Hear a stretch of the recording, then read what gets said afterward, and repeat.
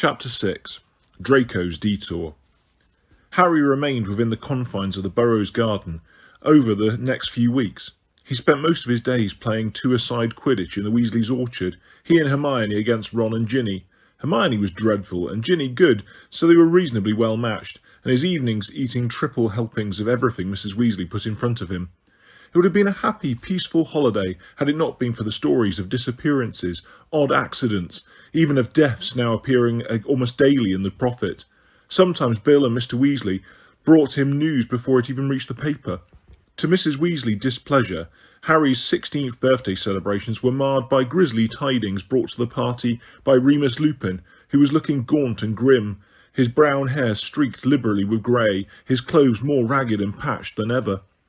"There have been another couple of Dementor attacks," he announced, as Mrs. Weasley passed him a large slice of birthday cake, "and they found Igor Karkaroff's body in a shack up north. The dark mark had been set over it. Well, frankly, I'm surprised he stayed alive for even a year after deserting the Death Eaters. Sirius's brother Regulus only managed a few days as far as I can remember." "Yes, well," said Mrs. Weasley, frowning, "perhaps we should talk about something Did you hear about Florian Fortescue, Remus?" asked Bill, who was being plied with wine by Fleur. "The man who ran the ice cream place in Diagon Alley," Harry interrupted with an unpleasant, hollow sensation in the pit of his stomach. "He used to give me free ice creams. What's happened to him?" "Dragged off, by the look of his place." "Why?" asked Ron, while Mrs. Weasley pointedly glared at Bill. "Who knows? He must have upset them somehow. He was a good man, Florian." "Talking of Diagon Alley," said Mr. Weasley, "looks like Ollivander's gone too." "The wand maker?" said Ginny, looking startled. "That's the one. Shop's empty, no sign of a struggle. No one knows whether he left voluntarily or was kidnapped." "But wands? What do people do for wands?" "They'll make do with other makers," said Lupin, "but Ollivander was the best, and if the other side have got him, it's not so good for us." The day after this rather gloomy birthday tea, their letters and book lists arrived from Hogwarts. Harry's included a surprise. He had been made Quidditch captain. "That gives you equal status with prefects," cried Hermione happily. "You can use our special bathroom now, and everything." "Wow, I remember when Charlie wore one of those," said Ron, examining the badge with glee. "Harry, this is so cool. You're my captain. If you let me back on the team, I suppose." "Well, I don't suppose we can put off a trip to Diagon Alley much longer now you've got these," sighed Mrs. Weasley, looking down Ron's book list. "We'll go on Saturday, as long as your father doesn't have to go into work again. I'm not going there without him." "Mum, do you honestly think you know who's going to be hiding behind a bookshelf in Flourish and Blots?" sniggered Ron. "Fortescue and Ollivander went on holiday, did they?" said Mrs. Weasley, firing up at once. "If you think security's a laughing matter, you can stay behind and I'll get your things myself." "No, I want to come. I want to see Fred and George's shop," said Ron hastily. "Then you just buck up your ideas, young man, before I decide you're too immature to come with us," said Mrs. Weasley angrily, snatching up her clock, all 9 hands of which were still pointing at mortal peril, and balancing it on top of a pile of just laundered towels. "And that goes for returning to Hogwarts as well." Ron turned to stare incredulously at Harry as his mother hoisted the laundry basket and the teetering clock into her arms and stormed out of the room. "Blimey, you can't even make a joke around here anymore." But Ron was careful not to be flippant about Voldemort over the next few days. Saturday dawned without any more outbursts from Mrs. Weasley, though she seemed very tense at breakfast. Bill, who would be staying at home with Fleur, much to Hermione and Ginny's pleasure, passed a full money bag across to the table to Harry. "Where's mine?" demanded Ron at once, his eyes wide. "That's already Harry's, idiot," said Bill. "I got it out of your vault for you, Harry, because it's taking about 5 hours for the public to get their gold at the moment. The goblins have tightened security so much. 2 days ago, Archie Philpott had a probity probe stuck up his, well, trust me, this way's easier." "Thanks, Bill," said Harry, pocketing his gold. "He is always so thoughtful," purred Fleur adoringly, stroking Bill's nose. Ginny mimed vomiting into her cereal behind Fleur. Harry choked over his cornflakes and Ron thumped him on the back. It was an overcast, murky day. One of the special Ministry of Magic cars, in which Harry had ridden once before, was awaiting them in the front yard when they emerged from the house pulling on their cloaks. "It's good Dad can get us these again," said Ron appreciatively, stretching luxuriously as the car moved smoothly away from the burrow, Bill and Fleur waving from the kitchen window. He, Harry, Hermione and Ginny were all sitting in roomy comfort in the wide back seat. "Don't get used to it. It's only because of Harry," said Mr. Weasley over his shoulder. He and Mrs. Weasley were in front with the ministry driver. The front passenger seat had obligingly stretched into what resembled a two-seater sofa. "He's been given top-grade security status and will be joining up with additional security at the Leaky Cauldron, too." Harry said nothing. He did not much fancy doing his shopping while surrounded by a battalion of aurors. He had stowed his invisibility cloak in his backpack and felt that if that was good enough for Dumbledore, it ought to be good enough for the ministry. Though, now he came to think of it, he was not sure the ministry knew about his cloak. "Here you are, then," said a driver a surprisingly short while later, speaking for the first time as he slowed in Charing Cross Road and stopped outside the Leaky Cauldron. "I'm to wait for you. Any idea how long you'll be?" "Couple of hours, I expect," said Mr. Weasley. "Ah, good. He's here." Harry imitated Mr. Weasley and peered through the window. His heart leapt.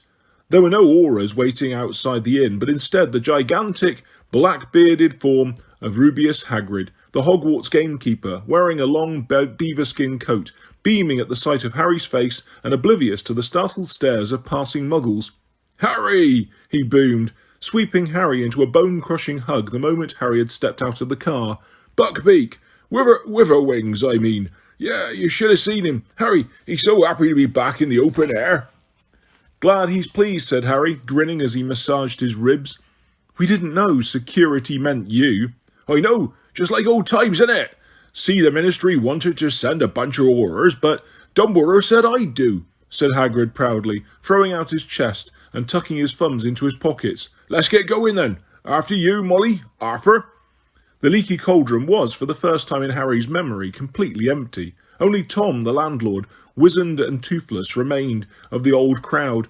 He looked up hopefully as they entered, but before he could speak, Hagrid said importantly, "Just passing through today. Tom, sure you understand. Hogwarts business, you know." Tom nodded gloomily and returned to wiping glasses. Harry, Hermione, Hagrid and the Weasleys walked through the bar and out into the chilly little courtyard at the back where the dustbin stood. Hagrid raised his pink umbrella and rapped a certain brick in the wall, which opened at once to form an archway onto a winding cobbled street. They stepped through the entrance and paused, looking around. Diagon Alley had changed. The colourful, glittering window displays of spellbooks, potion ingredients and cauldrons were lost to view, hidden behind the large Ministry of Magic posters that had been posted over them.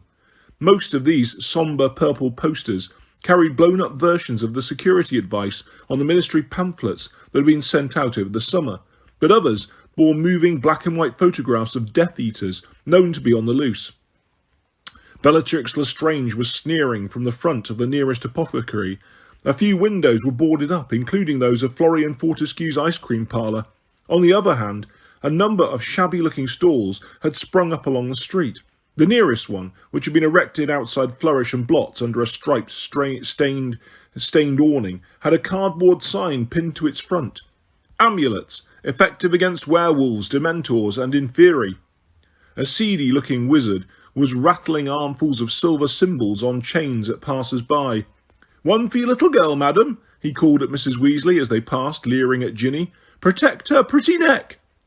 "If I were on duty," said Mr. Weasley, glaring angrily at the amulet seller.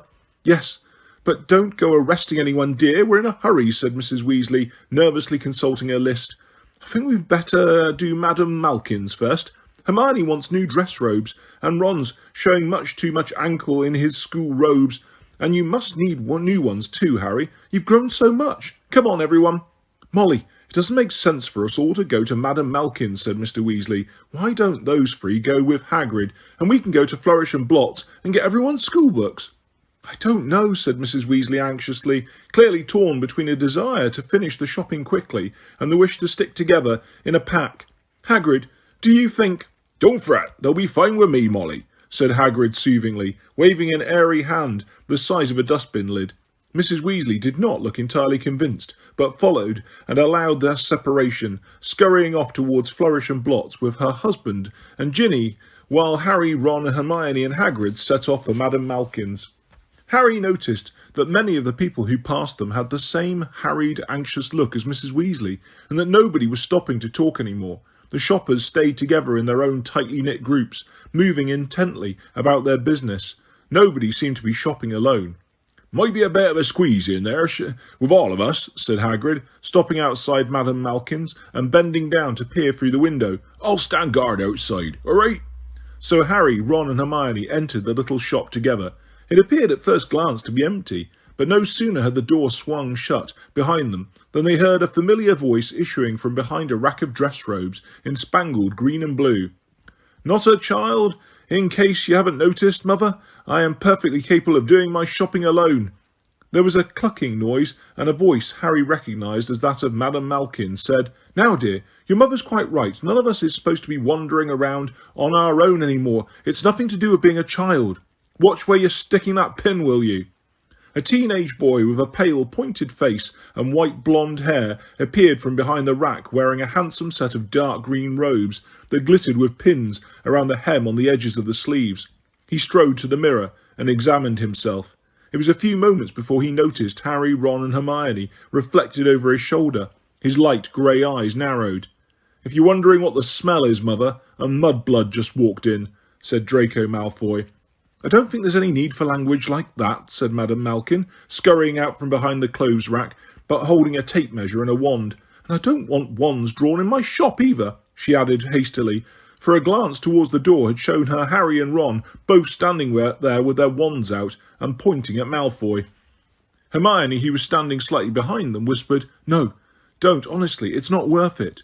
"Yeah, like you dare do magic out of school," sneered Malfoy. "Who blacked your eye, Granger? I want to send them flowers." "That's quite enough," said Madame Malkin sharply, looking over her shoulder for support. "Madam, please." Narcissa Malfoy strolled out from behind the clothes rack. "Put those away," she said coldly to Harry and Ron. "If you attack my son again, I shall ensure that it is the last thing you ever do." "Really?" said Harry, taking a step forwards and gazing into the smoothly arrogant face that, for all its pallor, still resembled her sister's. He was as tall as she was now. "Going to get a few Death Eater pals to do us in, are you?" Madame Malkin squealed and clutched at her heart. "Really? You shouldn't accuse. Dangerous thing to say. Wands away, please." But Harry did not lower his wand. Narcissa Malfoy smiled unpleasantly. "I see that being Dumbledore's favourite has given you a false sense of security, Harry Potter. But Dumbledore won't always be there to protect you." Harry looked mockingly all around the shop. "Wow, look at that. He's not here now, so why not have a go? They might be able to find you a double cell in Azkaban with your loser of a husband." Malfoy made an angry movement towards Harry, but stumbled over his overlong robe. Ron laughed loudly. "Don't you dare talk to my mother like that, Potter," Malfoy snarled. "It's all right, Draco," said Narcissa, restraining him with her thin white fingers upon his shoulder. "I expect Potter will be reunited with dear Sirius before I am reunited with Lucius." Harry raised his wand higher. "Harry, no," moaned Hermione, grabbing his arm and attempting to push it down by his side. "Think, you mustn't. You'll be in such trouble." Madame Malkin divvied for a moment on the spot, then seemed to decide to act as though nothing was happening, in the hope that it wouldn't. She bent towards Malfoy, who was still glaring at Harry.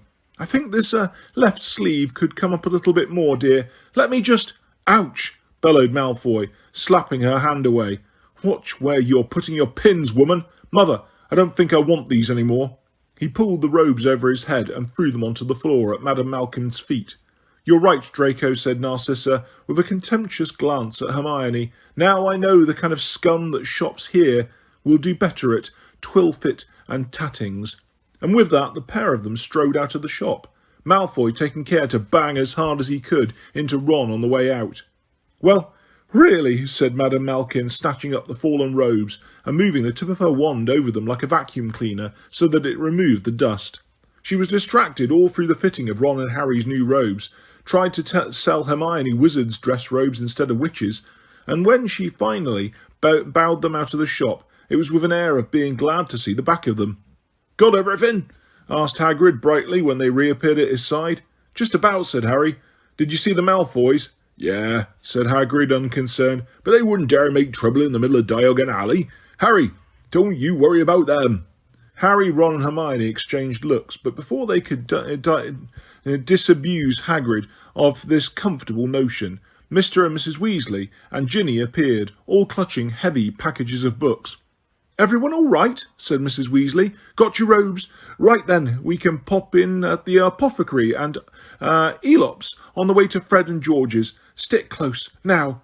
Neither Harry nor Ron bought any ingredients at the apothecary, seeing that they were no longer studying potions, but both bought large boxes of owl nuts for Hedwig and Pigwidgeon at Elops' Owl Emporium. Then, with Mrs. Weasley checking her watch every minute or so, they headed further along the street in search of Weasley's Wizard Wheezes, the joke shop run by Fred and George.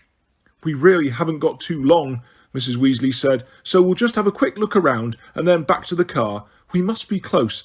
That's number 92. 94. "Whoa," said Ron, stopping in his tracks. Set against the dull, poster-muffled shop fronts around them, Fred and George's windows hit the eye like a firework display.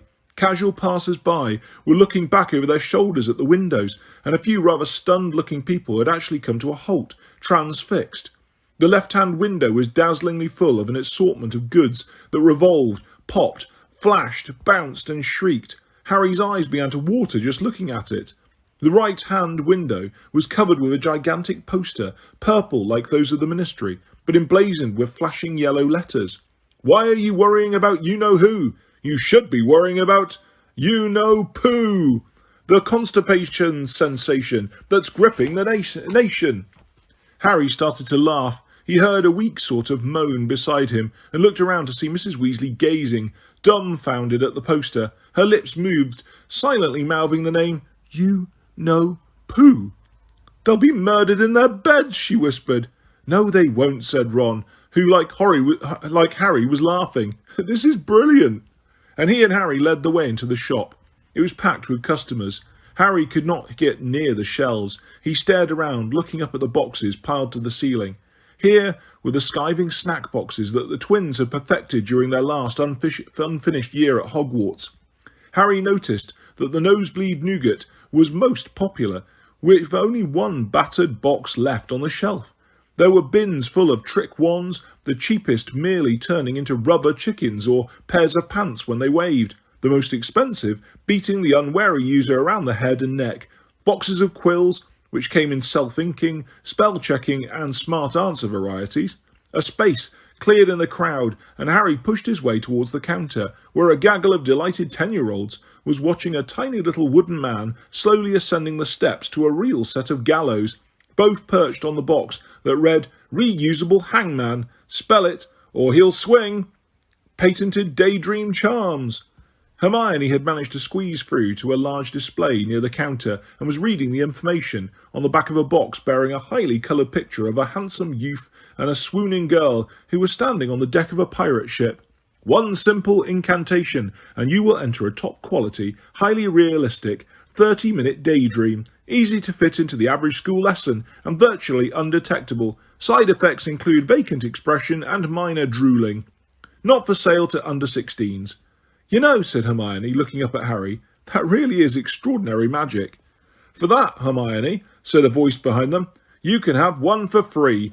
A beaming Fred stood before them, wearing a set of magenta robes that clashed magnificently with his flaming hair. "How are you, Harry?" They shook hands. "And what's happened to your eye, Hermione?" "Your punching telescope," she said ruefully. "Oh, blimey, I forgot about those," said Fred. "Here." He pulled a tub out of his pocket and handed it to her. She unscrewed it gingerly to reveal a thick yellow paste. "Just dab it on. That bruise will be gone within an hour," said Fred. "We had to find a decent bruise remover. We're testing most of our products on ourselves." Hermione looked nervous. "It is safe, isn't it?" "Course it is," said Fred bracingly. "Come on, Harry. I'll give you a tour." Harry left Hermione dabbing her black eye with paste and followed Fred towards the back of the shop, where he saw a stand of card and rope tricks. "Muggle magic tricks," said Fred happily, pointing them out. "For freaks like Dad, you know, who love Muggle stuff. It's not a big earner, but we do fairly steady business. They're great novelties. Oh, here's George." Fred's twin shook Harry's hand energetically. Giving him the tour? Oh, come through to the back, Harry. That's where we're making the real money. Pocket anything, you, and you'll pay in more than galleons," he added warningly to a small boy who hastily whipped his hand out of the tub labelled "Edible Dark Marks." "They'll make anyone sick."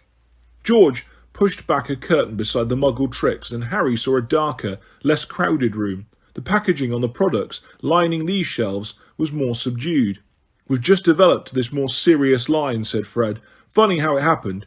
You wouldn't believe how many people, even people who work at the Ministry, can't do a decent shield charm," said George. "Of course, they didn't have you teaching them, Harry."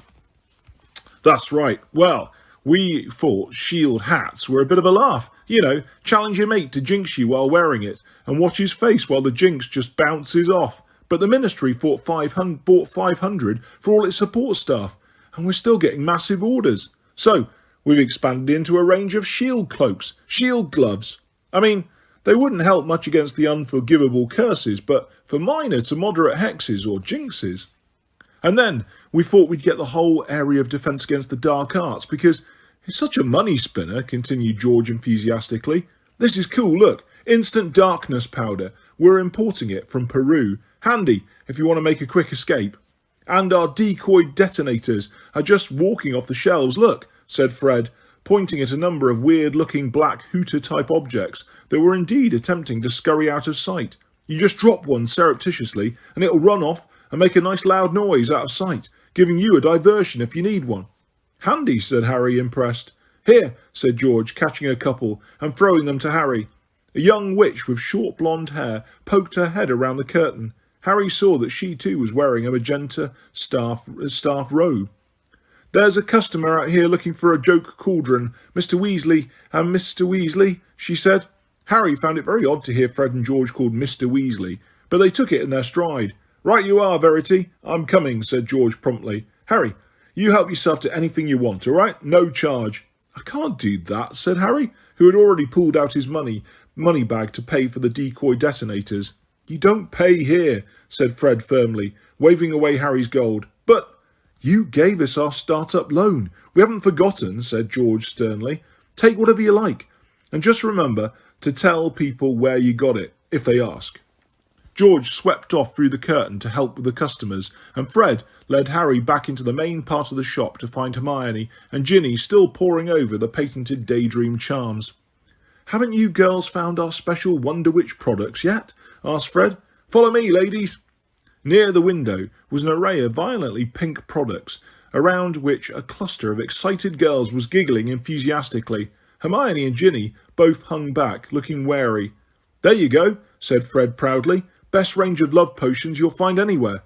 Ginny raised an eyebrow sceptically. "Do they work?" "Certainly they work, for up to 24 hours at a time, depending on the weight of the boy in question."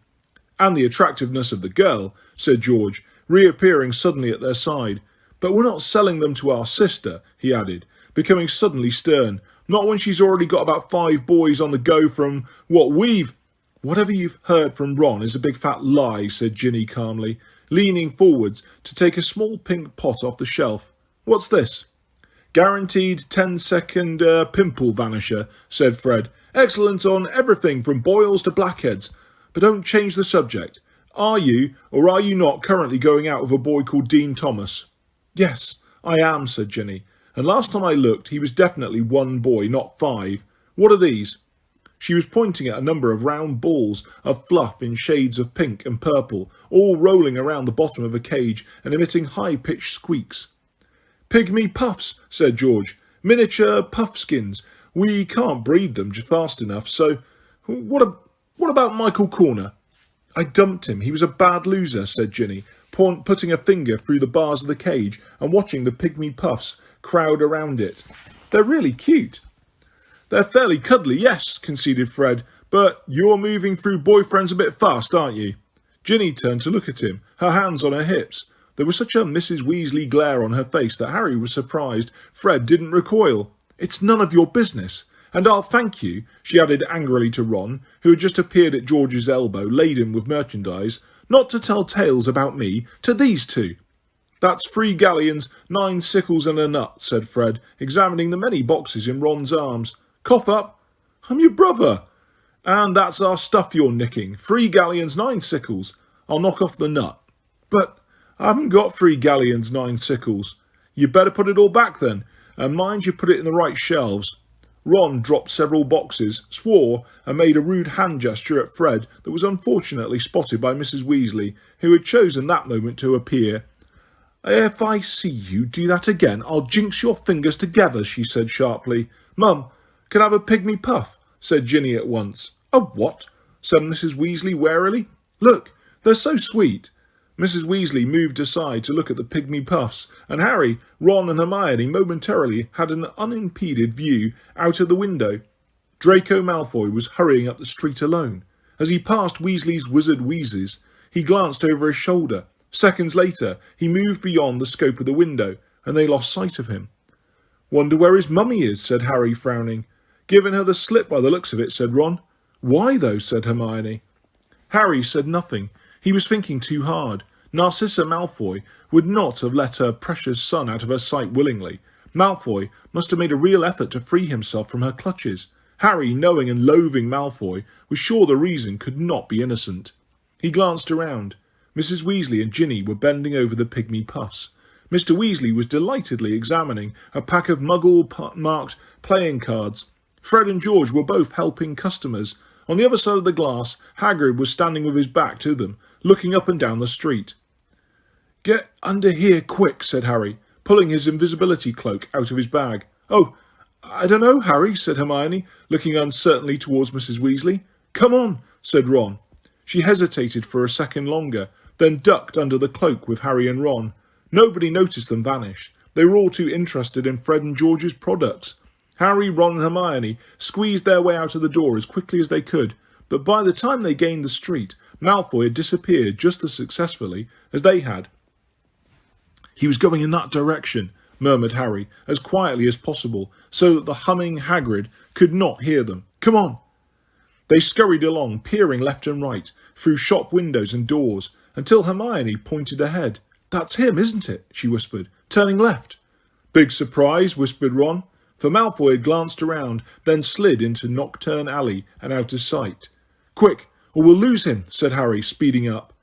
Our feet will be seen, said Hermione anxiously, as the cloak flapped a little around their ankles. It was much more difficult hiding all 3 of them under it nowadays. It doesn't matter, said Harry impatiently. Just hurry. But Nocturne Alley, the side street devoted to the dark arts, looked completely deserted. They peered into windows as they passed, but none of the shops seemed to have any customers at all. Harry supposed it was a bit of a giveaway in these dangerous and suspicious times to buy dark artefacts, or at least to be seen buying them. Hermione gave his arm a hard pinch. Ouch! Shh! Look! He's in there! She breathed in Harry's ear. They had drawn level with the only shop in Nocturne Alley that Harry had ever visited, Borgin and Burke's, which sold a wide variety of sinister objects.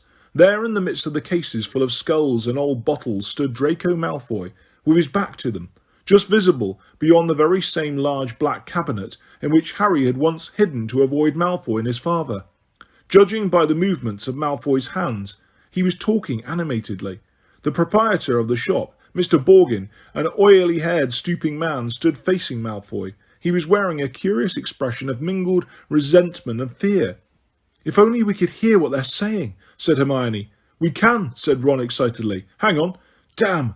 He dropped a couple more of the boxes he was still clutching as he fumbled with the largest. Extendable ears, look! Fantastic, said Hermione, as Ron unravelled the long, flesh-coloured strings and began to feed them towards the bottom of the door. Oh, I hope the door isn't imperturbable. No, said Ron gleefully. Listen. They put their hands together and listened intently to the ends of the strings, through which Malfoy's voice could be heard loud and clear, as though a radio had been turned on. You know how to fix it? Possibly, said Borgin in a tone that suggested he was unwilling to commit himself. I'll need to see it, though. Why don't you bring it into the shop? I can't, said Malfoy. It's got to stay put. I just need you to tell me how to do it. Harry saw Borgin lick his lips nervously. Well, without seeing it, I must say it will be a very difficult job, perhaps impossible. I couldn't guarantee anything. No, said Malfoy, and Harry knew, just by his tone, that Malfoy was sneering. Perhaps this will make you more confident. He moved towards Borgin and was blocked from view by the cabinet. Harry, Ron and Hermione shuffled sideways to try and keep him in sight, but all they could see was Borgin, looking very frightened.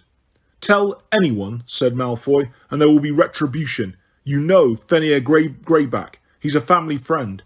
He'll be dropping in from time to time to make sure you're giving the problem your full attention." "There will be no need for—" "I'll decide that," said Malfoy. "Well, I'd better be off. And don't forget to keep that one safe. I'll need it." "Perhaps you'd like to take it now?" "No, of course I wouldn't, you stupid little man. How would I look carrying that down the street? Just don't sell it." Of course not, sir." Borgin made a bow as deep as the one Harry had once seen him give Lucius Malfoy.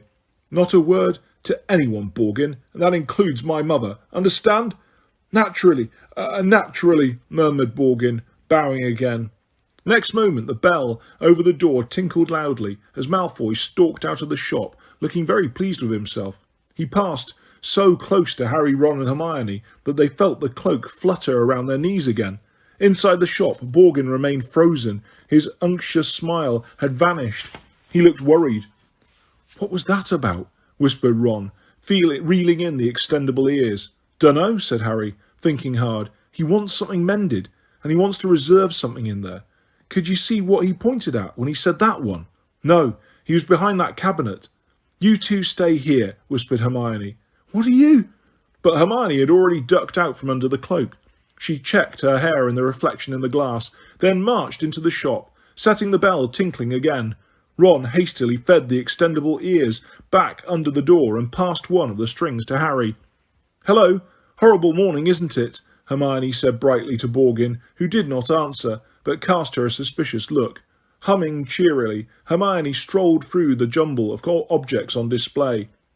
"Is this necklace for sale?" she asked, pausing beside a glass-fronted case. "If you've got 1,500 galleons," said Borgin coldly. "Oh, no, I haven't got quite that much," said Hermione, walking on. "And what about this lovely, skull?" 16 galleons. "So it's for sale, then? It isn't being kept for anyone?" Borgin squinted at her. Harry had the nasty feeling he knew exactly what Hermione was up to. Apparently Hermione felt she had been rumbled too, because she suddenly threw caution to the winds. "The thing is that boy who was in here just now, Draco Malfoy, well, he's a friend of mine, and I want to get him a birthday present, but if he's already reserved anything, I obviously don't want to get him the same thing, so, It was a pretty lame story in Harry's opinion, and apparently Borgin thought so too. "Out," he said sharply. "Get out!" Hermione did not wait to be asked twice, but hurried to the door, with Borgin at her heels. As the bell tinkled again, Borgin slammed the door behind her and put up the close sign. "Ah, well," said Ron, throwing the cloak back over Hermione. "Worth a try, but you were a bit obvious." "Well, next time you can show me how it's done, Master of Mystery," she snapped. Ron and Hermione bickered all the way back to Weasley's Wizard Wheezes, where they were forced to stop so that they could dodge undetected around a very anxious-looking Mrs. Weasley and Hagrid, who had clearly noticed their absence. Once in the shop, Harry whipped off the invisibility cloak, hid it in his bag, and joined in with the other two when they insisted, in answer to Mrs. Weasley's accusations, that they had been in the back room all along, and that she could not have looked properly. Chapter 7. The Slug Club.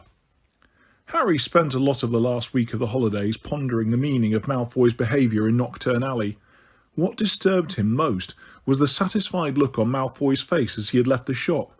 Nothing that made Malfoy look that happy could be good news. To his slight annoyance, however, neither Ron nor Hermione seemed quite as curious about Malfoy's activities as he was, or at least they seemed to get bored of discussing it after a few days. "Yes, I've already agreed it was fishy, Harry," said Hermione, a little impatiently. She was sitting on the windowsill in Fred and George's room, with her feet up on one of the cardboard boxes, and only grudgingly looked up from her new copy of Advanced Rune Translation. "But haven't we agreed there could be a lot of explanations?" "Maybe he's broken his hand of glory," said Ron vaguely, as he attempted to straighten his broomstick's bent tailwigs. "Remember that shriveled up arm Malfoy had?" "But what about when he said, 'Don't forget to keep that one safe'?" asked Harry for the umpteenth time. That sounded to me like Borgin's got another one of the broken objects, and Malfoy wants both. You reckon? Said Ron, now trying to scrape some dirt off his broom handle. Yeah, I do, said Harry, when neither Ron nor Hermione answered. He said, Malfoy's father's in Azkaban. Don't you think Malfoy'd like revenge? Ron looked up, blinking. Malfoy? Revenge? What can he do about it? That's my point. I don't know, said Harry, frustrated. But he's up to something, and I think we should take it seriously. His father's a Death Eater, and... Harry broke off, his eyes fixed on the window behind Hermione, his mouth open. A startling thought had just occurred to him. Harry, said Hermione in an anxious voice, what's wrong? Your scar's not hurting again, is it? Asked Ron nervously. He's a Death Eater, said Harry slowly. He's replaced his father as a Death Eater. There was a silence. Then Ron erupted in laughter. Malfoy? He's 16, Harry. You think you know who would let Malfoy join? It seems very unlikely, Harry, said Hermione in her oppressive sort of voice. What makes you think? In Madame Malkin's. She didn't touch him, but he yelled and jerked his arm away from her when she went to roll up his sleeve. It was his left arm. He's been branded with the dark mark. Ron and Hermione looked at each other. Well, said Ron, sounding thoroughly unconvinced. I think he just wanted to get out of there, Harry, said Hermione. He showed Borgin something we couldn't see, Harry pressed on stubbornly. Something that seriously scared Borgin. It was the mark, I know it.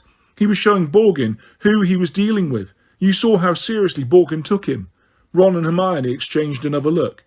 I'm not sure, Harry. Yeah, I still don't reckon you know who would let Malfoy join. Annoyed but absolutely convinced he was right, Harry snatched up a pile of filthy Quidditch robes and left the room. Mrs. Weasley had been urging them for days not to leave their washing and packing until the last moment. On the landing he bumped into Ginny, who was returning to her room carrying a pile of freshly laundered clothes. I wouldn't go in the kitchen just now, she warned him. There's a lot of phlegm around. I'll be careful not to slip on it, smiled Harry. Sure enough, when he entered the kitchen, it was to find Fleur sitting at the kitchen table in full flow about plans for her wedding to Bill, while Mrs. Weasley kept watch over a pile of self-peeling sprouts, looking bad-tempered. Bill and I have almost decided on only 2 bridesmaids. Ginny and Gabrielle will look very sweet together. I am thinking of dressing them in pale gold. Pink would of course be horrible with Ginny's hair. Ah, Harry, said Mrs. Weasley loudly, cutting across Fleur's monologue. Good. I wanted to explain about the security arrangements for the journey to Hogwarts tomorrow. We've got ministry cars again, and there will be auras waiting at the station. Is Tonks going to be there? Asked Harry, handing over his Quidditch things. No, I don't think so. She's been stationed somewhere else from what Arthur said. She has let herself go, at Tonks, mused Fleur, examining her own stunning reflection in the back of a teaspoon. A big mistake, if you ask. Yes, thank you, said Mrs. Weasley tartly, cutting across Fleur again. You'd better get on, Harry. I want the trunks ready tonight, if possible, so we don't have the usual last-minute scramble. And in fact, their departure the following morning was smoother than usual. The ministry cars glided up to the front of the burrow to find them waiting, trunks packed, Hermione's cat Crookshanks safely enclosed in his travelling basket, and Hedwig, Ron's owl Pigwidgeon, and Ginny's new purple pygmy puff, Arnold, in cages. Au revoir, Harry, said Fleur throatily, kissing him goodbye. Ron hurried forwards, looking hopeful, but Ginny stuck out her foot and Ron fell, sprawling in the dust at Fleur's feet. Furious, red-faced and dirt-spattered, he hurried into the car without saying goodbye. There was no cheerful Hagrid waiting for them at King's Cross Station. Instead, 2 grim-faced, bearded auras in dark muggle suits moved forwards the moment the car stopped, and, flanking the party, marched them into the station without speaking. Quick, quick, through the barrier, said Mrs. Weasley, who seemed a little flustered by this austere efficiency. Harry had better go first with... She looked inquiringly at one of the auras, who nodded briefly, seized Harry's upper arm and attempted to steer him towards the barrier between platforms 9 and 10. I can walk, thanks, said Harry irritably, jerking his arm out of the aura's grip. He pushed his trolley directly at the solid barrier, ignoring his silent companion, and found himself, a second later, standing on platform 9 3/4, where the Scarlet Hogwarts Express stood belching steam over the crowd.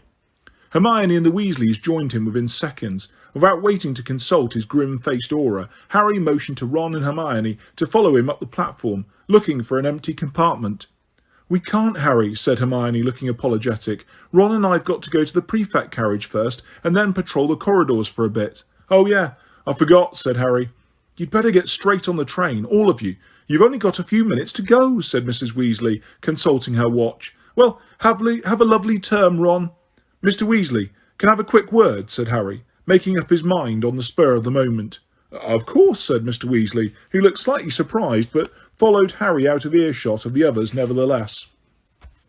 Harry had thought it through carefully and come to the conclusion that if he were to tell anyone, Mr. Weasley would be the right person. Firstly, because he worked at the Ministry and was therefore in the best position to make further investigations, and secondly, because he thought that there was not too much risk of Mr. Weasley exploding with anger.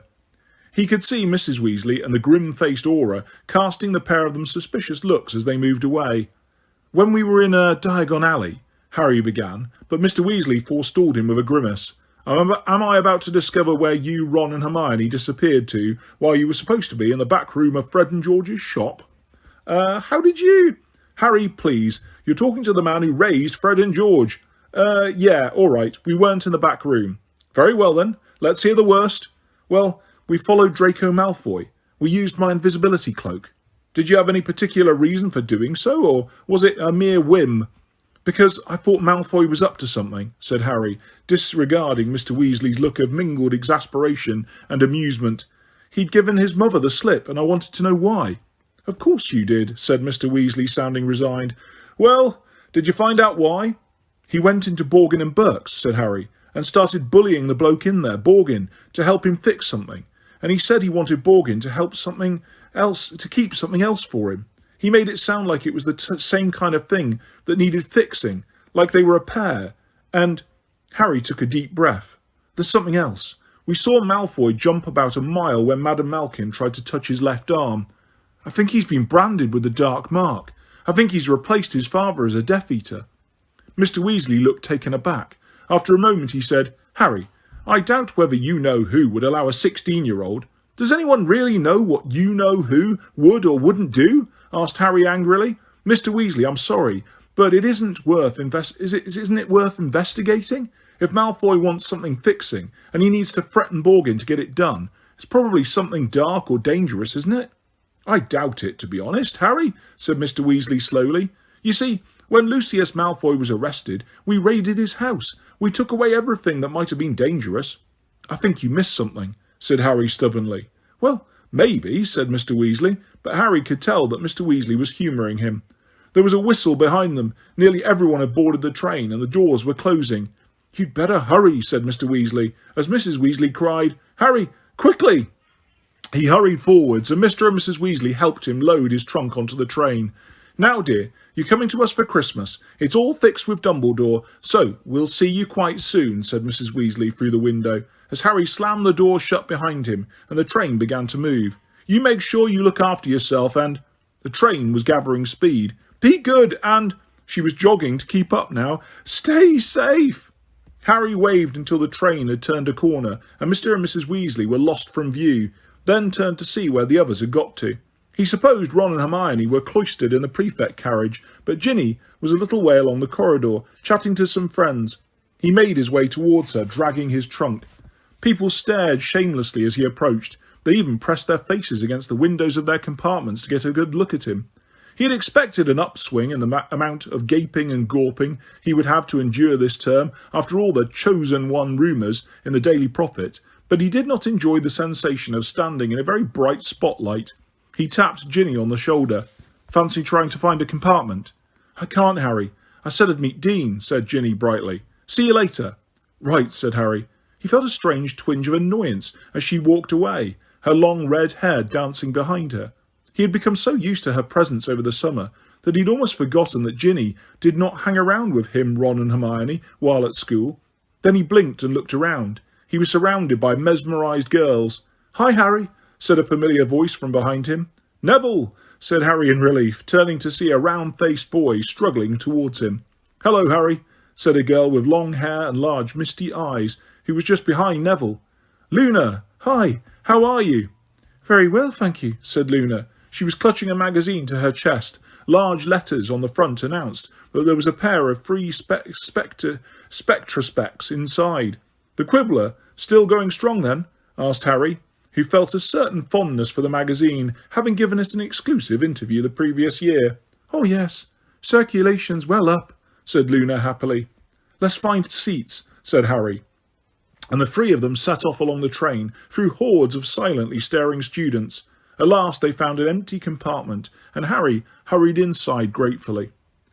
"They're even staring at us," said Neville, indicating himself and Luna, "because we're with you." "They're staring at you because you were at the ministry too," said Harry, as he hoisted his trunk into the luggage rack. "Our little adventure there was all over the Daily Prophet. You must have seen it." "Yes, I thought Gran would be angry about all the publicity," said Neville, "but she was really pleased. Says I'm starting to live up to my dad at long last. She bought me a new wand, look." He pulled it out and showed it to Harry. "Cherry and unicorn hair," he said proudly. "We think it was one of the last Ollivander ever sold. He vanished next day. Oi, come back here, Trevor." And he dived under the seat to retrieve his toad as it made one of its frequent bids for freedom. "Are we all doing DA meetings this year, Harry?" asked Luna, who was detaching a pair of psychedelic spectacles from the middle of the Quibbler. "No point now we've got rid of Umbridge, is there?" said Harry, sitting down. Neville bumped his head against the seat as he emerged from under it. He looked most disappointed. "I liked the DA. I learned loads with you." "I enjoyed the meetings too," said Luna serenely. "It was like having friends." This was one of those uncomfortable things Luna often said, and which made Harry feel a squirming mixture of pity and embarrassment. Before he could respond, however, there was a disturbance outside their compartment door. A group of fourth-year girls was whispering and giggling together on the other side of the glass. "You ask him." "No, you. I'll do it." And one of them, a bold-looking girl with large dark eyes, a prominent chin and long black hair, pushed her way through the door. "Hi, Harry. I'm Romilda Vane," she said loudly and confidently. "Why don't you join us in our compartment? You don't have to sit with them," she added in a stage whisper, indicating Neville's bottom, which was sticking out from under the seat again as he groped around for Trevor, and Luna, who was now wearing her free spectre specs, which gave her the look of a demented, multicoloured owl. "They're friends of mine," said Harry coldly. "Oh," said the girl, looking very surprised. "Oh, okay." And she withdrew, sliding the door closed behind her. "People expect you to have cooler friends than us," said Luna once again, displaying her knack for embarrassing honesty. "You are cool," said Harry shortly. "None of them was at the ministry. They didn't fight with me." "That's a very nice thing to say," beamed Luna, and she pushed her spectre specs further up her nose and settled down to read the Quibbler. "We didn't face him, though," said Neville, emerging from under the seat, with fluff and dust in his hair and a resigned-looking Trevor in his hand. "You did. You should hear my gran talk about you. That Harry Potter's got more backbone than the whole Ministry of Magic put together. She'd give anything to have you as a grandson." Harry laughed uncomfortably and changed the subject to owl results as soon as he could, while Neville recited his grades and wondered aloud whether he would be allowed to take a Transfiguration newt with only an acceptable. Harry watched him without really listening. Neville's childhood had been blighted by Voldemort just as much as Harry's had, but Neville had no idea how close he had come to having Harry's destiny.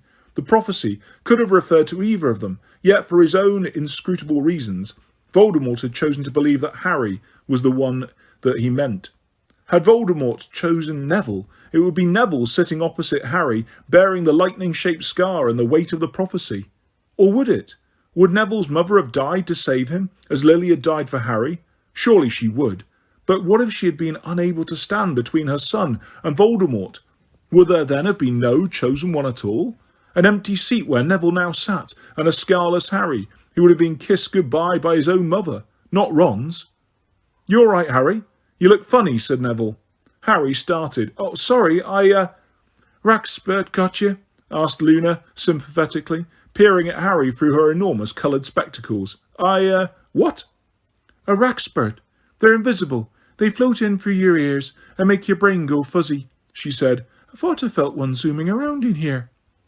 She flapped her hands at thin air as though beating off large invisible moths. Harry and Neville caught each other's eye and hastily began to talk of Quidditch. The weather beyond the train windows was as patchy as it had been all summer. They passed through stretches of the chilling mist, then out into weak, clear sunlight.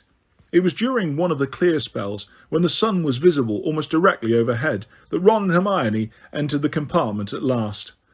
"Wish the lunch trolley would hurry up, I'm starving," said Ron longingly, slumping into the seat beside Harry and rubbing his stomach. "Hi, Neville. Hi, Luna. Guess what?" he added, turning to Harry. "Malfoy's not doing prefect duty. He's just sitting in his compartment with the other Slytherins. We saw him when we passed." Harry sat up straight, interested. It was not like Malfoy to pass up the chance to demonstrate his power as prefect, which he had happily abused all the previous year. "What did he do when he saw you?" "The usual," said Ron indifferently, demonstrating a rude hand gesture. "Not like him, though, is it? Well, that is." He did the hand gesture again. "But why isn't he out there bullying first years?"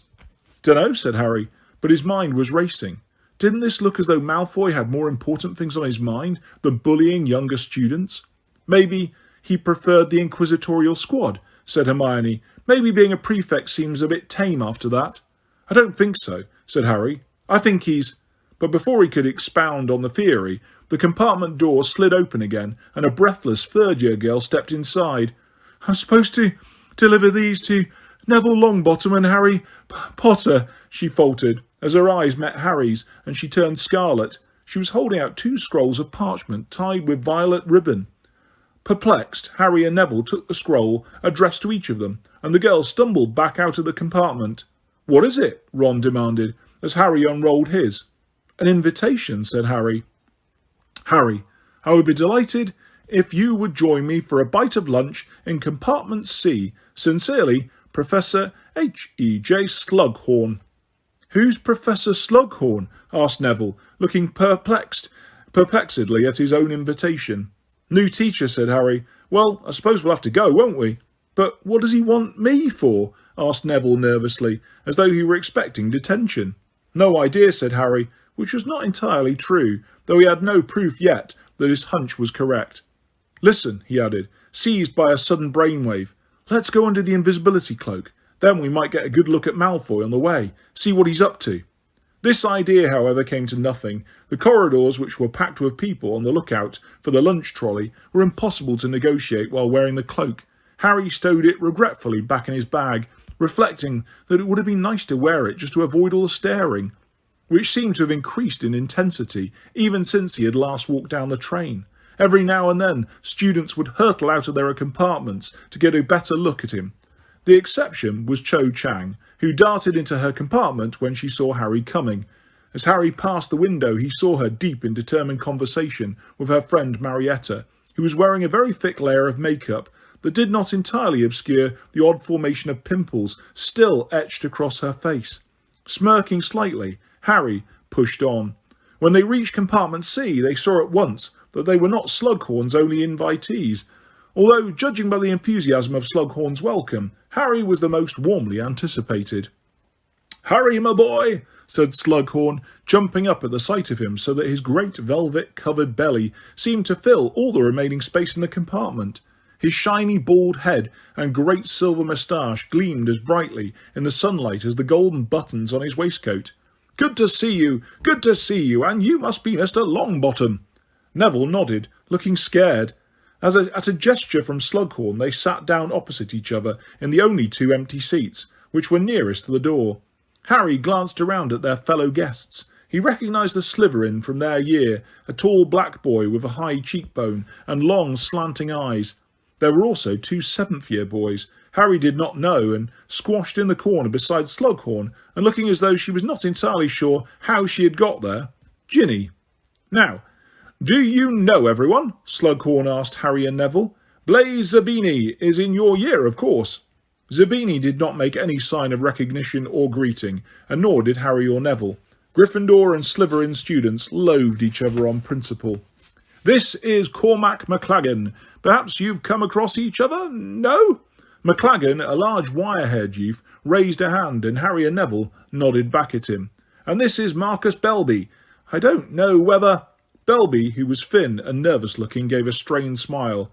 "And this, Charming young lady, tells me she knows you, Slughorn finished. Ginny grimaced at Harry and Neville from behind Slughorn's back. Well, now this is most pleasant, said Slughorn cosily. A chance to get to know you all a little better. Here, take a napkin. I've packed my own lunch. The trolley, as I remember it, is heavy on licorice wands, and a poor old man's digestive system isn't quite up to such things. Pheasant? Belby? Belby started, and accepted what looked like half a cold pheasant. I was just telling young Marcus here that I had the pleasure of teaching his uncle Damocles, Slughorn told Harry and Neville, now passing around a basket of rolls. Outstanding wizard, outstanding, and his order of Merlin most well deserved. Do you see much of your uncle, Marcus? Unfortunately, Belby had just taken a large mouthful of pheasant. In his haste to answer Slughorn, he swallowed too fast, turned purple, and began to choke. Apeneos, said Slughorn calmly, pointing his wand at Belby, whose airway seemed to clear at once. Not much of him, no, gasped Belby, his eyes streaming. Well, of course, I dare say he's busy, said Slughorn, looking questioningly at Belby. I doubt he invented the wolfsbane potion without considerable hard work. I suppose, said Belby, who seemed afraid to take another bite of pheasant until he was sure that Slughorn had finished with him. He and my dad don't get on very well, you see, so I don't really know much about... His voice trailed away as Slughorn gave him a cold smile and turned to McLaggen instead. Now you, Cormac, said Slughorn. I happen to know you see a lot of your Uncle Tiberius, because he was a rather splendid picture of the two of you hunting nogtails in, I think, Norfolk. Oh, yeah, that was fun, that was, said McLaggen. We went with Bertie Higgs and Rufus Scrimgeour. This was before he became minister, obviously. Ah, you know Bertie and Rufus too, beamed Slughorn, now offering around a small tray of pies. Somehow Belby was missed out. Now, tell me. It was as Harry had suspected.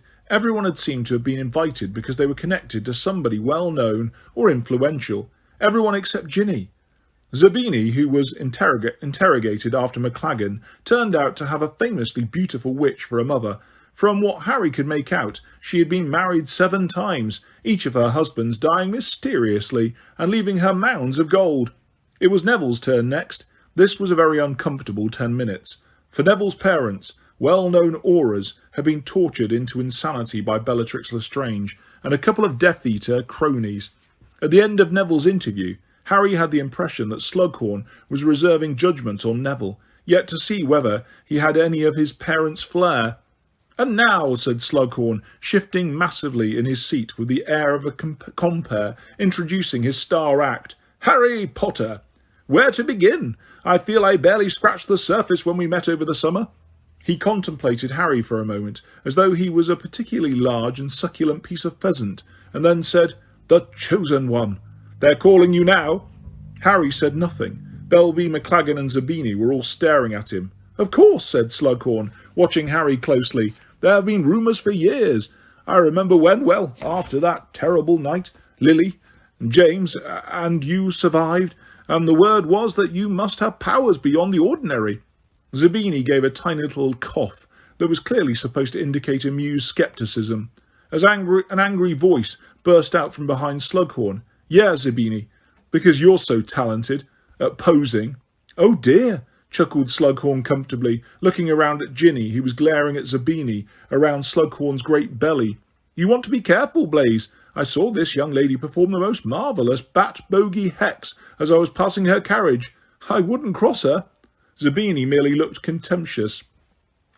Anyway, said Slughorn, turning back to Harry, such rumours this summer. Of course, one doesn't know what to believe. The prophet has been known to print inaccuracies, make mistakes, but there seems little doubt, given the number of witnesses, that there was quite a disturbance at the ministry and that you were there in the thick of it all.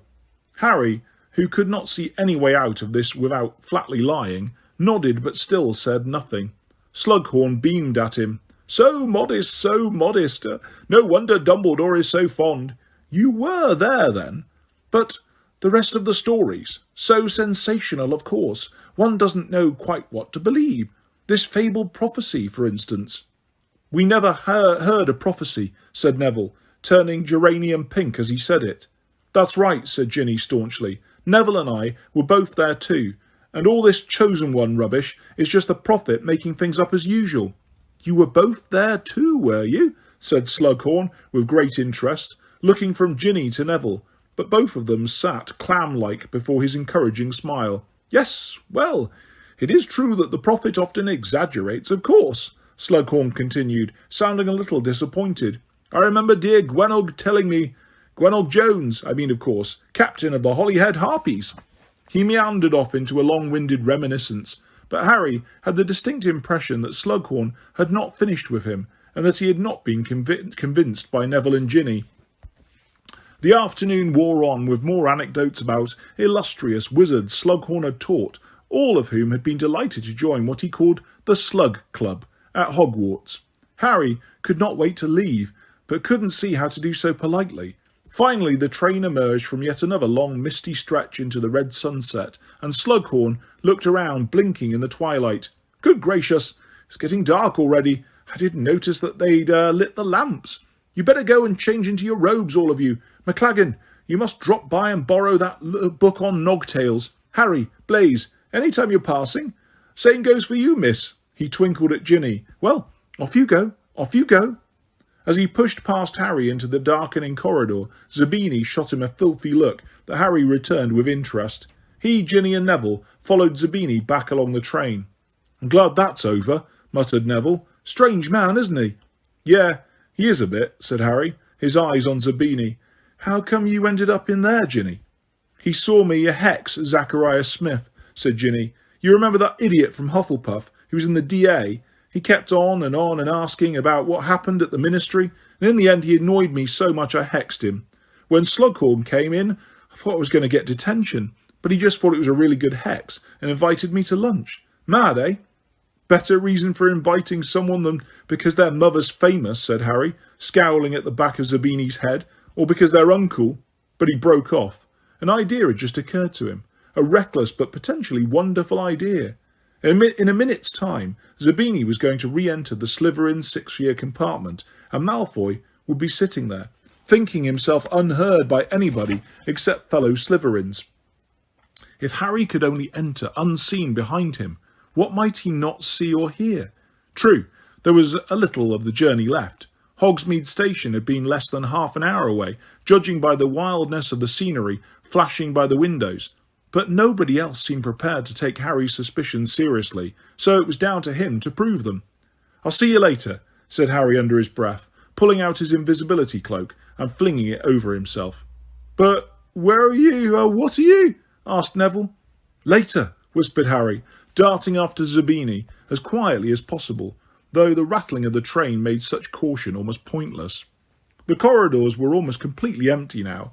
Nearly everyone had returned to their carriages to change into their school robes and pack up their possessions. Though he was as close as he could get to Zabini without touching him, Harry was not quick enough to slip into the compartment when Zabini opened the door. Zabini was already sliding it shut when Harry hastily stuck out his foot to prevent it closing. "What's wrong with this thing?" said Zabini angrily as he smashed the sliding door repeatedly into Harry's foot. Harry seized the door and pushed it open hard. Zabini, still clinging on to the handle, toppled over sideways into Gregory Goyle's lap, and in the ensuing ruckus, Harry darted into the compartment, leapt onto Zabini's temporarily empty seat, and hoisted himself up into the luggage rack. It was fortunate that Goyle and Zabini were snarling at each other, drawing all eyes onto them, for Harry was quite sure his feet and ankles had been revealed as the cloak had flapped around them. Indeed, for one horrible moment, he thought he saw Malfoy's eyes follow his trainer as it whipped upwards out of sight. But then Goyle slammed the door shut and flung Zabini off him. Zabini collapsed into his own seat looking ruffled. Vincent Crabbe returned to his comic, and Malfoy, sniggering, lay back down across two seats with his head in Pansy Parkinson's lap. Harry lay curled uncomfortably under the cloak to ensure that every inch of him remained hidden, and watched Pansy stroke the sleek blonde hair of Malfoy's forehead, smirking as she did so, as though anyone would have loved to have been in her place. The lanterns swinging from the carriage ceiling cast a bright light over the scene. Harry could read every word at Crabbe's comic, directly below him. "So, Zabini," said Malfoy, What did Slughorn want? Just trying to make up to well-connected people, said Zabini, who was still glowering at Goyle. Not that he managed to find many. This information did not seem to please Malfoy. Who else had he invited? He demanded. McLaggen from Gryffindor, said Zabini. Oh yeah, his uncle's big in the ministry, said Malfoy. Someone else called Belby from Ravenclaw? Not him, he's a prat, said Pansy. And Longbottom, Potter and that Weasley girl, finished Zabini. Malfoy sat up very suddenly, knocking Pansy's hand aside. He invited Longbottom. Well, I assume so, as Longbottom was there, said Zabini indifferently. What's Longbottom got to interest Slughorn? Zabini shrugged. Potter, precious Potter. Obviously he wanted to look at the chosen one, sneered Malfoy. But that Weasley girl, what's so special about her? A lot of boys like her, said Pansy, watching Malfoy out of the corner of her eyes for his reaction. Even you think she's good-looking, don't you, Blaze? And we all know how hard you are to please. I wouldn't touch a filthy little blood traitor like her, whatever she looked like, said Zabini coldly, and Pansy looked pleased. Malfoy sank back across her lap and allowed her to resume the stroking of his hair. Well, I pity Slughorn's taste. Maybe he's going a bit senile. Shame, my father always said he was a good wizard in his day. My father used to be a bit of a favourite of his. Slughorn probably hasn't heard I'm on the train, or... I wouldn't bank on an invitation, said Zabini. He asked me about Not's father when I first arrived. They used to be old friends, apparently. But when he heard he'd been caught at the ministry, he didn't look happy, and Not didn't get an invitation, did he? I don't think Slughorn's interested in Death Eaters. Malfoy looked angry, but forced out a singularly humourless laugh. Well, who cares what he's interested in? What is he, when you come down to it? Just some stupid teacher? Malfoy yawned ostentatiously. I mean, I might not even be at Hogwarts next year. What's it matter to me if some fat old has-been likes me or not? What do you mean you might not be at Hogwarts next year? Said Pansy indignantly, ceasing grooming Malfoy at once. Well, you never know, said Malfoy, with the ghost of a smirk. I might have moved on to bigger and better things. Crouched in the luggage rack under his cloak, Harry's heart began to race. What would Ron and Hermione say about this? Crabbe and Goyle were gawping at Malfoy. Apparently, they had had no inkling of any plans to move on to bigger and better things. Even Zabini had allowed a look of curiosity to mar his haughty features. Pansy resumed the slow stroking of Malfoy's hair, looking dumbfounded. Do you mean him? Malfoy shrugged. Mother wants me to complete my education, but personally, I don't see it as that important these days. I mean, think about it. When the Dark Lord takes over, is he going to care how many owls or newts anyone's got? Of course he isn't. It'll be all about the kind of service he received, the level of devotion he was shown. And you think you'll be able to do something for him? Asked Zabini scathingly. 16 years old and not even fully qualified yet. I've just said, haven't I? Maybe he doesn't care if I'm qualified. Maybe the job he wants me to do isn't something that you need to be qualified for, said Malfoy quietly. Crabbe and Goyle were both sitting with their mouths open like gargoyles. Pansy was gazing down at Malfoy, as though she had never seen anything so awe-inspiring. I can see Hogwarts, said Malfoy, clearly relishing the effect he had created, as he pointed out of the blackened window. We'd better get our robes on. Harry was so busy staring at Malfoy, he did not notice Goyle reaching up for his trunk. As he swung it down, it hit Harry hard on the side of his head. He let out an involuntary gasp of pain, and Malfoy looked up at the luggage rack, frowning. Harry was not afraid of Malfoy, but he still did not much like the idea of being discovered hiding under his invisibility cloak by a group of unfriendly Slytherins. Eyes still watering and head still throbbing, he drew his wand, careful not to disarrange the cloak, and waited, breath held. To his relief, Malfoy seemed to decide that he had imagined the noise. He pulled on his robes like the others, locked his trunk and, as the train slowed to a jerky crawl, fastened a thick, new travelling cloak around his neck. Harry could see the corridors filling up again and hoped that Hermione and Ron would take his things out onto the platform for him. He was stuck where he was until the compartment had quite emptied.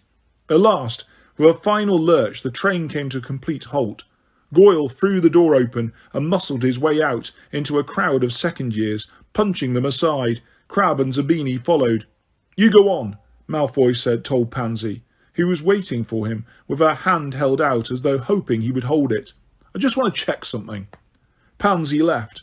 Now Harry and Malfoy were alone in the compartment. People were filing past, descending onto the dark platform. Malfoy moved over to the compartment door and let down the blinds, so that people in the corridor beyond could not peer in. He then bent down over his trunk and opened it again. Harry peered down over the edge of the luggage rack, his heart pumping a little faster. What had Malfoy wanted to hide from Pansy? Was he about to see the mysterious broken object it was so important to mend? Petrificus totalis! Without warning, Malfoy pointed his wand at Harry, who was instantly paralysed. As though in slow motion, he toppled out of the luggage rack and fell, with an agonising, floor-shaking crash at Malfoy's feet. The invisibility cloak trapped beneath him, his whole body revealed with his legs still curled absurdly into the cramped kneeling position. He couldn't move a muscle. He could only gaze up at Malfoy, who smiled broadly. "I thought so," he said jubilantly. "I heard Goyle's trunk hit you, and I thought I saw something white flash through the air after Zabini came back." His eyes lingered for a moment upon Harry's trainers. "That was you, blocking the door when Zabini came back in, I suppose." He considered Harry for a moment. "You didn't hear anything I care about, Potter, but while I've got you here..." And he stamped hard on Harry's face. Harry felt his nose break. Blood spurted everywhere. "That's from my father. Now, let's see." Malfoy dragged the cloak out from under Harry's immobilised body and threw it over him. "I don't reckon they'll find you till the train's back in London," he said quietly. "See you around, Potter. Or not." And taking care to tread on Harry's fingers, Malfoy left the compartment. Chapter 8. Snape victorious. Harry could not move a muscle. He lay there beneath the invisibility cloak, feeling the blood from his nose flow, hot and wet over his face. Listening to the voices and footsteps in the corridor beyond, his immediate thought was that someone surely would check the compartments before the train departed again. But at once came the dispiriting realisation that even if somebody looked into the compartment, he would be neither seen nor heard. His best hope was that somebody else would walk in and step on him. Harry had never hated Malfoy more than as he lay there, like an absurd turtle on its back, blood dripping sickeningly into his open mouth. What a stupid situation to have landed himself in, and now the last few footsteps were dying away. Everyone was shuffling along the dark platform outside. He could hear the scraping of trunks and the loud babble of talk. Ron and Hermione would think that he had left the train without them. Once they arrived at Hogwarts and took their places in the Great Hall, looked up and down the Gryffindor table a few times and finally realised that he was not there, he no doubt would be halfway back to London. He tried to make a sound, even a grunt, but it was impossible. Then he remembered that some wizards, like Dumbledore, could perform spells without speaking, so he tried to summon his wand, which had fallen out of his hand, by saying the words "Accio wand" over and over again in his head, but nothing happened. He thought he could hear the rustling of the trees that surrounded the lake and the far-off hoot of an owl, but no hint of search being made. Or even, he despised himself slightly for hoping it, panicked voices wondering where Harry Potter had gone. A feeling of hopelessness spread through him as he imagined the convoy of festral-drawn carriages trundling up to the school and the muffled yells of laughter issuing from whichever carriage Malfoy was riding in, where he would be recounting his attack on Harry to his fellow Slytherins. The train lurched, causing Harry to roll over onto his side. Now he was staring at the dusty underside of the seats instead of the ceiling. The floor began to vibrate as the engine roared into life. The express was leaving, and nobody knew he was still on it. Then he felt his invisibility cloak fly off him, and a voice overhead said, "Watcha, Harry." There was a flash of red light, and Harry's body unfroze. He was able to push himself into a more dignified sitting position, hastily wiped the blood off his bruised face with the back of his hand, and raised his head to look up at Tonks, who was holding the invisibility cloak she had just pulled away. "We'd better get out of here quickly," she said, as the train windows became obscured with steam and the train began to move out of the station. "Come on, we'll jump." Harry hurried after her into the corridor. Tonks pulled open the train door and leapt onto the platform, which seemed to be sliding underneath them as the train gathered momentum. Harry followed her, staggered a little on landing, and then straightened up in time to see the gleaming scarlet steam engine pick up speed, round the corner and disappear from view. The cold night air was soothing on his throbbing nose. Tonks was looking at him. He felt angry and embarrassed that he had been discovered in such a ridiculous position. Silently, she handed him back the invisibility cloak. "Who did it?" "Draco Malfoy," said Harry bitterly. "Thanks for, well, no problem," said Tonks, without smiling. From what Harry could see in the darkness, she was as mousy-haired and miserable-looking as she had been when he had met her at the Burrow. "I can fix your nose if you stand still." Harry did not think much of this idea. He had been intending to visit Madame Pomfrey, the matron, in whom he had little more confidence when it came to healing spells. But it seemed rude to say this, so he stayed stock still and closed his eyes. "Episky," said Tonks. Harry's nose felt very hot, and then very cold. He raised a hand and felt it gingerly. It seemed to be mended. "Thanks a lot." "You'd better put that cloak back on, and we can walk up to the school," said Tonks, still unsmiling. As Harry swung the cloak back over himself, she waved her wand. An immense silvery four-legged creature erupted from it and streaked off into the darkness. "Was that a Patronus?" asked Harry, who had seen Dumbledore send messages like this. "Yes. I'm sending word to the castle that I've got you, or they'll worry. Come on, we'd better not dawdle." They set off towards the lane that led to the school. "How did you find me?" "I noticed you hadn't left the train, and I knew you had that cloak. I thought you might be hiding for some reason. When I saw the blinds were drawn down on that compartment, I thought I'd check." "But what are you doing here anyway?" Harry asked. "I'm stationed in Hogsmeade now to give the school extra protection," said Tonks.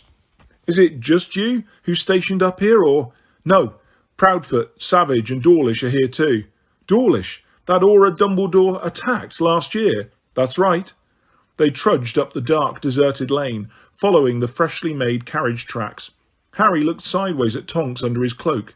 Last year, she had been inquisitive, to the point of being a little annoying at times. She had laughed easily, she had made jokes. Now she seemed older, and much more serious and purposeful. Was this all the effect of what had happened at the Ministry? He reflected uncomfortably that Hermione would have suggested he lay something consoling about Sirius to her, that it hadn't been her fault at all, but he couldn't bring himself to do it.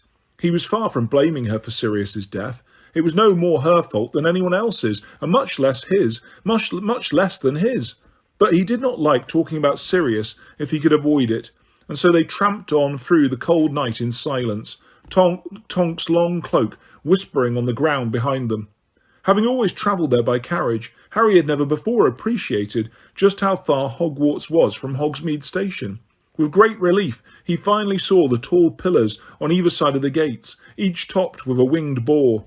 He was cold, he was hungry, and he was quite keen to leave this new gloomy Tonks behind, but when he put out a hand to push open the gates, he found them chained shut. "Alohomora," he said confidently, pointing his wand at the padlock, but nothing happened. "That won't work on these," said Tonks. "Dumbledore bewitched them himself." Harry looked around. "I could climb a wall," he suggested. "No, you couldn't," said Tonks flatly. "Anti-intruder jinxes on all of them. Security's been tightened 100-fold this summer." "Well then," said Harry, starting to feel annoyed at her lack of helpfulness. "I suppose I'll just have to sleep out here and wait for the morning." "Someone's coming down for you," said Tonks. "Look." A lantern was bobbing at the distant foot of the castle. Harry was so pleased to see it, he felt he could even endure Filch's wheezy criticisms of his tardiness and rants about how his timekeeping would improve with the regular application of thumbscrews. It was not until the glowing yellow light was 10 feet away from them, and Harry had pulled off his invisibility cloak so that he could be seen, that he recognised with a rush of pure loathing an uplit hooked nose and long black greasy hair of Severus Snape. "Well, well, well," sneered Snape, taking out his wand and tapping the padlock once, so that the chains snaked backwards and the gates creaked open. "Nice of you to turn up, Potter, although you have evidently decided that the wearing of school robes would detract from your appearance." "I couldn't change. I didn't have my—" Harry began, but Snape cut across him. "There is no need to wait, Nymphadora. Potter is quite, safe in my hands." "I meant Hagrid to get the message," said Tonks, frowning. "Hagrid was late for the start of term feast, just like Potter here, so I took it instead. And incidentally, said Snape, standing back to allow Harry to pass him, I was interested to see your Patronus. He shut the gates in her face with a loud clang and tapped the chains with his wand again, so that they slivered, clinking, back into place. I think you were better off with the old one, said Snape, the malice in his voice unmistakable. The new one looks weak. As Snape's swung the lantern about, Harry saw, fleetingly, a look of shock and anger on Tonk's face. Then she was covered in darkness once more. Good night, Harry called to her over his shoulder, and he began the walk up to the school with Snape. Thanks for everything. See you, Harry. Snape did not speak for a minute or so. Harry felt as though his body was generating waves of hatred so powerful that it seemed incredible that Snape could not feel them burning him. He had loathed Snape from their first encounter, but Snape had placed himself forever and irrevocably beyond the possibility of Harry's forgiveness by his attitude towards Sirius. Whatever Dumbledore said, Harry had had time to think over the summer, and had concluded that Snape's snide remarks to Sirius about remaining safely hidden while the rest of the Order of the Phoenix were fighting Voldemort had probably been a powerful factor in Sirius rushing off to the Ministry the night that he had died. Harry clung to this notion because it enabled him to blame Snape, which felt satisfying, and also because he knew that if anyone was not sorry that Sirius was dead, it was the man now striding next to him in the darkness. 50 points from Gryffindor for lateness, I think, said Snape. And let me see, another 20 for your muggle attire?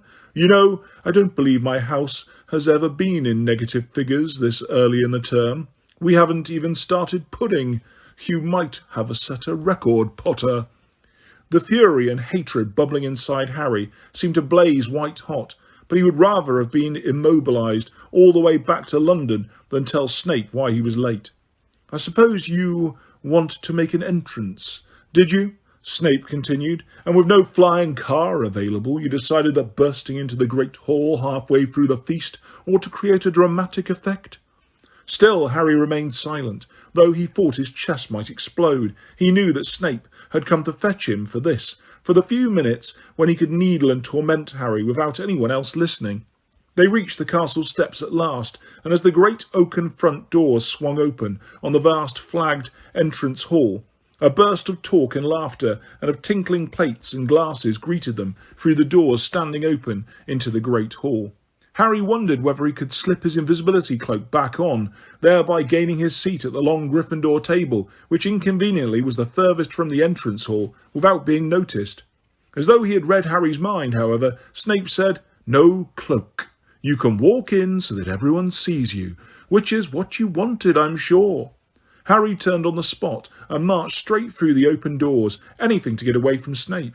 The great hall, with its 4 long house tables and its staff table set at the top of the room, was decorated as usual with floating candles that made the plates below glitter and glow. It was all a shimmering blur to Harry, however, who walked so fast that he was passing the Hufflepuff table before people really started to stare. And by the time they were standing up to get a good look at him, he had spotted Ron and Hermione, sped along the benches towards them and forced his way in between them. "Where have you... Blimey, what have you done to your face?" said Ron, goggling at him along with everyone else in the vicinity. "Why, what's wrong with it?" said Harry, grabbing a spoon and squinting at his distorted reflection. "You're covered in blood," said Hermione. "Come here." She raised her wand, said, "Tergio," and siphoned off the dry blood. "Thanks," said Harry, feeling his now clean face. "How's my nose looking?" "Normal," said Hermione anxiously. "Why shouldn't it, Harry? What happened? We've been terrified." "I'll tell you later," said Harry curtly. He was very conscious that Ginny, Neville, Dean and Seamus were listening in. Even nearly headless Nick, the Gryffindor ghost, had been floating along the bench to eavesdrop. "But," said Hermione. Not now, Hermione," said Harry, in a darkly significant voice. He hoped very much that they would all assume he had been involved in something heroic, preferably involving a couple of Death Eaters and a Dementor. Of course, Malfoy would spread the story as far and wide as he could, but there was always a chance it wouldn't reach too many Gryffindor ears. He reached across Ron for a couple of chicken legs and a handful of chips, but before he could take them, they vanished, to be replaced with puddings. "You missed the sorting anyway," said Hermione, as Ron dived for a large chocolate gâteau. Hat say anything interesting?" asked Harry, taking a piece of treacle tart. "More of the same, really, advising us all to unite in the face of our enemies, you know." "Dumbledore mentioned Voldemort at all?" "Not yet, but he always saves his proper speech for after the feast, doesn't he? It can't be long now." "Snape said Hagrid was late for the feast." "You've seen Snape? How come?" said Ron, between frenzied mouthfuls of gatto. "Bumped into him," said Harry evasively. "Hagrid was only a few minutes late," said Hermione. "Look, he's waving at you, Harry." Harry looked up at the staff table and grinned at Hagrid, who was indeed waving at him. Hagrid had never quite managed to comfort himself with the dignity of Professor McGonagall, head of Gryffindor House, the top of whose head came up to somewhere between Hagrid's elbow and shoulder as they were sitting side by side, and who was looking disapproving at this enthusiastic greeting. Harry was surprised to see the divination teacher, Professor Trelawney, sitting on Hagrid's other side. She rarely left her tower room, and he had never seen her at the start of term feast before. She looked as odd as ever, glittering with beads and trailing shawls, her eyes magnified to enormous size by her spectacles. Having always considered her a bit of a fraud, Harry had been shocked to discover at the end of the previous term that it had been she who had made the prediction that caused Lord Voldemort to kill Harry's parents and attack Harry himself. The knowledge had made him even less eager to find himself in her company, but thankfully this year he would be dropping divination. Her great beacon-like eyes swivelled in his direction. He hastily looked away towards the Slytherin table. Draco Malfoy was miming the shattering of a nose to raucous laughter and applause. Harry dropped his gaze to his treacle tart, his insides burning again. What he would not give to fight Malfoy one-on-one. "So, what did Professor Slughorn want?" Hermione asked. "To know what really happened at the Ministry," said Harry. "Him and everyone else here," sniffed Hermione. "People were interrogating us about it on the train, weren't they, Ron?" "Yeah," said Ron, "all wanting to know if you really are the chosen one." "There's been much talk on that very subject, even amongst the ghosts," interrupted Nearly Headless Nick, inclining his barely connected head towards Harry so that it wobbled dangerously on its ruff. "I am considered something of a Potter authority. It is widely known that we are friendly. I have assured the spirit community that I will not pester you for information. However, Harry Potter knows that he can confide in me with complete confidence, I told them. I would rather die than betray his trust." "That's not saying much, seeing as you're already dead," Ron observed. "Once again you show all the sensitivity of a blunt axe," said Nearly Headless Nick in affronted tones, and he rose into the air and glided back towards the far end of the Gryffindor table, just as Dumbledore got to his feet at the staff table. The talk and laughter echoing around the hall died away almost instantly. "The very best of evenings to you," he said, smiling broadly, his arms opened wide as though to embrace the whole room. "What happened to his hand?" gasped Hermione. She was not the only one who had noticed. Dumbledore's right hand was blackened and dead-looking, as it had been on the night he had come to fetch Harry from the Dursleys. Whispers swept the room. Dumbledore, interpreting them correctly, merely smiled and shook his purple and gold sleeve over his injury. "Nothing to worry about," he said airily. "Now, to our new students, welcome. To our old students, welcome back. Another year full of magical education awaits you." "His hand was like that when I saw him over the summer," Harry whispered to Hermione. "I thought he'd have cured it by now, though. Or Madame Pomfrey would have done." "It looks as if it's died," said Hermione, with a nauseated expression. "But there are some injuries you can't cure, old curses, and there are potions without antidotes." "And Mr. Filch, our caretaker, has asked me to say that there is a blanket ban on any joke items bought at the shop called Weasley's Wizard Wheezes. Those wishing to play for their house Quidditch teams should give their names to the heads of house as usual. We are also looking for new Quidditch commentators, who should do look likewise. We are pleased to welcome a new member of staff this year, Professor Slughorn." Slughorn stood up, his bald head gleaming in the candlelight, his big waistcoated belly casting the table below into shadow. "Is a former colleague of mine who has agreed to resume his old post of potions master." Potions? Potions? The word echoed all over the hall as people wondered whether they had heard right.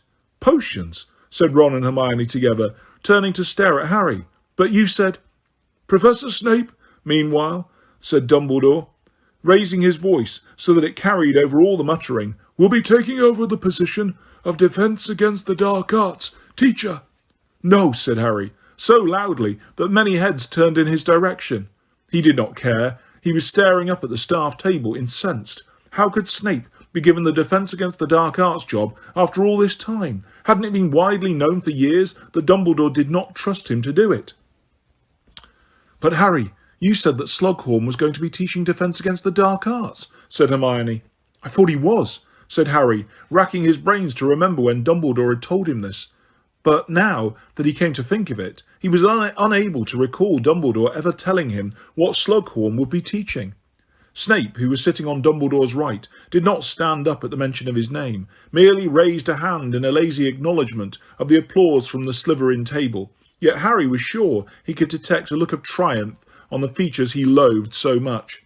"Well, there's one good thing," he said savagely. "Snape will be gone by the end of the year."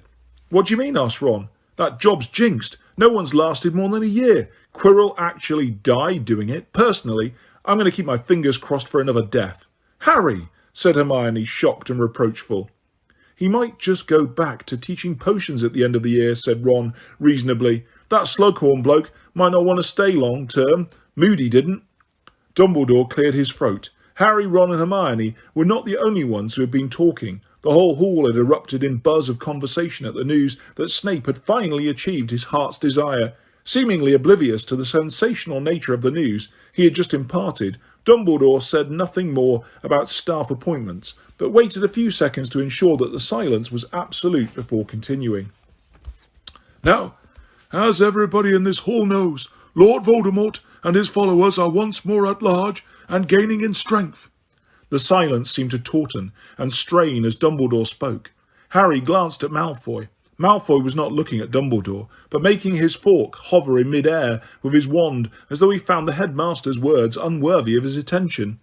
"I cannot emphasize strongly enough how dangerous the present situation is, and how much care each of us at Hogwarts must take to ensure that we remain safe. The castle's magical fortifications have been strengthened over the summer. We are protected in new and more powerful ways, but we must still guard scrupulously against carelessness on the part of any student or member of staff. I urge you, therefore, to abide by any security restrictions that your teachers might impose upon you, however irksome you might find them. In particular, the rule that you are not to be out of bed after hours. I implore you, should you notice anything strange or suspicious within or outside the castle, to report it to a member of staff immediately. I trust you to conduct yourselves always with the utmost regard for your own and each other's safety." Dumbledore's blue eyes swept over the students before he smiled once more. "But now, your beds await, as warm and comfortable as you could possibly wish, and I know that your top priority is to be well rested for your lessons tomorrow. Let us therefore say good night. Pip-nip, pip-pip." With the usual deafening, scraping noise, the benches were moved back, and the hundreds of students began to file out of the great hall towards their dormitories. Harry, who was in no hurry at all to leave with the gawping crowd, nor to get near enough to Malfoy to allow him to retell the story of the nose-stamping, lagged behind, pretending to retie the lace on his trainer, allowing most of the Gryffindors to draw ahead of him. Hermione had darted ahead to fulfil her prefect's duty of shepherding the first years, but Ron remained with Harry. "What really happened to your nose?" he asked, once they were at the very back of the throng, pressing out of the hall and out of earshot of anyone else. Harry told him. It was a mark of the strength of their friendship that Ron did not laugh. "I saw Malfoy miming something to do with a nose," he said darkly. "Yeah, well, never mind that," said Harry bitterly. "Listen to what he was saying before he found out I was there." Harry had expected Ron to be stunned by Malfoy's boasts. With what Harry considered pure pig-headedness, however, Ron was unimpressed. "Come on, Harry. He was just showing off for Parkinson. What kind of mission would you-know-who have given him?" "How do you know Voldemort doesn't need someone at Hogwarts? It wouldn't be the first." "I wish you'd stop saying that name, Harry," said a reproachful voice behind him. Harry looked over his shoulder to see Hagrid shaking his head. "Dumbledore uses that name," said Harry stubbornly. "Yeah, well, that's Dumbledore, isn't it?" said Hagrid mysteriously. "So, how come you were late, Harry? I was worried." Got held up on the train, said Harry. Why were you late? I was with Gaunt, said Hagrid happily. Last track of time. He's got a new home up in the mountains now. Dumbledore fixed it. Nice big cave. He's much happier than he was in the forest. We're having a good chat. Really? Said Harry, taking care not to catch Ron's eye. The last time he had met Hagrid's half-brother, a vicious giant with a talent for ripping up trees by the roots, his vocabulary had comprised 5 words, 2 of which he was unable to pronounce properly. Oh, yeah, he's really come on, said Hagrid proudly. You'll be amazed. I'm thinking of training him up to be my assistant. Ron snorted loudly, but managed to pass it off as a violent sneeze. They were now standing beside the oak front doors. Anyway, I'll see you tomorrow. First lesson straight after lunch. Come early and you can say hello to Witherwings. Raising an arm in cheery farewell, he headed out of the front doors into the darkness. Harry and Ron looked at each other. Harry could tell that Ron was experiencing the same sinking feeling as himself. You're not taking care of magical creatures, are you? Ron shook his head. And you're not either, are you? Harry shook his head too. And Hermione, said Ron. She's not, is she? Harry shook his head again. Exactly what Hagrid would say when he realised his 3 favourite students had given up his subject. He did not like to think. Chapter 9. The Half-Blood Prince. Harry and Ron met Hermione in the common room before breakfast next morning. Hoping for some support for his theory, Harry lost no time in telling Hermione what he had overheard Malfoy saying on the Hogwarts Express. But he was obviously showing off for Parkinson, wasn't he? Interjected Ron quickly, before Hermione could say anything. Well, she said uncertainly, I don't know. It would be like Malfoy to make himself seem more important than he is. But that's a big lie to tell. Exactly, said Harry. But he could not press the point, because so many people were trying to listen in to his conversation, not to mention staring at him and whispering behind their hands. It's rude to point, Ron snapped at a particularly minuscule first year as they joined the queue to climb out of the portrait hole. The boy, who had been muttering something about Harry behind his hand to his friend, promptly turned scarlet and toppled out of the hole in alarm. Ron sniggered. I love being a 6th year. And we're going to be getting free time this year, whole periods, where we can just sit up here and relax. We're going to need that time for studying, Ron, said Hermione, as they set off down the corridor. Yeah, but not today, said Ron. Today's going to be a real doss, I reckon. Hold it, said Hermione, throwing out an arm and halting a passing 4th year, who was attempting to push past her with a lime green disc clutched tightly in his hand. Fanged frisbees are banned. Hand it over, she told him sternly. The scowling boy handed over the snarling frisbee, ducked under Hermione's arm, and took off after his friends. Ron waited for him to vanish, and then tugged the frisbee from Hermione's grip. Excellent. I've always wanted one of these. Hermione's remonstration was drowned by a loud giggle. Lavender Brown had apparently found Ron's remark highly amusing. She continued to laugh as she passed them, glancing back at Ron over her shoulder. Ron looked rather pleased with himself. The ceiling of the great hall was serenely blue and streaked with frail wispy clouds, just like the squares of sky visible through the high mullioned windows. While they tucked into porridge and eggs and bacon, Harry and Ron told Hermione about their embarrassing conversation with Hagrid the previous evening.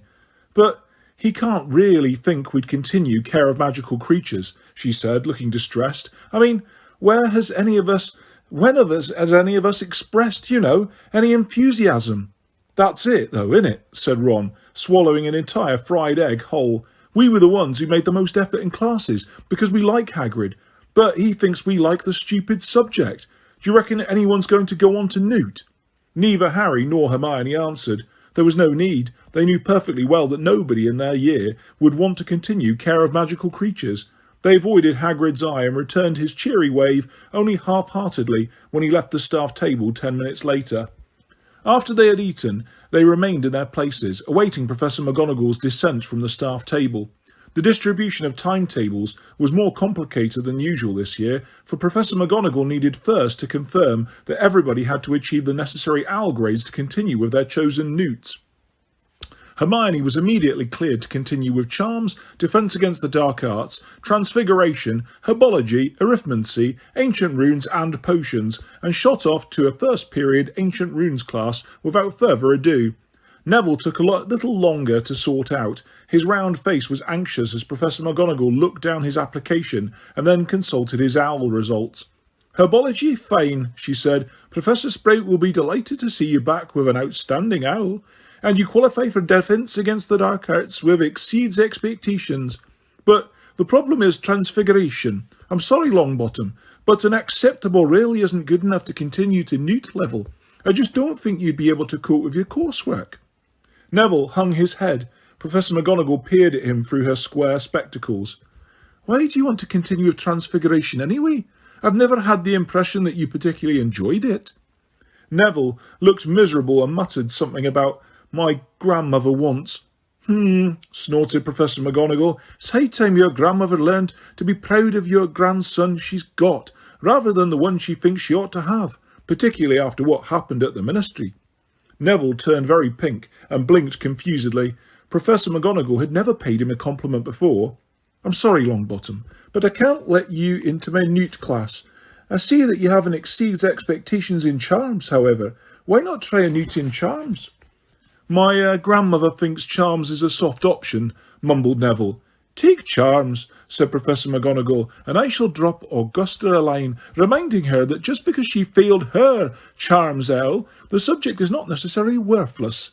Smiling slightly at the look of delighted incredulity on Neville's face, Professor McGonagall tapped a blank timetable with the tip of her wand and handed it, now carrying details of his new classes, to Neville. Professor McGonagall turned next to Parvati Patil, whose first question was whether Firenze, the handsome centaur, was still teaching divination. "He and Professor Trelawney are dividing classes between them this year," said Professor McGonagall, a hint of disapproval in her voice. It was common knowledge that she despised the subject of divination. "The 6th year is being taken by Professor Trelawney." Parvati set off for divination 5 minutes later, looking slightly crestfallen. "So, Potter, said Professor McGonagall, consulting her notes as she turned to Harry. "Charms, defence against the dark arts, herbology, transfiguration, all fine. I must say I was pleased with your transfiguration mark, Potter, very pleased. Now, why haven't you applied to continue with potions? I thought it was your ambition to become an Auror." "It was, but you told me I had to get an outstanding in my owl, Professor.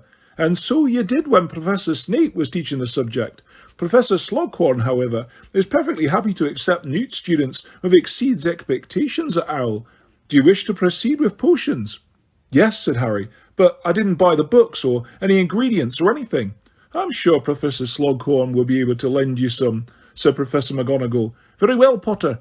Here is your timetable. Oh, by the way, 20 hopefuls have already put down their names for the Gryffindor Quidditch team. I shall pass the list to you in due course, and you can fix up trials at your leisure." A few minutes later, Ron was cleared to do the same subjects as Harry, and the two of them left the table together. "Look," said Ron delightedly, gazing at his timetable. "We've got a free period now, and a free period after break, and after lunch. Excellent!" They returned to the common room, which was empty apart from half a dozen 7th years, including Katie Bell, the only remaining member of the original Gryffindor Quidditch team that Harry had joined in his first year. "I thought you'd get that. Well done," she called over, pointing at the captain's badge on Harry's chest. "Tell me when you call trials." "Don't be stupid," said Harry. "You don't need to try out. I've watched you play for 5 years. "You mustn't start off like that," she said warningly. "For all you know, there's someone much better than me out there. Good teams have been ruined before now because captains just keep playing the old faces or letting in their friends." Ron looked a little uncomfortable and began playing with a fanged frisbee Hermione had taken from the 4th year. It zoomed around the common room, snarling and attempting to take bites of the tapestry. Crookshank's yellow eyes followed it, and he hissed when it came too close. An hour later they reluctantly left the sunlit common room for the Defence Against the Dark Arts classroom, 4 floors below. Hermione was already queuing outside, carrying an armful of heavy books and looking put upon. "We got so much homework for runes," she said anxiously, when Harry and Ron joined her. "A 15-inch essay, 2 translations, and I've got to read these by Wednesday." "Shame," yawned Ron. "You wait," she said resentfully. "I bet Snape gives us loads." The classroom door opened as she spoke, and Snape stepped into the corridor, his sallow face framed as ever by 2 curtains of greasy black hair. Silence fell over the queue immediately. "Inside," he said. Harry looked around as they entered. Snape had imposed his personality upon the room already. It was gloomier than usual as curtains had been drawn over the windows and was lit by candlelight. New pictures adorned the walls, many of them showing people who appeared to be in pain, sporting grisly injuries or strangely contorted body parts. Nobody spoke as they settled down, looking around at the shadowy, gruesome pictures. "I have not asked you to take out your books," said Snape, closing the door and moving to face the class from behind his desk. Hermione hastily dropped her copy of Confronting the Faceless back into her bag and stowed it under her chair. "I wish to speak to you, and I want your fullest attention." His black eyes roved over their upturned faces, lingering for a fraction of a second longer on Harry's than anyone else's. "You have had 5 teachers in this subject so far, I believe." "You believe? Like you haven't watched them all come and go, Snape, hoping you'll be next," thought Harry scathingly.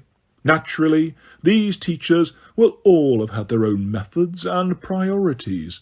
Given this confusion, I am surprised so many of you scraped an owl in this subject. I shall be even more surprised if all of you manage to keep up with the newt work, which will be much more advanced." Snape set off around the edge of the room, speaking now in a lower voice. The class craned their necks to keep him in view. "The dark arts," said Snape, "are many, varied, ever-changing and eternal. Fighting them is like fighting a many-headed monster, which each time a neck is severed sprouts a head even fiercer and cleverer than before. You are fighting that which is unfixed, mutating, indestructible." Harry stared at Snape. It was surely one thing to respect the dark arts as a dangerous enemy, another to speak of them as Snape was doing, with a loving caress in his voice. "Your defences," said Snape a little louder, "must therefore be as flexible and inventive as the arts you seek to undo. These pictures," he indicated a few of them as he swept past, "give a fair representation of what happens to those who suffer, for instance, the Cruciatus Curse." He waved a hand towards a witch who was clearly shrieking in agony. "Feel the Dementor's kiss." A wizard lying huddled and blank-eyed, slumped against a wall. Or provoke the aggression of the Inferius, a bloody mass upon the ground. "Has an Inferius been seen, then?" said Parvati Patil in a high-pitched voice. "Is it definite? Is he using them?" "The Dark Lord has used Inferi in the past," said Snape, "which means you would be well advised to assume he might use them again. Now." He set off again around the other side of the classroom towards his desk, and again the class watched him as he walked, his dark robes billowing behind him. "You are, I believe, complete novices in the use of non-verbal spells. What is the advantage of a non-verbal spell?" Hermione's hand shot into the air. Snape took his time, looking around at everybody else, making sure he had no choice before saying curtly, "Very well, Miss Granger." "Your adversary has no warning about what kind of magic you're about to perform," said Hermione, "which gives you a split-second advantage." "An answer copied almost word for word from the Standard Book of Spells, Grade 6, said Snape dismissively. Over in the corner, Malfoy sniggered. "But correct in essentials. Yes, those whose progress to using magic without shouting incantations gain an element of surprise in their spellcasting. Not all wizards can do this, of course. It is a question of concentration and mind power, which some," his gaze lingered maliciously upon Harry once more, "lack."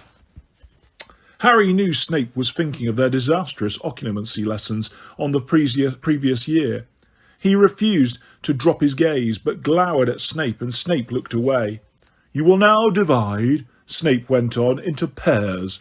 One partner will attempt to jinx the other without speaking. The other will attempt to repel the jinx in equal silence. Carry on." Although Snape did not know it, Harry had taught at least half the class, everyone who had been a member of the DA, how to perform a shield charm the previous year. None of them had ever cast the charm without speaking, however. A reasonable amount of cheating ensued. Many people were merely whispering the incantation instead of saying it aloud. Typically, 10 minutes into the lesson, Hermione managed to repel Neville's muttered jelly-legs jinx without uttering a single word. A feat that would surely have earned her 20 points for Gryffindor from any reasonable teacher, thought Harry bitterly, but which Snape ignored. He swept between them as they practised, looking just as much like an overgrown bat as ever, lingering to watch Harry and Ron struggling with the task. Ron, who was supposed to be jinxing Harry, was purple in the face, his lips tightly compressed, to save himself from the temptation of muttering the incantation. Harry had his wand raised, waiting on tenterhooks to repel a jinx that seemed unlikely ever to come. "Pathetic, Weasley," said Snape after a while. "Here, let me show you." He turned his wand on Harry, so fast that Harry reacted instinctively. All thought of non-verbal spells forgotten, he yelled, "Protego!" His shield charm was so strong, Snape was knocked off balance and hit a desk. The whole class had looked around and now watched as Snape righted himself, scowling. "Do you remember me telling you you are practising non-verbal spells, Potter?" "Yes," said Harry stiffly. "Yes, sir." "There's no need to call me sir, Professor." The words had escaped him before he knew what he was saying. Several people gasped, including Hermione. Behind Snape, however, Ron, Dean and Seamus grinned appreciatively. "Detention. Saturday night. My office," said Snape. "I do not take cheek from anyone, Potter, not even the chosen one." "That was brilliant, Harry," chortled Ron, once they were safely on their way back to a break a short while later. "You really shouldn't have said it," said Hermione, frowning at Ron. "What made you?" "He tried to jinx me, in case you didn't notice," fumed Harry. "I had enough of that during those occlumency lessons. Why doesn't he use another guinea pig for a change? What's Dumbledore playing at anyway, letting him teach defence? Did you hear him talking about the dark arts? He loves them, all that unfixed, indestructible stuff." "Well," said Hermione, "I thought he sounded a bit like you." "Like me?" "Yes, when you were telling us what it's like to face Voldemort. You said it wasn't just memorising a bunch of spells. You said it was just you and your brains and your guts. Well, wasn't that what Snape was saying? That it really comes down to being brave and quick thinking." Harry was so disarmed that she had thought his words as well worth memorising as the standard book of spells, that he did not argue. "Harry! Hey, Harry!" Harry looked around. Jack Sloper, one of the beaters on the previous year's Gryffindor Quidditch team, was hurrying towards him holding a roll of parchment. "For you," panted Sloper. "Listen, I heard you're the new captain.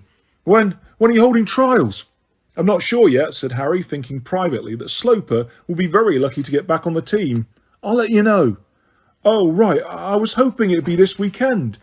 But Harry was not listening. He had just recognised the thin slanting writing on the parchment. Leaving Sloper in mid-sentence, he hurried away with Ron and Hermione, unrolling the parchment as he went. "Dear Harry, I would like to start our private lessons this Saturday. Kindly come along to my office at 8 p.m. I hope you are enjoying your first day back at school. Yours sincerely, Albus Dumbledore. P.S. I enjoy acid pops." "He enjoys acid pops," said Ron, who had read the message over Harry's shoulder and was looking perplexed. "It's the password to get past the gargoyle outside the study," said Harry in a low voice. "Ha! Snape's not going to be pleased. I won't be able to do his detention." He, Ron and Hermione spent the whole of break speculating on what Dumbledore would teach Harry. Ron thought it most likely to be spectacular jinxes and hexes of the type the Death Eaters would not know. Hermione said such things were illegal and thought it much more likely that Dumbledore wanted to teach Harry advanced defensive magic. After break, she went off to arithmancy while Harry and Ron returned to the common room, where they grudgingly started Snape's homework. This turned out to be so complex that they still had not finished when Hermione joined them in their after-lunch free period, although she considerably speeded up the process. They had only just finished when the bell rang for the afternoon's double potions, and they beat the familiar path down to the dungeon classroom that had for so long been Snape's. When they arrived in the corridor, they saw that there were only a dozen people progressing to Newt level. Crabbe and Goyle had evidently failed to achieve the required Owl grade, but 4 Slytherins had made it through, including Malfoy. 4 Ravenclaws were there, and 1 Hufflepuff, Ernie Macmillan, whom Harry liked despite his rather pompous manner. "Harry," Ernie said portentously, holding out his hand as Harry approached. "Didn't get a chance to speak in defence against the dark arts this morning. Good lesson, I thought, but shield charms are old hat, of course, for us old DA lags. And how are you? Ron, Hermione. Before they could say more than fine, the dungeon door opened and Slughorn's belly preceded him out of the door. As they filed into the room, his great walrus moustache curved above his beaming mouth, and he greeted Harry and Zabini with particular enthusiasm. The dungeon was, most unusually, already full of vapours and odd smells. Harry, Ron and Hermione sniffed interestedly as they passed large bubbling cauldrons. The 4 Slytherins took a table together, as did the 4 Ravenclaws. This left Harry, Ron and Hermione to share a table with Ernie. They chose the one nearest a gold-coloured cauldron that was emitting one of the most seductive scents Harry had ever inhaled. Somehow it reminded him simultaneously of treacle tart, the woody smell of a broomstick handle, and something flowery he thought he might have smelled at the Burrow. He found that he was breathing very slowly and deeply, and that the potion's fumes seemed to be filling him up like drink. A great contentment stole over him. He grinned across at Ron, who grinned lazily back. "Now then, now then, now then," said Slughorn, whose massive outline was quivering through the many shimmering vapours. "Scales out, everyone, and potion kits, and don't forget your copies of Advanced Potion Making." "Sir," said Harry, raising his hand. "Harry, my boy." "I haven't got a book or scales or anything, nor's Ron. We didn't realise we'd be able to do the newt, you see." "Ah, yes, Professor McGonagall did mention. Not to worry, my dear boy, not to worry at all. You can use ingredients from the store cupboard today, and I'm sure we can lend you some scales. And we've got a small stock of old books here. They'll do until you can write to Flourish and Blots." Slughorn strode over to a corner cupboard, and after a moment's foraging emerged with 2 very battered-looking copies of Advanced Potion Making by Labacious Borage, which he gave to Harry and Ron, along with 2 sets of tarnished scales. "Now then," said Slughorn, returning to the front of the class and inflating his already bulging chest, so that the buttons on his waistcoat threatened to burst off. "I've prepared a few potions for you to have a look at. Just out of interest, you know. These are the kind of thing you ought to be able to make after completing your newts. You ought to have heard of them, even if you haven't made them yet. Anyway, tell me what this one is." He indicated the cauldron nearest the Slytherin table. Harry raised himself slightly in his seat and saw what looked like plain water boiling away inside it. Hermione's well-practised hand hit the air before anybody else's. Slughorn pointed at her. "It's Veritaserum, a colourless, odourless potion that forces the drinker to tell the truth," said Hermione. very good," said Slughorn happily. "Now," he continued, pointing at the cauldron nearest the Ravenclaw table, "this one here is pretty well known. Featured in a few ministry leaflets lately, too. Who can—" Hermione's hand was fastest once more. "It's Polyjuice Potion, sir," she said. Harry, too, had recognised the slow-bubbling, mud-like substance in the second cauldron, but did not resent Hermione getting the credit for answering the question. She, after all, was the one who had succeeded in making it back in their second year. "Excellent, excellent. Now, this one here—" "Yes, my dear," said Slughorn, now looking slightly bemused as Hermione's hand punched the air again. "It's Amortentia." "It is indeed. It seems almost foolish to ask," said Slughorn, who was looking mightily impressed, "but I assume you know what it does." "It's the most powerful love potion in the world," said Hermione. "Quite right. You recognised it, I suppose, by its distinctive mother-of-pearl sheen." "And the steam rising in characteristic spirals," said Hermione enthusiastically. "And it's supposed to smell differently to each of us, according to what attracts us.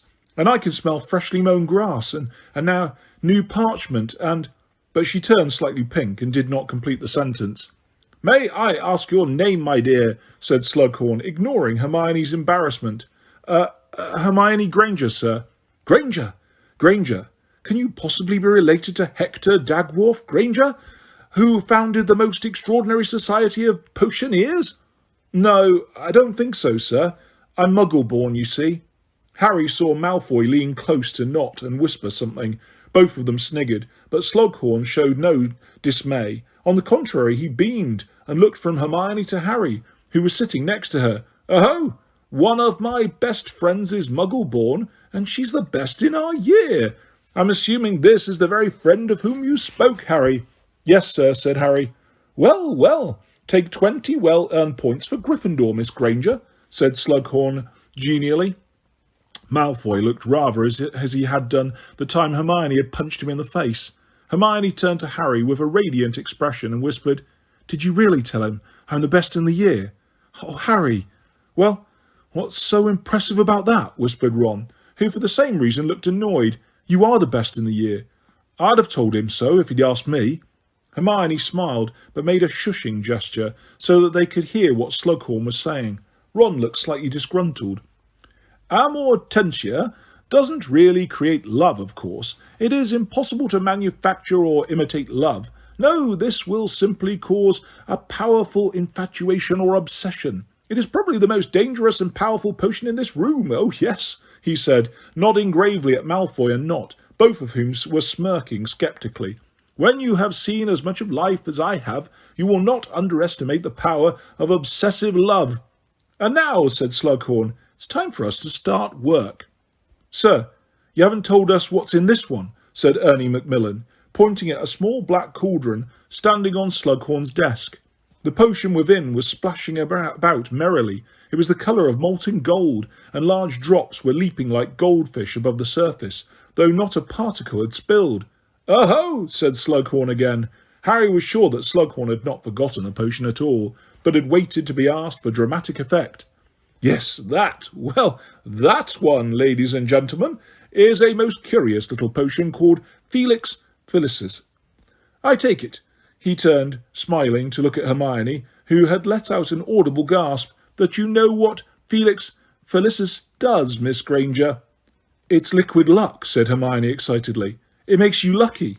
The whole class seemed to sit up a little straighter. Now all Harry could see of Malfoy was the back of his sleek blonde head, because he was at last giving Slughorn his full and undivided attention. "Quite right. Take another 10 points for Gryffindor.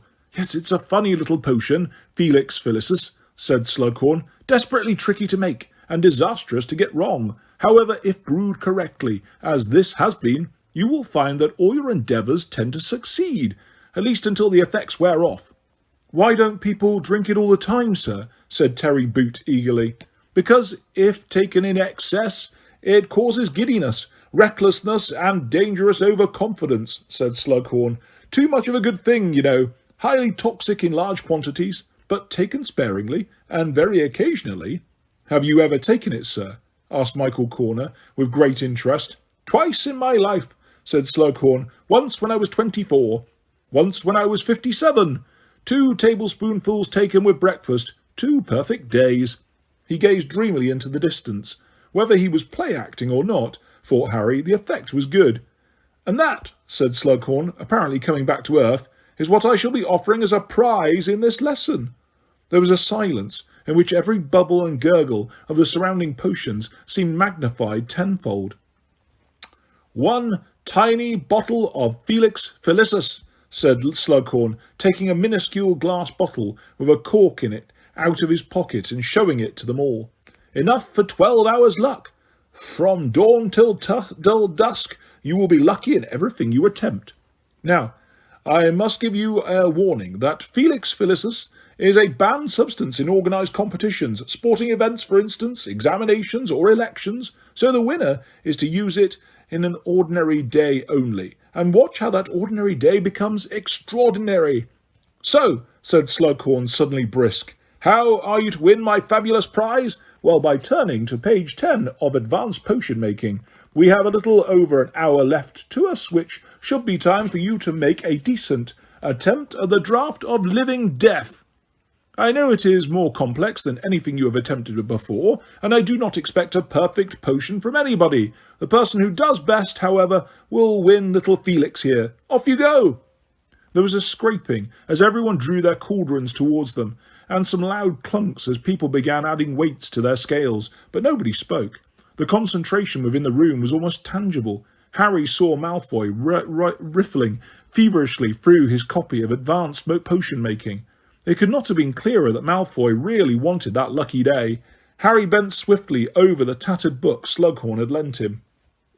To his annoyance, he saw that the previous owner had scribbled all over the pages, so that the margins were as black as the printed portions. Bending low to decipher the ingredients, even here the previous owner had made annotations and crossed things out. Harry hurried off towards the store cupboard to find what he needed. As he dashed back to his cauldron, he saw Malfoy cutting up valerian roots as fast as he could. Everyone kept glancing around at what the rest of the class was doing. This was both an advantage and a disadvantage of potions, that it was hard to keep your work private. Within 10 minutes, the whole place was full of bluish steam. Hermione, of course, seemed to have progressed furthest. Her potion already resembled the smooth black currant-coloured liquid mentioned as the ideal halfway stage. Having finished chopping his roots, Harry bent low over his book again. It was really very irritating, having to try and decipher the directions under all the stupid scribbles of the previous owner, who for some reason had taken issue with the order to cut up the Sophoropus bean and had written in the alternative instruction, "Crush with flat side of silver dagger. Releases juice better than cutting." "Sir, I think you knew my grandfather, Abracus Malfoy."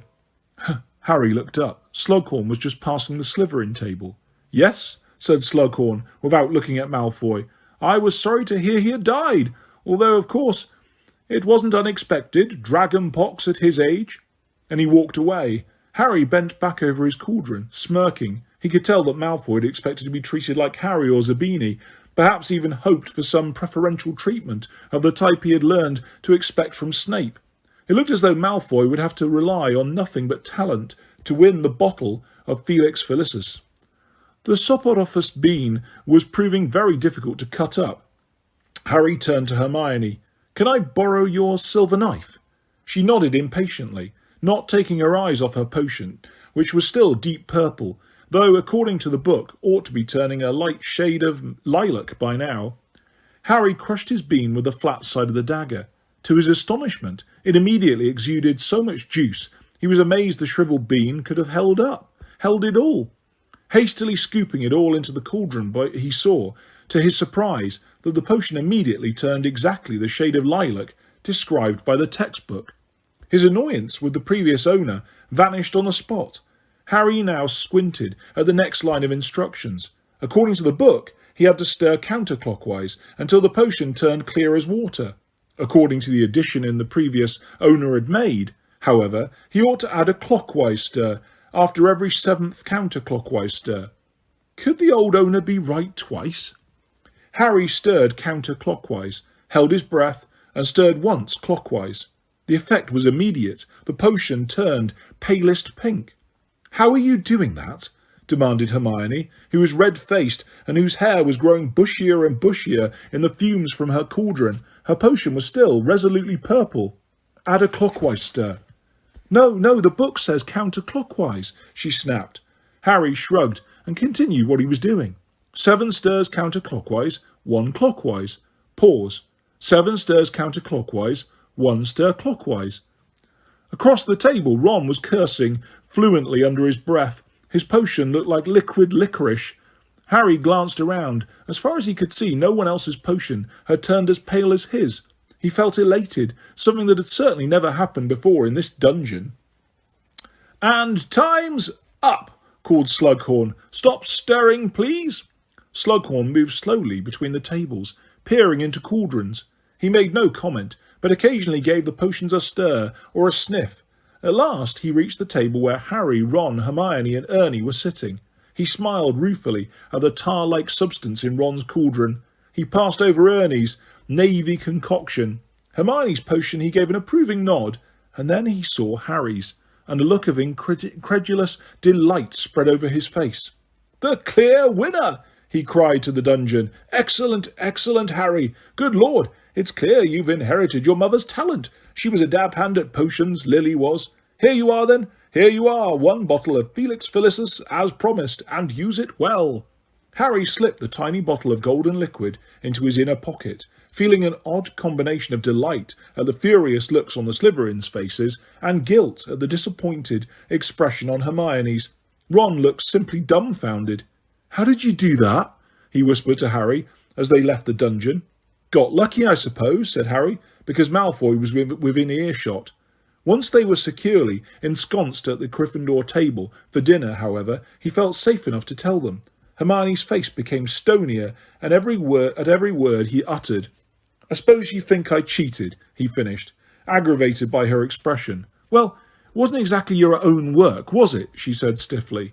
He only followed different instructions to ours, said Ron. Could have been a catastrophe, couldn't it? But he took a risk and it paid off.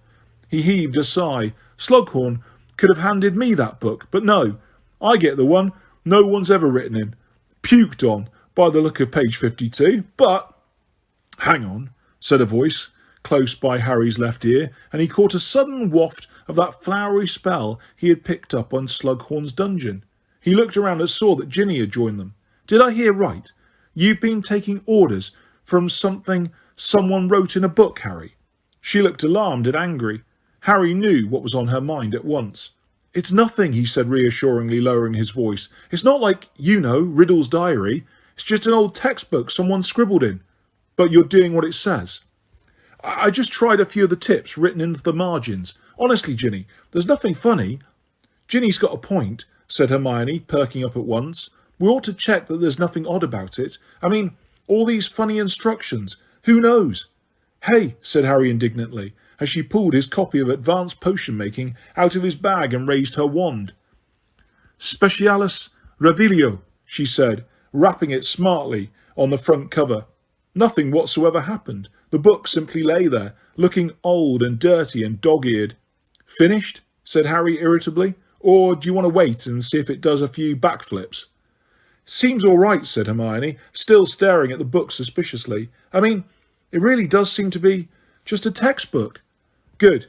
Then I'll have it back, said Harry, snatching it off the table. But it slipped from his hand and landed on the floor. Nobody else was looking. Harry bent low to retrieve the book, and as he did so, he saw something scribbled along the bottom of the back cover, in the same small, cramped handwriting as the instructions that had won him the bottle of Felix Felicis, now safely hidden inside a pair of socks in his trunk upstairs. This book is the property of the Half-Blood Prince. Chapter 10. The House of Gaunt. For the rest of the week's potion lessons, Harry continued to follow the Half-Blood Prince's instructions, wherever they deviated from Labacious Borages, with the result that by their fourth lesson, Slughorn was raving about Harry's abilities, saying that he had rarely taught anyone so talented. Neither Ron nor Hermione was delighted by this, although Harry had offered to share his book with both of them. Ron had more difficulty deciphering the handwriting than Harry did, and could not keep asking Harry to read aloud, or it might look suspicious. Hermione, meanwhile, was resolutely ploughing on with what she called the official instructions, but becoming increasingly bad-tempered as they yielded poorer results than the prince's. Harry wondered vaguely who the half-blood prince had been, although the amount of homework they had been given prevented him from reading the whole of his copy of Advanced Potion Making. He had skimmed through it sufficiently to see that there was barely a page on which the prince had not made additional notes, not all of them concerned with potion making. Here and there were directions for what looked like spells that the prince had made up himself. Or herself, said Hermione irritably, overhearing Harry pointing some of those out to Ron in the common room on Saturday evening. It might have been a girl. I think the handwriting looks more like a girl's than a boy's. The half-blood prince, he was called, Harry said. How many girls have been princes?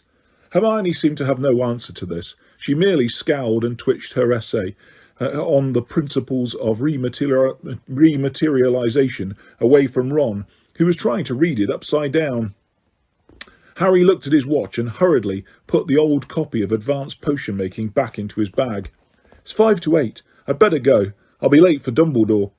Ooh, gasped Hermione, looking up at once. Good luck. We'll wait up. We want to hear what he teaches you. Hope it goes okay, said Ron, and the pair of them watched Harry leave through the portrait hole. Harry proceeded through deserted corridors, though he had to step hastily behind a statue when Professor Trelawney appeared around a corner, muttering to herself as she shuffled a pack of dirty-looking playing cards, reading them as she walked. 2 of spades. Conflict, she murmured, as she passed the place where Harry crouched hidden. 7 of spades. All an ill omen. 10 of spades. Violence. Knave of spades. A dark young man, possibly troubled. One who dislikes the questioner. She stopped dead, right on the other side of Harry's statue. Well, that can't be right, she said, annoyed, and Harry heard her reshuffling vigorously as she set off again, leaving nothing but a whiff of cooking sherry behind her. Harry waited until he was quite sure she had gone, and then hurried off again until he reached the spot in the 7th floor corridor where a single gargoyle stood against the wall.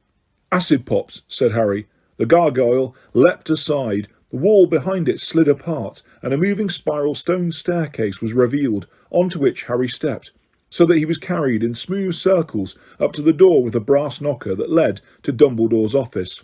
Harry knocked. "Come in," said Dumbledore's voice. "Good evening, sir," said Harry, walking into the headmaster's office. "Ah, good evening, Harry. Sit down," said Dumbledore, smiling. "I hope you've had an enjoyable first week back at school." Yes, thanks, sir," said Harry. "You must have been busy. Had detention under your belt already?" Began Harry awkwardly, but Dumbledore did not look too stern. "I have arranged with Professor Snape that you will do your detention next Saturday instead." "Right," said Harry, who had more pressing matters on his mind than Snape's detention, and now looked around surreptitiously for some indication of what Dumbledore was planning to do with him that evening. The circular office looked just as it always did. The delicate silver instruments stood on spindle-legged tables, puffing smoke and whirring. Portraits of previous headmasters and headmistresses dozed in their frames, and Dumbledore's magnificent phoenix, Fawkes, stood on the perch behind the door, watching Harry with bright interest. It did not even look as though Dumbledore had cleared a space for dueling practice.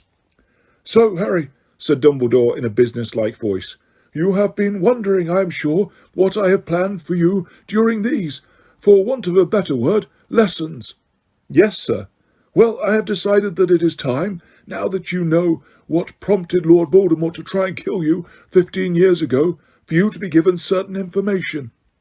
There was a pause. "You said at the end of last term you were going to tell me everything," said Harry. It was hard to keep a note of accusation from his voice. "Sir," he added. "And so I did," said Dumbledore placidly. "I told you everything I know.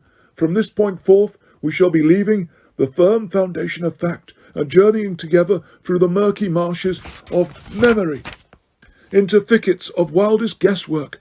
From here on in, Harry, I may be as woefully wrong as Humphrey Belcher, who believed the time was ripe for a cheese cauldron." "But you think you're right," said Harry. "Naturally I do, but as I have already proven to you, I make mistakes, like the next man. In fact, being, forgive me, rather cleverer than most men, my mistakes tend to be correspondingly huger." "Sir," said Harry tentatively, does what you're going to tell me have anything to do with the prophecy? Will it help me survive?" "It has a very great deal to do with the prophecy," said Dumbledore, as casually as if Harry had asked him what the next day's weather was going to be. "And I certainly hope that it will help you to survive." Dumbledore got to his feet and walked around the desk past Harry, who turned eagerly in his seat to watch Dumbledore bending over the cabinet beside the door. When Dumbledore straightened up, he was holding a familiar shallow stone basin etched with odd markings around its rim. He placed the pensieve on the desk in front of Harry. "You look worried." Harry had indeed been eyeing the pensieve and some apprehension. His previous experiences with the odd device that stored and revealed thoughts and memories, though highly instructive, had also been uncomfortable. The last time he had disturbed its contents, he had seen much more than he would have wished, but Dumbledore was smiling. "This time you went to the pensieve with me, and, even more unusually, with permission." "Where are we going, sir?" "For a trip down Bob Ogden's memory lane," said Dumbledore, pulling from his pocket a crystal bottle containing a swirling, silvery white substance. "Who was Bob Ogden?" "He was employed by the Department of Magical Law Enforcement," said Dumbledore. "He died some time ago, but not before I had tracked him down and persuaded him to confide these recollections to me. We are about to accompany him on a visit he made in the course of his duties. If you will stand, Harry." But Dumbledore was having difficulty pulling out the stopper of the crystal bottle. His injured hand seemed stiff and painful. Shall I, sir?" "No matter, Harry." Dumbledore pointed his wand at the bottle, and the cork flew out. "Sir, how did you injure your hand?" Harry asked again, looking at the blackened fingers with a mixture of revulsion and pity. "Now is not the moment for that story, Harry. Not yet. We have an appointment with Bob Ogden." Dumbledore tipped the silvery contents of the bottle into the pensieve, where they swirled and shimmered. neither liquid nor gas. "After you," said Dumbledore, gesturing towards the bowl. Harry bent forwards, took a deep breath and plunged his face into the silvery substance. He felt his feet leave the office floor. He was falling, through whirling darkness, and then, quite suddenly, he was blinking in dazzling sunlight. Before his eyes had adjusted, Dumbledore landed beside him. They were standing in a country lane bordered by high, tangled hedgerows, beneath a summer sky as bright and blue as a forget-me-not. Some 10 feet in front of them stood a short, plump man wearing enormously thick glasses that reduced his eyes to mole-like specks. He was reading a wooden signpost that was sticking out of the brambles on the left-hand side of the road. Harry knew this must be Ogden. He was the only person in sight, and he was also wearing the strange assortment of clothes so often chosen by inexperienced wizards trying to look like muggles. In this case, a frock coat and spats over a striped one-piece bathing costume. Before Harry had time to do more than register his bizarre appearance, however, Ogden had set off at a brisk walk down the lane. Dumbledore and Harry followed. As they passed the wooden sign, Harry looked up at its 2 arms. The one pointing back the way they had come read, "Great Hangleton, 5 miles." The arm pointing after Ogden said, "Little Hangleton, 1 mile." They walked a short while with nothing to see but the hedgerows, the wide blue sky overhead and the swishing, frock-coated figure ahead. Then the lane curved to the left and fell away, sloping steeply down a hillside, so that they had a sudden, unexpected view of a whole valley laid out in front of them. Harry could see a village, undoubtedly Little Hangleton, nestling between the 2 steep hills, its church and graveyard clearly visible. Across the valley, set on the opposite hillside, was a handsome manor house, surrounded by a wide expanse of velvety green lawn. Ogden had broken into a reluctant trot due to the steep downward slope. Dumbledore lengthened his stride, and Harry hurried to keep up. He thought Little Hangleton must be their final destination, and wondered, as he had done on their night they had found Slughorn, why they had to approach it from such a distance. He soon discovered that he was mistaken in thinking that they were going to the village, however. The lane curved to the right, and when they rounded the corner, it was to see the very edge of Ogden's frock-coat vanishing through a gap in the hedge. Dumbledore and Harry followed him to a narrow dirt track bordered by higher and wider hedgerows from those that they had left behind.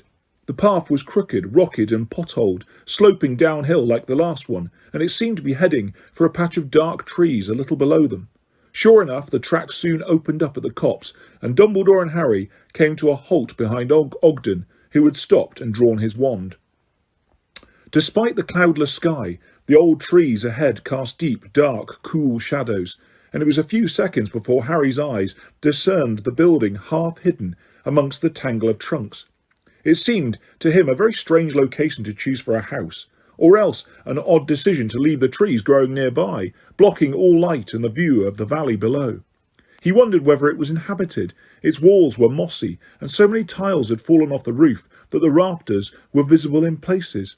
Nettles grew all around it, their tips reaching the windows, which were tiny and thick with grime. Just as he had concluded that nobody could possibly live there, however, one of the windows was thrown open with a clatter, and a thin trickle of steam or smoke issued from it, as though somebody was cooking. Ogden moved forwards quietly, and it seemed to Harry rather cautiously. As the dark shadows of the trees slid over him, he stopped again, staring at the front door, to which somebody had nailed a dead snake. Then there was a rustle and a crack, and a man in rags dropped from the nearest tree, landing on his feet right in front of Ogden, who leapt backwards so fast that he stood on the tails of the frock-coat and stumbled. "You're not welcome." The man standing before them had thick hair so matted with dirt it could have been any colour. Several of his teeth were missing. His eyes were small and dark and stared in opposite directions. He might have looked comical, but he did not. The effect was frightening, and Harry could not blame Ogden for backing away several more paces before he spoke. Good morning. I'm from the Ministry of Magic." "You're not welcome." I'm sorry, I don't understand you," said Ogden nervously. Harry thought Ogden was being extremely dim. The stranger was making himself very clear in Harry's opinion, particularly as he was brandishing a wand in one hand and a short and rather bloody knife in the other. "You understand him?" "I'm sure, Harry," said Dumbledore quietly. "Yes, of course," said Harry, slightly nonplussed. "Why can't Ogden?" But his eyes found the dead snake on the door again. He suddenly understood. He's speaking Parseltongue." "Very good," said Dumbledore, nodding and smiling. The man in rags was now advancing on Ogden, knife in one hand, wand in the other. Now look," Ogden began, but too late. There was a bang, and Ogden was on the ground clutching his nose, while a nasty yellowish goo squirted from between his fingers. "Morphin," said a loud voice. An elderly man had come hurrying out of the cottage, banging the door behind him so that the dead snake swung pathetically. This man was shorter than the first, and oddly proportioned. His shoulders were very broad and his arms overlong, which, with his bright brown eyes, short scrubby hair and wrinkled face, gave him the look of a powerful aged monkey. He came to a halt beside the man with the knife, who was now cackling with laughter at the sight of Ogden on the ground. "Ministry, is it?" said the older man, looking down at Ogden. "Correct," said Ogden angrily, dabbing his face. "And you, I take it, are Mr. Gaunt." "That's right," said Gaunt. "Got you in the face, did he?" "Yes, he did," snapped Ogden. "Should have made your presence known, shouldn't you?" said Gaunt aggressively. "This is private property. Can't just walk on here and not expect my son to defend himself." "Defend himself against what, man?" said Ogden, clambering back to his feet. "Busybodies, intruders, muggles and filth." Ogden pointed his wand at his own nose, which was still issuing large amounts of what looked like yellow pus, and the flow stopped at once. Mr. Gaunt spoke out of the corner of his mouth to Morphin. "Get in the house. Don't argue." This time, ready for it, Harry recognised Parseltongue. Even while he could understand what it was being said, he distinguished the weird hissing noise that was all Ogden could hear. Morphin seemed to be on the point of disagreeing, but when his father cast him a threatening look, he changed his mind, lumbering away to the cottage with an odd, rolling gait, and slamming the front door behind him, so that the snake swung sadly again. "It's your son I'm here to see, Mr. Gaunt," said Ogden, as he mopped the last of the pus from the front of his coat. "That was Morphin, was it?" "Ah, that was Morphin," said the old man indifferently. "Are you pure blood?" he asked, suddenly aggressive. "That's neither here nor there," said Ogden coldly, and Harry felt his respect for Ogden rise. Apparently Gaunt felt rather differently. He squinted into Ogden's face and muttered, in what was clearly supposed to be an offensive tone, "Now I come to think about it, I've seen noses like yours down in the village." "I don't doubt it. If your son's been let loose on them," said Ogden, "perhaps we could continue this discussion inside." "Inside?" "Yes, Mr. Gaunt. I've already told you I'm here about Morphin. We sent an owl." "I've no use for owls," said Gaunt. "I don't open letters." "Then you can hardly complain that you get no warning of visitors," said Ogden tartly. "I am here following a serious breach of wizarding law, which occurred here in the early hours of this morning." All right, bellowed Gaunt. "Come on in the bleeding house, then, and much good it'll do you." The house seemed to contain 3 tiny rooms. 2 doors led off the main room, which served as kitchen and living room combined. Morphin was sitting in a filthy armchair beside the smoking fire, twisting a live adder between his thick fingers and crooning softly at it in Parseltongue. "Hissy, hissy, little snaky, sliver on the floor. You be good to Morphin, or he'll nail you to the door." There was a scuffling noise in the corner beside the open window, and Harry realised that there was somebody else in the room, a girl whose ragged, grey dress was the exact colour of the dirty stone wall behind her. She was standing beside a steaming pot on a grimy black stove, and was fiddling around with a shelf of squalid-looking pots and pans above it. Her hair was lank and dull, and she had a plain, pale, rather heavy face. Her eyes, like her brother's, stared in opposite directions. She looked a little cleaner than the 2 men, but Harry thought he had never seen a more defeated-looking person. "My daughter, Merope," said Gaunt grudgingly, as Ogden looked inquiringly towards her. Good morning," said Ogden. She did not answer, but with a frightened glance at her father, turned her back on the room and continued shifting the pots on the shelf behind her. "Well, Mr. Gaunt," said Ogden, "to get straight to the point, we have reason to believe that your son Morphin performed magic in front of a muggle late last night." There was a deafening clang. Merope had dropped one of the pots. "Pick it up," Gaunt bellowed at her. "That's it. Grub on the floor like some filthy muggle. What's your wand for, you useless sack of muck?" "Mr. Gaunt, please," said Ogden, in a shocked voice, as Merope, who had already picked up the pot, flushed blotchily scarlet, lost her grip on the pot again, drew her wand shakily from her pocket, pointed it at the pot, and muttered a hasty, inaudible spell that caused the pot to shoot across the floor away from her, hit the opposite wall, and crack in two. Morphin let out a mad cackle of laughter. Gaunt screamed, "Mend it, you pointless lump! Mend it!" Merope stumbled across the room, but before she had time to raise her wand, Ogden had lifted his own and said firmly, "Reparo." The pot mended itself instantly. Gaunt looked for a moment as though he was going to shout at Ogden, but seemed to think better of it. Instead, he jeered at his daughter. "Luckily, the nice man from the ministry's here, isn't it? Perhaps he'll take you off my hands. Perhaps he doesn't mind, dirty squibs." Without looking at anybody or thanking Ogden, Merope picked up the pot and returned it, hands trembling, to its shelf.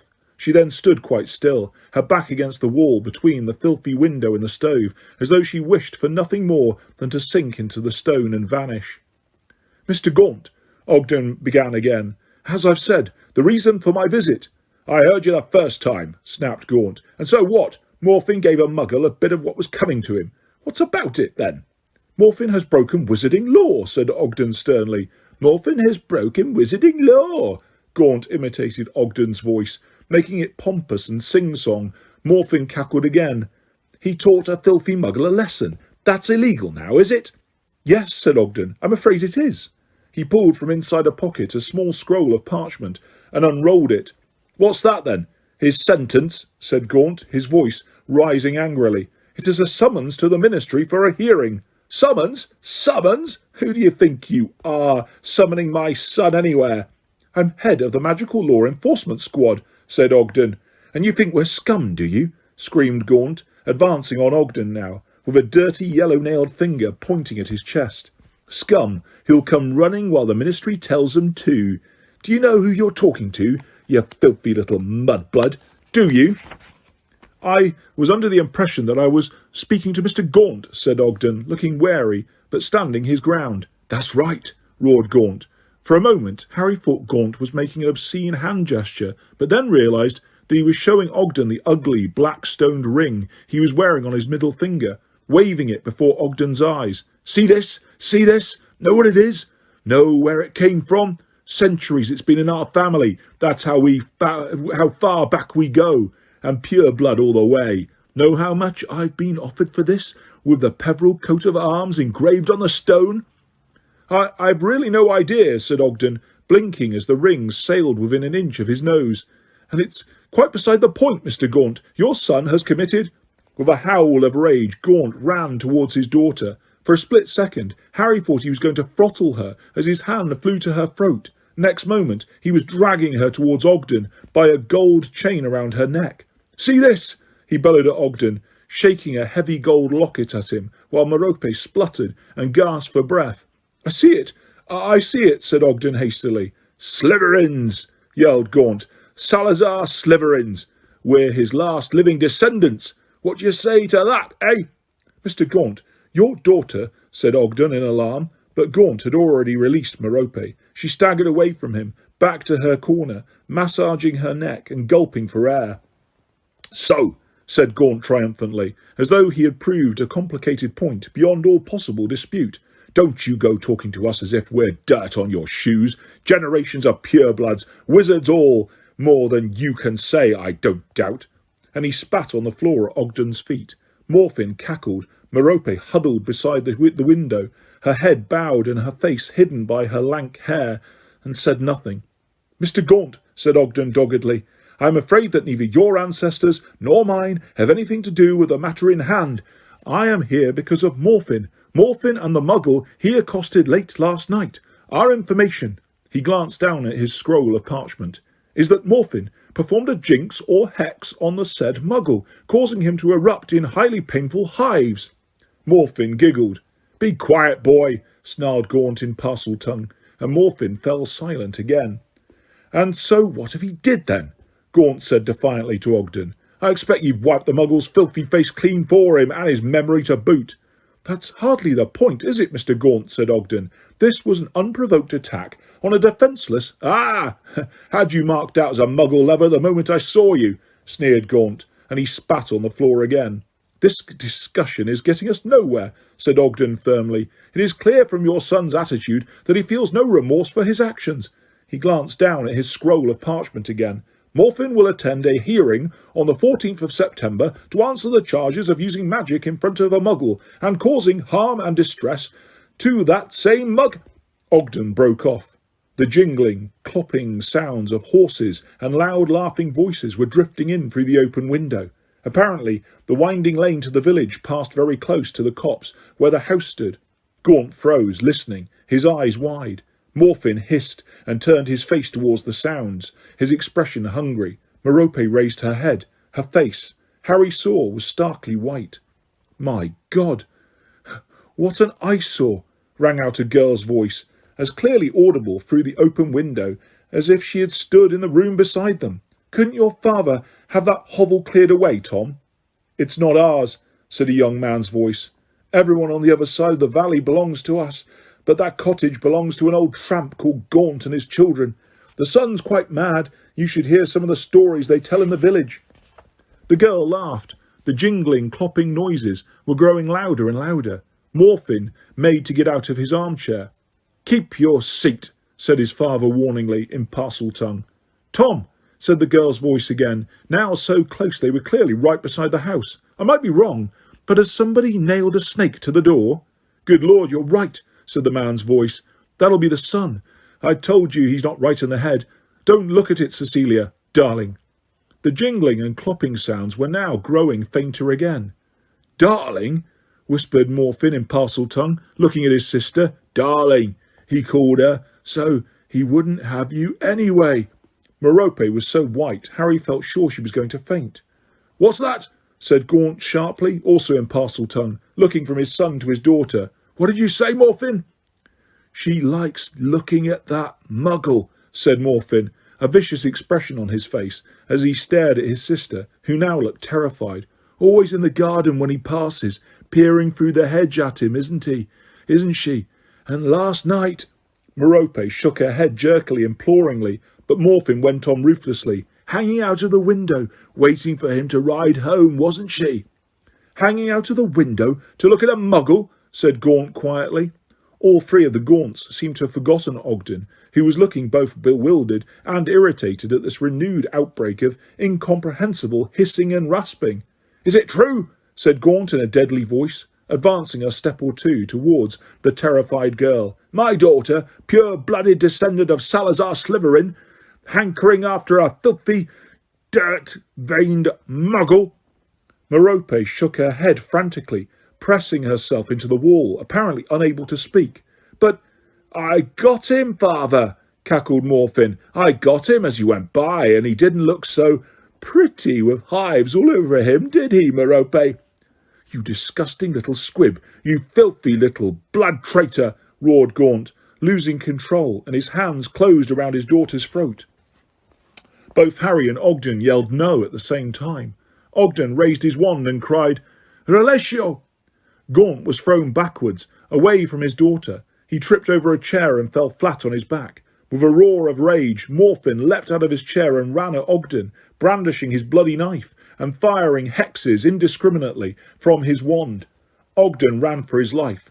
Dumbledore indicated that they ought to follow, and Harry obeyed, Merope's screams echoing in his ears. Ogden hurtled up the path and erupted onto the main lane, his arms over his head, where he collided with the glossy chestnut horse ridden by a very handsome, dark-haired young man. Both he and the pretty girl riding beside him on a grey horse roared with laughter at the sight of Ogden, who bounced off the horse's flank and set off again, his frock coat flying, covered from head to foot in dust, running pell-mell up the lane. I think that will do, Harry, said Dumbledore. He took Harry by the elbow and tugged. Next moment they were both soaring weightlessly through darkness, until they landed squarely on their feet back in Dumbledore's now twilight office. What happened to the girl in the cottage? Said Harry at once, as Dumbledore lit extra lamps with a flick of his wand. Merope, or whatever her name was. Oh, She survived, said Dumbledore, reseating himself behind his desk and indicating that Harry should sit down too. Ogden apparated back to the Ministry and returned with reinforcements within 15 minutes. Morphin and his father attempted to fight, but both were overpowered, removed from the cottage and subsequently convicted by the Wizengamot. Morphin, who already had a record of Muggle attacks, was sentenced to 3 years in Azkaban.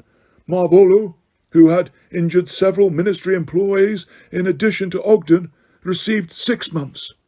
Marvolo, Harry repeated wonderingly. That's right, said Dumbledore, smiling in approval. I'm glad to see you're keeping up. That old man was Voldemort's grandfather. Yes, said Dumbledore. Marvolo, his son Morphin and his daughter Merope were the last of the Gaunts, a very ancient wizarding family noted for a vein of instability and violence that flourished through the generations due to their habit of marrying their own cousins. Lack of sense, coupled with a great liking for grandeur, meant that the family gold was squandered several generations before Marvolo was born. He, as you saw, was left in squalor and poverty, with a very nasty temper, a fantastic amount of arrogance and pride, and a couple of family heirlooms that he treasured just as much as his son, and rather more than his daughter. So Merope, said Harry, leaning forwards in his chair and staring at Dumbledore. So Merope was... Sir, does that mean she was Voldemort's mother? It does, said Dumbledore, and it so happens that we also had a glimpse of Voldemort's father. I wonder whether you noticed. The Muggle Morphin attacked, the man on the horse. Very good indeed, said Dumbledore, beaming. Yes, that was Tom Riddle, Senior, the handsome Muggle who used to go riding past the Gaunt cottage, and for whom Merope Gaunt cherished a secret, burning passion. And they ended up married, Harry said in disbelief, unable to imagine two people less likely to fall in love. I think you are forgetting, said Dumbledore, that Merope was a witch. I do not believe that her magical powers appeared to their best advantage when she was being terrorized by her father.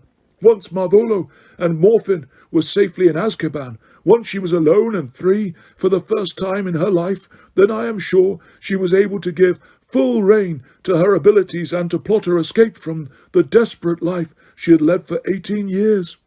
Can you not think of any measure Merope could have taken to make Tom Riddle forget his Muggle companion and fall in love with her instead? The Imperious Curse, Harry suggested, or a love potion. Very good. Personally, I am inclined to think that she used a love potion.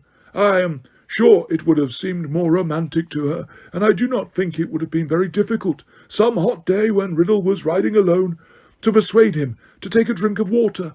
In any case, within a few months of the scene we have just witnessed, the village of Little Hangleton enjoyed a tremendous scandal.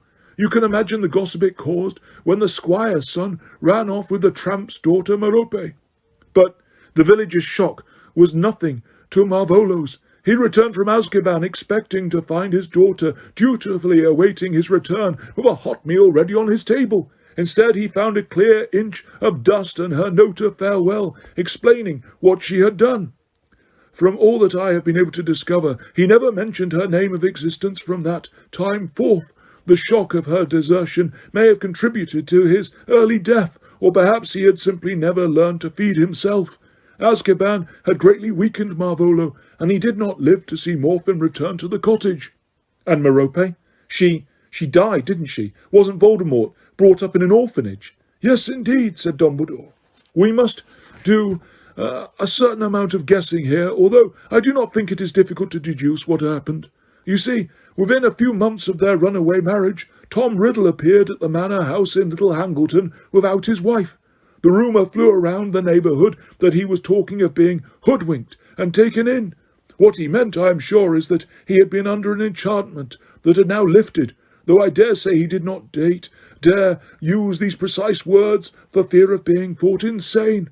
When they heard what he was saying, however, the villagers guessed that Merope had lied to Tom Riddle, pretending that she was going to have his baby and that he had married her for this reason.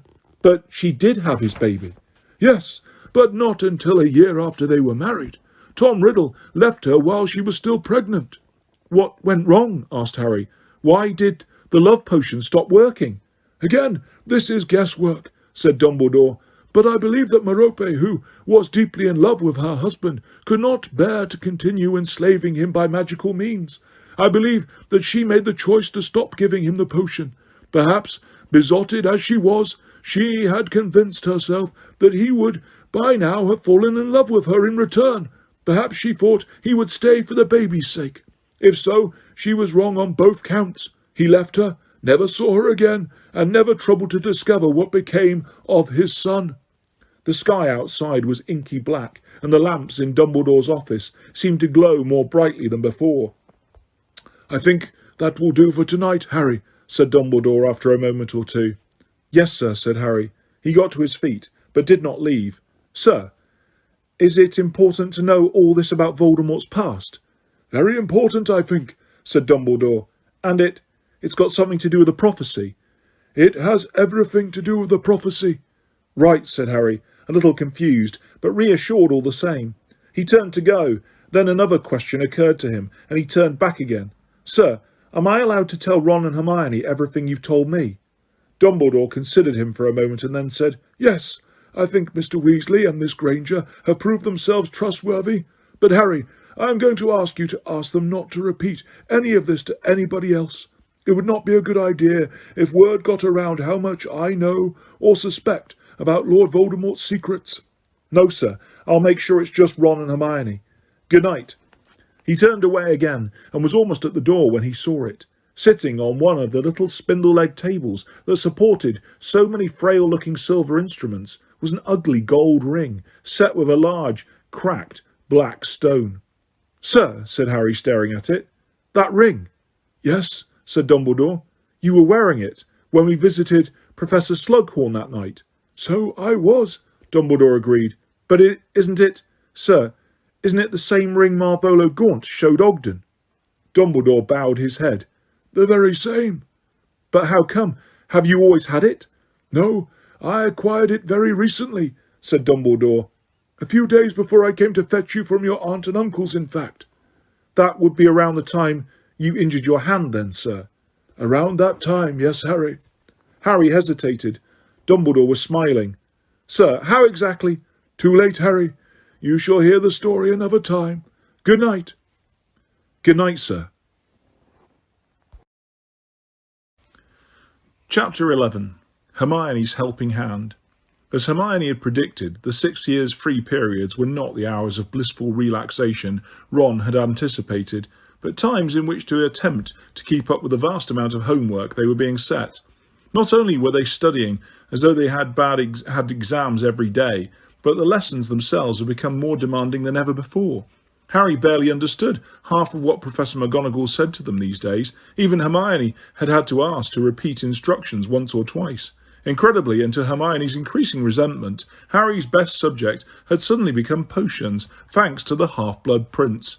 Non-verbal spells were now expected, not only in defence against the dark arts, but in charms and transfiguration too.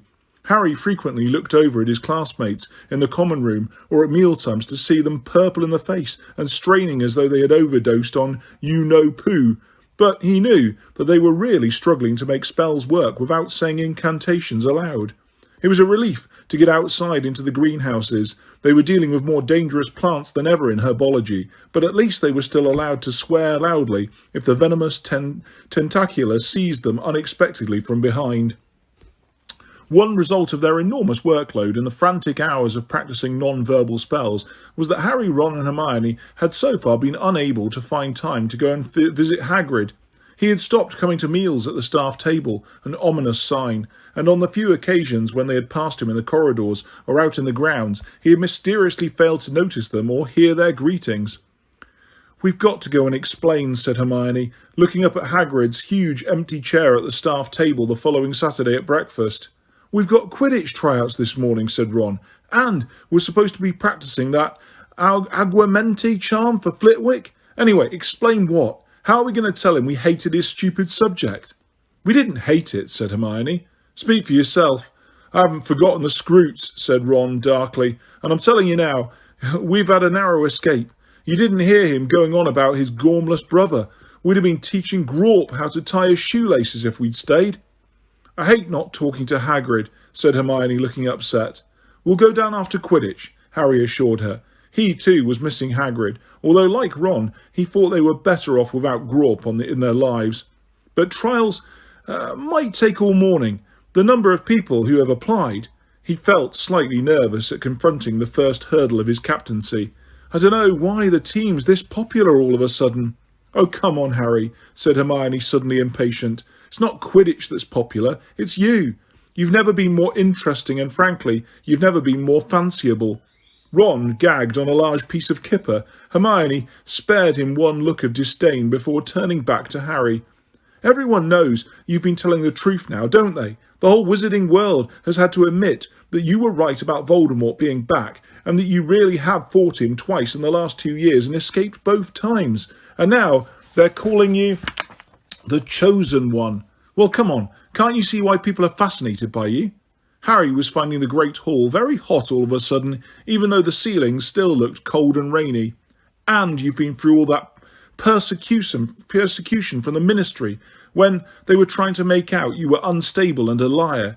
You can still see the marks where that evil woman made you write with your own blood, but you stuck to your own story anyway.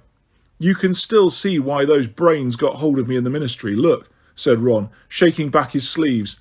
And it doesn't hurt that you've grown about a foot over the summer either, Hermione finished, ignoring Ron. I'm tall, said Ron inconsequentially. The post owls arrived, swooping down through rain-flecked windows, scattering everyone with droplets of water. Most people were receiving more post than usual. Anxious parents were keen to hear from their children and to reassure them in turn that all was well at home. Harry had received no mail since the start of term. His only regular correspondent was now dead, and although he had hoped that Lupin might write occasionally, he had so far been disappointed. He was very surprised, therefore, to see the snowy white Hedwig circling amongst all the brown and grey owls. She landed in front of him carrying a large square package. A moment later, an identical package landed in front of Ron, crushing beneath its minuscule and exhausted owl Pigwidgeon. "Ha!" said Harry, unwrapping the parcel to reveal a new copy of Advanced Potion Making, fresh from Flourish and Blots. "Oh, good," said Hermione, delighted. "Now you can give that graffitied copy back." "Are you mad?" said Harry. "I'm keeping it. Look, I've fought it out." He pulled the old copy of Advanced Potion Making out of his bag and tapped the cover with his wand, muttering, "Diffindo." The cover fell off. He did the same thing with a brand new book. Hermione looked scandalised. He then swapped the covers, tapped each and said, "Reparo." Then sat the prince's copy, disguised as a new book, and there sat the fresh copy from Flourish and Blots, looking thoroughly second-hand. "I'll give Slughorn back the new one. He can't complain. It cost 9 galleons. Hermione pressed her lips together, looking angry and disapproving, but was distracted by a third owl landing in front of her, carrying that day's copy of the Daily Prophet. She unfolded it hastily and scanned the front page. "Anyone we know dead?" asked Ron in a determinedly casual voice. He posed the same question every time Hermione opened her paper. "No, but there have been more Dementor attacks," said Hermione, "and an arrest." "Excellent. Who?" said Harry, thinking of Bellatrix Lestrange. "Stan Shunpike," said Hermione. "What?" said Harry, startled. "Stanley Shunpike, conductor on the popular wizarding conveyance The Night Bus, has been arrested on suspicion of Death Eater activity. Mr. Shunpike, 21, was taken into custody late last night after a raid on his Clapham home." "Stan Shunpike, a Death Eater," said Harry, remembering the spotty youth he had first met 3 years before. "No way." "He might have been put under the Imperious Curse," said Ron reasonably. "You never can tell." "It doesn't look like it," said Hermione, who was still reading. "It says here he was arrested after he was overheard talking about the Death Eater's secret plans in a pub." She looked up with a troubled expression on her face. "If he was under the Imperious Curse, he'd hardly stand around gossiping about their plans, would he?" "It sounds like he was trying to make out he knew more than he did," said Ron. "Isn't he the one who claimed he was going to become Minister for Magic when he was trying to chat up those Vila?" "Yeah, that's him," said Harry. "I don't know what they're playing at, taking Stan seriously." "They probably want to look as though they're doing something," said Hermione, frowning. "People are terrified. You know, the Patil twins' parents want them to go home, and Eloise Midgen has already been withdrawn. Her father picked her up last night." "What?" said Ron, goggling at Hermione. But Hogwarts is safer than their homes, bound to be. We've got auras and all of those extra protective spells, and we've got Dumbledore. I don't think we've got him all the time, said Hermione very quietly, glancing towards the staff table over the top of the Prophet. Haven't you noticed? His seat's been empty as often as Hagrid's this past week. Harry and Ron looked up at the staff table. The headmaster's chair was indeed empty. Now Harry came to think of it, he had not seen Dumbledore since their private lesson a week ago. I think he's left the school to do something with the Order, said Hermione in a low voice. I mean, it's all looking serious, isn't it? Harry and Ron did not answer, but Harry knew that they were all thinking the same thing. There had been a horrible incident the day before, when Hannah Rabbit had been taken out of herbology to be told her mother had been found dead. They had not seen Hannah since. When they left the Gryffindor table 5 minutes later to head down to the Quidditch pitch, they passed Lavender Brown and Parvati Patil. Remembering what Hermione had said about the Patil twins' parents wanting them to leave Hogwarts, Harry was unsurprised to see what the two best friends were whispering together, looking distressed. What did surprise him was that when Ron drew level with them, Parvati suddenly nudged Lavender, who looked around and gave Ron a wide smile. Ron blinked at her, and then returned the smile uncertainly. His walk instantly became something more like a strut. Harry resisted the temptation to laugh, remembering that Ron had refrained from doing so after Malfoy had broken Harry's nose. Hermione, however, looked cold and distant all the way down to the stadium through the cool, misty drizzle, and departed to find a place in the stands without wishing Ron good luck. As Harry had expected, the trials took most of the morning. Half of Gryffindor House seemed to have turned up, from first years who were nervously clutching a selection of the dreadful old school brooms, to seventh years who towered over the rest, looking coolly intimidating. The latter including a large, wiry-haired boy Harry recognised immediately from the Hogwarts Express. We met on the train, in old Sluggy's compartment, he said confidently, stepping out of the crowd to shake Harry's hand. Cormac McLaggen, keeper. You didn't try out last year, did you? Asked Harry, taking note of the breadth of McLaggen and thinking that he would probably block all 3 goal hoops without even moving. I was in the hospital wing when they held the trials, said McLaggen, with something of a swagger. 8 a pound of doxy eggs for a bet. Right, said Harry. Well, if you wait over there. He pointed over to the edge of the pitch, close to where Hermione was sitting. He thought he saw a flicker of annoyance pass over McLaggen's face and wondered whether McLaggen expected preferential treatment because they were both old Sluggy's favourites. Harry decided to start with a basic test, asking all applicants for the team to divide into groups of 10 and fly once across the pitch. This was a good decision. The first 10 was made up of first years, and it could not have been plainer that they had hardly ever flown before. Only one boy managed to remain airborne for more than a few seconds, and he was so surprised he promptly crashed into one of the goalposts. The second group comprised 10 of the silliest girls Harry had ever encountered, who, when he blew his whistle, merely fell about giggling and clutching each other. Romilda Vane was amongst them. When he told them to leave the pitch, they did so quite cheerfully and went to sit in the stands to heckle everyone else. The third group had a pile-up halfway through the pitch. Most of the fourth group had come without broomsticks. The fifth group were Hufflepuffs. If there's anyone else here who's not from Gryffindor, roared Harry, who was starting to get seriously annoyed. Leave now, please. There was a pause, and then a couple of little Ravenclaws went sprinting off the pitch, snorting with laughter. After 2 hours, many complaints and several tantrums, one involved a crashed Cornet 260 and several broken teeth, Harry had found himself 3 chasers. Katie Bell returned to the team after an excellent trial, a new find called Demelza Robbins, who was particularly good at dodging bludgers, and Ginny Weasley, who had outflown all the competition and scored 17 goals to boot. Pleased though he was with his choices, Harry had also shouted himself hoarse at the many complainers and was now enduring a similar battle with the rejected beaters. That's my final decision, and if you don't get out of the way for the keepers, I'll hex you, he bellowed. Neither of his chosen beaters had the old brilliance of Fred and George, but he was still reasonably pleased with them. Jimmy Peakes, a short but broad-chested third year who had managed to raise a lump the size of an egg on the back of Harry's head with a ferociously hit bludger, and Richie Coote, who looked weedy but aimed well. They now joined the spectators in the stands to watch the selection of their last team member. Harry had deliberately left the trial of the keepers until last, hoping for an emptier stadium and less pressure on all concerned. Unfortunately, however, all the rejected players and a number of people who had come down to watch after a lengthy breakfast had joined the crowd by now, so that it was larger than ever. As each keeper flew up to the goal hoops, the crowd roared and jeered in equal measure. Harry glanced over at Ron, who had always had a problem with nerves. Harry had hoped that winning their final match last term might have cured it, but apparently not. Ron was a delicate shade of green. None of the first 5 applicants saved more than 2 goals apiece. To Harry's great disappointment, Cormac McLaggen saved 4 penalties out of 5.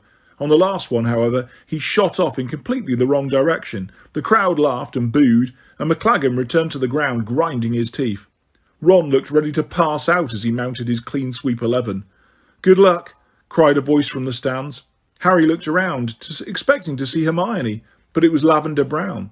He would have quite liked to have hidden his face in his hands, as she did a moment later, but thought that was the captain. As the captain, he ought to show slightly more grit, and so turned to watch Ron do his trial. Yet he need not have worried. Ron saved 1, 2, 3, 4, 5 penalties in a row. Delighted and resisting, joining in the cheers of the crowd with difficulty, Harry turned to McLaggen to tell him that, most unfortunately, Ron had beaten him, only to find McLaggen's red face inches from his own. He stepped back hastily. "His sister didn't really try," said McLaggen menacingly. There was a vein pulsing in his temple like the one Harry had often admired in Uncle Vernon's. "She gave him an easy save." "Rubbish," said Harry coldly. "That was the one he nearly missed." McLaggen took a step nearer Harry, who stood his ground this time. "Give me another go." "No," said Harry. "You've had your go. You saved 4, Ron saved 5. Ron's keeper. He won it fair and square. Get out of my way." He thought for a moment that McLaggen might punch him, but he contented himself with an ugly grimace and stormed away, growling what sounded like threats to thin air. Harry turned around to find his own team beaming at him. "Well done," he croaked. "You flew really well. You did brilliantly, Ron." This time it really was Hermione running towards them from the stands. Harry saw Lavender walking off the pitch, arm in arm with Pavati, a rather grumpy expression on her face. Ron looked extremely pleased with himself, and even taller than usual as he grinned around at the team and at Hermione. After fixing the time of their first full practice for the following Thursday, Harry, Ron and Hermione bade goodbye to the rest of the team and headed off towards Hagrid's. A watery sun was trying to break through the clouds now, and it had stopped drizzling at last. Harry felt extremely hungry. He hoped there would be something to eat at Hagrid's. "I thought I was going to miss that 4th penalty," Ron was saying happily. "Tricky shot from Demelza. Did you see? Had a bit of spin on it." Yes, you were magnificent," said Hermione, looking amused. "I was better than McLaggen anyway," said Ron in a highly satisfied voice. "Did you see him lumbering off in the wrong direction on his 5th? Looked like he'd been confounded." To Harry's surprise, Hermione turned a very deep shade of pink at these words. Ron noticed nothing, but he was too busy describing each of his other penalties in loving detail. The great grey hippogriff Buckbeak was tethered in front of Hagrid's cabin. He clicked his razor-sharp beak at their approach and turned his huge head towards them. "Oh dear," said Hermione nervously. "He's still a bit scary, isn't he?" "Come off it. You've ridden him, haven't you?" said Ron. Harry stepped forwards and bowed low to the hippogriff, without breaking eye contact or blinking. After a few seconds, Buckbeak sank into a bow too. "How are you?" Harry asked him in a low voice, moving forwards to stroke the feathery head. "Missing him. But you're okay here with Hagrid, aren't you?" "Oi!" said a loud voice. Hagrid had come striding from the corner of his cabin, wearing a large flowery apron and carrying a sack of potatoes. His enormous boarhound Fang was at his heels. Fang gave a booming bark and bounded forwards. "Get away from him! You'll have your fingers! Oh, it's you lot!" Fang was jumping up at Hermione and Ron, attempting to lick their ears. Hagrid stood and looked at them, all for a split second, and then turned and strode into his cabin, slamming the door behind him. "Oh dear," said Hermione, looking stricken. "Don't worry about it," said Harry grimly. He walked over to the door and knocked loudly. "Hagrid, open up. We want to talk to you." There was no sound from within. "If you don't open the door, we'll blast it open," Harry said, pulling out his wand. "Harry," said Hermione, sounding shocked. "You can't possibly—" "Yeah, I can," said Harry. "Stand back." But before he could say anything else, the door flew open again, as Harry had known it would, and there stood Hagrid, glowering down at him and looking, despite the flowery pinny, positively alarming. "I'm a teacher," he roared at Harry. "A teacher, Potter! How dare you threaten to break down my door?" "I'm sorry, sir," said Harry, emphasising the last word as he stowed his wand inside his robes. Hagrid looked stunned. "Since when have you called me sir?" "Since when have you called me Potter?" "Oh, very clever," growled Hagrid. "Very amusing. That's me outsmarted, innit? All right, come in then, you ungrateful little—" Mumbling darkly, he stood back to let them pass. Hermione scurried in after Harry, looking rather frightened. "Well," said Hagrid grumpily, as Harry, Ron and Hermione sat down around his enormous wooden table, Fang laying his head immediately upon Harry's knee and drooling all over his robes. "What's this? Feeling sorry for me? Reckon I'm lonely or summat?" "No," said Harry at once. "We wanted to see you." "We've missed you," said Hermione tremulously. "Missed me, have you?" snorted Hagrid. "Yeah, right." He stomped around, brewing up tea in his enormous copper kettle, muttering all the while. Finally, he slammed down 3 bucket-sized mugs of mahogany brown tea in front of them, and a plate of his rock cakes. Harry was hungry enough even for Hagrid's cooking, and took one at once.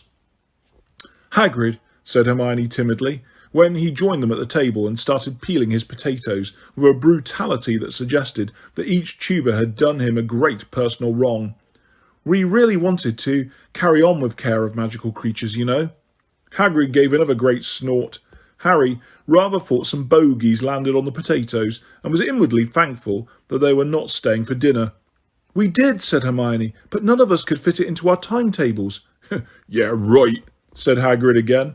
There was a funny squelching sound, and they all looked around. Hermione let out a tiny shriek, and Ron leapt out of his seat and hurried around the table away from the large barrel standing in the corner that they had only just noticed. It was full of what looked like foot-long maggots, slimy, white and writhing. "What are they, Hagrid?" asked Harry, trying to sound interested rather than revolted, but putting down his rock cake all the same. "Just giant grubs," said Hagrid. "And they grow into—" said Ron, looking apprehensive. "They won't grow into nothing," said Hagrid. "I got 'em to feed to Aragog." And without warning, he burst into tears. "Hagrid," cried Hermione, leaping up, hurrying around the table to long away to avoid the barrel of maggots, and putting an arm around his shaking shoulders. "What is it?" "It's him," gulped Hagrid, his beetle-black eyes streaming as he mopped his face with his apron. It's Aragog. I think he's dying. He got all ill over the summer and he's not getting better. I don't know what I'll do if we've been together so long." Hermione patted Hagrid's shoulder, looking at a complete loss for anything to say. Harry knew how she felt. He had known Hagrid to present a vicious baby dragon with a teddy bear, seen him croon over giant scorpions with suckers and stings, attempt to reason with his brutal giant of a half-brother. But this was perhaps the most incomprehensible of all his monster fancies, the gigantic talking spider, Aragog, that dwelled deep in the Forbidden Forest, and which he and Ron had only narrow escaped 4 years previously. Is there anything we can do?" Hermione asked, ignoring Ron's frantic grimaces and head-shakings. "I don't think there is, Hermione," choked Hagrid, attempting to stem the flood of his tears. "See, the rest of the tribe, Aragog's family, they're getting a bit funny now he's ill, but a bit restive." "Yeah, I think we saw a bit of that side of them," said Ron in an undertone. "I don't reckon it'd be safe for anyone but me to go near the colony at the Mo," Hagrid finished, blowing his nose hard on the apron and looking up. "But thanks for offering, Hermione. It means a lot." After that, the atmosphere lightened considerably, for although neither Harry nor Ron had shown any inclination to go and feed giant grubs to a murderous gargantuan spider, Hagrid seemed to take it for granted that they would have liked to have done, and became his usual self once more. "I always knew you'd find it hard to squeeze me into your timetables," he said gruffly, pouring them more tea, "even if you applied for time-turners." "We couldn't have done," said Hermione. "We smashed the entire stock at Ministry time-turners when we were there in the summer. It was in the Daily Prophet." "Ah, well then," said Hagrid, "there's no way you could have done it. I'm sorry I've been, I've just been worried about Aragog, and I did wonder if Professor Grubbly Plank had been teaching you." at which all three of them stated categorically and untruthfully that Professor Grubbly Plank, who had substituted for Hagrid a few times, was a dreadful teacher, with the result, by the time Hagrid waved them off the premises at dusk, he looked quite cheerful. "I'm starving," said Harry, once the door had closed behind them, and they were hurrying through the dark and deserted grounds. He had abandoned the rock cake after an ominous cracking noise from one of his back teeth. "And I've got that detention with Snape tonight. Haven't got much time for dinner." As they came into the castle, they spotted Cormac McLaggen entering the great hall. It took him 2 attempts to get through the doors. He ricocheted off the frame on the first attempt. Ron merely guffawed gloatingly and strode off into the hall after him. But Harry caught Hermione's arm and held her back. "What?" said Hermione defensively. "If you ask me," said Harry quietly, "McLaggen looks like he was confounded. And he was standing right in front of where you were sitting." Hermione blushed. "Oh, all right then, I did it," she whispered. "But you should have heard the way he was talking about Ron and Ginny. Anyway, he's got a nasty temper. You saw how he reacted when he didn't get in. You wouldn't have wanted someone like that on the team." "No," said Harry. "No, I suppose that's true. But wasn't that dishonest, Hermione? I mean, you're a prefect, aren't you?" "Oh, be quiet," she snapped, as he smirked. "What are you two doing?" demanded Ron, reappearing in the doorway to the great hall and looking suspicious. "Nothing," said Harry and Hermione together, and they hurried after Ron. The smell of roast beef made Harry's stomach ache with hunger, but they had barely taken 3 steps towards the Gryffindor table when Professor Slughorn appeared in front of them, blocking their path. "Harry, Harry, just the man I was hoping to see," he boomed genially, twiddling the ends of his walrus moustache and puffing out his enormous belly. "I was hoping to catch you before dinner. What do you say to a spot of supper tonight in my room instead? We're having a little party, just a few rising stars. I've got McLaggen coming and Zabini, the charming Melinda Bobbin. I don't know whether you know her. Her family owns a large chain of apothecaries, and of course I hope very much that Miss Granger will favour me by coming too." Slughorn made Hermione a little bow as he finished speaking. It was as though Ron was not present. Slughorn did not so much as look at him. "I can't come, Professor," said Harry at once. "I've got a detention with Professor Snape." "Oh dear," said Slughorn, his face falling comically. Dear, I was counting on you, Harry. Well, now, I'll just have to have a word with Severus and explain the situation. I'm sure I'll be able to persuade him to postpone your detention. Yes, I'll see you both later." He bustled away out of the hall. "He's got no chance of persuading Snape," said Harry, the moment Slughorn was out of earshot. "This detention's already been postponed once. Snape did it for Dumbledore, but he won't do it for anyone else." "Oh, I wish you could come. I don't want to go on my own," said Hermione anxiously. Harry knew that she was thinking about McLaggen. "I doubt you'll be alone. Ginny'll probably be invited," snapped Ron, who did not seem to have taken kindly to being ignored by Slughorn. After dinner, they made their way back to Gryffindor Tower. The common room was very crowded, as most people had finished dinner by now, but they managed to find a free table and sat down. Ron, who had been in a bad mood ever since the encounter with Slughorn, folded his arms and frowned at the ceiling. Hermione reached out for a copy of the Evening Prophet, which somebody had left abandoned on a chair. "Anything new?" said Harry. "Not really." Hermione had opened the newspaper and was scanning the inside pages. "Oh, look, your dad's in here, Ron. He's all right," she added quickly, for Ron had looked around in alarm. "It just says he's been to visit the Malfoys' house. This second search of the Death Eater's residence does not seem to have yielded any results. Arthur Weasley of the Office for the Detection and Confiscation of Counterfeit Defensive Spells and Protective Objects said that his team had been acting upon a confidential tip-off." "Yeah, mine," said Harry. "I told him at King's Cross about Malfoy and that thing he was trying to get Borgin to fix. Well, if it's not at their house, he must have brought whatever it is to Hogwarts with him." "But how can he have done, Harry?" said Hermione, putting down the newspaper with a surprised look. "We were all searched when we arrived, weren't we?" "Were you?" said Harry, taken aback. "I wasn't." "Oh no, of course you weren't. I forgot you were late. Well, Filch ran over all of us with secrecy sensors when we got into the entrance hall. Any dark object would have been found. I know for a fact Crabbe had a shrunken head confiscated. So you see, Malfoy can't have brought in anything dangerous."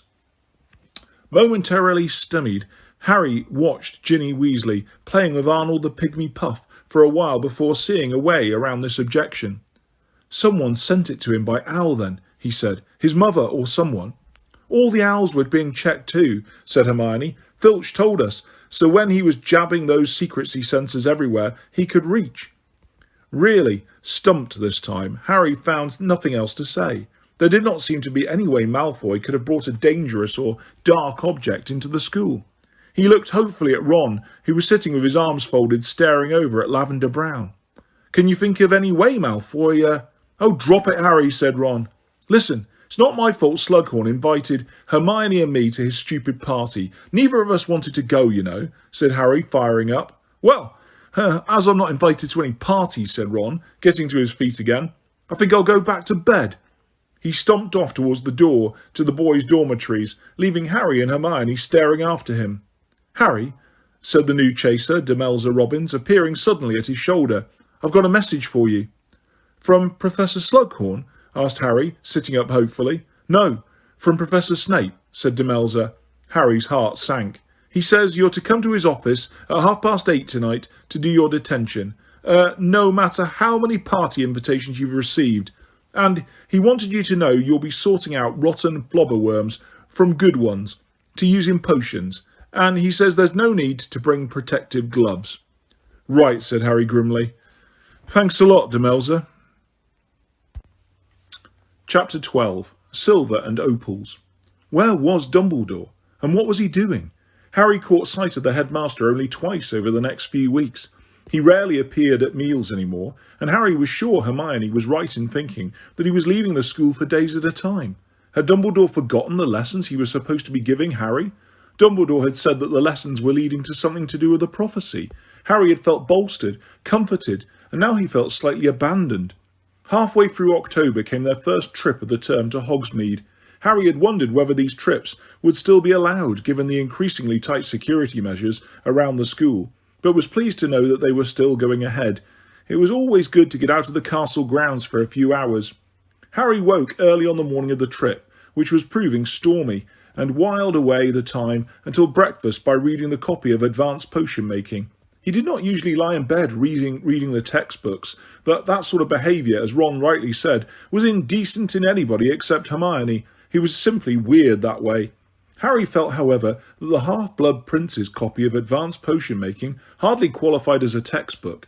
The more Harry pored over the book, the more he realised how much was in there. Not only the handy hints and shortcuts on potions that were earning him such a glowing reputation with Slughorn, but also the imaginative little jinxes and hexes scribbled in the margins which Harry was sure, judging by the crossings out and revisions, that the prince had invented himself. Harry had already attempted a few of the prince's self-invented spells. There had been a hex that caused toenails to grow alarmingly fast. He had tried this on Crabbe in the corridor, with very entertaining results. A jinx that glued the tongue to the roof of the mouth, which he had twice used to general applause on an unsuspecting Argus Filch. And perhaps most useful of all, Muffiato, a spell that filled the ears of anyone nearby with an unidentifiable buzzing so that lengthy conversations could be held in class without being overheard. The only person who did not find these charms amusing was Hermione, who maintained a rigidly disapproving expression throughout and refused to talk at all if Harry had used the Muffiato spell on anyone in the vicinity. Sitting up in bed, Harry turned the book sideways so as to examine more closely the scribbled instructions for a spell that seemed to have caused the prince some trouble. There were many crossings out and alterations, but finally crammed into a corner of the page, the scribble Levi Corpus, MVBL. While the wind and sleet pounded relentlessly on the windows and Neville snored loudly, Harry stared at the letters in brackets, NVHL. That had to mean non-verbal. Harry rather doubted he would be able to bring off this particular spell. He was still having difficulty with non-verbal spells, something Snape had been quick to comment on in every Dada class, D-A-D-A. On the other hand, the prince had proved a much more effective teacher than Snape so far. Pointing his wand at nothing in particular, he gave it an upward flick and said, Levicorpus, inside his head. Ah! There was a flash of light and the room was full of voices. Everyone had woken up as Ron had let out a yell. Harry sent advanced potion-making flying in panic. Ron was dangling upside down in mid-air as though an invisible hook had hoisted him up by the ankle. "Sorry," yelled Harry, as Dean and Seamus roared with laughter and Neville picked himself up from the floor, having fallen out of bed. "Hang on, I'll let you down." He groped for the potion book and rifled through it in a panic, trying to find the right page. At last he located it and deciphered one cramped word underneath the spell, praying that this was the counterjinx. Harry thought, Leharacopus, with all his might. There was another flash of light and Ron fell in a heap onto his mattress. "Sorry," repeated Harry weakly, while Dean and Seamus continued to roar with laughter. "Tomorrow," said Ron in a muffled voice. "I'd rather you set the alarm clock."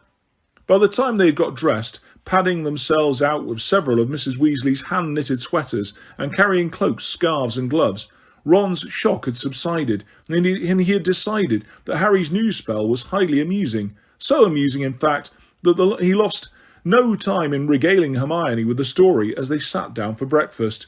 "And then there was another flash of light, and I landed on the bed again," grinned Ron, helping himself to sausages. Hermione had not cracked a smile during this anecdote, and now turned an expression of wintry disapproval upon Harry. "Was this spell, by any chance, another one from that potion book of yours?" she asked. Harry frowned at her. "Always jump to the worst conclusion, don't you?" "Was it?"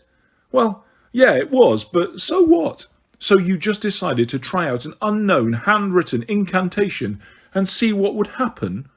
"Why does it matter if it's handwritten?" said Harry, preferring not to answer the rest of the question. "Because it's probably not Ministry of Magic approved," said Hermione. "And also," she added, as Harry and Ron rolled their eyes, "because I'm starting to think this Prince character was a bit dodgy." Both Harry and Ron shouted her down at once. "It was a laugh," said Ron, upending a ketchup bottle over his sausages. "Just a laugh, Hermione, that's all." "Dangling people upside down by the ankle," said Hermione. "Who puts their time and energy into making up spells like that?" "Fred and George," said Ron, shrugging. "It's their kind of thing, and, "My dad," said Harry. He had only just remembered. "What?" said Ron and Hermione together. "My dad used this spell," said Harry. Lupin told me." The last part was not true, in fact. Harry had seen his father use the spell on Snape, but he had never told Ron and Hermione about that particular excursion into the Pensieve. Now, however, a wonderful possibility occurred to him. Could the half-blood prince possibly be? "Maybe your dad did use it, Harry," said Hermione, "but he's not the only one. We've seen a whole bunch of people use it, in case you've forgotten, dangling people in the air, making them float along, asleep, helpless." Harry stared at her, with a sinking feeling he too remembered the behaviour of the Death Eaters at the Quidditch World Cup. Ron came to his aid. "That was different," he said robustly. "They were abusing it. Harry and his dad were just having a laugh. You don't like the prince, Hermione," he added, pointing a sausage at her sternly, "because he's better than you at potions." "It's got nothing to do with that," said Hermione, her cheeks reddening. "I just think it's very irresponsible to start performing spells when you don't even know what they're for, and stop talking about the prince as if it's his title. I bet it's just a stupid nickname, and it doesn't seem as though he was a very nice person to me." "I don't see where you get that from," said Harry heatedly. "If he'd been a budding Death Eater, he wouldn't have been boasting about being half-blood, would he?" Even as he said it, Harry remembered that his father had been pure-blood, but he pushed the thought of this out of his mind. He would worry about that later. "The Death Eaters can't all be pure-blood. There aren't enough pure-blood wizards left," said Hermione stubbornly. "I expect most of them are half-bloods, pretending to be pure. It's only Muggle-borns they hate. They'd be quite happy to let you and Ron join up." "There is no way they'd let me be a Death Eater," said Ron indignantly, a bit of sausage flying off the fork he was now brandishing at Hermione and hitting Ernie Macmillan on the head.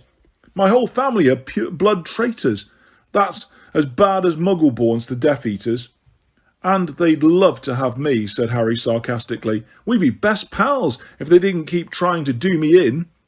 This made Ron laugh. Even Hermione gave a grudging smile, and a distraction arrived in the shape of Ginny. "Hey, Harry, I'm supposed to give you this." It was a scroll of parchment with Harry's name written upon it in familiar, thin, slanting writing. "Thanks, Ginny. It's Dumbledore's next lesson, Harry told Ron and Hermione, pulling open the parchment and quickly reading its contents. Monday evening. He felt suddenly light and happy. Want to join us in Hogsmeade, Ginny? He asked. I'm going with Dean. Might see you there, she replied, waving at them as she left. Filch was standing at the oak front doors as usual, checking off the names of people who had permission to go into Hogsmeade. The process took even longer than normal, as Filch was triple-checking everybody with his secrecy sensor. What does it matter if we're smuggling dark stuff out? Demanded Ron, eyeing the long, thin secrecy sensor with apprehension. Surely you ought to be checking what we bring back in. His cheek earned him a few extra jabs with the sensor, and he was still wincing as they stepped out into the wind and sleet. The walk into Hogsmeade was not enjoyable. Harry wrapped his scarf over his lower face. The exposed parts soon felt both raw and numb. The road to the village was full of students, bent double against the bitter wind. More than once Harry wondered whether they might not have had a better time in the warm common room, and when they finally reached Hogsmeade and saw the Zonko's joke shop had been boarded up, Harry took it as confirmation that this trip was not destined to be fun. Ron pointed with a thickly gloved hand towards Honeydukes, which was mercifully open, and Harry and Hermione staggered in his wake into the crowded shop. Thank God, shivered Ron, as they were enveloped by warm, toffee-scented air. Let's stay here all afternoon. Harry, my boy, said a booming voice from behind them. Oh no, muttered Harry. The three of them turned to see Professor Slughorn, who was wearing an enormous furry hat and overcoat with matching fur collar, clutching a large bag of crystallised pineapple and occupying at least a quarter of the shop. Harry, that's 3 of my little suppers you've missed now, said Slughorn, poking him genially in the chest. It won't do, my boy. I'm determined to give you, to have you. Miss Granger loves them, don't you? Yes, said Hermione helplessly. They're really... So, why don't you come along, Harry? Demanded Slughorn. Well, I've had Quidditch practice, Professor, said Harry, who had indeed been scheduling practices every time Slughorn had sent him a little violet ribbon-adorned invitation. The strategy meant that Ron was not left out, and they usually had a laugh with Ginny, imagining Hermione shut up with McLaggen and Zabini. Well, I certainly expect you to win your first match after all this hard work, said Slughorn, but a little recreation never hurt anybody. Now, how about Monday night? You can't possibly want to practice in this weather. I can't, Professor. I've got an appointment with Professor Dumbledore that evening. Unlucky again, cried Slughorn dramatically. Ah, well, you can't evade me forever, Harry. And with a regal wave, he waddled out of the shop, taking as little notice of Ron as though he had been a display of cockroach cluster. I can't believe you've wriggled out of another one, said Hermione, shaking her head. They're not that bad, you know. They've even been quite fun sometimes. But then she caught sight of Ron's expression. Oh, look, they've got deluxe sugar quills. Those would last hours. Glad that Hermione had changed the subject, Harry showed much more interest in a new extra-large sugar quills than he would normally have done. But Ron continued to look moody and merely shrugged when Hermione asked him where he wanted to go next. Let's go to the Free Broomstick, said Harry. It'll be warm. They bundled their scarves back over their faces and left the sweet shop. The bitter wind was like knives on their faces after the sugary warmth of Honeydukes. The street was not very busy. Nobody was lingering to chat, just hurrying towards their destinations. The exceptions were 2 men a little ahead of them, standing just outside the Free Broomsticks. One was very tall and thin, squinting through his rain-washed glasses. Harry recognised the barman who worked in the other Hogsmeade pub, the Hog's Head. As Harry, Ron and Hermione drew closer, the barman drew his cloak more tightly around his neck and walked away, leaving the shorter man to fumble with something in his arms. They were barely feet from him when Harry realised who the man was. Mundungus? The squat, bandy-legged man with long, straggly ginger hair jumped and dropped an ancient suitcase, which burst open, releasing what looked like the entire contents of a junk shop window. Oh, hello, Harry, said Mundungus Fletcher, with a most unconvincing stab at airiness. Well, don't let me keep you. And he began scrabbling on the ground to retrieve the contents of his suitcase, with every appearance of a man eager to be gone. Are you selling this stuff? Asked Harry, watching Mundungus grabbing an assortment of grubby-looking objects from the ground. Oh, well, got a scrapy living, said Mundungus. Gimme that. Ron had stooped down and picked up something silver. Hang on, Ron said slowly. This looks familiar. Thank you, said Mundungus, snatching the goblet out of Ron's hand and stuffing it back into the case. Well, I'll see you all. Ouch! Harry had pinned Mundungus against the wall of the pub by the throat. Holding him fast with one hand, he pulled out his wand. Harry, squealed Hermione. You took that from Sirius's house, said Harry, who was almost nose to nose with Mundungus and was breathing in an unpleasant smell of old tobacco and spirits. That had the Black family crest on it. No, what? Spluttered Mundungus, who was turning slowly purple. What did you do? Go back the night he died and strip the place? Snarled Harry. No! Give it to me. Harry, you mustn't, shrieked Hermione, as Mundungus started to turn blue. There was a bang, and Harry felt his hands fly off Mundungus's throat. Gasping and spluttering, Mundungus seized his fallen case. Then, crack! He disapparated. Harry swore at the top of his voice, spinning on the spot to see where Mundungus had gone. Come back, you thieving! There's no point, Harry. Tonks had appeared out of nowhere, her mousy hair wet with sleet. Mundungus will probably be in London by now. There's no point yelling. He's nicked Sirius's stuff. Nicked it. Yes, but still, said Tonks, who seemed perfectly untroubled by this piece of information. You should get out of the cold. She watched them through the door of the Three Broomsticks. The moment he was inside, Harry burst out. He was nicking Sirius's stuff. I know, Harry, but please don't shout. People are staring, whispered Hermione. Go and sit down. I'll get you a drink. Harry was still fuming when Hermione returned to the table a few minutes later, holding 3 bottles of butterbeer.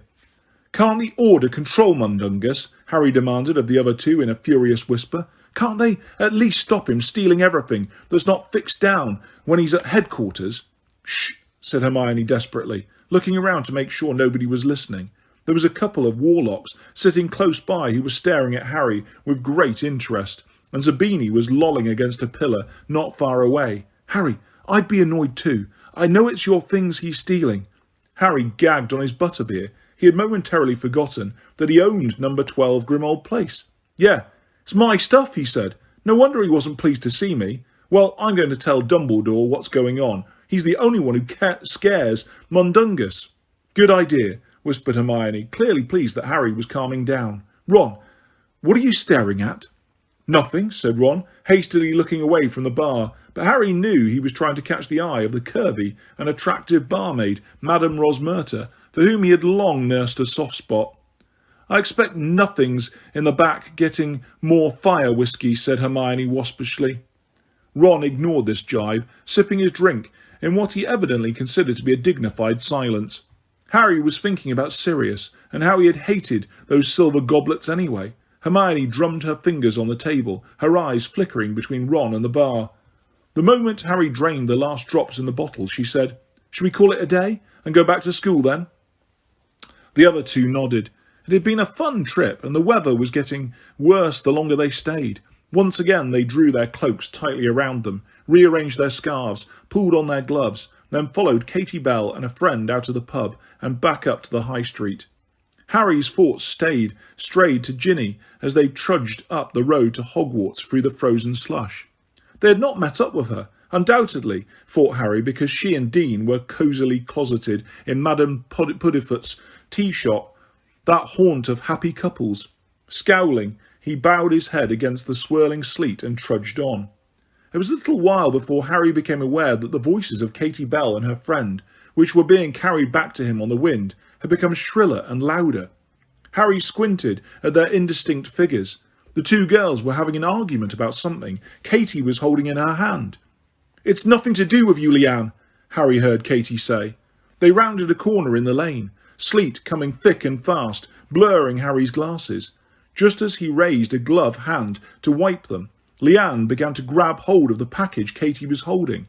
Katie tugged it back, and the package fell to the ground. At once, Katie rose into the air, not as Ron had done, suspended comically by the ankle, but gracefully, her arms outstretched, as though she were about to fly. Yet there was something wrong, something eerie. Her hair was whipped around by the fierce wind, but her eyes were closed and her face was quite empty of expression. Harry, Ron and Hermione and Leanne all halted in their tracks, watching. Then, 6 feet above the ground, Katie let out a terrible scream. Her eyes flew open, but whatever she could see, or whatever she was feeling, was clearly causing her terrible anguish. She screamed and screamed. Leanne started to scream too, and seized Katie's ankles, trying to tug her back to the ground. Harry, Ron and Hermione rushed forwards to help, but even as they grabbed Katie's legs, she fell on top of them. Harry and Ron managed to catch her, but she was writhing so much they could hardly hold her. Instead, they lowered her to the ground, where she thrashed and screamed, apparently unable to recognise any of them. Harry looked around. The landscape seemed deserted. "Stay there," he shouted at the others, over the howling wind. "I'm going for help." He began to sprint towards the school. He had never seen anyone behave as Katie had just done, and could not think what had caused it. He hurtled around a bend in the lane, and collided with what seemed to be an enormous bear on its hind legs. "Hagrid!" he panted, disentangling himself from the hedgerow into which he had fallen. "Harry?" said Hagrid, who had sleet trapped in his eyebrows and beard, and was wearing his great shaggy beaver-skin coat.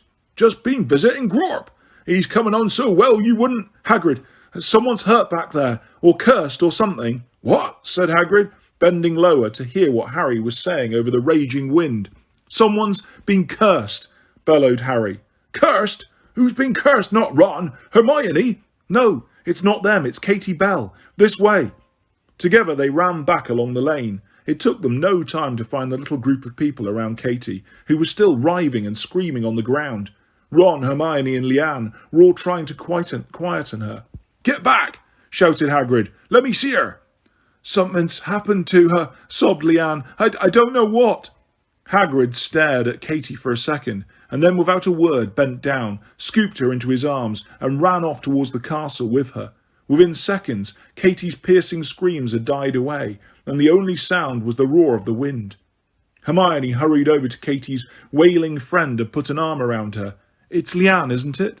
The girl nodded. "Did it just happen all of a sudden, or—" It was when that package tore," sobbed Leanne, pointing at the now sodden brown paper package on the ground, which had split open to reveal a greenish glitter. Ron bent down, his hand outstretched, but Harry seized his arm and pulled him back. "Don't touch it!" He crouched down. An ornate opal necklace was visible, poking out of the paper. "I've seen that before," said Harry, staring at the thing. "It was on display in Borgin and Burke's ages ago. The label said it was cursed. Katie must have touched it." He looked up at Leanne, who had started to shake uncontrollably. "How did Katie get hold of this?" "Well, that's why we were arguing. She came back from the bathroom in the 3 broomsticks holding it. Said it was a surprise for somebody at Hogwarts. She had to deliver it. She looked all funny when she said it. Oh no, I bet she'd been imperious, and I didn't realise." Leanne shook with renewed sobs. Hermione patted her shoulder gently. "She didn't say who'd given it to her, Leanne." "No, she wouldn't tell me, and I said she was being stupid and not to take it up to the school, but she wouldn't listen, and then I tried to grab it from her and Leanne let out a wail of despair. "We'd better get up to school," said Hermione, her arm still around Leanne. "We'll be able to find out how she is. Come on." Harry hesitated for a moment and then pulled his scarf from around his face and, ignoring Ron's gasp, carefully covered the necklace in it and picked it up. "We'll need to show this to Madame Pomfrey," he said. As they followed Hermione and Leanne up the road, Harry was thinking furiously. They had just entered the grounds when he spoke, unable to keep his thoughts to himself any longer. "Malfoy knows about this necklace. It was in a case at Borgin and Burke's 4 years ago. I saw him having a good look at it while I was hiding from him and his dad. This is what he was buying that day when we followed him. He remembered it and went back for it." I don't know, Harry," said Ron hesitantly. "Loads of people go to Borgin and Burke's. And didn't that girl say Katie got it in the girls' bathroom? She said she came back from the bathroom with it. She didn't necessarily get in the bathroom itself." "McGonagall?" said Ron warningly. Harry looked up. Sure enough, Professor McGonagall was hurrying down the stone steps through swirling sleet to meet them. "Hagrid says you four saw what happened to Katie Bell. Upstairs to my office at once, please." "What's that you're holding, Potter?" "It's the thing she touched," said Harry. "Good Lord," said Professor McGonagall, looking alarmed as she took the necklace from Harry. No, no, Filch, they're with me, she added hastily, as Filch came shuffling eagerly across the entrance hall, holding his secrecy censer aloft. Take this necklace to Professor Snape at once, but be sure not to touch it. Keep it wrapped in the scarf. Harry and the others followed Professor McGonagall upstairs and into the office. The sleet-spattered windows were rattling in their frames, and the room was chilly despite the fire crackling in the grate. Professor McGonagall closed the door and swept around her desk to face Harry, Ron, Hermione, and the still sobbing Leanne. Well, she said sharply, what happened? Haltingly, and with many pauses while she attempted to control her crying, Leanne told Professor McGonagall how Katie had gone to the bathroom in the free broomsticks and returned holding the unmarked package, how Katie had seemed a little odd, and how they had argued about the advisability of agreeing to deliver unknown objects, the argument culminating in the tussle over the parcel, which tore open. At this point, Leanne was so overcome there was no getting another word out of her. All right, said Professor McGonagall not unkindly. Go up to the hospital wing, please, Leanne, and get Madame Pomfrey to give you something for a shock. When she had left the room, Professor McGonagall turned back to Harry, Ron and Hermione. What happened when Katie touched the necklace? She rose up in the air, said Harry, before either Ron or Hermione could speak, and then began to scream and collapsed. Professor, can I see Professor Dumbledore, please? The headmaster is away until Monday, Potter, said Professor McGonagall, looking surprised. Away? Harry repeated angrily. Yes, Potter, away, said Professor McGonagall tartly. But anything you have to say about this horrible business can be said to me, I'm sure. For a split second, Harry hesitated. Professor McGonagall did not invite confidences. Dumbledore, though in many ways more intimidating, still seemed less likely to scorn a theory, however wild. This was a life-and-death matter, though, and no moment to worry about being laughed at. I think Draco Malfoy gave Katie that necklace, Professor. On one side of him, Ron rubbed his nose in apparent embarrassment.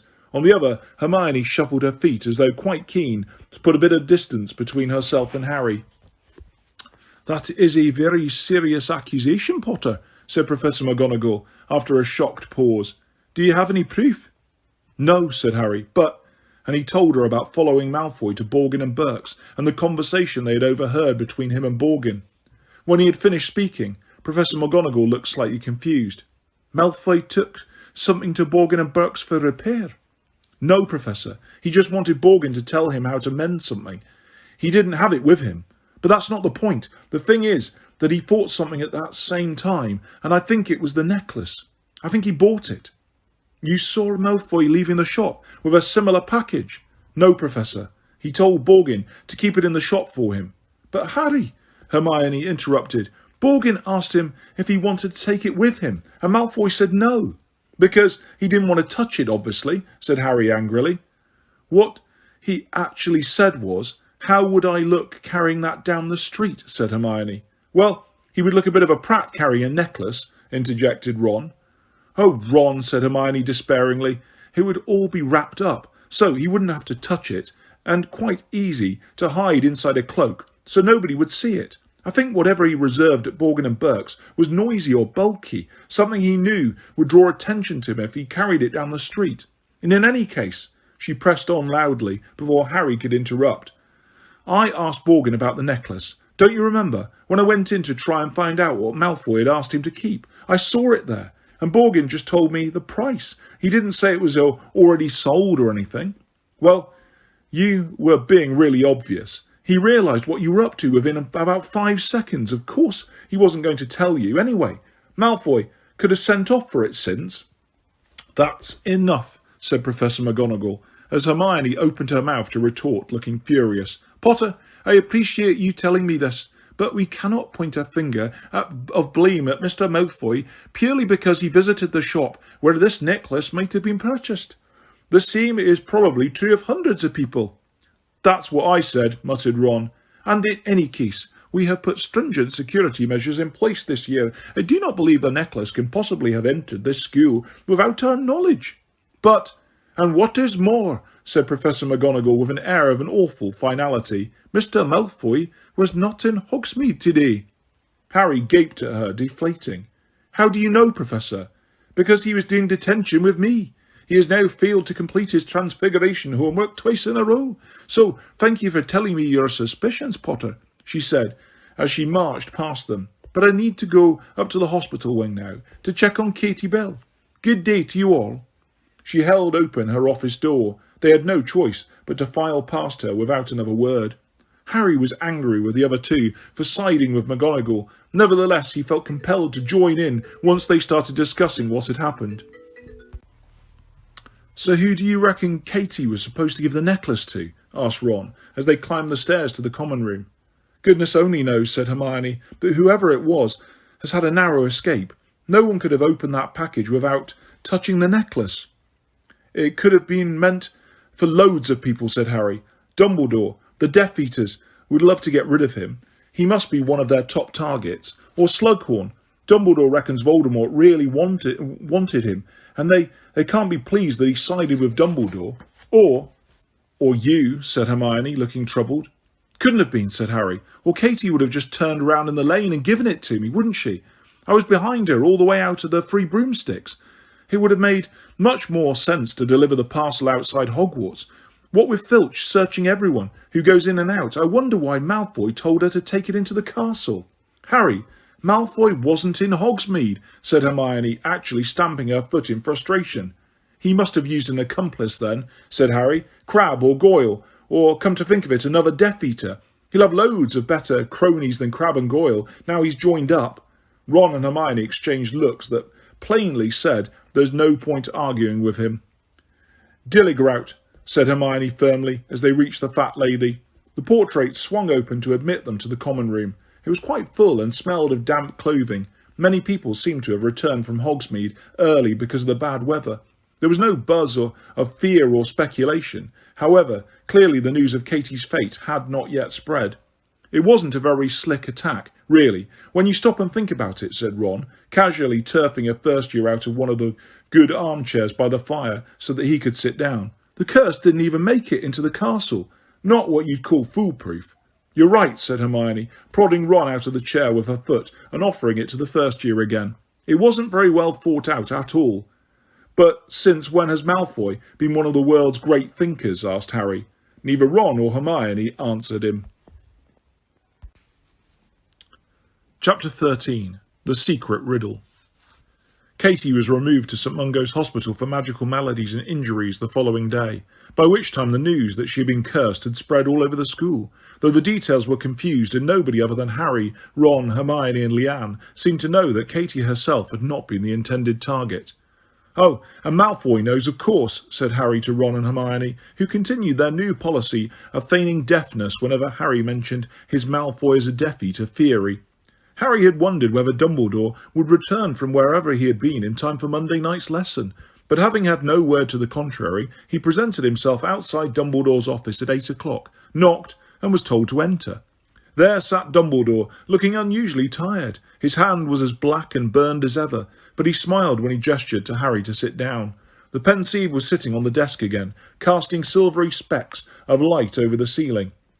"You have had a busy time while I've been away," Dumbledore said. "I believe you witnessed Katie's accident." "Yes, sir. How is she?" "Still very unwell, although she was relatively lucky. She appears to have brushed the necklace with the smallest possible amount of skin. There was a tiny hole in her glove. Had she put it on, had she even held it to her ungloved hand, she would have died, perhaps instantly. Luckily, Professor Snape was able to do enough to prevent a rapid spread of the curse." "Why him?" asked Harry quickly. "Why not Madame Pomfrey?" "Impertinent," said a soft voice from one of the portraits on the wall, and Phineas Nicholas Black, Sirius's great-great-grandfather, raised his head from his arms where he had appeared to be sleeping. "I would not have permitted a student to question the way Hogwarts operated in my day." "Yes, thank you, Phineas," said Dumbledore quellingly. "Professor Snape knows much more about the dark arts than Madame Pomfrey, Harry. Anyway, the St Mungo staff are sending me hourly reports, and I am hopeful that Katie will make a full recovery in time." "Where were you this weekend, sir?" Harry asked, disregarding a strong feeling that he might be pushing his luck, a feeling apparently shared by Phineas Nicholas, who hissed softly. "I would rather not say just now," said Dumbledore. "However, I shall tell you in due course." "You will?" said Harry, startled. "Yes, I expect so," said Dumbledore, withdrawing a fresh bottle of silver memories from inside his robes and uncorking it with the prod of his wand. "Sir," said Harry tentatively, "I met Mundungus in Hogsmeade." "Ah, yes, I was already aware that Mundungus has been treating your inheritance with light-fingered contempt," said Dumbledore, frowning a little. "He has gone to ground since you accosted him outside the Free Broomsticks. I rather think he dreads facing me. However, rest assured that he will not be making away with any more of Sirius's old possessions." "That mangy old half-blood has been stealing black heirlooms," said Phineas Nicholas, incensed, and he stalked out of his frame, undoubtedly to visit his portrait in number 12 Grimmauld Place. "Professor," said Harry after a short pause, "did Professor McGonagall tell you what I told her after Katie got hurt, about Draco Malfoy?" "She told me of your suspicions, yes," said Dumbledore. "And do you—" "I shall take all appropriate measures to investigate anyone who might have had a hand in Katie's accident," said Dumbledore. "But what concerns me now, Harry, is our lesson." Harry felt slightly resentful at this. If their lessons were so very important, why had there been such a long gap between the first and second? However, he said no more about Draco Malfoy, but watched as Dumbledore poured the fresh memories into the pensieve and began swirling the stone basin once more between his long-fingered hands. "You will remember, I am sure, that we left the tale of Lord Voldemort's beginnings at the point where the handsome muggle Tom Riddle had abandoned his witch wife Merope and returned to his family home in Little Angleton. Merope was left alone in London, expecting the baby who would one day become Lord Voldemort." "How do you know she was in London, sir?" "Because of the evidence of one Caractacus Buck," said Dumbledore, "who, by an old coincidence, helped found the very shop whence came the necklace we have just been discussing." He swilled the contents of the pensieve as Harry had seen him swill them before, much as a gold prospector sifts for gold. Up out of the swirling silvery mass rose a little old man, revolving slowly in the pensieve, silver as a ghost but much more solid, with a thatch of hair that completely covered his eyes. "Yes, we acquired it in curious circumstances. It was brought in by a young witch just before Christmas. Oh, many years ago now. She said she needed the gold badly. Well, that much was obvious. Covered in rags and pretty far along, going to have a baby, see? She said the locket had been Slytherin's. Well, we hear that story, that sort of story all the time. Oh, this was Merlin's, this was his favourite teapot. But when I looked at it, it had his mark all right, and a few simple spells, well, they were enough to tell me the truth. Of course, that made it near enough priceless. She didn't seem to have any idea how much it was worth. Happy to get 10 galleons for it. Best bargain we ever made." Dumbledore gave the pensieve an extra vigorous shake, and Caractacus Burke descended back into the swirling mass of memory whence he had come. "He only gave her 10 galleons, said Harry indignantly. "Caractacus Burke was not famed for his generosity," said Dumbledore. "So we know that near the end of her pregnancy, Merope was alone in London and in desperate need of gold, desperate enough to sell her one and only valuable possession, the locket that was one of Marvolo's treasured family heirlooms." "But she could do magic," said Harry impatiently. She could have got food and everything but for herself by magic, couldn't she?" "Ah," said Dumbledore, "perhaps she could, but it is my belief, I am guessing again, but I am sure I am right, that when her husband abandoned her, Merope stopped using magic. I do not think that she wanted to be a witch any longer. Of course, it is also possible that her unrequited love and the attendant despair sapped her of her powers. That can happen. In any case, you are about to see Merope refused to raise her wand even to save her own life." "She wouldn't even stay alive for her son?" Dumbledore raised his eyebrows. "Could you possibly be feeling sorry for Lord Voldemort?" "No," said Harry quickly. "But she had a choice, didn't she? Not like my mother." "Your mother had a choice too," said Dumbledore gently. "Yes, Merope Riddle chose death in spite of a son who needed her. But do not judge her too harshly, Harry. She was greatly weakened by long suffering, and she never had your mother's courage. And now, if you will stand—" "Where are we going?" Harry asked, as Dumbledore joined him at the front of the desk. "This time," said Dumbledore, "we are going to enter my memory. I think you will find it both rich in detail and satisfyingly accurate. After you, Harry." Harry bent over the pensieve. His face broke the cool surface of the memory, and then he was falling through darkness again. Seconds later, his feet hit firm ground. He opened his eyes and found that he and Dumbledore were standing in a bustling, old-fashioned London street. "There I am," said Dumbledore brightly, pointing ahead of them to a tall figure crossing the road in front of a horse-drawn milk cart. This younger Albus Dumbledore's long hair and beard were auburn. Having reached their side of the street, he strode off along the pavement, drawing many curious glances due to the flamboyantly cut suit of plum velvet that he was wearing. "Nice suit, sir," said Harry, before he could stop himself, but Dumbledore merely chuckled as they followed his younger self a short distance, finally passing through a set of iron gates into a bare courtyard that fronted a rather grim, square building surrounded by high railings. He mounted a few steps leading to the front door and knocked once. After a moment or two, the door was opened by a scruffy girl wearing an apron. "Good afternoon. I have an appointment with Mrs. Cole, who I believe is the matron here." "Oh," said the bewildered-looking girl, taking in Dumbledore's eccentric appearance. Just a mo. Mrs. Cole!" she bellowed over her shoulder. Harry heard a distant voice shouting something in response. The girl turned back to Dumbledore. "Come in. She's on her way." Dumbledore stepped into a hallway tiled in black and white. The whole place was shabby but spotlessly clean. Harry and the older Dumbledore followed. Before the front door had closed behind them, a skinny, harassed-looking woman came scurrying towards them. She had a sharp-featured face that appeared more anxious than unkind, and she was talking over her shoulder to another aproned helper as she walked towards Dumbledore. "And take the iodine upstairs to Martha. Billy Stubbs has been picking his scabs and Eric Wally's oozing all over his sheets. Chicken pox on top of everything else," she said to nobody in particular, and then her eyes fell upon Dumbledore and she stopped dead in her tracks, looking as astonished as if a giraffe had just crossed her threshold. "Good afternoon," said Dumbledore, holding out his hand. Mrs. Cole simply gaped. "My name is Albus Dumbledore. I sent you a letter requesting an appointment, and you very kindly invited me here today." Mrs. Cole blinked, apparently deciding that Dumbledore was not a hallucination. She said feebly, "Oh, yes, well then, you'd better come into my room, yes."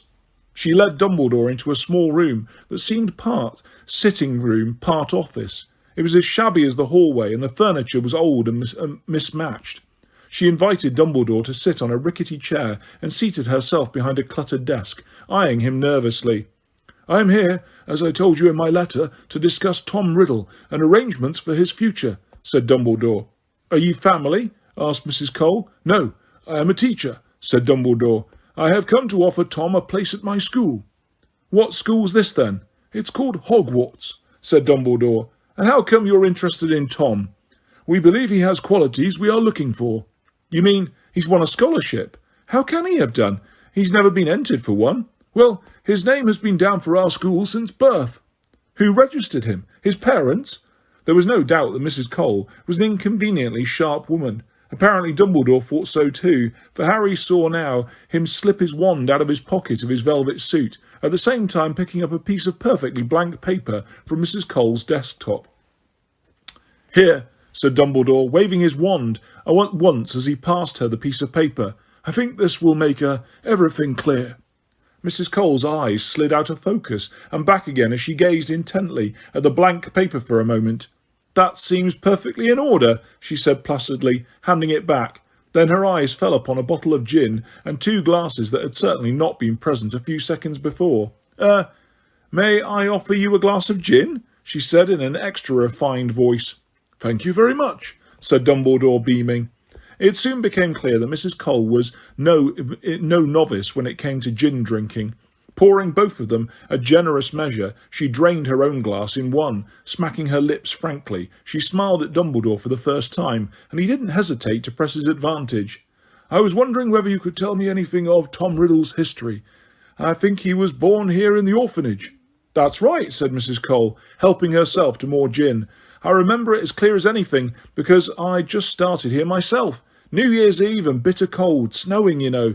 Nasty night. And this girl, not much older than I was myself at the time, came staggering up the front steps. Well, she wasn't the first. We took her in, and she had the baby within the hour. and she was dead in another hour." Mrs. Cole nodded impressively and took another generous gulp of gin. "Did she say anything before she died?" asked Dumbledore. "Anything about the boy's father, for instance?" "Now, as it happens, she said Mrs. Cole, who seemed to be rather enjoying herself now, with the gin in her hand and an eager audience for her story. "I remember she said to me, 'I hope he looks like his papa.' And I won't lie, she was right to hope it, because she was no beauty. And then she told me he was to be named Tom for his father, and Marvolo for her father. And yes, I know, funny name, isn't it? We wondered whether she came from a circus, and she said the boy's surname was to be Riddle, and she died soon after that without another word. Well, we named him just as she'd said. It seemed so important to the poor girl, but no Tom nor Marvolo nor any kind of Riddle ever came looking for him, nor any family at all. So he stayed in the orphanage, and he's been here ever since." Mrs. Cole helped herself, almost absent-mindedly, to another healthy measure of gin. 2 pink spots had appeared high on her cheekbones, and then she said, "He's a funny boy." "Yes," said Dumbledore. "I thought he might be. He was a funny baby, too. He hardly ever cried, you know. And then, when he got a little older, he was odd." "Odd in what way?" asked Dumbledore gently. "Well, But Mrs. Cole pulled up short, and there was nothing blurry or vague about the inquisitorial glance. She shot Dumbledore over her gin glass. "He's definitely got a place in your school, you say?" "Definitely," said Dumbledore. "And nothing I say can change that?" "Nothing," said Dumbledore. "You'll be taking him away, whatever." "Whatever," repeated Dumbledore gravely. She squinted at him as though deciding whether or not to trust him. Apparently she decided she could, because she said in a sudden rush, "He scares the other children." "You mean he is a bully?" asked Dumbledore. "I think he must be," said Mrs. Cole, frowning slightly. "But it's very hard to catch him at it. There have been incidents. Nasty things." Dumbledore did not press her, though Harry could tell that he was interested. She took yet another gulp of gin, and her rosy cheeks grew rosier still. "Billy Stubbs' rabbit. Well, Tom said he didn't do it, and I don't see how he could have done, but even so, it didn't hang itself from the rafters, did it?" "I shouldn't think so, no," said Dumbledore quietly. "But I'm jiggered if I know how he got up there to do it. All I know is he and Billy had argued the day before, and then—" Mrs. Cole took another swig of gin, slopping a little over her chin this time. "On a summer outing. We take them out, you know, once a year, to the countryside or to the seaside. Well, Amy Benson and Dennis Bishop were never quite right afterwards, and all we ever got out of them was that they'd gone into a cave with Tom Riddle. He swore they'd just gone exploring, but something happened in there, I'm sure of it. And well, there have been a lot of things. Funny things." She looked at Dumbledore again, and though her cheeks were flushed, her gaze was steady. "I don't think many people will be sorry to see the back of him. You understand, I'm sure, that we will not be keeping him permanently," said Dumbledore. "He will have to return here, at the very least, every summer." "Oh, well, that's better than a whack on the nose with a rusty poker," said Mrs. Cole with a slight hiccup. She got to her feet, and Harry was impressed to see that she was quite steady, even though 2/3 of the gin was now gone. "I suppose you'd like to see him?" "Very much," said Dumbledore, rising too. She led him out of her office and up the stone stairs, calling out instructions and admonitions to helpers and children as she passed. The orphans, Harry saw, were all wearing the same kind of greyish tunic. They looked reasonably well cared for, but there was no denying that this was a grim place in which to grow up. "Here we are," said Mrs. Cole as they turned off the second landing and stopped outside the first door in a long corridor. She knocked twice and entered. "Tom, you've got a visitor. This is Mr. Dumbarton. Sorry, Dumbledore? He's come to tell you, well, I'd like him to do it."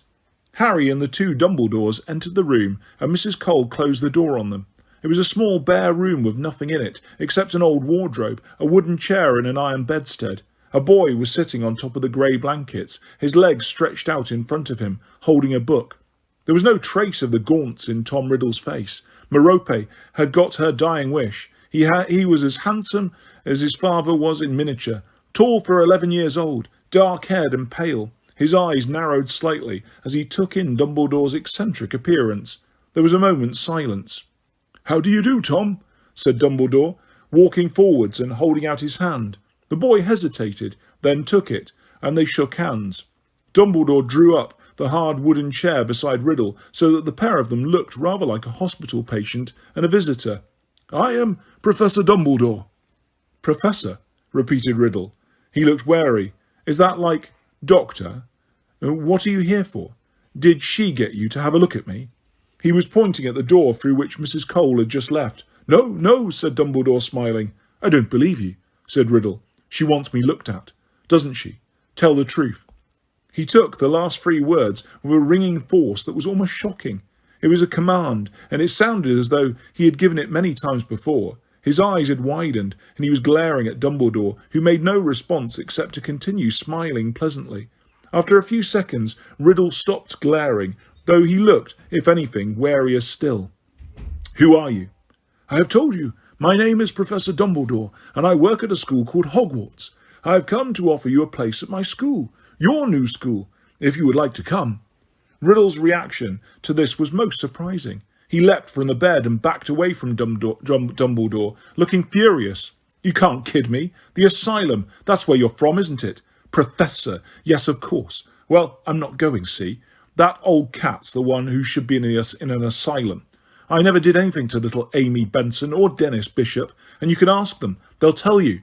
"I am not from the asylum," said Dumbledore patiently. "I am a teacher, and if you will sit down calmly, I shall tell you about Hogwarts. Of course, if you would rather not come to the school, nobody will force you." "I'd like to see them try," sneered Riddle. "Hogwarts," Dumbledore went on, as though he had not heard Riddle's last words, "is a school for people with special abilities." "I'm not mad." "I know you are not mad. Hogwarts is not a school for mad people. It is a school for magic." There was silence. Riddle had frozen, his face expressionless, but his eyes were flickering back and forth between each of Dumbledore's, as though trying to catch one of them lying. "Magic," he repeated in a whisper. "That's right," said Dumbledore. It's magic, what I can do." "What is it that you can do?"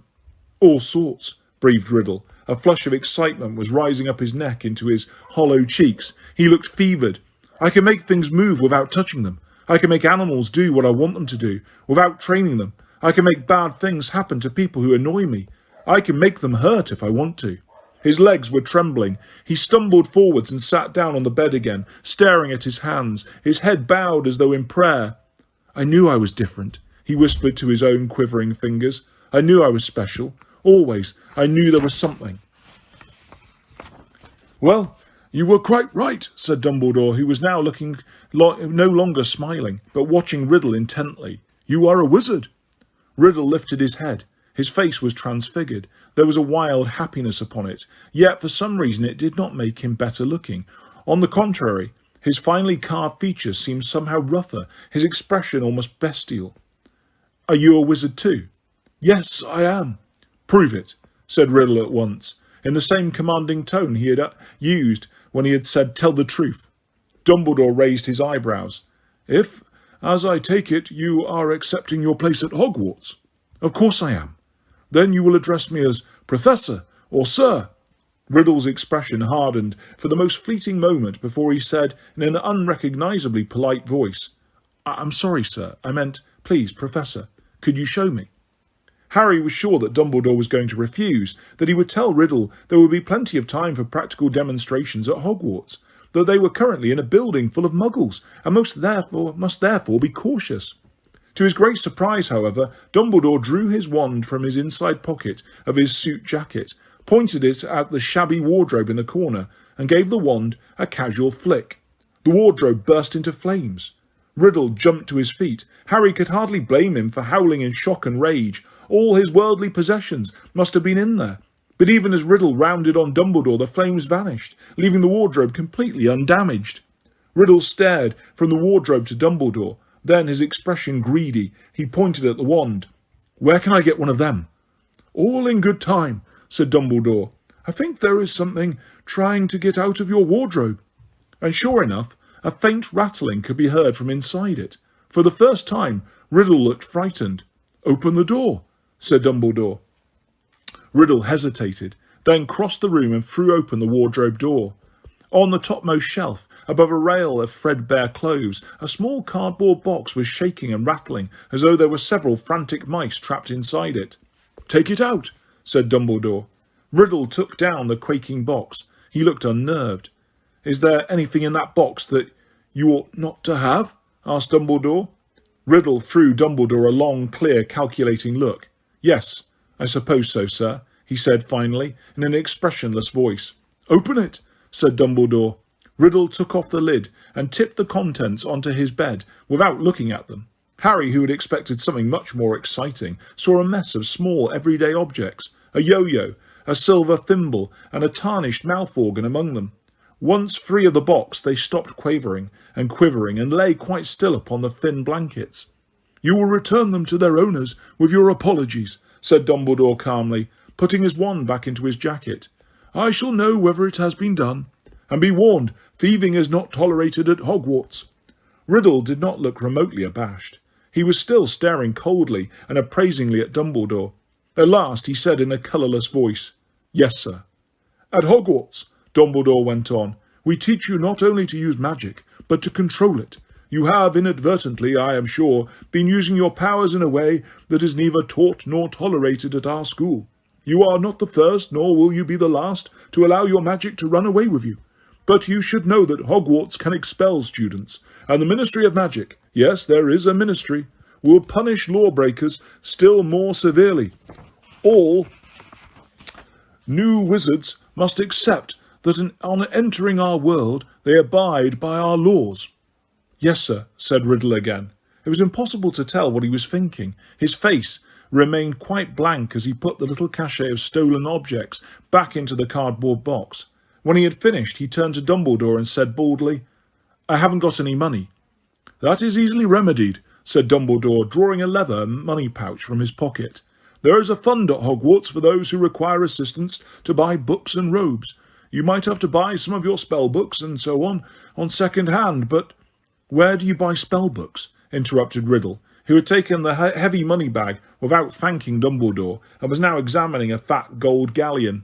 In Diagon Alley, said Dumbledore. I have your list of books and school equipment with me. I can help you find everything. You're coming with me? Asked Riddle, looking up. Certainly, if you... I don't need you, said Riddle. I'm used to doing things for myself. I go around London on my own all the time. How do you get to this Diagon Alley, sir? He added, catching Dumbledore's eye. Harry thought that Dumbledore would insist upon accompanying Riddle, but once again he was surprised. Dumbledore handed Riddle the envelope containing his list of equipment, and after telling Riddle exactly how to get to the Leaky Cauldron from the orphanage, he said, You will be able to see it, although muggles around you, non-magical people that is, will not. Ask for Tom the barman. Easy enough to remember as he shares your name. Riddle gave an irritable twitch, as though trying to displace an irksome fly. You dislike the name Tom? There are a lot of Toms, muttered Riddle. Then, as though he could not suppress the question, as though it burst from him in spite of himself, he asked, Was my father a wizard? He was called Tom Riddle too, they've told me. I'm afraid I don't know, said Dumbledore, his voice gentle. My mother can't have been magic, or she wouldn't have died, said Riddle, more to himself than Dumbledore. It must have been him. So, when I've got all my stuff, when do I come to this Hogwarts? All the details are on the second piece of parchment in your envelope, said Dumbledore. You will leave from King's Cross Station on the 1st of September. There's a train ticket in there too. Riddle nodded. Dumbledore got to his feet and held out his hand again. Taking it, Riddle said, I can speak to snakes. I found out when we've been to the country on trips. They find me. They whisper to me. Is that normal for a wizard? Harry could tell that he had withheld mention of this stranger's power until that moment, determined to impress.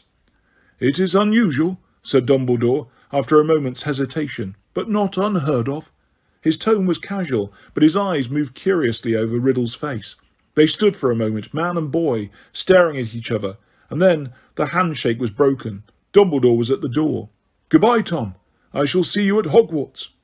I think that will do, said the white-haired Dumbledore at Harry's side, and seconds later they were soaring weightlessly through darkness once more, before landing squarely in the present-day office. Sit down, said Dumbledore, landing beside Harry. Harry obeyed, his mind still full of what he had just seen.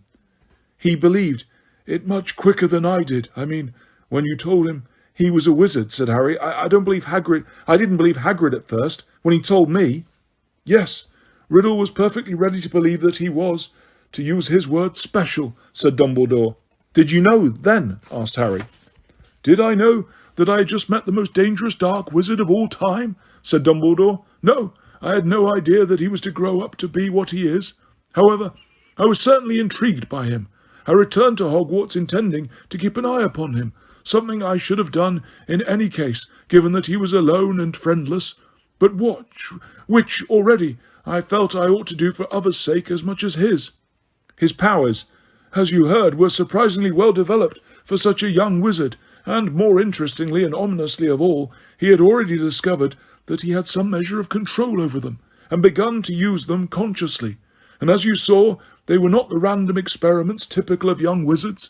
He was already using magic against other people, to frighten, to punish, to control. The little stories of a strangled rabbit and the young boy and girl he lured into a cave were most suggestive. I can make them hurt if I want to. And he was a Parselmouth, interjected Harry. Yes, indeed.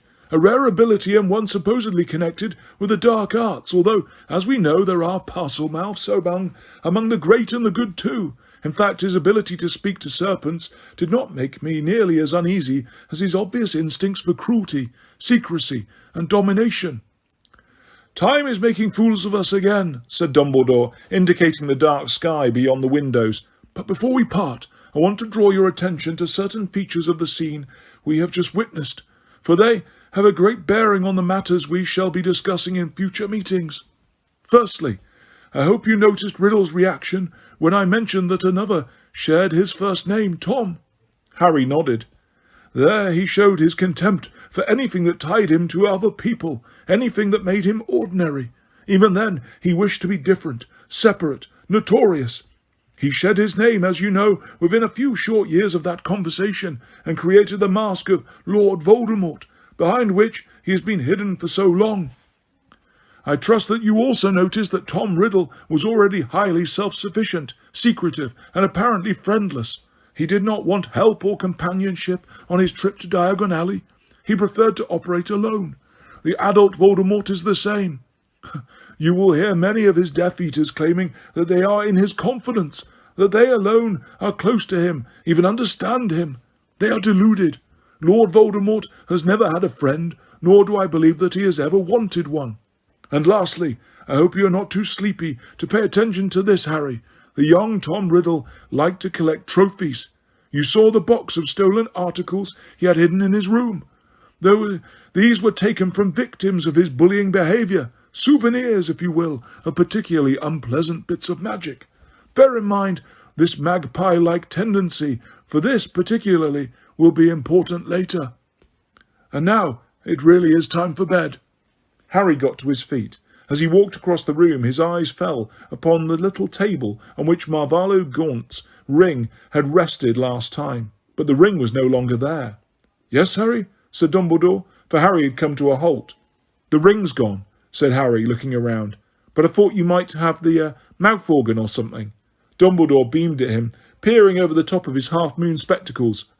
Very astute, Harry, but the mouth organ was only ever a mouth organ. And on that enigmatic note, he waved to Harry, who understood himself to be dismissed. Chapter 14. Felix Felicis. Harry had herbology first thing the following morning. He had been unable to tell Ron and Hermione about his lesson with Dumbledore over breakfast for fear of being overheard, but he filled them in as they walked across the vegetable patch towards the greenhouses. The weekend's brutal wind had died out at last, the weird mist had returned, and it took them a little longer than usual to find the correct greenhouse. Wow, scary thought. The boy, you know who, said Ron quietly, as they took their places around one of the gnarled snargaluff stumps that formed that term's project, and began pulling on their protective gloves. But I still don't get why Dumbledore's showing you all this. I mean, it's really interesting and everything, but what's the point? Dunno, said Harry, inserting a gum shield, but he says it's all important, and it'll help me survive. I think it's fascinating, said Hermione earnestly. It makes absolute sense to know as much about Voldemort as possible. How else will you find out about his weaknesses? "So, how was Slughorn's latest party?" Harry asked her thickly through the gum shield. "Oh, it was quite fun, really," said Hermione, now putting on protective goggles. "I mean, he drones on about famous ex-pupils a bit, and he absolutely fawns on McLaggen because he's so well connected, but he gave us some really nice food, and he introduced us to Gwenog Jones." "Gwenog Jones?" said Ron, his eyes widening under his own goggles. "The Gwenog Jones, captain of the Holyhead Harpies?" "That's right," said Hermione. "Personally, I thought she was a bit full of herself, but—" "Quite enough chat over here," said Professor Sprout briskly, bustling over and looking stern. "You're lagging behind. Everybody else has started, and Neville's already got his first pod." They looked around. Sure enough, there sat Neville, with a bloody lip and several nasty scratches around the side of his face, but clutching an unpleasantly pulsating green object about the size of a grapefruit. "OK, Professor, we're starting now," said Ron, adding quietly, when she had turned away again. "Should have used muffliato, Harry." "No, we shouldn't," said Hermione at once, looking, as she always did, intensely cross at the thought of the half-blood prince and his spells. "Well, come on, we'd better get going." She gave the other two an apprehensive look. They all took deep breaths and then dived at the gnarled stump between them. It sprang to life at once. Long, prickly, bramble-like vines flew out of the top and whipped through the air. One tangled itself in Hermione's hair, and Ron beat it back with a pair of secateurs. Harry succeeded in trapping a couple of vines and knotting them together. A hole opened in the middle of the tentacle-like branches. Hermione plunged her arm bravely into this hole, which closed like a trap around her elbow. Harry and Ron tugged and wrenched at the vines, forcing the hole to open again, and Hermione snatched her arm free, clutching in her fingers a pod, just like Neville's. At once the prickly vine shot back inside and the gnarled stump, and sat there, looking like an innocently dead lump of wood. "You know, I don't think I'll be having any of these in my garden when I've got my own place," said Ron, pushing his goggles up onto his forehead and wiping sweat from his face. "Pass me a bowl," said Hermione, holding the pulsating pod at arm's length. Harry handed one over, and she dropped the pod into it, with a look of disgust on her face. "Don't be squeamish. Squeeze it out. They're best when they're fresh," called Professor Sprout. "Anyway," said Hermione, continuing their interrupted conversation, as though a lump of wood had not just attacked them. "Slughorn's going to have a Christmas party, Harry, and there's no way you'll be able to wriggle out of this one, because he actually asked me to check your free evenings, so he could be sure to have it on a night you can come." Harry groaned. Ron, meanwhile, who was attempting to burst the pod in the bowl by putting both hands on it, standing up and squashing it as hard as he could, said angrily, "And this is another party just for Slughorn's favourites, is it?" "Just for the Slug Club, yes," said Hermione. The pod flew out from under Ron's fingers and hit the greenhouse glass, rebounding onto the back of Professor Sprout's head and knocking off her old patched hat. Harry went to retrieve the pod. When he got back, Hermione was saying, "Look, I didn't make up the name Slug Club." "Slug Club?" repeated Ron, with a sneer worthy of Malfoy. "It's pathetic. Well, I hope you enjoy your party. Why don't you try getting off with McLaggen? Then Slughorn can make you King and Queen Slug." "We're allowed to bring guests," said Hermione, who for some reason had turned a bright boiling scarlet. "And I was going to ask you to come. But if you think it's that stupid, then I won't bother." Harry suddenly wished the pod had flown a little further, so that he need not have been sitting there with a pair of them. Unnoticed by either, he seized the bowl that contained the pod and began to try and open it by the noisiest and most energetic means he could think of. Unfortunately, he could still hear every word of their conversation. "You were going to ask me?" asked Ron, in a completely different voice. "Yes," said Hermione angrily, "but obviously if you'd rather I got off with McLaggen—" There was a pause while Harry continued to pound the resilient pod with a towel. "No, I wouldn't," said Ron, in a very quiet voice. Harry missed the pod, hit the bowl, and it shattered. "Reparo," he said hastily, poking the pieces with his wand, and the bowl sprang back together again. The crash, however, appeared to have awoken Ron and Hermione to Harry's presence. Hermione looked flustered and immediately started fussing her about for her copy of Flesh-Eating Trees of the World to find out the correct way to juice Snargaluff pods. Ron, on the other hand, looked sheepish, but also rather pleased with himself. "Hand that over, Harry," said Hermione hurriedly. "It says we're supposed to puncture them with something sharp." Harry passed to the pod in the bowl. He and Ron both snapped their goggles back over their eyes and dived once more for the stump. It was not as though he was really surprised, thought Harry, as he wrestled with a thorny vine intent upon throttling him. He had had an inkling that this might happen sooner or later, but he was not sure how he felt about it. He and Cho were now too embarrassed to look at each other, let alone talk to each other. What if Ron and Hermione started going out together, then split up? Could their friendship survive it?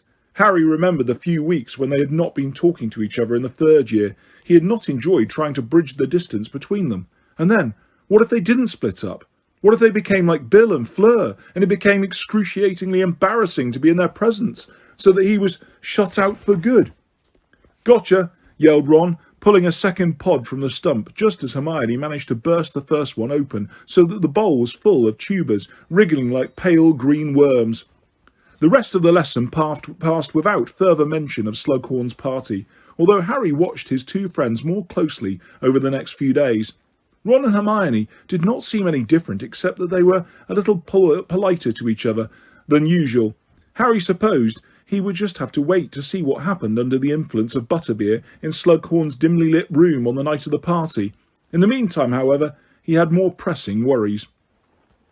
Katie Bell was still in St Mungo's Hospital with no prospect of leaving, which meant that the promising Gryffindor team Harry had been training so carefully since September was one chaser short. He kept putting off replacing Katie in the hope that she would return, but their opening match against Slytherin was looming, and he finally had to accept that she would not be back in time to play. Harry did not think he could stand another full house tryout. With a sinking feeling that he had little to do with Quidditch, he cornered Dean Thomas after Transfiguration one day. Most of the class had already left, although several twittering yellow birds were still zooming around the room, all of Hermione's creation. Nobody else had succeeded in conjuring so much as a feather from thin air. "Are you still interested in playing chaser?" Yeah, of course, said Dean excitedly. Over Dean's shoulder, Harry saw Seamus Finnegan slamming his books into his bag, looking sour. One of the reasons why Harry would have preferred not to have to ask Dean to play was that he knew Seamus would not like it. On the other hand, he had to do what was best for the team, and Dean had outflown Seamus at the tryouts.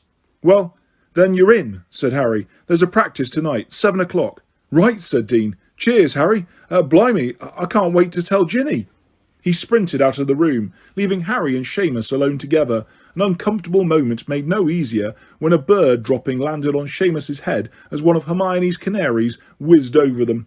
Seamus was not the only person disgruntled by the choice of Katie's substitute. There was much muttering in the common room about the fact that Harry had now chosen 2 of his classmates for the team. As Harry had endured much worse mutterings than this in his school career, he was not particularly bothered. But all the same, the pressure was increasing to provide a win in the upcoming match against Slytherin. If Gryffindor won, Harry knew that the whole house would forget that they had criticised him and swear that they had always known it was a great team. If they lost, well, Harry thought wryly, he had still endured worse mutterings. Harry had no reason to regret his choice once he saw Dean fly that evening. He worked well with Ginny and Demelza. The beaters, Peaks and Coot, were getting better all the time. The only problem was Ron.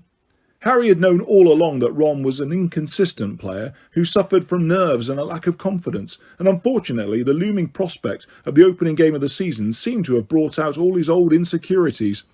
After letting in half a dozen goals, most of them scored by Ginny, his technique became wilder and wilder until he finally punched an oncoming Demelza Robbins in the mouth.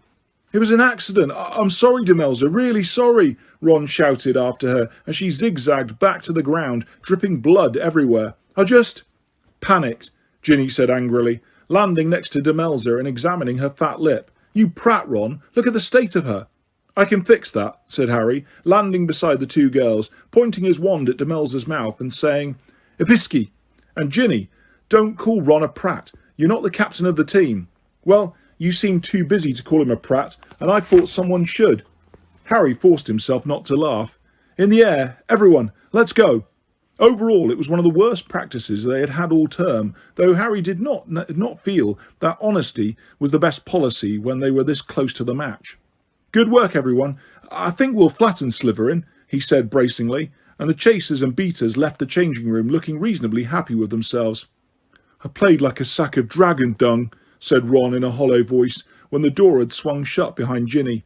"No, you didn't," said Harry firmly. "You're the best keeper I tried out, Ron. Your only problem is nerves." He kept up a relentless flow of encouragement all the way back to the castle, and by the time they reached the second floor, Ron was looking marginally more cheerful. When Harry pushed open the tapestry to take their usual shortcut up to the Gryffindor Tower, however, they found themselves looking at Dean and Ginny, who were locked in a close embrace and kissing fiercely as if glued together. It was as though something large and scaly erupted into life in Harry's stomach, clawing at his insides. Hot blood seemed to flood his brain, so that all thought was extinguished, replaced by a savage urge to jinx Dean into a jelly. Wrestling with this sudden madness, he heard Ron's voice as though from a great distance away. "Oi!" Dean and Ginny broke apart and looked around. "What?" said Ginny. "I don't want to find my own sister snogging people in public." "This was a deserted corridor till you came butting in," said Ginny. Dean was looking embarrassed. He gave Harry a shifty grin that Harry did not return, as the newborn monster inside him was roaring for Dean's instant dismissal from the team. Come on, Ginny," said Dean. "Let's go back to the common room." "You go," said Ginny. "I want a word with my dear brother." Dean left, looking as though he was not sorry to depart the scene. "Right," said Ginny, tossing her long red hair out of her face and glaring at Ron. "Let's get this straight once and for all. It is none of your business who I go out with or what I do with them, Ron."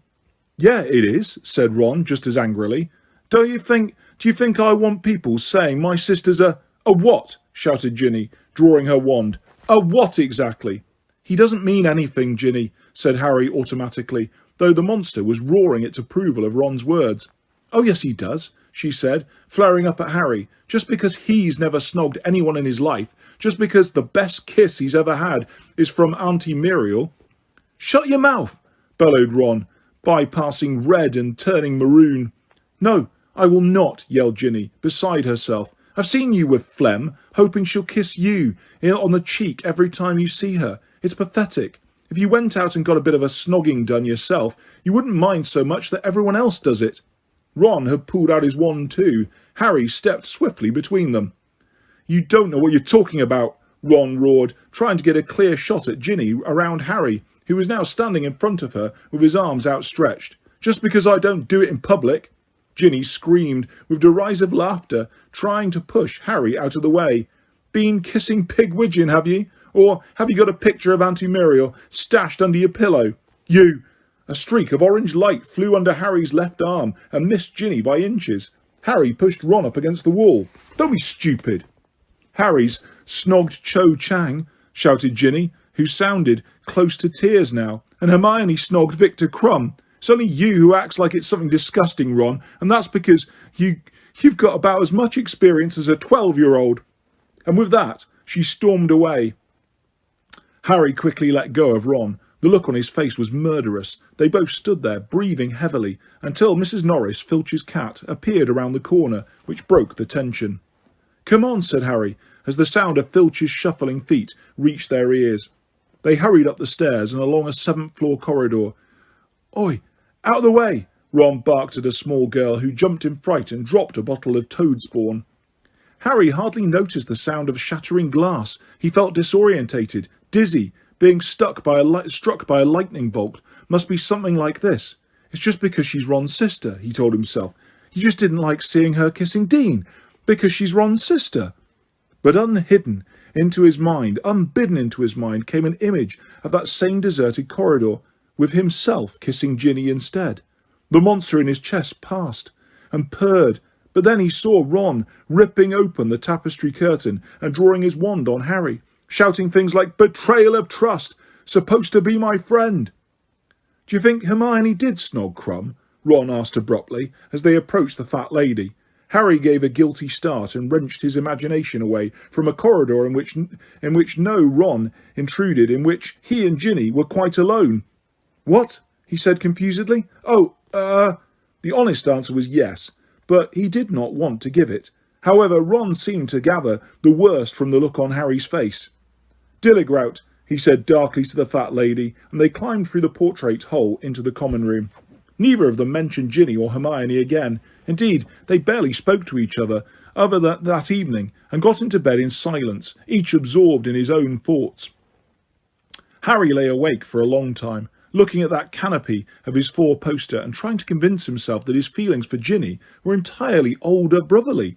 They had lived, had they not, like brother and sister all summer, playing Quidditch, teasing Ron and having a laugh about Bill and Flem. He had known Ginny for years now.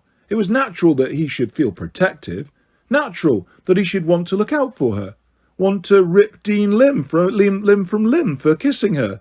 No, he would have to control that particular brotherly feeling. Ron gave a great grunting snore. She's Ron's sister, Harry told himself firmly. Ron's sister. She's out of bounds. He would not risk his friendship with Ron for anything. He punched his pillow into a more comfortable shape and waited for sleep to come, trying his utmost not to allow his thoughts to stray anywhere near Ginny. Harry awoke next morning, feeling slightly dazed and confused by a series of dreams in which Ron had chased him with a beater's bat, but by midday he would have happily exchanged the dream Ron for the real one, who was not only cold-shouldering Ginny and Dean, but also treating hurt and bewildered Hermione with an icy, sneering indifference. What was more, Ron seemed to have become overnight as touchy and ready to lash out as the average blast-ended Scroot. Harry spent the day attempting to keep the peace between Ron and Hermione, with no success. Finally, Hermione departed for bed in high dudgeon, and Ron stalked off to the boys' dormitory after swearing angrily at several frightened first-years for looking at him. To Harry's dismay, Ron's new aggression did not wear off over the next few days. Worse still, it coincided with an even deeper dip in his keeping skills, which made him still more aggressive, so that during the final Quidditch match, before Saturday's match, he failed to save every single goal the chasers aimed at him, but bellowed at everybody so much that he reduced Demelza Robbins to tears. "You shut up and leave her alone," shouted Peakes, who was about 2/3 Ron's height, though admittedly carrying a heavy bat.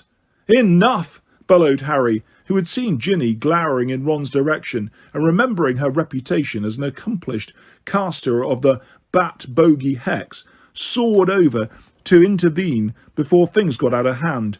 "Peakes, go and pack up the bludgers. Demelza, pull yourself together. You played really well today. Ron!" He waited until the rest of the team were out of earshot before saying it. "You're my best mate, but carry on treating the rest of them like this, and I'm going to kick you off the team." He really thought for a moment that Ron might hit him, but then something much worse happened. Ron seemed to sag on his broom. All the fight went out of him, and he said, "I resign. I'm pathetic." "You're not pathetic, and you're not resigning," said Harry fiercely, seizing Ron by the front of his robes. "You can save anything when you're in form. It's a mental problem you've got." "You calling me mental?" "Yeah, maybe I am." They glared at each other for a moment, and then Ron shook his head wearily. "I know you haven't got any time to find another keeper, so I'll play tomorrow, but if we lose, and we will, I'm taking myself off the team." Nothing Harry said made any difference. He tried boosting Ron's confidence all through dinner, but Ron was too busy being grumpy and surly with Hermione to notice. Harry persisted in the common room that evening, but his assertion that the whole team would be devastated if Ron left was somewhat undermined by the fact that the rest of the team was sitting in a huddle in a distant corner, clearly muttering about Ron and casting him nasty looks. Finally, Harry tried getting angry again in the hope of provoking Ron into a defiant and hopefully goal-saving attitude, but this strategy did not appear to work any better than encouragement. Ron went to bed as dejected and hopeless as ever. Harry lay awake for a very long time in the darkness. He did not want to lose the upcoming match. Not only was it his first as captain, but he was determined to beat Draco Malfoy at Quidditch, even if he could not yet prove his suspicions about him. Yet if Ron played as he had done in the last few practices, their chances of winning were very slim. If only there was something he could do to make Ron pull himself together, make him play at the top of his form, something that would ensure that Ron had a really good day. And the answer came to Harry in one sudden, glorious stroke of inspiration. Breakfast was the usual excitable affair next morning. The Slytherins hissed and booed loudly as every member of the Gryffindor team entered the Great Hall. Harry glanced at the ceiling and saw a clear, pale blue sky, a good omen. The Gryffindor table, a solid mass of red and gold, cheered as Harry and Ron approached. Harry grinned and waved. Ron grimaced weakly and shook his head. "Cheer up, Ron," called Lavender. "I know you'll be brilliant." Ron ignored her. "Tea?" Harry asked him. "Coffee? Pumpkin juice?" "Anything," said Ron glumly, taking a moody bite of toast. A few minutes later, Hermione, who had become so tired of Ron's recent unpleasant behaviour that she had not come down to breakfast with them, paused on her way up the table. How are you both feeling?" she asked tentatively, her eyes on the back of Ron's head. "Fine," said Harry, who was concentrating on handing Ron a glass of pumpkin juice. "There you go, Ron. Drink up." Ron had just raised the glass to his lips when Hermione spoke sharply. "Don't drink that, Ron." Both Harry and Ron looked up at her. "Why not?" said Ron. Hermione was now staring at Harry as though she could not believe her eyes. "You just put something in that drink." "Excuse me," said Harry. "You heard me. I saw you. You just tipped something into Ron's drink. You've got the bottle in your hand right now." "I don't know what you're talking about," said Harry, stowing the little bottle hastily in his pocket. "Ron, I warn you, don't drink it," Hermione said again, alarmed but Ron picked up the glass, drained it in one and said, "Stop bossing me about, Hermione." She looked scandalised. Bending so low so that only Harry could hear her, she hissed, "You should be expelled for that. I'd never have believed it of you, Harry." "Hark who's talking," he whispered back. "Confounded anyone lately?" She stormed up the table away from them. Harry watched her go without regret. Hermione had never really understood what a serious business Quidditch was. He then looked around at Ron, who was smacking his lips. "Nearly time," said Harry blithely. The frosty grass crunched underfoot as they strode down to the stadium. "Pretty lucky the weather's this good, eh?" Harry asked Ron. "Yeah," said Ron, who was pale and sick-looking. Ginny and Demelza were already wearing their Quidditch robes and waiting in the changing room. "Conditions look ideal," said Ginny, ignoring Ron. "And guess what? That Slytherin chaser, Vasey, he took a bludger in the head yesterday during their practice, and he's too sore to play. And even better than that, Malfoy's gone off sick too." "What?" said Harry, wheeling around to stare at her. "He's ill. What's wrong with him?" "No idea, but it's great for us," said Ginny brightly. "They're playing Harper instead. He's in my year and he's an idiot." Harry smiled vaguely back, but he pulled on his scarlet robes. His mind was far from Quidditch. Malfoy had once before claimed he could not play due to injury, but on that occasion he had made sure the whole match was rescheduled for a time that suited the Slytherin better. Why was he now happy to get a substitute to go on? Was he really ill, or was he faking? "Fishy, isn't it?" he said in an undertone to Ron. "Malfoy not playing." "Lucky, I call it," said Ron, looking slightly more animated. "And Vasey off too. He's their best goal scorer. I didn't fancy—" "Hey!" he said suddenly, freezing halfway through pulling on the keeper's gloves and staring at Harry.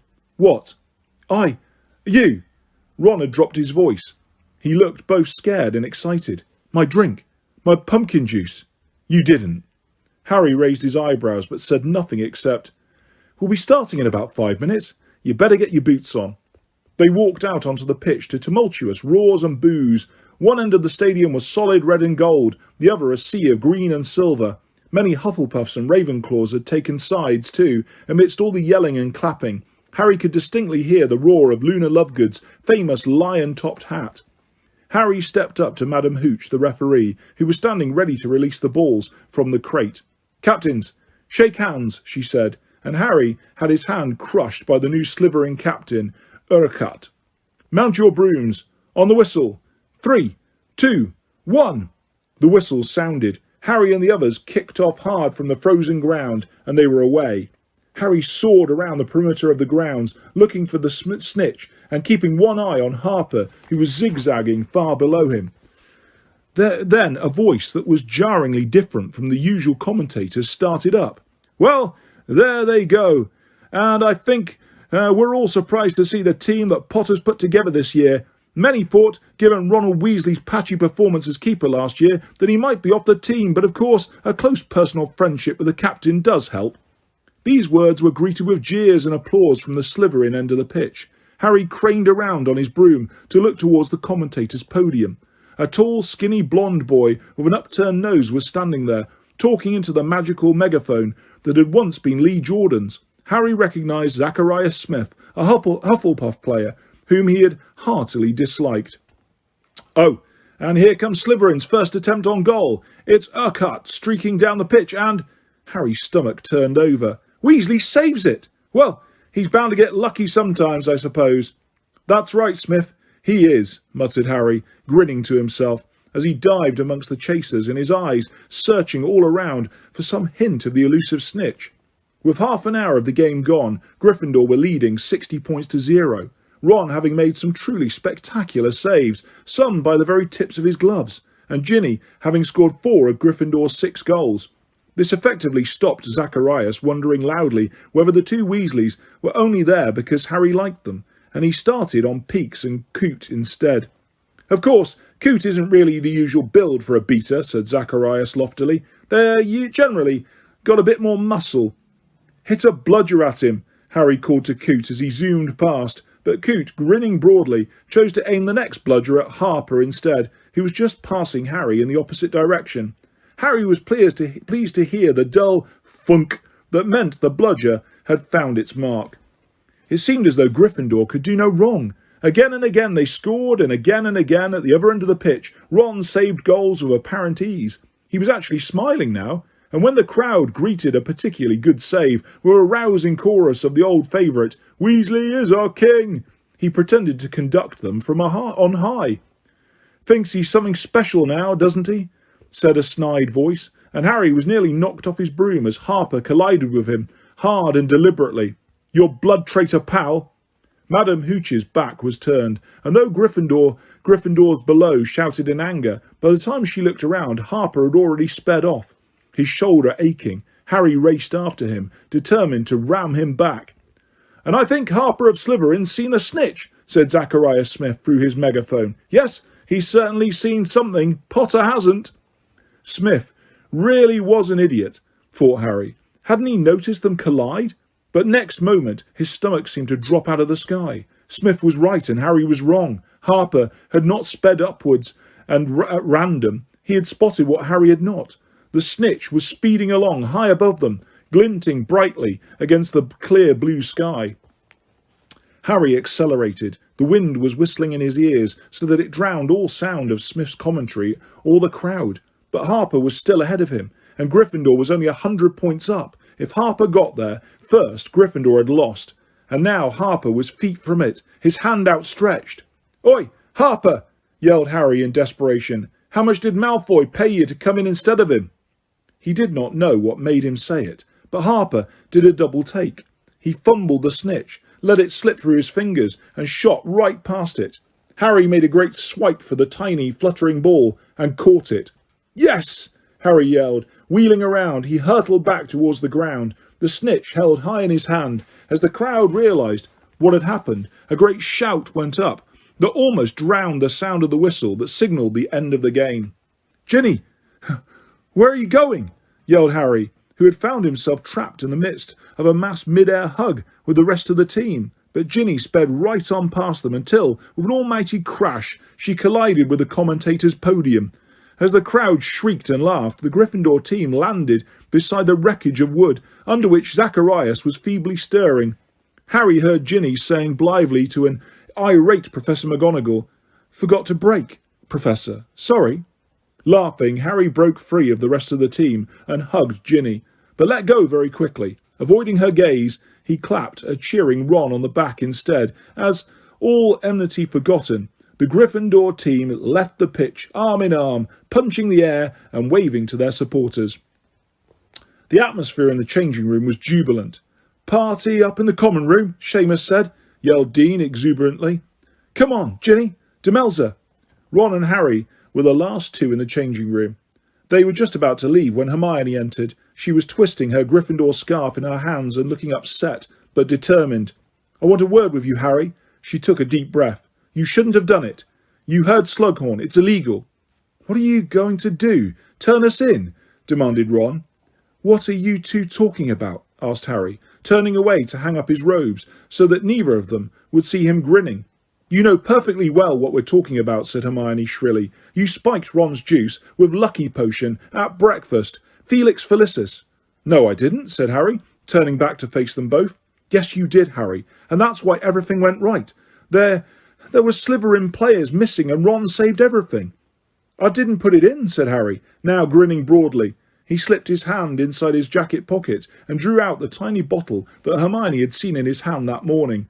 It was full of golden potion and the cork was still tightly sealed with wax. I wanted Ron to think I'd done it, so I faked it when I knew you were looking. He looked at Ron. You saved everything because you felt lucky. You did it all yourself. He pocketed the potion again. There really wasn't anything in the pumpkin juice, Ron said, astounded. But the weather's good, and Daisies couldn't play. I honestly haven't been given lucky potion. Harry shook his head.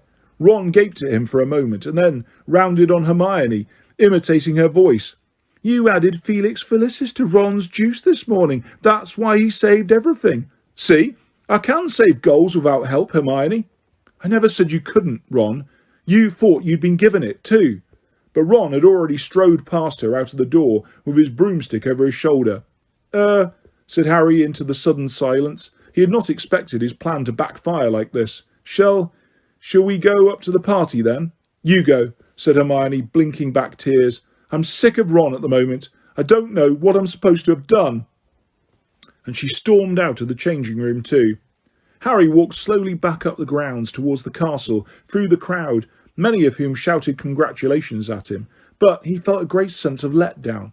He had been sure that if Ron won the match, he and Hermione would be friends again immediately. He did not see how he could possibly explain to Hermione that what she had done to offend Ron was kiss Victor Crumb, not when the offence had occurred so long ago.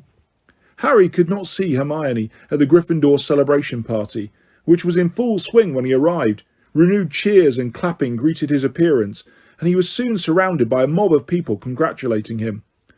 What with trying to shake off the Creevy brothers, who wanted a blow-by-blow match analysis, and the large group of girls that encircled him, laughing at his least amusing comments and batting their eyelids, it was some time before he could try and find Ron. At last, he extricated himself from Romilda Vane, who was hinting heavily that she would like to go to Slughorn's Christmas party with him. As he was ducking towards the drinks table, he walked straight into Ginny. Arnold the pygmy Puff riding on her shoulder and Crookshanks mewing hopefully at her heels. Looking at Ron, she asked, smirking. He's over there, the filthy hypocrite. Harry looked into the corner she was indicating. There, in full view of the whole room, stood Ron wrapped so closely around Lavender Brown it was hard to tell whose hands were whose. It looks like he's eating her face, doesn't it? Said Ginny dispassionately. But I suppose he's got to refine his technique somehow. Good game, Harry. She patted him on the arm. Harry felt a swooping sensation in his stomach, but then she walked off to help herself to more butterbeer. Crookshanks trotted after her, his yellow eyes fixed upon Arnold. Harry turned away from Ron, who did not look like surfacing soon, just in time to see the portrait hole closing. With a sinking feeling, he thought he saw a mane of bushy brown hair whipping out of sight. He darted forwards, sidestepped Romilda Vane again, and pushed again the portrait of the fat lady. The corridor outside seemed to be deserted. Hermione? He found her in the first unlocked classroom he tried. She was sitting on the teacher's desk, alone except for a small ring of twittering yellow birds circling her head, which she had clearly just conjured out of mid-air. Harry could not help admiring her spell work at a time like this.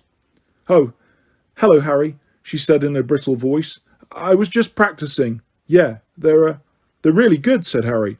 He had no idea what to say to her. He was just wondering whether there was any chance that she had not noticed Ron, that she had merely left the room because the party was a little too rowdy, when she said in an unnaturally high-pitched voice, Ron seems to be enjoying the celebrations. Does he? Said Harry. Don't pretend you didn't see him, said Hermione. He wasn't exactly hiding it, was... The door behind them burst open. To Harry's horror, Ron came in laughing, pulling Lavender by the hand. Oh, he said, drawing up short of the sight of Harry and Hermione. Oops, said Lavender, and she backed out of the room. Giggling, the door swung shut behind her. There was a horrible, swelling, billowing silence. Hermione was staring at Ron, who refused to look at her, but said with an odd mixture of bravado and awkwardness, Hi, Harry. Wondered where you got to? Hermione slid off the desk. The little flock of golden birds continued to twitter in circles around her head so that she looked like a strange feathery model of the solar system. "You shouldn't leave Lavender waiting outside," she said quietly. "She'll wonder where you've gone." She walked very slowly and erectly towards the door. Harry glanced at Ron, who was looking relieved that nothing worse had happened. "A pugno!" came a shriek from the doorway. Harry spun around to see Hermione pointing her wand at Ron, her expression wild. The little flock of birds was speeding like a hail of fat, golden bullets towards Ron, who yelped and covered his face with his hands. But the birds attacked, pecking and clawing at every bit of flesh they could reach. "Cheer off me!" he yelled, but with one last look of vindictive fury, Hermione wrenched open the door and disappeared through it. Harry thought he heard a sob before it slammed. Chapter 15. The Unbreakable Vow. Snow was swirling against the icy windows once more. Christmas was approaching fast. Hagrid had already single-handedly delivered the usual 12 Christmas trees for the Great Hall. Garlands of holly and tinsel had been twisted around the banisters of the stairs. Everlasting candles glowed from inside the helmets of suits of armour, and great bunches of mistletoe had been hung at intervals along the corridors. Large groups of girls tended to converge underneath the mistletoe bunches every time Harry went past, which caused blockages in the corridors. Fortunately, however, Harry's frequent nighttime wanderings had given him an unusually good knowledge of the castle's secret passageways, so that he was able, without too much difficulty, to navigate mistletoe-free routes between classes. Ron, who might once have found the necessity of these detours a cause for jealousy rather than hilarity, simply roared with laughter about it all, although Harry much preferred this new laughing, joking Ron to the moody, aggressive model he had been enduring for the last few weeks. The improved Ron came at a heavy price. Firstly, Harry had had to put up with the frequent presence of Lavender Brown, who seemed to regard any moment that she was not kissing Ron as a moment wasted. And secondly, Harry found himself once more the best friend of two people who seemed unlikely ever to speak to each other again. Ron, whose hands and forearms still bore scratches and cuts from Hermione's bird attack, was taking a defensive and resentful tone. "She can't complain," he told Harry. "She snogged Crumb, so she's found out someone wants to snog me too. Well, it's a free country. Haven't done anything wrong." Harry did not answer, but pretended to be absorbed in the book they were supposed to have read before Charms the following morning. Quintessence, a quest. Determined as he was to remain friends with both Ron and Hermione, he was spending a lot of time with his mouth shut tight. "I never promised Hermione anything," Ron mumbled. "I mean, all right, I was going to go to Slughorn's Christmas party with her, but she never said. Just as friends. I'm a free agent." Harry turned a page of Quintessence, aware that Ron was watching him. Ron's voice tailed away in mutters, barely audible over the loud cackling and crackling of the fire, though Harry thought he caught the words crumb and can't complain again. Hermione's timetable was so full that Harry could only talk to her properly in the evenings, when Ron was in any case so tightly wrapped around Lavender that he did not notice what Harry was doing. Hermione refused to sit in the common room while Ron was there, so Harry generally joined her in the library, which meant that their conversations were held in whispers. "He's at liberty to kiss whoever he likes," said Hermione, while the librarian, Madame Pince, prowled the shelves behind them. "I really couldn't care less." She raised her quill and dotted an I so ferociously that she punctured a hole in her parchment. Harry said nothing. He thought his voice might soon vanish from lack of use.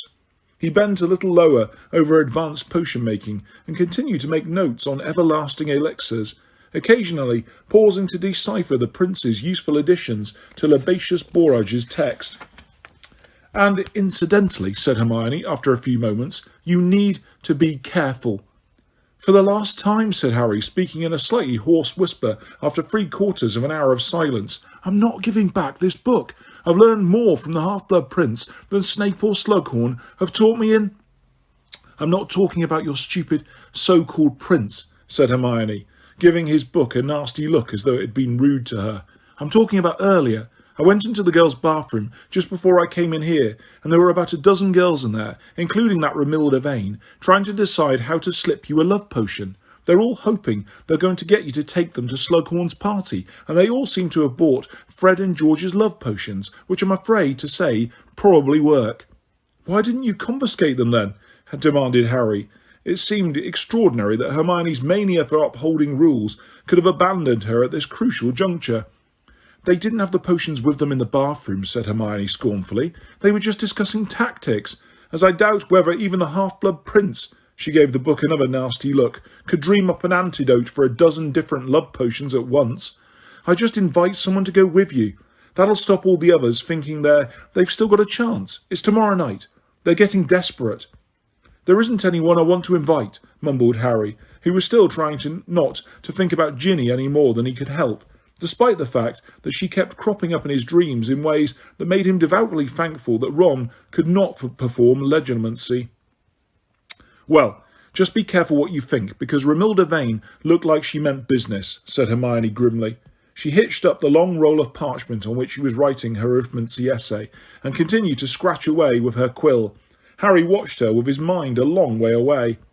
"Hang on a moment," he said slowly. "I thought Filch had banned anything bought at Weasley's Wizard Wheezes." "And when has anyone ever paid attention to what Filch has banned?" asked Hermione, still concentrating on her essay. "But I thought all the owls were being searched. So how come these girls are able to bring love potions into school?" "Fred and George send them disguised as perfumes and cough potions," said Hermione. "It's part of their owl order service." "You know a lot about it." Hermione gave him the kind of nasty look she had just given his copy of Advanced Potion Making. "It was all on the back of the bottles they showed Ginny and me in the summer," she said coldly. "I don't go around putting potions in people's drinks, or pretending to, either, which is just as bad." "Yeah, well, never mind that," said Harry quickly. "The point is, Filch is being fooled, isn't he? These girls are getting stuff into the school disguised as something else. So why couldn't Malfoy have brought the necklace into the school?" "Oh, Harry, not that again." "Come on, why not?" demanded Harry. "Look," sighed Hermione, "secrecy sensors detect jinxes, curses, and concealment charms, don't they? They're used to find dark magic and dark objects. They'd have picked up a powerful curse, like the one on that necklace, within seconds. But something that's just been put in the wrong bottle wouldn't register. And anyway, love potions aren't dark or dangerous." "Easy for you to say," muttered Harry, thinking of Romilda Vane. "So, it would be down to Filch to realise it wasn't a cough potion. And he's not a very good wizard. I doubt he can tell one potion from—" Hermione stopped dead. Harry had heard it too. Somebody had moved close behind them among the dark bookshelves. They waited for a moment. Later, the vulture-like countenance of Madame Pince appeared around the corner, her sunken cheeks, her skin like parchment, and her long hooked nose illuminated unflatteringly by the lamp she was carrying. "The library is now closed," she said. "Mind you return anything you have borrowed to the correct." "What have you been doing to that book, you depraved boy?" "It isn't the library's, it's mine," said Harry hastily, snatching his copy of Advanced Potion Making off the table as she lunged at it with a claw-like hand. "Despoiled," she hissed. "Desecrated. Befouled." "It's just a book that's been written in," said Harry, tugging it out of her grip. She looked as though she might have a seizure. Hermione, who had hastily packed her things, grabbed Harry by the arm and frog-marched him away. "She'll ban you from the library if you're not careful. Why did you have to bring that stupid book? It's not my fault she's barking mad, Hermione. Or do you think she overheard you being rude about Filch? I've always thought there might be something going on between them." "Oh, ha!" Enjoying the fact that they could speak normally again, they made their way along the deserted, lamp-lit corridors back to the common room, arguing about whether or not Filch and Madame Pince were secretly in love with each other. "Baubles," said Harry to the fat lady, this being the new festive password. "Same to you," said the fat lady with a roguish grin, and she swung forwards to admit them. "Hi, Harry," said Romilda Vane, the moment he had climbed through the portrait hole. "Fancy a gilly water?" Hermione gave him a "what did I tell you?" look over her shoulder. "No thanks," said Harry quickly. "I don't like it much." "Well, take these anyway," said Romilda, thrusting a box into his hands. "Chocolate cauldrons. They've got fire whiskey in them. My gran sent them to me, but I don't like them." "Oh, right. Thanks a lot," said Harry, who could not think what else to say. I'm just going over here with—" He hurried off behind Hermione, his voice trailing away feebly. Told you, said Hermione succinctly. Sooner you ask someone, sooner they'll all leave you alone, and you can... But her face suddenly turned blank. She had just spotted Ron and Lavender, who were entwined in the same armchair. Well, good night, Harry, said Hermione, though it was only 7 o'clock in the evening, and she left for the girls' dormitory without another word. Harry went to bed comforting himself that there was only one more day of lessons to struggle through, plus Slughorn's party, after which he and Ron would depart together for the Burrow. It now seemed impossible that Ron and Hermione would make up with each other before the holidays began, but perhaps somehow the break would give them time to calm down, think better of their behaviour. But his hopes were not high, and they sank still lower after enduring a transfiguration lesson with them both next day. They had just embarked upon the immensely difficult topic of human transfiguration. Working in front of mirrors, they were supposed to be changing the colour of their own eyebrows. Hermione laughed unkindly at Ron's disastrous first attempt, during which he somehow managed to give himself a spectacular handlebar moustache. Ron retaliated by doing a cruel but accurate impression of Hermione jumping up and down in her seat every time Professor McGonagall asked a question, which Lavender and Parvati found deeply amusing and which reduced Hermione to the verge of tears again. She raced out of the classroom on the bell, leaving half her things behind. Harry, deciding that her need was greater than Ron's just then, scooped up her remaining possessions and followed her. He finally tracked her down as she emerged from a girl's bathroom on the floor below. She was accompanied by Luna Lovegood, who was patting her vaguely on the back. "Oh, hello, Harry," said Luna. "Did you know one of your eyebrows is bright yellow?" "Hi, Luna. Hermione, you left your stuff." He held out her books. "Oh, yes," said Hermione in a choked voice, taking her things and turning away quickly to hide the fact that she was wiping her eyes on her pencil case. "Thank you, Harry. Well, I'd better get going." And she hurried off without giving Harry any time to offer words of comfort, though, admittedly, he could not think of any. "She's a bit upset," said Luna. "I thought at first it was Moaning Myrtle in there, but it turned out to be Hermione. She said something about that Ron Weasley."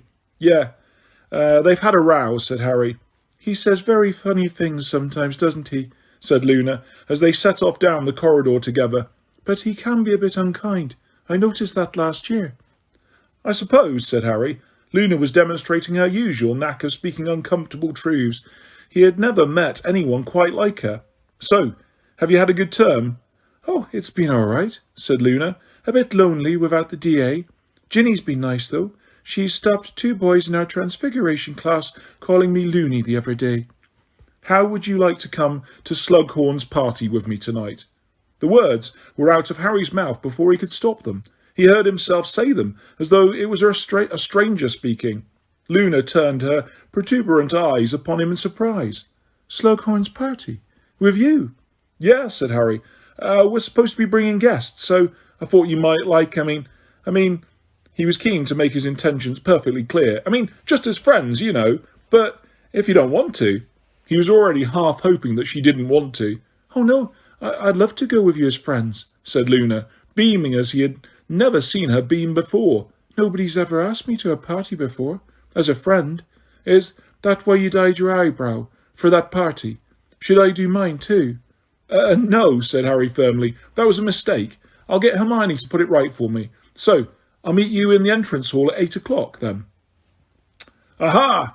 screamed a voice from overhead, and both of them jumped. Unnoticed by either of them, they had just passed right underneath Peeves, who was hanging upside down from a chandelier and grinning maliciously at them.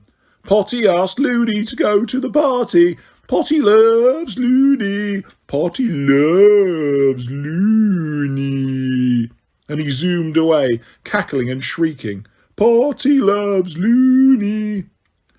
"Nice to keep things private," said Harry, and sure enough, in no time at all, the whole school seemed to know that Harry Potter was taking Luna Lovegood to Slughorn's party. "You could have taken anyone," said Ron in disbelief over dinner. "Anyone, and you chose Loony Lovegood." "Don't call her that, Ron," snapped Ginny, pausing behind Harry on her way to join friends. "I'm really glad you're taking her, Harry. She's so excited." And she moved on down the table to sit with Dean. Harry tried to feel pleased that Ginny was glad he was taking Luna to the party, but could not quite manage it. A long way along the table, Hermione was sitting alone, playing with her stew. Harry noticed Ron looking at her furtively. You could say sorry, suggested Harry bluntly. What, and get attacked by another flock of canaries? Muttered Ron. What did you have to imitate her for? She laughed at my moustache. So did I. It was the stupidest thing I've ever seen. But Ron did not seem to have heard. Lavender had just arrived with Parvati. Squeezing herself in between Harry and Ron, Lavender flung her arms around Ron's neck. Hi, Harry, said Parvati, who, like him, looked faintly embarrassed and bored by the behaviour of their two friends. Hi, said Harry. How are you? You staying at Hogwarts, then? I heard your parents wanted you to leave. I managed to talk them out of it for the time being, said Parvati. That Katie thing really freaked them out, but as there hasn't been anything since... Oh, hi, Hermione. Parvati positively beamed. Harry could tell that she was feeling guilty for having laughed at Hermione in Transfiguration. He looked around and saw that Hermione was beaming back, if possible, even more brightly. Girls were very strange sometimes. Hi, Parvati, said Hermione, ignoring Ron and Lavender completely. Are you going to Slughorn's party tonight?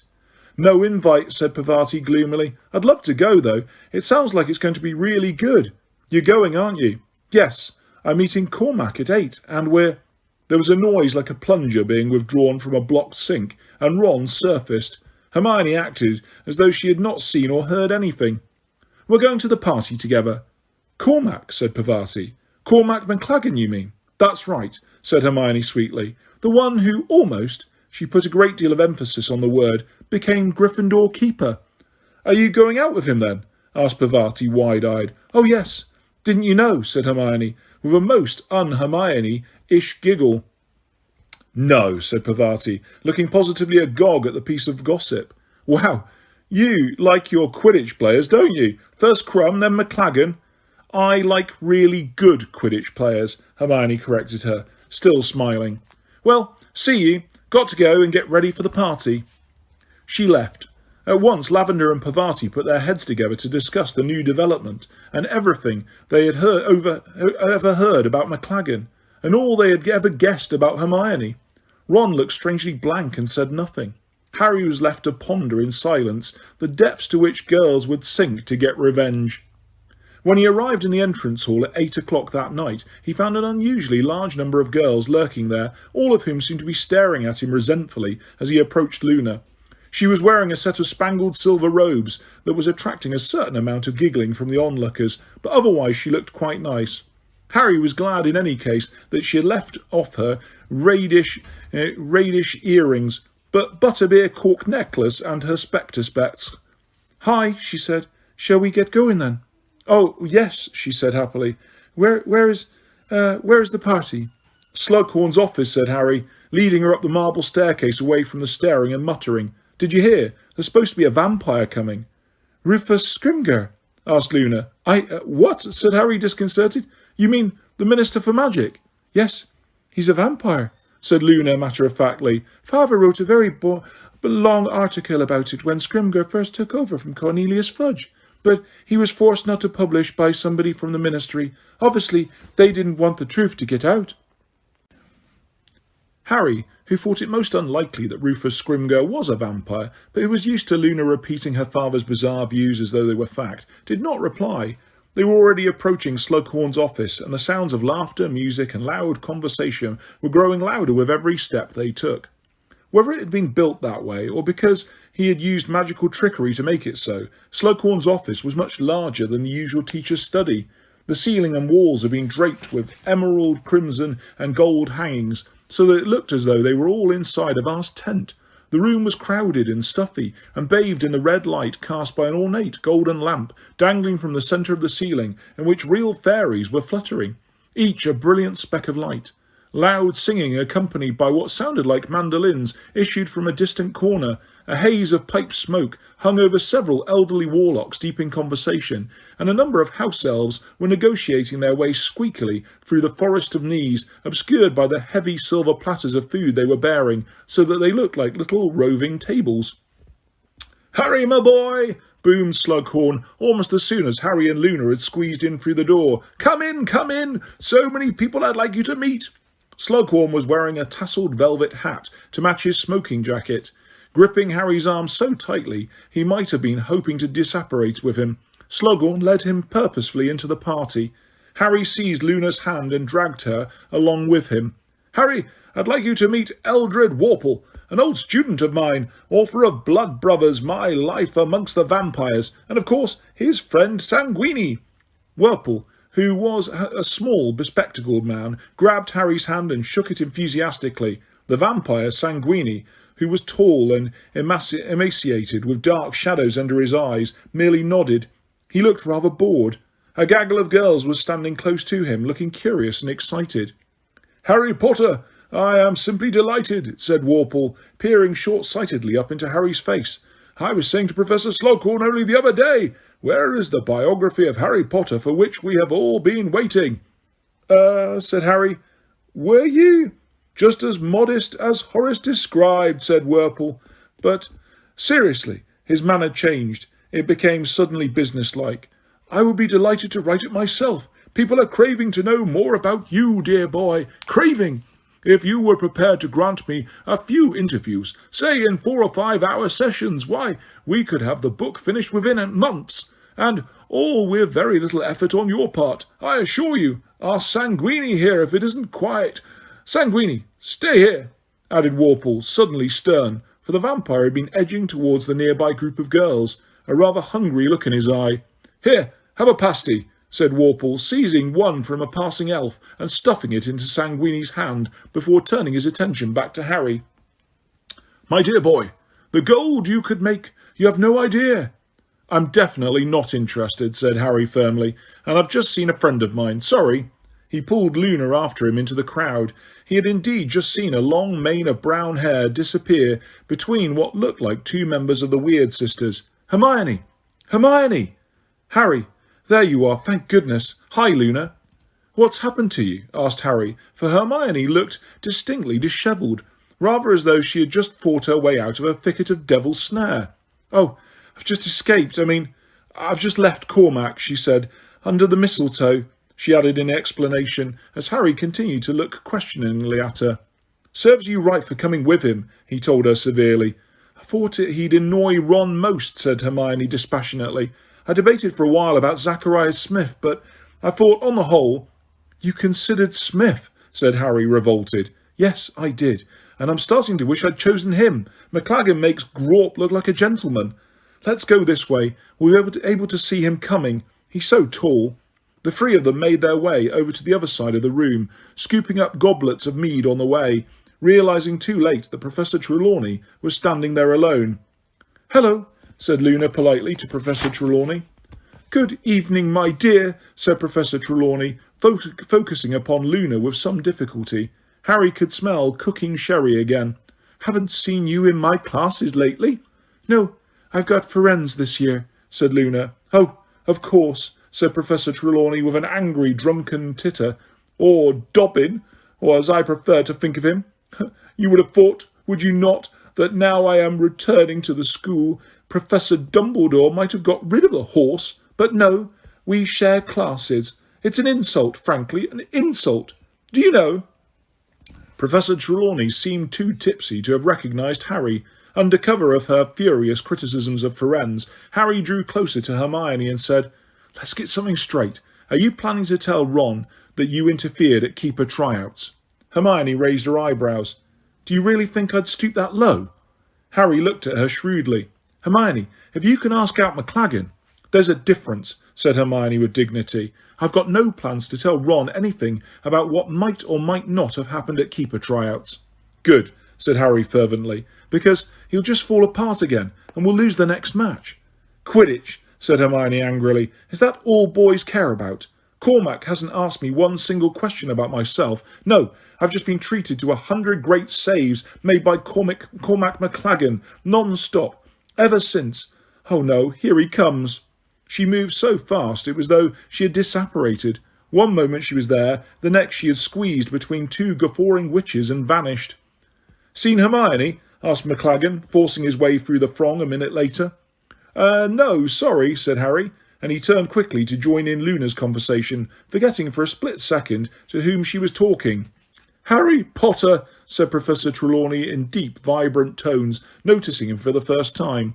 "Oh, hello," said Harry unenthusiastically. My dear boy, she said in a very carrying whisper, the rumours, the stories, the chosen one. Of course, I have known for a very long time the omens were never good, Harry, but why have you not returned to divination? For you, of all people, the subject is of the utmost importance. Ah, Sybil, we all think our subject's most important, said a loud voice, and Slughorn appeared at Professor Trelawney's other side. His face very red, his velvet hat a little askew, a glass of mead in one hand and an enormous mince pie in the other. But I don't think I've ever known such a natural at potions, said Slughorn, regarding Harry with a fond, if bloodshot, eye. Instinctive, you know, like his mother. I've only ever taught a few with this kind of ability. I can tell you that, Sybil. Why, even Severus. And to Harry's horror, Slughorn threw out an arm and seemed to scoop Snape out of thin air towards him. Stop skulking and come join us, Severus, hiccuped Slughorn happily. I was just talking about Harry's exceptional potion-making. Some credit must go to you, of course. You taught him for 5 years. Trapped, with Slughorn's arm around his shoulders, Snape looked down his hooked nose at Harry. His black eyes narrowed. Funny. I never had the impression that I managed to teach Potter anything at all. Well then, it's natural ability, shouted Slughorn. You should have seen what he gave me first lesson, the draught of living death. Never had a student produce finer on a first attempt. I don't think even you, Severus. Really, said Snape quietly, his eyes still boring into Harry, who felt a certain disquiet. The last thing he wanted was for Snape to start investigating the source of his newfound brilliance at potions. Remind me what other subjects you're taking, Harry, asked Slughorn. Defence against the dark arts, charms, transfiguration, and herbology. All the subjects required, in short, for an aura, said Snape with the faintest sneer. Yeah, well, that's what I'd like to be, said Harry defiantly. And a great one you'll make too, boomed Slughorn. I don't think you should be an aura, Harry, said Luna unexpectedly. Everybody looked at her. The aura is a part of the Rotfang conspiracy. I thought everyone knew that. They're working from within to bring down the Ministry of Magic, using a combination of dark magic and gum disease. Harry inhaled half his mead up his nose as he started to laugh. Really, it had been worth bringing Luna just for this. Emerging from his goblet, coughing, sopping wet, but still grinning, he saw something calculated to raise his spirits even higher. Draco Malfoy being dragged by the ear towards them by Argus Filch. Professor Slughorn, wheezed Filch, his jowls a-quiver and the maniacal light of mischief detection in his bulging eyes. I discovered this boy lurking in an upstairs corridor. He claims to have been invited to your party and to have been delayed in setting out. Did you issue him with an invitation? Malfoy pulled himself free of Filch's grip, looking furious. All right, I wasn't invited, he said angrily. I was trying to gatecrash. Happy? No, I'm not, said Filch, a statement at complete odds with the glee on his face. You're in trouble, you are. Didn't the headmaster say that nighttime prowling's out unless you've got permission, didn't he, eh? That's all right, Argus, that's all right, said Slughorn, waving a hand. It's Christmas, and it's not a crime to want to come to a party. Just this once, we'll forget any punishment. You may stay, Draco. Filch's expression of outraged disappointment was perfectly predictable. But why, Harry wondered, watching him, did Malfoy look almost equally unhappy? And why was Snape looking at Malfoy as though both angry and, was it possible, a little afraid? But almost before Harry had registered what he had seen, Filch had turned and shuffled away, muttering under his breath. Malfoy had composed his face into a smile and was thanking Slughorn for his generosity, and Snape's face was smoothly inscrutable again. It's nothing, nothing, said Slughorn, waving away Malfoy's thanks. I did know your grandfather after all. He always spoke very highly of you, sir, said Malfoy quickly. Said you were the most, best potion maker he'd ever known. Harry stared at Malfoy. It was not the sucking up that intrigued him. He had watched Malfoy do that to Snape for a long time. It was the fact that Malfoy did, after all, look a little ill. This was the first time he had seen Malfoy close up for ages. He now saw that Malfoy had dark shadows under his eyes and a distinctly greyish tinge to his skin. I'd like a word with you, Draco, said Snape suddenly.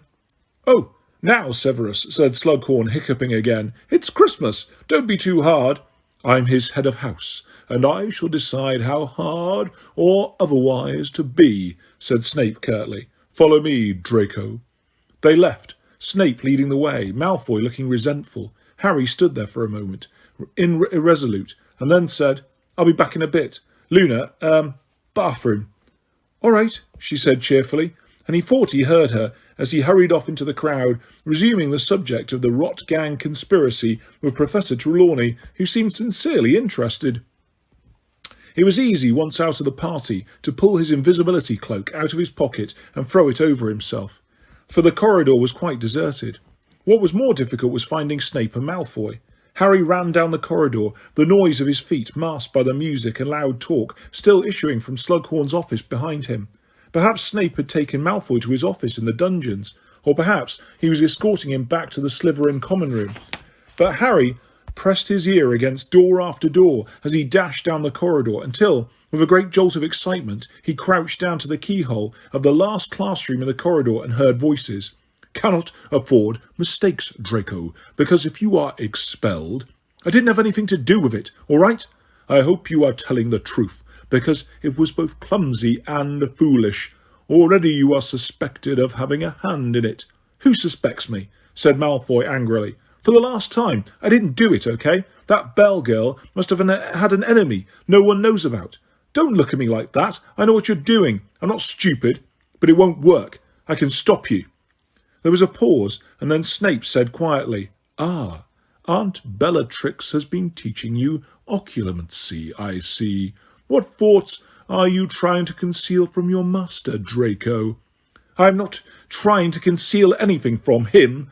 I just don't want you butting in. Harry pressed his ear still more closely against the keyhole. What had happened to make Malfoy speak to Snape like this? Snape, towards whom he had always shown respect, even liking. So, that is why you have been avoiding me this term. You have feared my interference. You realise that, had anybody else failed to come to my office when I had told them repeatedly to be there, Draco? So put me in detention. Report me to Dumbledore, jeered Malfoy. There was another pause. Then Snape said, You know perfectly well that I do not wish to do either of those things. You better stop telling me to come to your office, then. Listen to me, said Snape, his voice so low now that Harry had to push his ear very hard against the keyhole to hear. I am trying to help you. I swore to your mother I would protect you. I made the unbreakable vow, Draco. Looks like you'll have to break it then, because I don't need your protection. It's my job. He gave it to me, and I'm doing it. I've got a plan, and it's going to work. It's just taking a bit longer than I thought it would. What is your plan? It's none of your business. If you tell me what you're trying to do, I can assist you. I've got all the assistance I need, thanks. I'm not alone. You were certainly alone tonight, which was foolish in the extreme, wandering the corridors without lookouts or backup. These are elementary mistakes. I would have had Crabbe and Goyle with me if you hadn't put them in detention. Keep your voice down, spat Snape, for Malfoy's voice had risen excitedly. If your friends Crabbe and Goyle intend to pass their defence against the Dark Arts Owl this time around, they will need to work a little harder than they are doing at present. What does it matter? Said Malfoy. Defence against the Dark Arts. It's all just a joke, isn't it? An act. Like any of us need protecting against the Dark Arts. It is an act that is crucial to success, Draco, said Snape. Where do you think I would have been all these years if I had not known how to act? Now listen to me. You are being incautious, wandering around at night, getting yourself caught, and if you are placing your reliance on assistants like Crabbe and Goyle, they're not the only ones. I've got other people on my side, better people. Then why not confide in me? I know what you're up to. You want to steal my glory. There was another pause. Then Snape said coldly, You are speaking like a child. I quite understand that your father's capture and imprisonment has upset you, but Harry had barely a second's warning. He heard Malfoy's footsteps on the other side of the door and flung himself out of the way just as it burst open. Malfoy was striding away down the corridor, past the open door of Slughorn's office, round the distant corner and out of sight. Hardly daring to breathe, Harry remained crouched down as Snape emerged slowly from the classroom, his expression unfathomable.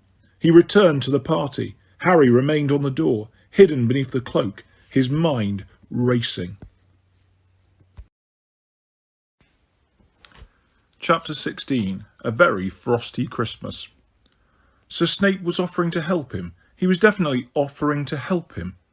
If you ask that once more, said Harry, I'm going to stick this sprout. I'm only checking, said Ron. They were standing alone at the Burrows' kitchen sink, peeling a mountain of sprouts for Mrs. Weasley. Snow was drifting past the window in front of them. Yes, Snape was offering to help him, said Harry.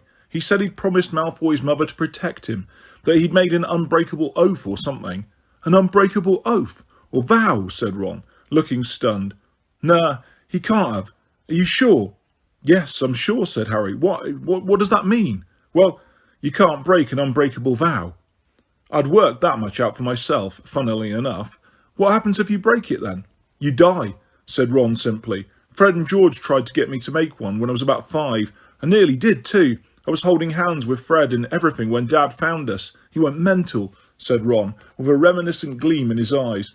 Only time I've ever seen Dad as angry as Mum. Fred reckons his left buttock has never been the same since. Yeah, well, passing over Fred's left buttock. I beg your pardon, said Fred's voice as the twins entered the kitchen. Ah, George, look at this. They're using knives and everything. Bless them. I'll be 17 in 2 and a bit months' time, said Ron grumpily, and then I'll be able to do it by magic. But meanwhile, said George, sitting down at the kitchen table and putting his feet up on it, we can enjoy watching you demonstrate the correct use of a whoopsie-daisy. You made me do that, said Ron angrily, sucking his cut thumb. You wait, when I'm 17. I'm sure you'll dazzle us all with hitherto unsuspected magical skills, yawned Fred.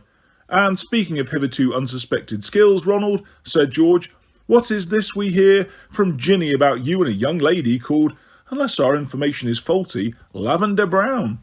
Ron turned a little pink, but did not look displeased as he turned back to the sprouts. Mind your own business. What a snappy retort, said Fred. I really don't know how you think of them. No, what we wanted to know was, how did it happen? What do you mean? Did she have an accident or something? What? Well, how did she sustain such extensive brain damage? Careful now. Mrs. Weasley entered the room just in time to see Ron throw the sprouts knife at Fred, who turned it into a paper aeroplane with one lazy flick of his wand. Ron, she said furiously, don't you ever let me see you throwing knives again. I won't, said Ron. Let you see, he added under his breath, as he turned back to the sprout mountain. Fred, George, I'm sorry, dears, but Remus is arriving tonight, so Bill will have to squeeze in with you two. No problem, said George. Then, as Charlie isn't coming home, that just leaves Harry and Ron in the attic, and if Fleur shares with Ginny... That'll make Ginny's Christmas, muttered Fred. Everyone should be comfortable. Well, they'll have a bed anyway, said Mrs. Weasley, sounding slightly harassed. Percy definitely not showing his ugly face then, asked Fred. Mrs. Weasley turned away before she answered. No, he's busy, I expect, at the ministry. Or he's the world's biggest prat, said Fred, as Mrs. Weasley left the kitchen. One of the two. Well, let's get going then, George. What are you two up to? Asked Ron. Can't you help us with these sprouts? You could just use your wand and then we'll be free too. No, I don't think we can do that, said Fred seriously. It's very character-building stuff, learning to peel sprouts without magic. Makes you appreciate how difficult it is for muggles and squibs. And if you want people to help you, Ron, added George, throwing the paper aeroplane at him, I wouldn't chuck knives at them. Just a little hint. We're off to the village. There's a very pretty girl working in the paper shop who thinks my card tricks are something marvellous, almost like real magic. Gits, said Ron darkly, watching Fred and George setting off across the snowy yard. Would have only taken them 10 seconds, and then we could have gone too. I couldn't, said Harry. I promised Dumbledore I wouldn't wander off while I'm staying here. Oh, yeah, said Ron. He peeled a few more sprouts and then said, Are you going to tell Dumbledore what you heard Snape and Malfoy saying to each other?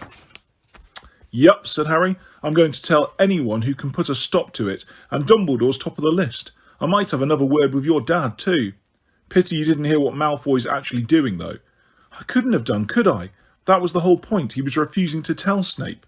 There was a silence for a moment or two, and then Ron said, Course, you know what they'll all say. Dad and Dumbledore and all of them.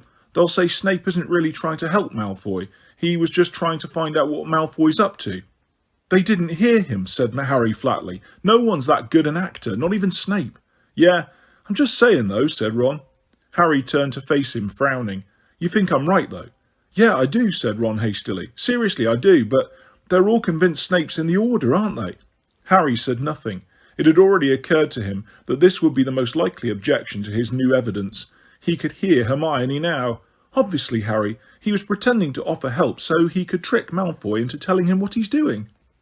This was pure imagination, however, as he had no opportunity to tell Hermione what he had overheard. She had disappeared from Slughorn's party before he returned to it, or so he'd been informed by an irate McLaggen, and she had already gone to bed by the time he returned to the common room. As he and Ron had left for the Burrow early the next day, he had barely had time to wish her a happy Christmas and to tell her that he had some very important news when they got back from the holidays. He was not entirely sure that she had heard him, though. Ron and Lavender had been saying a thoroughly non-verbal goodbye just behind him at the time. Still, even Hermione could not be able to deny one thing. Malfoy was definitely up to something, and Snape knew it, so Harry felt fully justified in saying, "I told you so," which he had done several times to Ron already. Harry did not get the chance to speak to Mr. Weasley, who was working very long hours at the Ministry, until Christmas Eve night. The Weasleys and their guests were sitting in the living room, which Ginny had decorated so lavishly that it was rather like sitting in a paper chain explosion. Fred, George, Harry and Ron were the only ones who knew that the angel on top of the tree was actually a garden gnome that had bitten Fred on the ankle as he pulled up carrots for Christmas dinner. Stupefied, painted gold, stuffed into a miniature tutu, and with small wings glued to its back, it glowered down at them all, the ugliest angel Harry had ever seen, with a large bald head like a potato and rather hairy feet.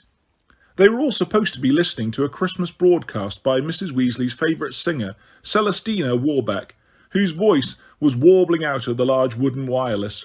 Fleur, who seemed to find Celestina very dull, was talking so loudly in the corner that a scowling Mrs. Weasley kept pointing her wand at the volume control, so that Celestina grew louder and louder. Under cover of a particularly jazzy number called A Cauldron Full of Hot, Strong Love, Fred and George started a game of exploding snap with Ginny. Ron kept shooting Bill and Fleur covert looks, as though hoping to pick up tips. Meanwhile, Remus Lupin, who was thinner and more ragged-looking than ever, was sitting beside the fire, staring into its depths, as though he could not hear Celestina's voice. "Oh, come and stir my cauldron, and if you do it right, I'll boil you up some hot, strong love to keep you warm tonight." "We danced to this when we were 18, said Mrs. Weasley, wiping her eyes on her knitting. "Do you remember, Arthur?" "Oh," said Mr. Weasley, whose head had been nodding over the satsuma he was peeling. "Oh, yes, marvellous time." With an effort, he sat up a little straighter and looked around at Harry, who was sitting next to him. "Sorry about this," he said, jerking his head towards the wireless as Celestina broke into the chorus. "Be over soon." "No problem," said Harry, grinning.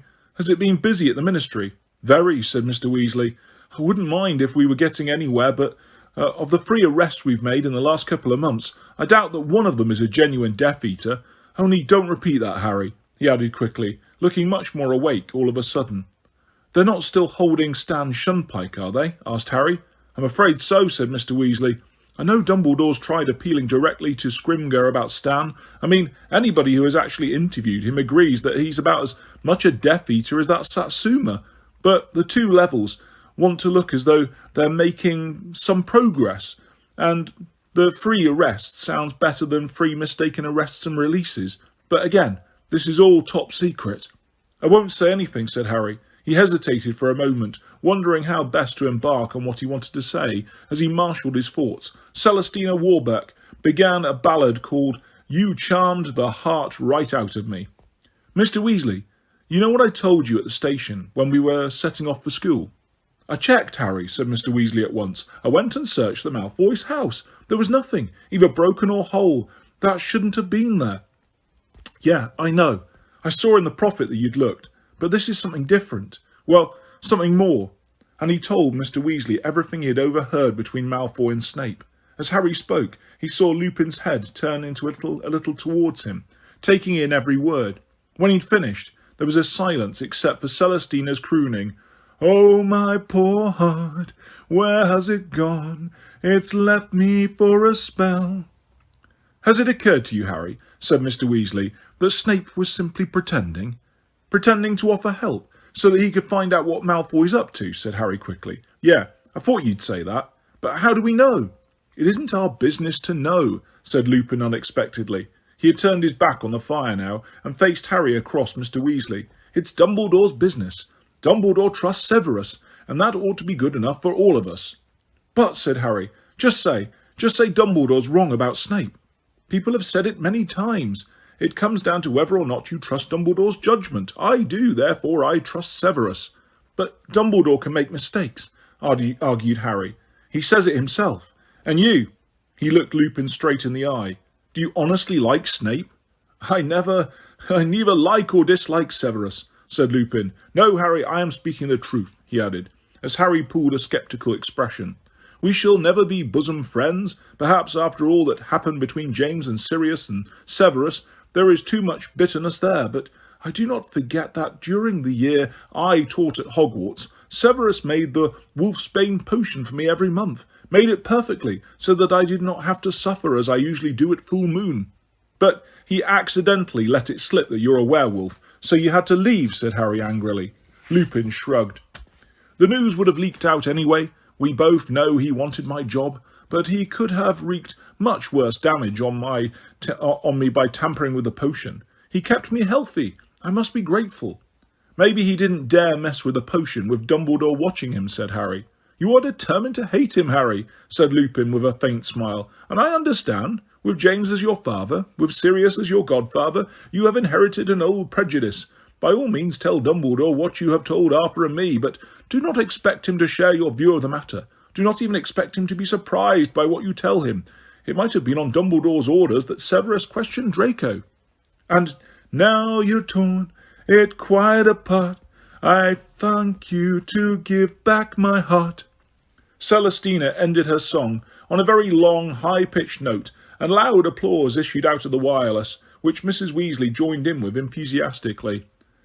Is it over? Said Fleur loudly. Thank goodness, what an horrible... Shall we have a nightcap then? Asked Mr. Weasley loudly, leaping to his feet. Who wants eggnog? What have you been up to lately? Harry asked Lupin, as Mr. Weasley bustled off to fetch the eggnog and everybody else stretched and broke into conversation. Oh, I've been underground, said Lupin, almost literally. That's why I haven't been able to write. Harry, sending letters to you would have been something of a giveaway. What do you mean?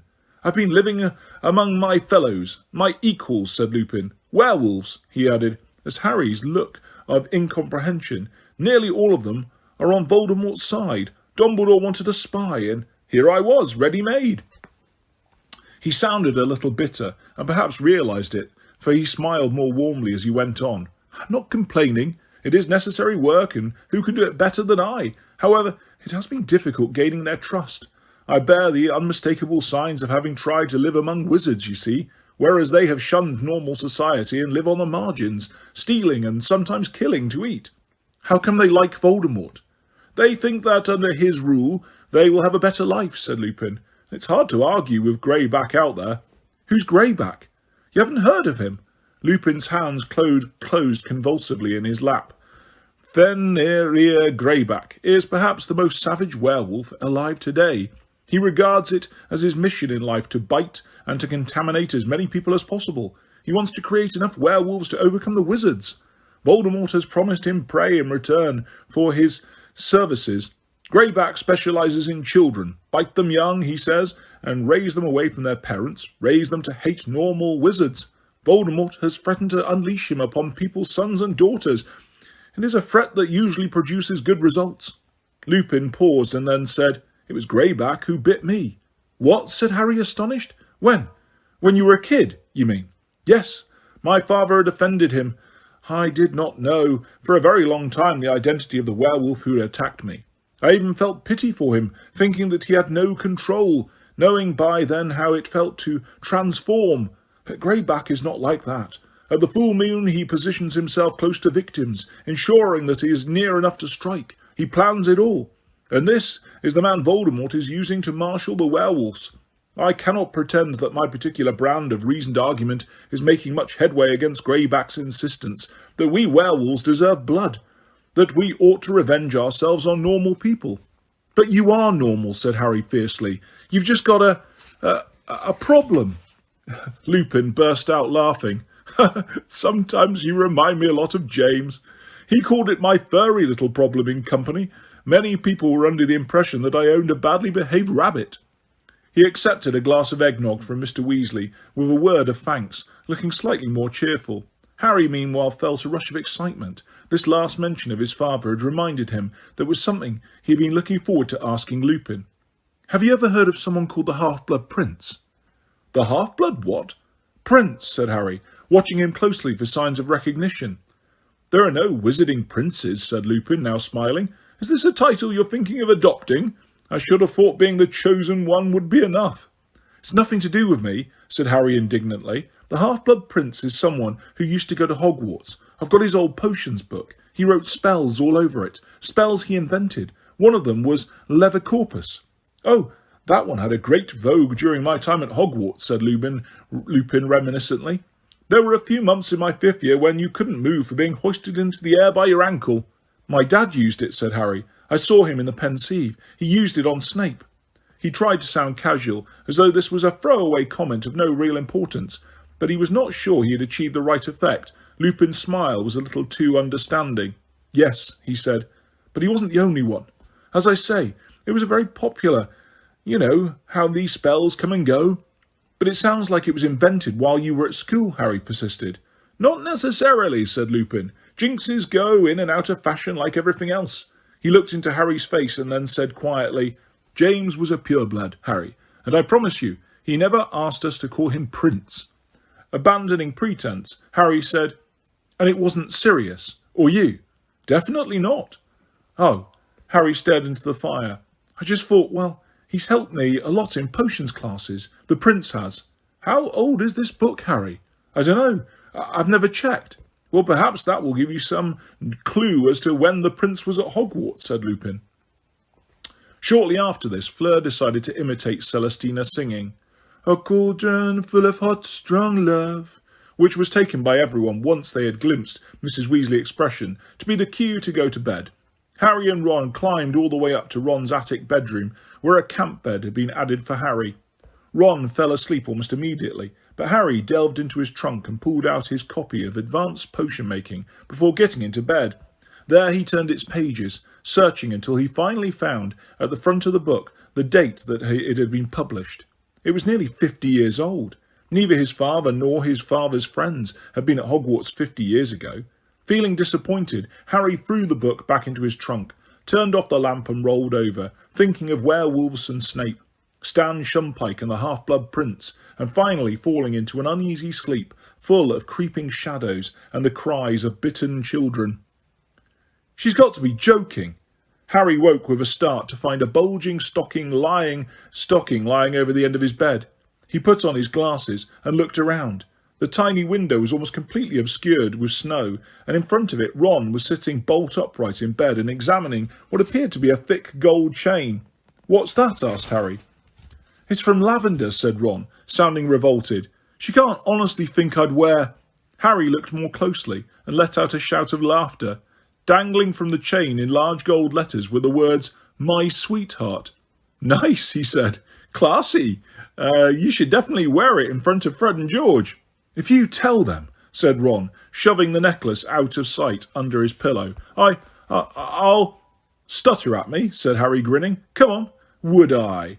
How could she think I'd like something like that, though? Ron demanded of thin air, looking rather shocked. Well, think back, said Harry. Have you ever let it slip that you'd like to go out in public with the words, My Sweetheart, around your neck? Well, we don't really talk much, said Ron. It's mainly... Snogging, said Harry. Well, yeah, said Ron. He hesitated a moment and then said, Is Hermione really going out of McLaggen? I don't know, said Harry. They were at Slughorn's party together, but I don't think it went that well. Ron looked slightly more cheerful as he delved deeper into his stocking. Harry's presents included a sweater with a large golden snitch worked onto the front, hand-knitted by Mrs. Weasley, a large box of Weasley's Wizard Wheezes products from the twins, and a slightly damp, mouldy-smelling package which came with a label reading, "To Master, from Creature." Harry stared at it. "Do you reckon this is safe to open?" he asked. "Can't be anything dangerous. All our mail's still being searched at the Ministry," replied Ron, though he was eyeing the parcel suspiciously. "I didn't think of giving Creature anything. Do people really usually give their house elves Christmas presents?" asked Harry, prodding the parcel cautiously. "Hermione would," said Ron, "but let's wait and see what it is before you start feeling guilty." A moment later, Harry had given a loud yell and leapt out of his camp bed. The package contained a large number of maggots. "Nice," said Ron, roaring with laughter. "Very thoughtful." "I'd rather have them than the necklace," said Harry, which sobered Ron up at once. Everybody was wearing new sweaters when they sat down for Christmas lunch, everyone except Fleur, on whom it appeared Mrs. Weasley had not wanted to waste one, and Mrs. Weasley herself, who was sporting a brand new midnight blue witch's hat, glittering with what looked like tiny star-like diamonds, and a spectacular golden necklace.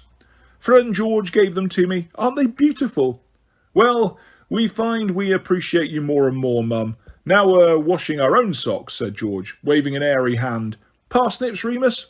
"Harry, you've got a maggot in your hair," said Ginny cheerfully, leaning across the table to pick it out. Harry felt goosebumps erupt in his neck that had nothing to do with the maggot. "How audible," said Fleur, with an affected little shudder. "Yes, isn't it?" said Ron. "Gravy, Fleur." In his eagerness to help her, he knocked the gravy boat flying. Bill waved his wand and the gravy soared up in the air and returned meekly to the boat. "You are as bad as that Tonks," said Fleur to Ron, when she had finished kissing Bill in thanks. "She is always knocking." "I invited dear Tonks to come along today," said Mrs. Weasley, setting down the carrots with unnecessary force and glaring at Fleur, "but she wouldn't come. Have you spoken to her lately, Remus?" "No, I haven't been in contact with anybody very much," said Lupin, "but Tonks has got her own family to go to, hasn't she?" Said Mrs. Weasley. "Maybe. I got the impression she was planning to spend Christmas alone, actually." She gave Lupin an annoyed look, as though it was all his fault she was getting Fleur for a daughter-in-law instead of Tonks. But Harry glanced across at Fleur, who was now feeding Bill bits of turkey off her own fork, thought that Mrs. Weasley was fighting a long-lost battle. He was, however, reminded of a question he had with regard to Tonks, and who better to ask than Lupin, the man who knew all about Patronuses. "Tonks Patronus has changed its form," he told him. "Snape said so. Anyway, I didn't know that could happen. Why would your Patronus change?" Lupin took his time chewing his turkey and swallowing before saying slowly, "Sometimes a great shock, an emotional upheaval." "It looked big. It had 4 legs," said Harry, struck by a sudden thought and lowering his voice. "Hey, it couldn't be—" "Arthur," said Mrs. Weasley suddenly. She had risen from her chair, her hand was pressed over her heart, and she was staring out of the kitchen window. "Arthur, it's Percy." "What?" Mr. Weasley looked around. Everybody looked quickly at the window. Ginny stood up for a better view. There, sure enough, was Percy Weasley, striding across the snowy yard, his horn-rimmed glasses glinting in the sunlight. He was not, however, alone. "Arthur, he's with the minister." And sure enough, the man Harry had seen in the Daily Prophet was following along in Percy's wake, limping slightly, his mane of greying hair and his black cloak flecked with snow. Before any of them could say anything, before Mr. and Mrs. Weasley could do more than exchange stunned looks, the back door opened, and there stood Percy. There was a moment's painful silence. Then Percy said rather stiffly, "Merry Christmas, Mother." "Oh, Percy," said Mrs. Weasley, and she threw herself into his arms. Rufus Scrimger paused in the doorway, leaning on his walking stick and smiling as he observed this affecting scene. "You must forgive this intrusion," he said, when Mrs. Weasley looked around at him, beaming and wiping her eyes. "Percy and I were in the vicinity, working, you know, and he couldn't resist dropping in and seeing you all." But Percy showed no sign of wanting to greet any of the rest of the family. He stood, poker straight and awkward-looking, and stared over everybody else's heads. Mr. Weasley, Fred and George were all observing him, stony-faced. "Please, come in. Sit down, Minister," fluttered Mrs. Weasley, straightening her hat. "Have a little perky or some tooting. I mean—" "No, no, my dear Molly," said Scrimger. "Harry guessed that he had checked on her name with Percy before they entered the house. "I don't want to intrude. Wouldn't be here at all if Percy hadn't wanted to see you all so badly." "Oh, Perce," said Mrs. Weasley tearfully, reaching up to kiss him. "We've only looked in for 5 minutes, so I'll have a stroll around the yard while you catch up with Percy." No, I assure you I don't want to butt in. Well, if anybody cared to show me your charming garden." "Ah, that young man's finished. Why doesn't he take a stroll with me?" The atmosphere around the table changed perceptibly. Everybody looked from Scrimgeour to Harry. Nobody seemed to find Scrimgeour's pretence that he did not know Harry's name convincing, or find it natural that he should be chosen to accompany the minister around the garden with Ginny, Fleur and George, when they also had clean plates. "Yeah, all right," said Harry into the silence. He was not fooled. For all Scrimgeour's talk that they had just been in the area, that Percy wanted to look up his family, this must be the real reason that they had come, so that Scrimgeour could speak to Harry alone. "It's fine," he said quietly, as he passed Lupin, who had half risen from his chair. "Fine," he added, as Mr. Weasley opened his mouth to speak. "Wonderful," said Scrimgeour, standing back to let Harry pass through the door ahead of them. "We'll just take a turn around the garden, and then Percy and I'll be off. Carry on, everyone." Harry walked across the yard towards the Weasleys' overgrown, snow-covered garden, Scrimgeour limping slightly at his side.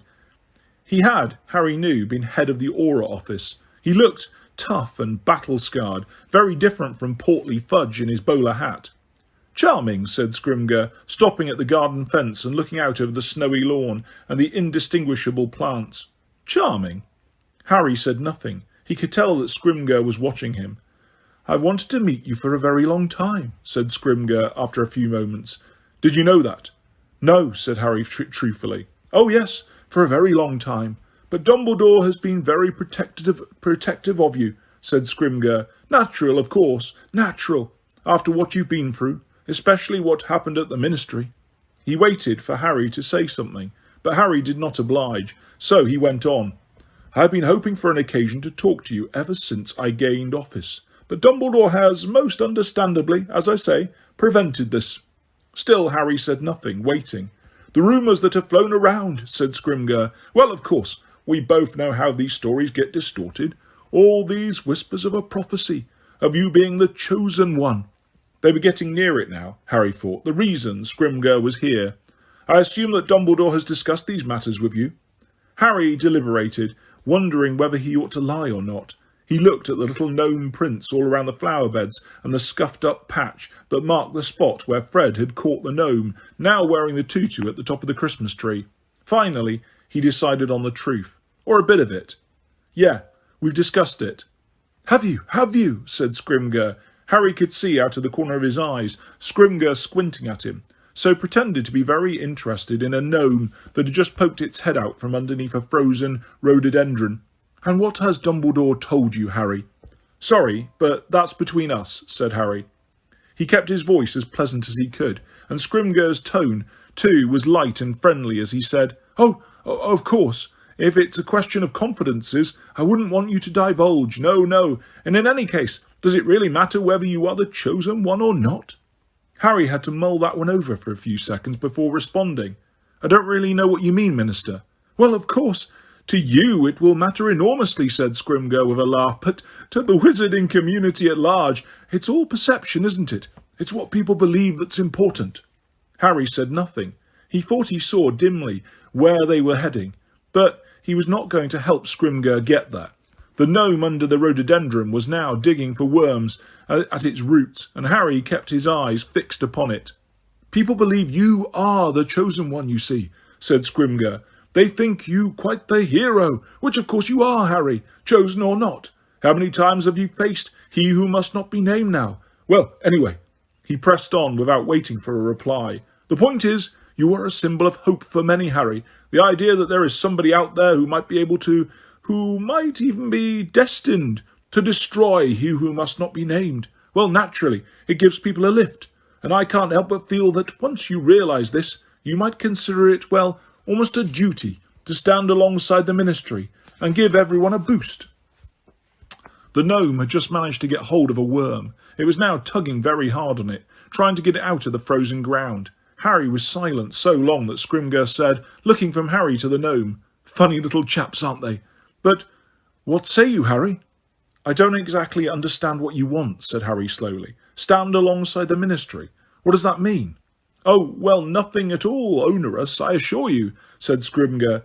If you were to be seen popping in and out of the ministry from time to time, for instance, that would give the right impression. And of course, while you were there, you would have ample opportunity to speak to Gawain Robards, my successor as head of the Aura Office. Dolores Umbridge has told me that you cherish an ambition to become an Aura. Well, that could be arranged very easily.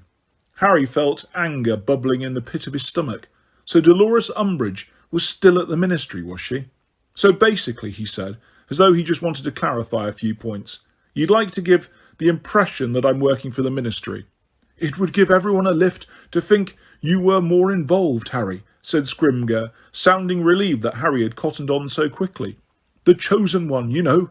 It's all about giving people hope, the feeling that exciting things are happening. But if I keep running in and out of the ministry, said Harry, still endeavouring to keep his voice friendly, won't that seem as though I approve of what the ministry's up to?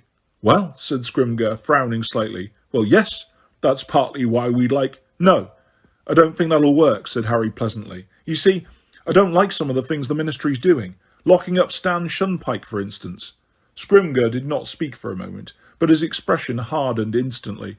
I would not expect you to understand, he said, as he was not as successful at keeping anger out of his voice as Harry had been. These are dangerous times, and certain measures need to be taken. You are 16 years old.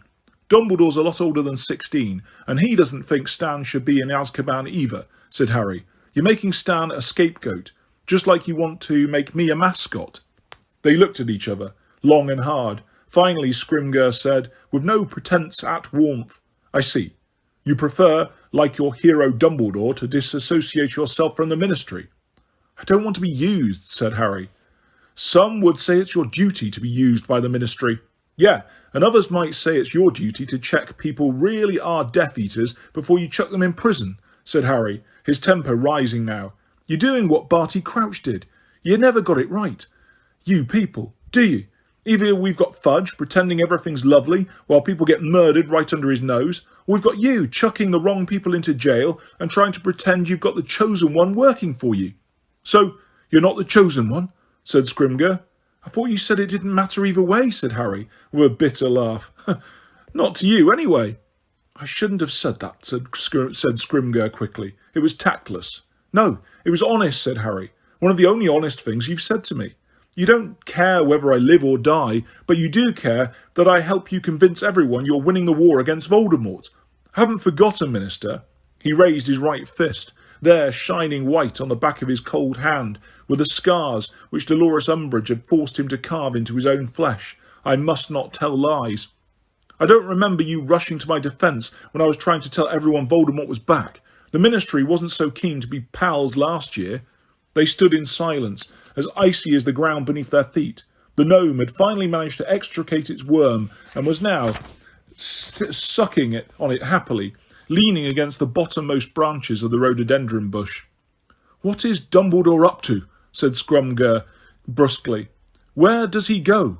When is he absent from Hogwarts? No idea, said Harry. And you wouldn't tell me if you knew, said Scrimger, would you? No, I wouldn't, said Harry.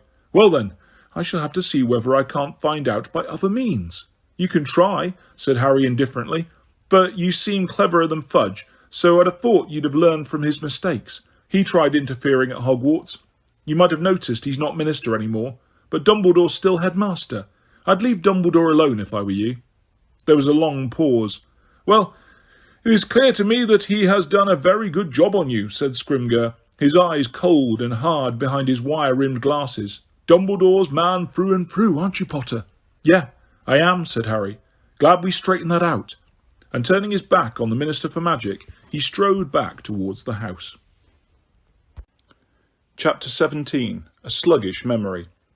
Late in the afternoon, a few days after New Year, Harry, Ron and Ginny lined up beside the kitchen fire to return to Hogwarts. The Ministry had arranged this one-off connection to the flu network to return students quickly and safely to the school. Only Mrs. Weasley was there to say goodbye, as Mr. Weasley, Fred, George, Bill and Fleur were all at work.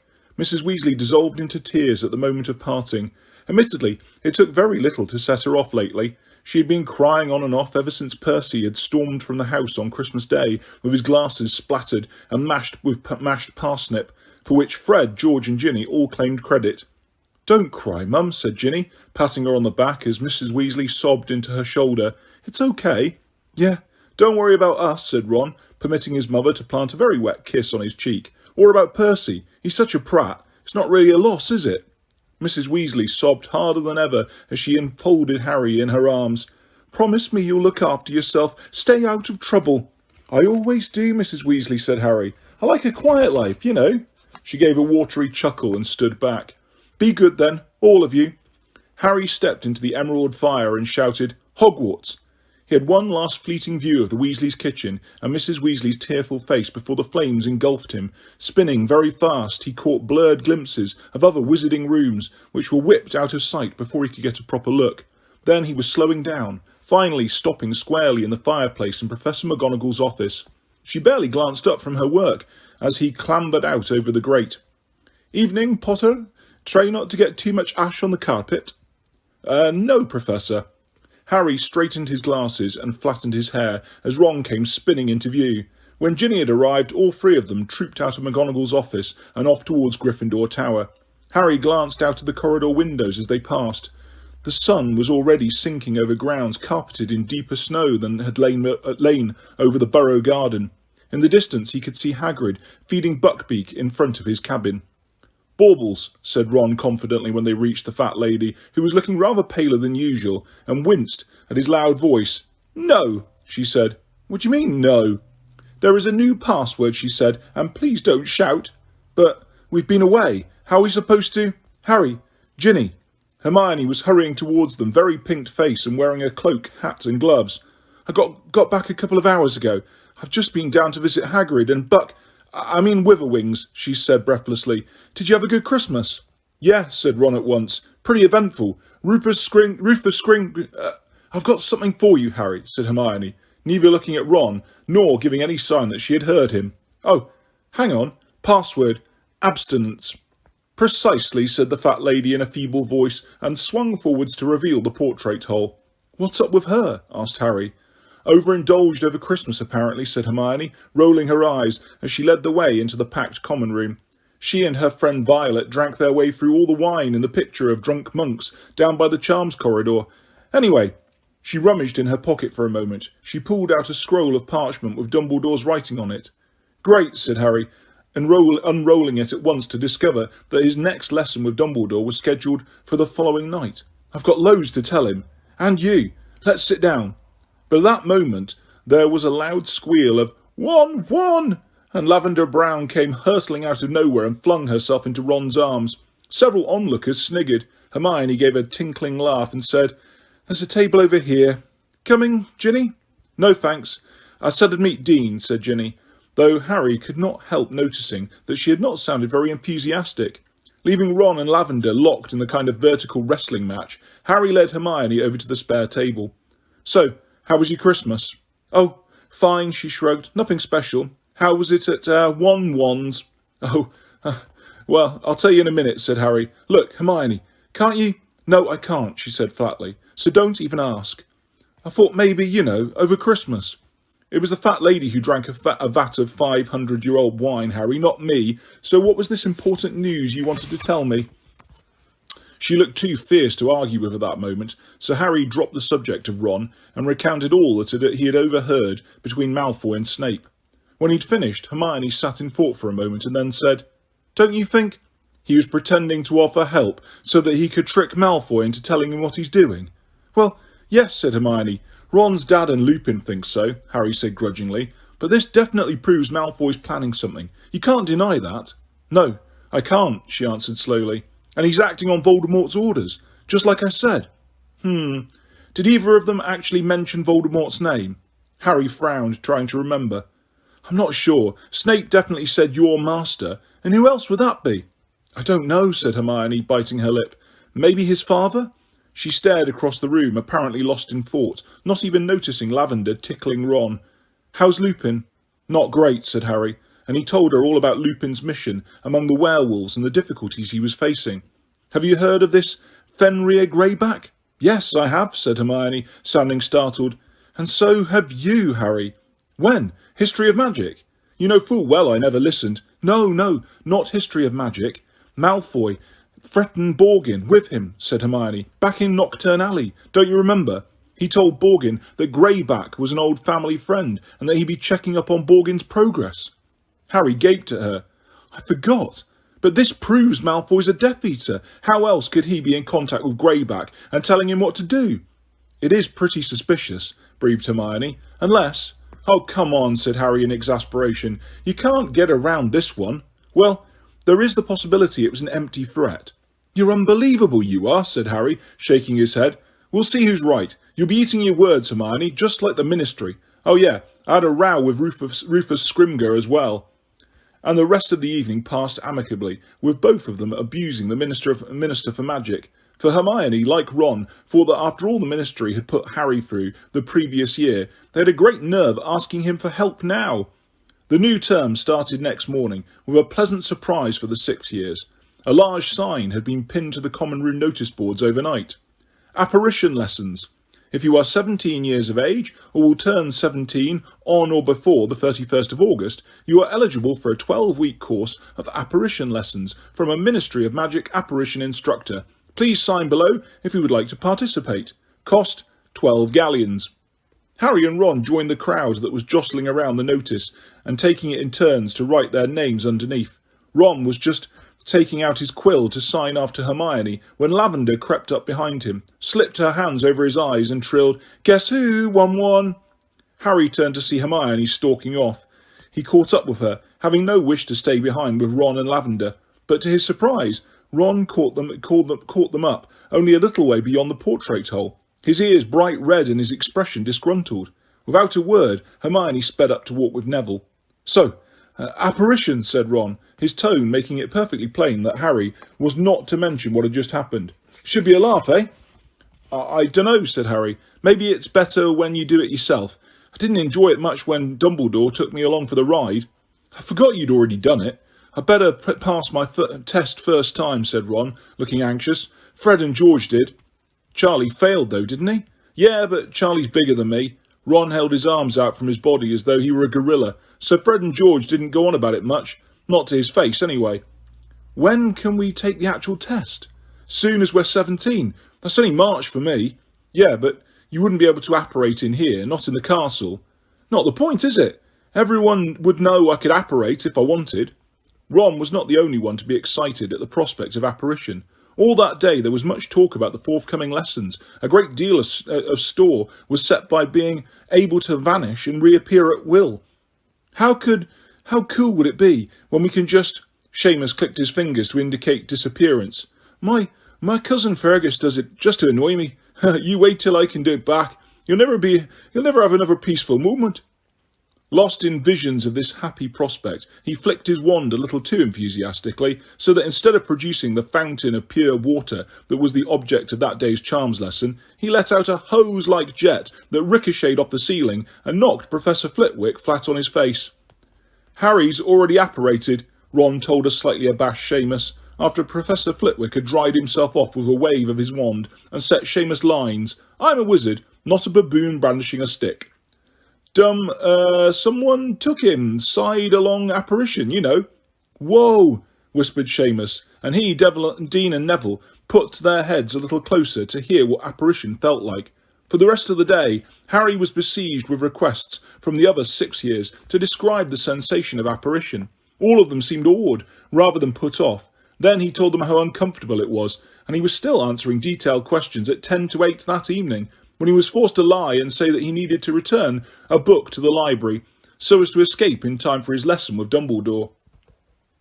The lamps in Dumbledore's office were lit, the portraits of previous headmasters were snoring gently in their frames, and the pensieve was ready upon the desk once more. Dumbledore's hands lay either side of it, the right one as blackened and burned looking as ever. It did not seem to have healed at all, and Harry wondered, for perhaps the 100th time, what had caused such a distinctive injury, but did not ask. Dumbledore had said that he would know eventually, and there was, in any case, another subject he wanted to discuss. But before Harry could say anything about Snape and Malfoy, Dumbledore spoke. I hear that you met the Minister for Magic over Christmas. Yes, said Harry. He's not very happy with me. No, sighed Dumbledore. He is not very happy with me either. We must try not to sink beneath our anguish, Harry, but battle on. Harry grinned. He wanted me to tell the wizarding community that the Ministry's doing a wonderful job. Dumbledore smiled. It was Fudge's idea originally, you know, during his last days in office, when he was trying desperately to cling to his post. He sought a meeting with you, hoping that you would give him your support. After everything Fudge did last year, said Harry angrily. After Umbridge. I told Cornelius there was no chance of it, but the idea did not die when he left office. Within hours of Scrimgeour's appointment, we met, and he demanded that I arrange a meeting with you. So that's why you argued, Harry blurted out. It was in the Daily Prophet. The Prophet was bound to report the truth occasionally, said Dumbledore, if only accidentally. Yes, that was why we argued. Well, it appears that Rufus found a way to corner you at last. He accused me of being Dumbledore's man through and through. How very rude of him. I told him I was. Dumbledore opened his mouth to speak and then closed it again. Behind Harry, Fawkes the Phoenix let out a low, soft, musical cry. To Harry's intense embarrassment, he suddenly realised that Dumbledore's bright blue eyes looked rather watery and stared hastily at his own knees. When Dumbledore spoke, however, his voice was quite steady. I am very touched, Harry. Scrimgeour wanted to know where you go when you're not at Hogwarts, said Harry, still looking fixedly at his knees. Yes, he is very nosy about that, said Dumbledore, now sounding cheerful, and Harry thought it safe to look up again. He has even attempted to have me followed. Amusing, really. He set Dawlish to tell me.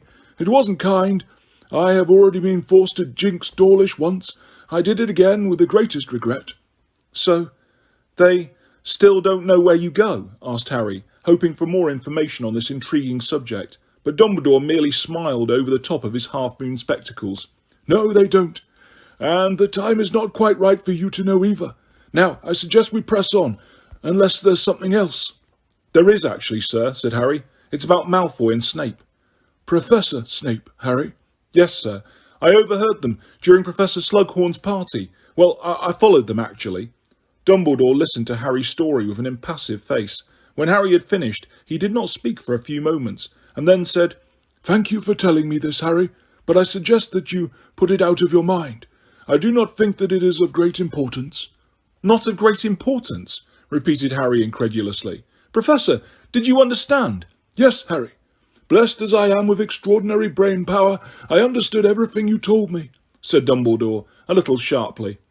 I think you might even consider the possibility that I understood more than you did. Again, I am glad that you have confided in me, but let me reassure you that you have not told me anything that causes me disquiet. Harry sat in seething silence, glaring at Dumbledore. What was going on? Did this mean that Dumbledore had indeed ordered Snape to find out what Malfoy was doing? In which case, he had already heard everything Harry had just told him from Snape. Or was he really worried by what he had heard, but pretending not to be? So, sir, said Harry, in what he hoped was a polite, calm voice, you definitely still trust? I have been tolerant enough to answer that question already, said Dumbledore, but he did not sound very tolerant any more. My answer has not changed. I should think not, said a snide voice. Phineas Nicholas was evidently only pretending to be asleep. Dumbledore ignored him. And now, Harry, I must insist that we press on. I have more important things to discuss with you this evening. Harry sat there feeling mutinous. How would it be if he refused to permit the change of subject, if he insisted upon arguing the case against Malfoy? As though he had read Harry's mind, Dumbledore shook his head. Ah, Harry, how often this happens, even between the best of friends. Each of us believes that what he has to say is much more important than anything the other might have to contribute. I don't think what you've got to say is unimportant, sir, said Harry stiffly. Well, you are quite right, because it is not, said Dumbledore briskly. I have 2 more memories to show you this evening, both obtained with enormous difficulty, and the second of them is, I think, the most important I have collected. Harry did not say anything to this, but he still felt angry at the reception his confidences had received, but could not see what was to be gained by arguing further. So, said Dumbledore in a ringing voice, We meet this evening to continue the tale of Tom Riddle, whom we left last lesson poised on the threshold of his years at Hogwarts. You will remember how excited he was to hear that he was a wizard, that he refused my company on a trip to Diagon Alley, and that I in turn warned him against continued thievery when he arrived at school. Well, the start of the school year arrived, and when it came, Tom Riddle, a quiet boy in his second-hand robes, who lined up with the other first years to be sorted. He was placed in Slytherin House almost the moment that the sorting hat touched his head, continued Dumbledore, waving his blackened hand towards the shelf over his head, where the sorting hat sat, ancient and unmoving. How soon Riddle learned that the famous founder of the house could talk to snakes, I do not know. Perhaps that very evening. The knowledge can only have excited him and increased his sense of self-importance. However, if he was frightening or impressing fellow Slytherins with displays of parcel-tongue in their common room, no hint of it reached the staff. He showed no sign of outward arrogance or aggression at all. As an unusually talented and very good-looking orphan, he naturally drew attention and sympathy from the staff almost from the moment of his arrival. He seemed polite, quiet, and thirsty for knowledge. Nearly all were most favourably impressed by him. "Didn't you tell them, sir, what he'd been like when you met him at the orphanage?" asked Harry. No, I did not. Though he had shown no hint of remorse, it was possible that he felt sorry for how he had behaved before and was resolved to turn over a fresh leaf. I chose to give him that chance. Dumbledore paused and looked inquiringly at Harry, who had opened his mouth to speak. Here again was Dumbledore's tendency to trust people in spite of overwhelming evidence that they did not deserve it. But then Harry remembered something. "But you didn't really trust him, sir, did you? He told me. The Riddle who came out of that diary said Dumbledore never seemed to like me as much as the other teachers did." Let us say that I did not take it for granted that he was trustworthy, said Dumbledore. I had, as I have already indicated, resolved to keep a close eye upon him, and so I did. I cannot pretend that I gleaned a great deal from my observations at first. He was very guarded with me. He felt, I am sure, that in the thrill of discovering his true identity, he had told me a little too much. He was careful never to reveal as much again, but he could not take back what he had let slip in his excitement, nor what Mrs. Cole had confided in me.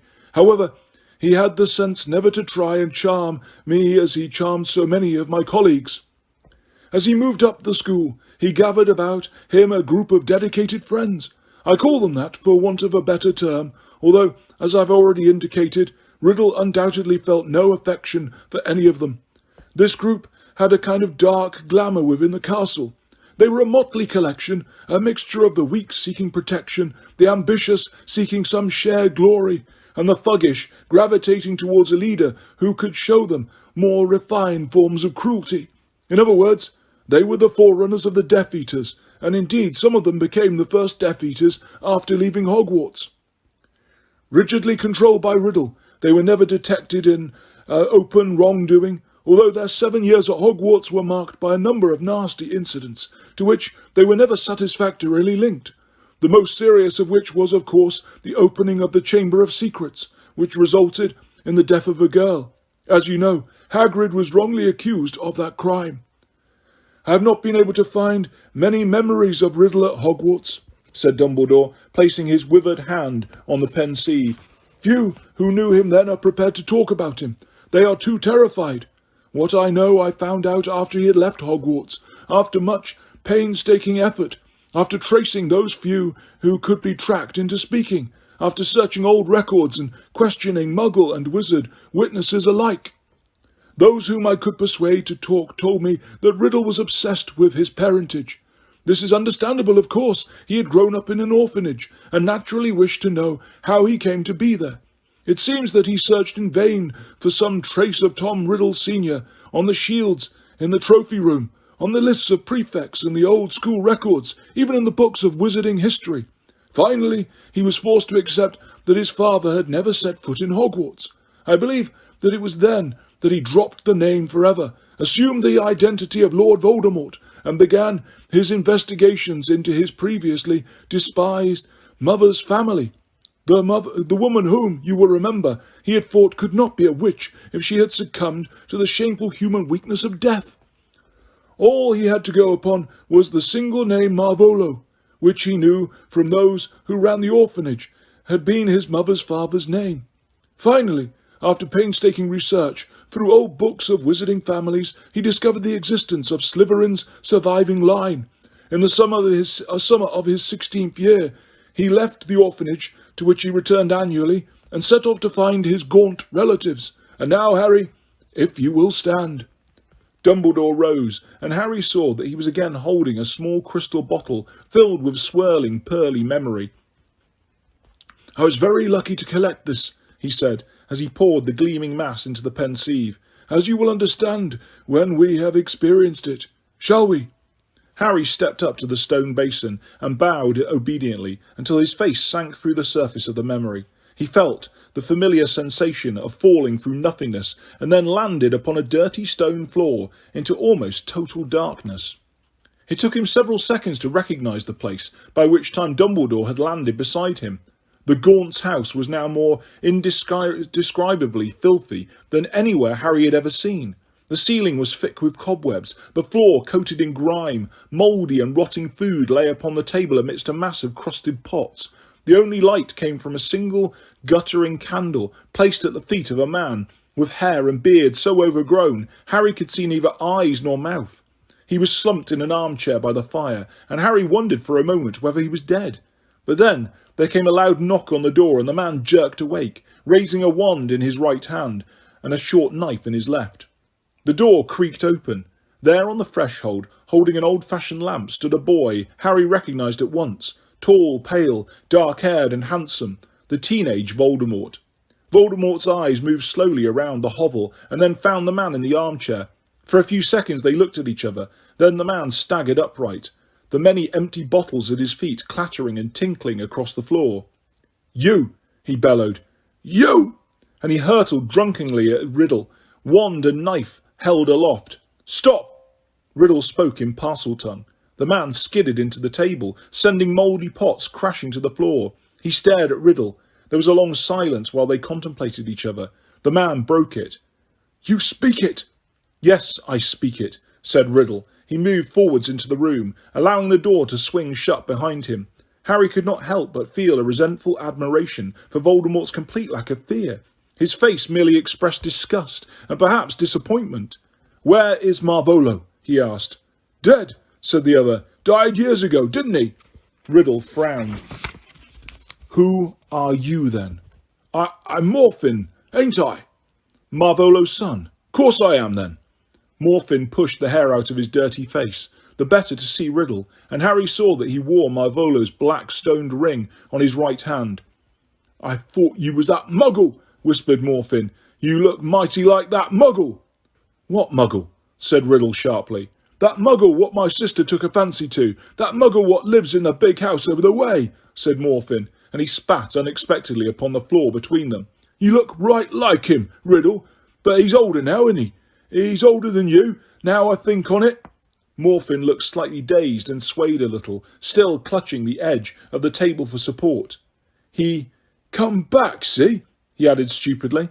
Voldemort was gazing at Morphin as though appraising his possibilities. Now he moved a little closer and said, "Riddle came back." "Ah, he left her, and serve her right, marrying filth," said Morphin, spitting on the floor again. "Robbed us, mind, before she ran off. Where's the locket, eh? Where's Slytherin's locket?"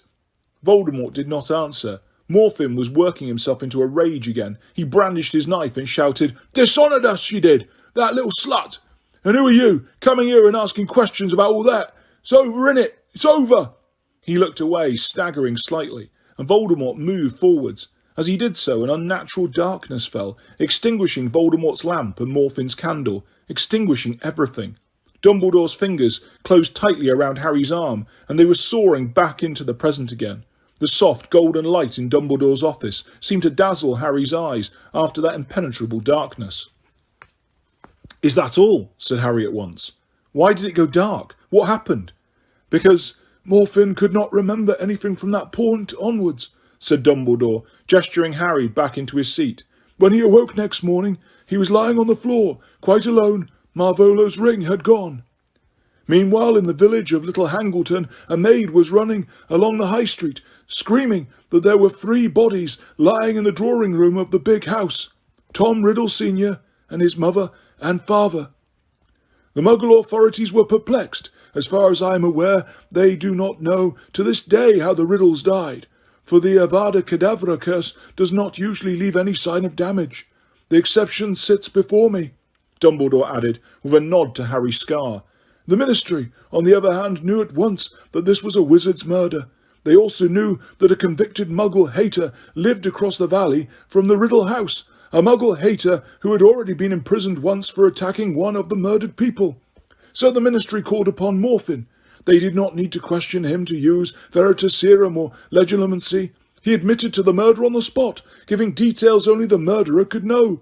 He was proud, he said, to have killed the Muggles, had been awaiting his chance all these years. He handed over his wand, which was proved at once to have been used to kill the Riddles, and he permitted himself to be led off to Azkaban without a fight. All that disturbed him was the fact that his father's ring had disappeared. "He'll kill me for losing it," he told his captors over and over again. "He'll kill me for losing his ring." And that, apparently, was all he ever said again. He lived out the remainder of his life in Azkaban, lamenting the loss of Marvolo's lost heirloom, and is buried beside the prison alongside the other poor souls who have expired within its walls. "So Voldemort stole Morphin's wand and used it," said Harry, sitting up straight.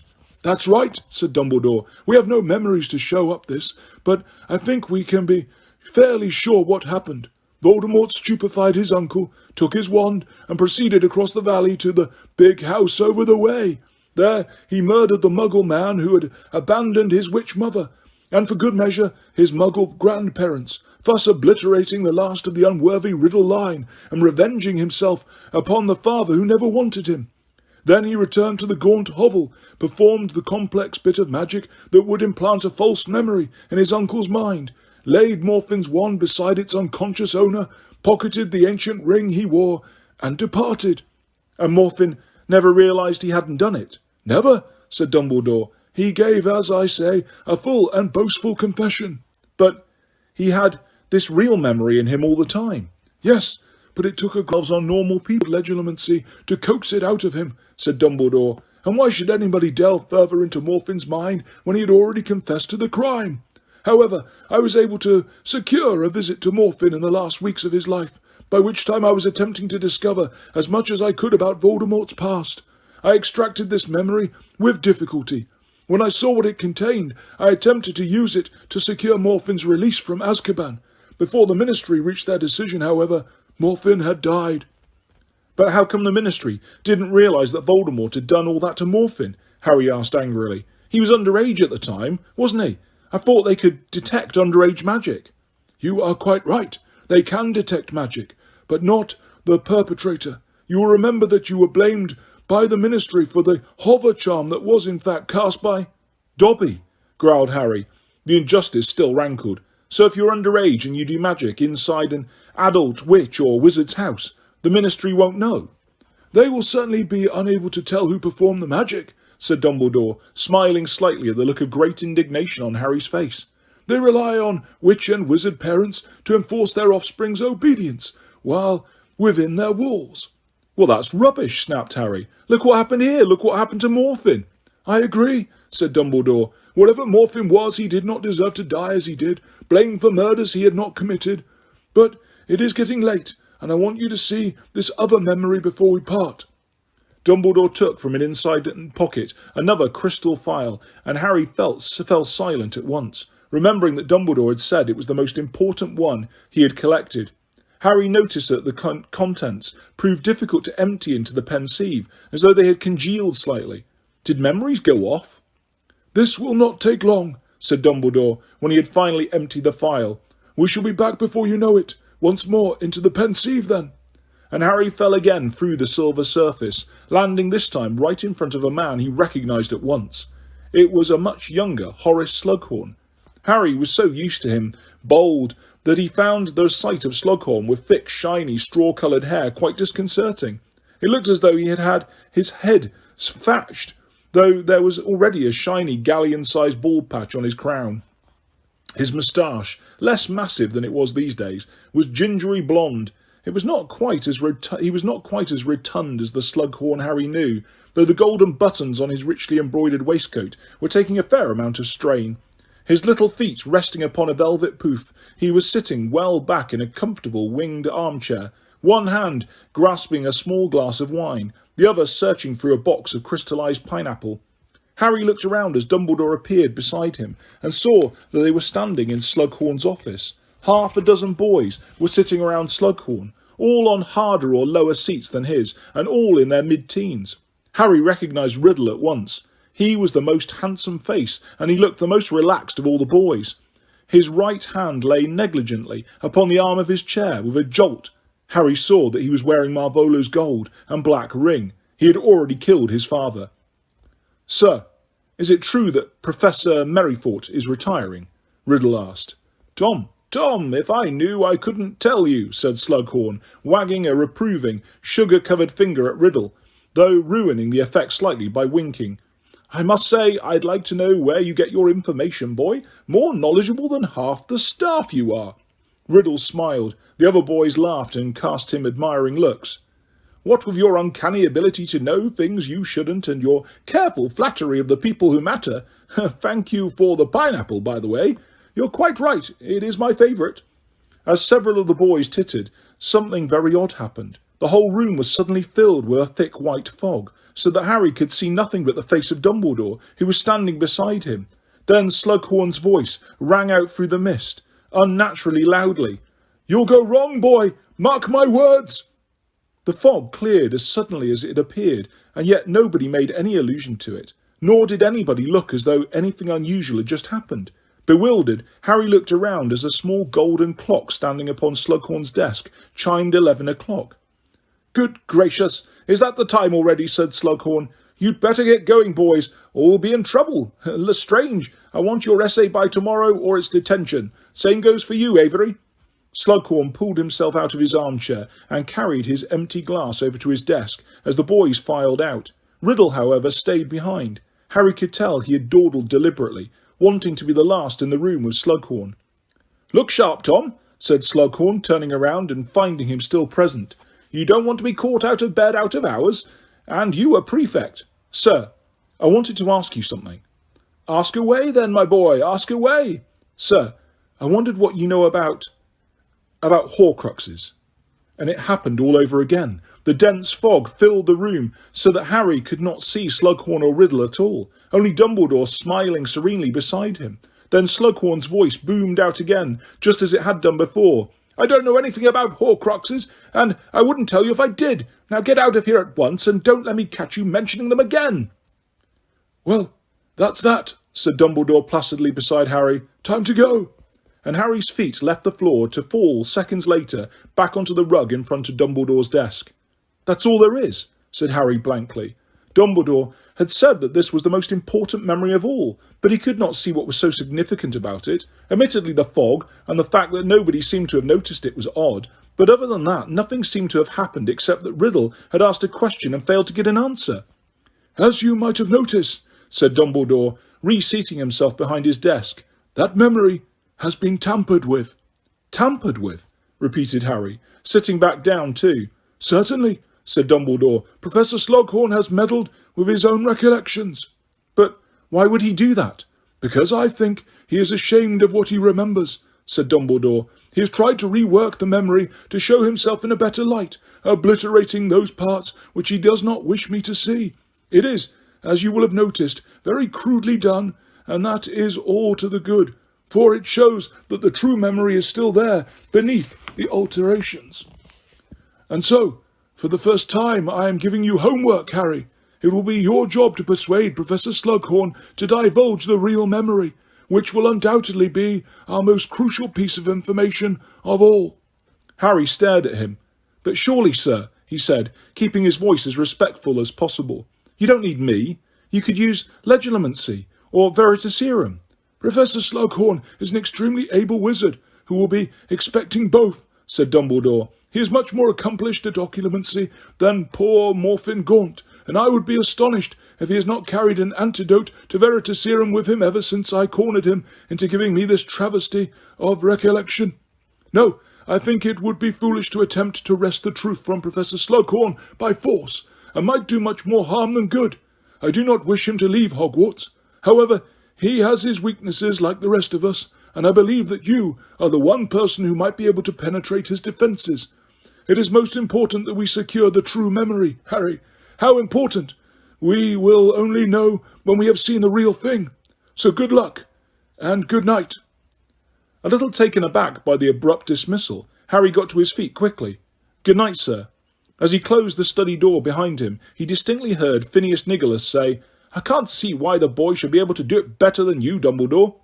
I wouldn't expect you to, Phineas, replied Dumbledore, and Fawkes gave another low musical cry. Chapter 18. Birthday Surprises. The next day, Harry confided in both Ron and Hermione the task that Dumbledore had set him, though separately, for Hermione still refused to remain in Ron's presence longer than it took to give him a contemptuous look. Ron thought that Harry was unlikely to have any trouble with Slughorn at all. He loves you, he said over breakfast, waving an airy forkful of fried egg. Won't refuse you anything, will he? Not his little potions prince. Just hang back after class this afternoon and ask him. Hermione, however, took a gloomier view. He must be determined to hide what really happened if Dumbledore couldn't get it out of him, she said in a low voice as they stood in the deserted snowy courtyard at break. Horcruxes. Horcruxes. I've never even heard of them. You haven't? Harry was disappointed. He had hoped that Hermione might have been able to give him a clue to what Horcruxes were. They must be really advanced dark magic, or why would Voldemort have wanted to know about them? I think it's going to be difficult to get that information, Harry. You have to be very careful about how you approach Slughorn. Think about a strategy. Ron reckons I should just hang back after potions this afternoon. Oh, well, if one thinks that, you'd better do it, she said, flaring up at once. After all, when has one's judgment ever been faulty? Hermione, can't you? No, she said angrily, and stormed away, leaving Harry alone and ankle-deep in snow. Potions lessons were uncomfortable enough these days, seeing as Harry, Ron and Hermione had to share a desk. Today Hermione moved her cauldron around the tables so that she was close to Ernie and ignored both Harry and Ron. What have you done?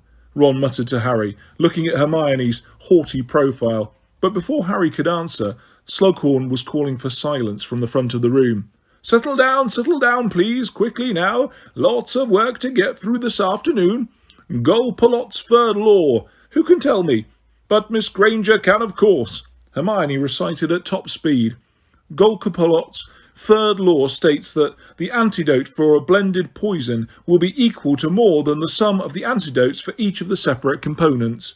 Precisely, beamed Slughorn. 10 points for Gryffindor. Now, if we accept Golpalot's third law as true, Harry was going to have to take Slughorn's word for it that Golpalot's third law was true because he had not understood any of it. Nobody apart from Hermione seemed to be following what Slughorn said next either. Which means, of course, that assuming we have achieved correct identification of the potion's ingredients by Scarpin's Revealer spell, our primary aim is not the relatively simple one of selecting antidotes to those ingredients in and of themselves, but to find that added component which will, by an almost alchemical process, transform these disparate elements. Ron was sitting beside Harry with his mouth half open, doodling absently on his new copy of Advanced Potion Making. Ron kept forgetting that he could no longer rely on Hermione to help him out of trouble when he failed to grasp what was going on. And so, finished Slughorn, I want each of you to come and take one of these files from my desk. You are to create an antidote for the poison within it before the end of the lesson. Good luck, and don't forget your protective gloves. Hermione had left her stool and was halfway towards Slughorn's desk before the rest of the class had realised it was time to move, and by the time Harry, Ron and Ernie returned to the table, she had already tipped the contents of her file into her cauldron and was kindling a fire underneath it. It's a shame that the Prince won't be able to help you much with this, Harry, she said brightly as she straightened up. You have to understand the principles involved this time, no shortcuts or cheats. Annoyed, Harry uncorked the poison he had taken from Slughorn's desk, which was a garish shade of pink, tipped it into his cauldron and lit a fire underneath it. He did not have the faintest idea what he was supposed to do next. He glanced at Ron, who was now standing there looking rather gormless, having copied everything Harry had done. You sure the prince hasn't got any tips? Ron muttered to Harry. Harry pulled out his trusty copy of Advanced Potion Making and turned to the chapter on antidotes. There was Golpalot's third law, stated word for word as Hermione had recited it, but not a single illuminating note in the prince's hand to explain what it meant. Apparently the prince, like Hermione, had had no difficulty understanding it. Nothing, said Harry gloomily. Hermione was now waving her wand enthusiastically over her cauldron. Unfortunately, they could not copy the spell she was doing because she was now so good at non-verbal incantations that she did not need to say the words aloud.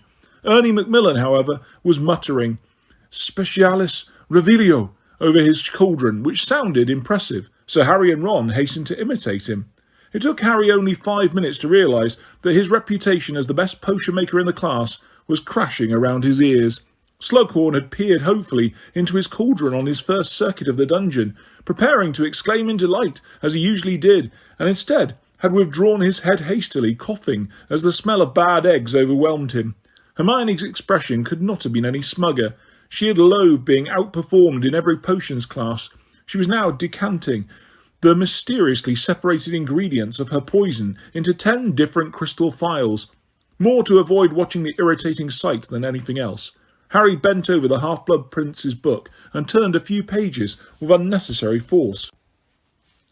And there it was, scrawled right across the long list of antidotes. Just shove a bezoar down their throats. Harry stared at these words for a moment. Hadn't he once long ago heard of bezoars? Hadn't Snape mentioned them in their first ever potions lesson? A stone taken from the stomach of a goat, which will protect from most poisons. It was not an answer to the Golpalot problem, and had Snape still been their teacher, Harry would not have dared to do it. But this was a moment for desperate measures. He hastened towards the store cupboard and rummaged within it, pushing aside unicorn horns and tangles of dried herbs until he found, at the very back, a small card box on which had been scribbled the word bezoars. He opened the box just as Slughorn called, 2 minutes left, everyone!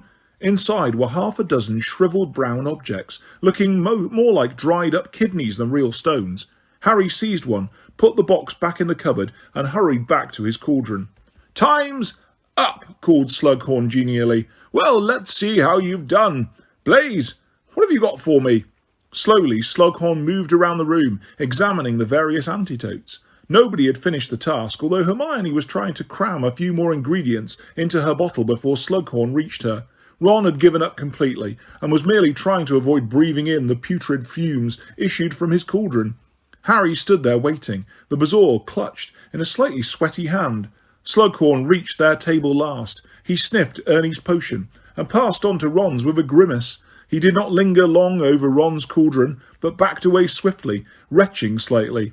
"And you, Harry," he said, "what have you got to show me?" Harry held out his hand, the bezoar sitting on his palm.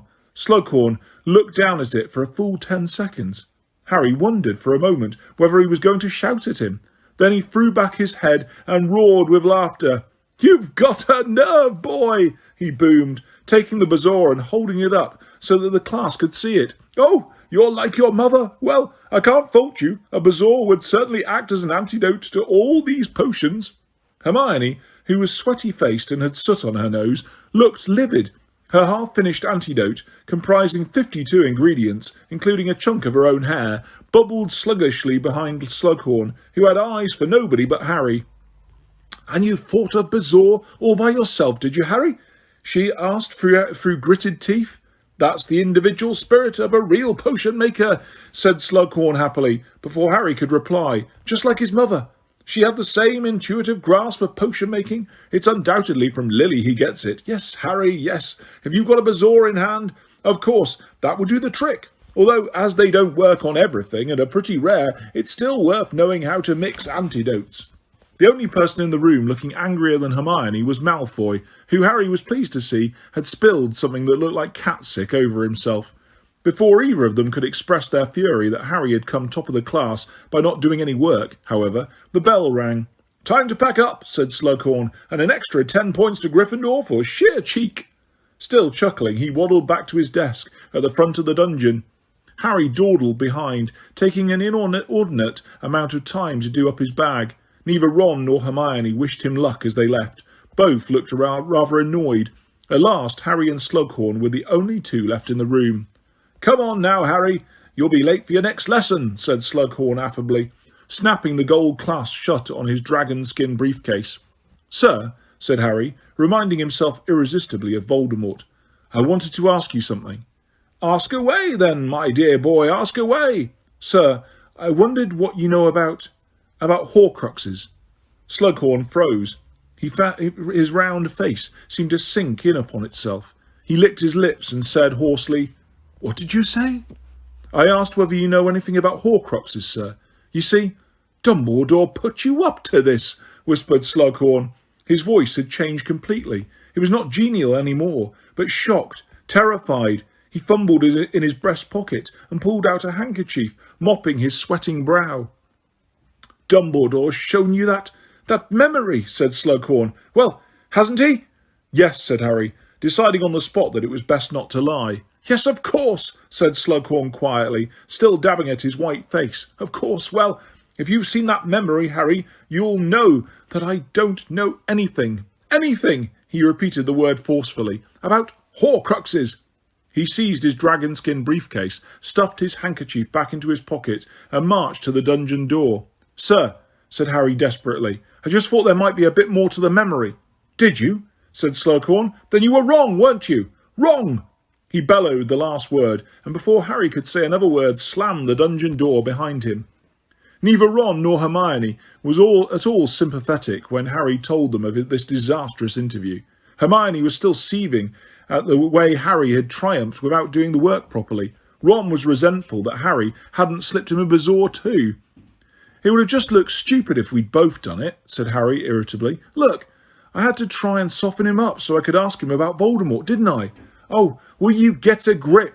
he added in exasperation as Ron winced at the sound of the name. Infuriated by his failure and by Ron and Hermione's attitudes, Harry brooded for the next few days over what to do next about Slughorn. He decided that, for the time being, he would let Slughorn think that he had forgotten all about Horcruxes.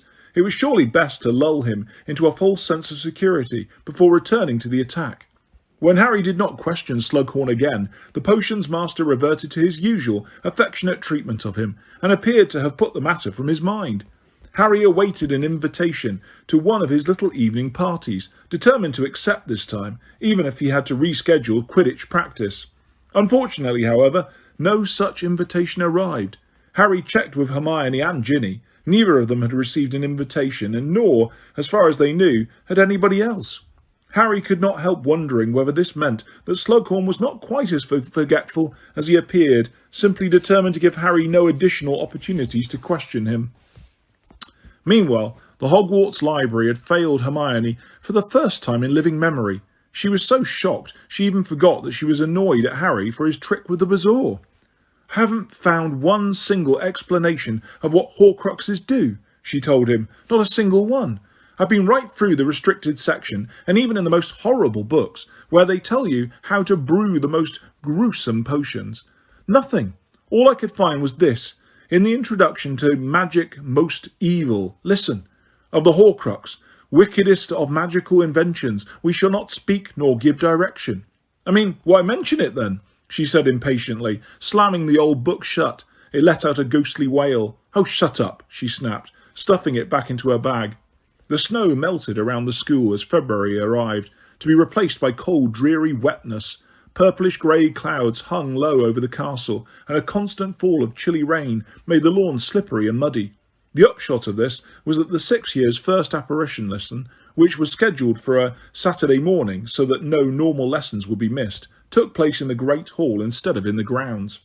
When Harry and Hermione arrived in the hall, Ron had come down with Lavender. They found that the tables had disappeared. Rain lashed against the high windows, and the enchanted ceiling swirled darkly above them as they assembled in front of Professors McGonagall, Snape, Flitwick, and Sprout, the heads of house, and a small wizard from whom Harry took to be the apparition instructor from the Ministry.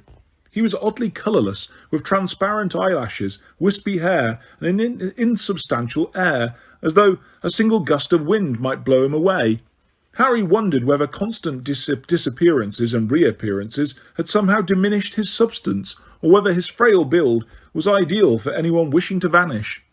"Good morning," said the ministry wizard when all the students had arrived and the heads of house had called for quiet. "My name is Wilkie Twycross, and I shall be your ministry apparition instructor for the next 12 weeks. I hope to be able to prepare you for your apparition test in this time." "Malfoy, be quiet and pay attention," barked Professor McGonagall. Everybody looked around. Malfoy had a flushed dull pink. He looked furious as he stepped away from Crabbe, with whom he appeared to have been having a whispered argument. Harry glanced quickly at Snape, who also looked annoyed, though Harry strongly suspected that this was less because of Malfoy's rudeness than the fact that McGonagall had reprimanded one of his house. "By which time many of you may be ready to take your test," Twycross continued, as though there had been no interruption. "As you may know, it is usually impossible to apparate or disapparate within Hogwarts. The headmaster has lifted this enchantment purely within the Great Hall for 1 hour, so as to enable you to practice. May I emphasize that you will not be able to apparate outside the walls of this hall, and that you would be unwise to try. I would like each of you to place yourselves now so that you have a clear 5 feet of space in front of you." There was a great scrambling and jostling as people separated, banging into each other, and ordered others out of their space. The heads of house moved among the students, marshalling them into position and breaking up arguments. "Harry, where are you going?" demanded Hermione. But Harry did not answer. He was moving quickly through the crowd, past the place where Professor Flitwick was making squeaky attempts to position a few Ravenclaws, all of whom wanted to be near the front, past Professor Sprout, who was chivying the Hufflepuffs into line, until, by dodging around Ernie Macmillan, he managed to position himself right at the back of the crowd, directly behind Malfoy, who was taking advantage of the general upheaval to continue his argument with Crabbe, standing 5 feet away and looking mutinous. "I don't know how much longer, all right?" Malfoy shot at him, oblivious to Harry standing right behind him. "It's taking longer than I thought it would." Crabbe opened his mouth, but Malfoy appeared to second-guess what he was going to say. "Look, it's none of your business what I'm doing, Crabbe. You and Goyle just do as you're told and keep a lookout." "I tell my friends what I'm up to, if I want them to keep a lookout for me," Harry said, just loud enough for Malfoy to hear him. Malfoy spun around on the spot, his hand flying to his wand, but at that precise moment the 4 heads of house shouted, "Quiet!" and silence fell again. Malfoy turned slowly to face the front. "Thank you," said Twycross. "Now then." He waved his wand. Old-fashioned wooden hoops instantly appeared on the floor in front of every student. "The important things to remember when apparating are the 3 Ds, said Twycross. Destination, determination, deliberation. Step 1. Fix your mind firmly upon the desired destination, said Twycross. In this case, the interior of your hoop. Kindly concentrate upon that destination now. Everybody looked around furtively to check that everyone else was staring into their hoop, then hastily did as they were told. Harry gazed at the circular patch of dusty floor enclosed by his hoop and tried hard to think of nothing else. This proved impossible, as he couldn't stop puzzling over what Malfoy was doing that needed lookouts. Step 2, said Twycross. Focus your determination to occupy the visualized space. Let your yearning to enter it flood from your mind to every particle of your body. Harry glanced around surreptitiously. A little way to his left, Ernie Macmillan was contemplating his hoop so hard that his face had turned pink. It looked as though he was straining to lay a quaffle-sized egg. Harry bit back a laugh and hastily returned his gaze to his own hoop. Step 3, called Twycross, and only when I give the command, turn on the spot, feeling your way into nothingness, moving with deliberation. On my command now. 1. Harry glanced around him. Lots of people were looking positively alarmed at being asked to apparate so quickly. 2. Harry tried to fix his thoughts on his hoop again. He had already forgotten what the 3 Ds stood for. 3. Harry spun on the spot, lost his balance and nearly fell over.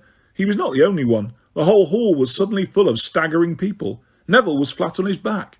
Ernie Macmillan, on the other hand, had done a kind of pirouetting leap into his hoop and looked momentarily thrilled until he caught sight of Dean Thomas roaring with laughter at him. Never mind, said Twycross dryly, who did not seem to have expected anything better. Adjust your hoops, please, and back to your original positions. The second attempt was no better than the first. The third was just as bad.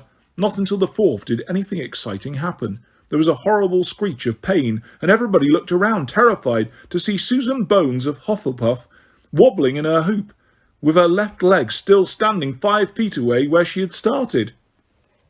The heads of house converged on her. There was a great bang and a puff of purple smoke, which cleared to reveal Susan sobbing, reunited with her leg, but looking horrified. "Splinching, or the separation of random body parts," said Wilkie Twycross dispassionately, "occurs when the mind is insufficiently determined. You must concentrate continually upon your destination, and move without haste, but with deliberation. Thus." Twycross stepped forwards, turned gracefully on the spot with his arms outstretched, and vanished in a swirl of robes, reappearing at the back of the hall. "Remember the 3 Ds," he said, "and try again. 1, 2, 3. But an hour later, Susan's splinching was still the most interesting thing that had happened. Twycross did not seem discouraged. Fastening his cloak at his neck, he merely said, "Until next Saturday, everybody, and do not forget, destination, determination, deliberation." With that, he waved his wand, vanishing the hoops, and walked out of the hall, accompanied by Professor McGonagall. Talk broke out at once as people began moving towards the entrance hall. "How did you do?" asked Ron, hurrying towards Harry. "I think I felt something the last time I tried. A kind of tingling in my feet." "I expect your trainers were too small, 1-1, said a voice behind them, and Hermione stalked past, smirking. "I didn't feel anything," said Harry, ignoring this interruption. "But I don't care about that now." "What do you mean, you don't care? Don't you want to learn to apparate?" said Ron incredulously. "I'm not fussed, really. I prefer flying," said Harry, glancing over his shoulder to see where Malfoy was, and speeding up as they came into the entrance hall. "Look, hurry up, will you? There's something I want to do." Perplexed, Ron followed Harry back to Gryffindor Tower at a run. They were temporarily detained by Peeves, who had jammed a door on the 4th floor shut and was refusing to let anyone pass until they set fire to their own pants. But Harry and Ron simply turned back and took one of their trusted shortcuts. Within 5 minutes they were climbing through the portrait hole. "Are you going to tell me what you're doing then?" asked Ron, panting slightly. "Up here," said Harry, and he crossed the common room and led the way through the door to the boys' staircase. Their dormitory was, as Harry had hoped, empty. He flung open his trunk and began to rummage in it, while Ron watched impatiently. "Harry, Malfoy's using Crabbe and Goyle as lookouts. He was arguing with Crabbe just now. I want to know—" "Aha!" He had found it, a folded square of apparently blank parchment, which he now smoothed out and tapped with the tip of his wand. "I solemnly swear that I am up to no good. Or Malfoy is anyway." At once, the Marauder's map appeared on the parchment surface. Here was a detailed plan of every one of the castle's floors, and moving around it, the tiny labelled black dots that signified each of the castle's occupants. "Help me find Malfoy," said Harry urgently. He laid the map upon his bed, and he and Ron leaned over it, searching. "There," said Ron, after a minute or so. "He's in the Slytherin common room, look, with Parkinson and Zabini and Crabbe and Goyle." Harry looked down at the map, disappointed, but rallied almost at once. "Well, I'm keeping an eye on him from now on," he said firmly, "and the moment I see him lurking somewhere with Crabbe and Goyle, keeping watch outside, it'll be on with the old invisibility cloak and off to find out what he's—" He broke off as Neville entered the dormitory, bringing with him a strong smell of singed material, and began rummaging in his trunk for a fresh pair of pants. Despite his determination to catch Malfoy out, Harry had no luck at all over the next couple of weeks. Although he consulted the map as often as he could, sometimes making unnecessary visits to the bathroom between lessons to search it, he did not once see Malfoy anywhere suspicious. Admittedly, he spotted Crabbe and Goyle moving around the castle on their own more often than usual, sometimes remaining stationary in deserted corridors. But at these times Malfoy was not only nowhere near them, but impossible to locate on the map at all. This was most mysterious. Harry toyed with the possibility that Malfoy was actually leaving the school grounds, but could not see how he could be doing it, given the very high level of security now operating within the castle. He could only suppose that he was missing Malfoy amongst the hundreds of tiny black dots upon the map. As for the fact that Malfoy, Crabbe and Goyle appeared to be going their different ways when they were usually inseparable, these things have happened as people got older. Ron and Hermione, Harry reflected sadly, were living proof. February moved towards March, with no change in the weather except that it became windy as well as wet. To general indignation, a sign went up on all common room notice boards that the next trip into Hogsmeade had been cancelled. Ron was furious. "It was on my birthday," he said. "I was looking forward to that." "Not a big surprise, though, is it?" said Harry. "Not after what happened to Katie." She had still not returned from St Mungo's. What was more, further disappearances had been reported in the Daily Prophet, including several relatives of students at Hogwarts. "But now, all I've got to look forward to is stupid apparition," said Ron grumpily. "Big birthday treat." 3 lessons on, apparition was proving as difficult as ever, though a few more people had managed to splinch themselves. Frustration was running high, and there was a certain amount of ill feeling towards Wilkie Twycross and his 3 Ds, which had inspired a number of nicknames for him, the politest of which was Dog Breath and Dunghead. "Happy birthday, Ron," said Harry, when they were woken on the 1st of March by Seamus and Dean looking noisily for breakfast. "Have a present." He threw the package across to Ron's bed, where it joined a small pile of them that must, Harry assumed, have been delivered by house elves in the night. "Cheers," said Ron drowsily, and as he ripped off the paper, Harry got out of bed, opened his own trunk and began rummaging in it for the Marauder's map, which he did after every use. He turfed out half the contents of his trunk before he found it hiding beneath the rolled-up socks in which he was still keeping his bottle of lucky potion, Felix Felicis. "Right," he murmured, taking it back to bed with him, tapping it quietly and murmuring, "I solemnly swear that I am up to no good," so that Neville, who was passing the foot of his bed at the time, would not hear. "Nice one, Harry," said Ron enthusiastically, waving the new pair of Quidditch keeper's gloves Harry had given him. "No problem," said Harry absent-mindedly, as he searched the Slytherin dormitory closely for Malfoy. "Hey, I don't think he's in his bed." Ron did not answer. He was too busy unwrapping presents, every now and then letting out an exclamation of pleasure.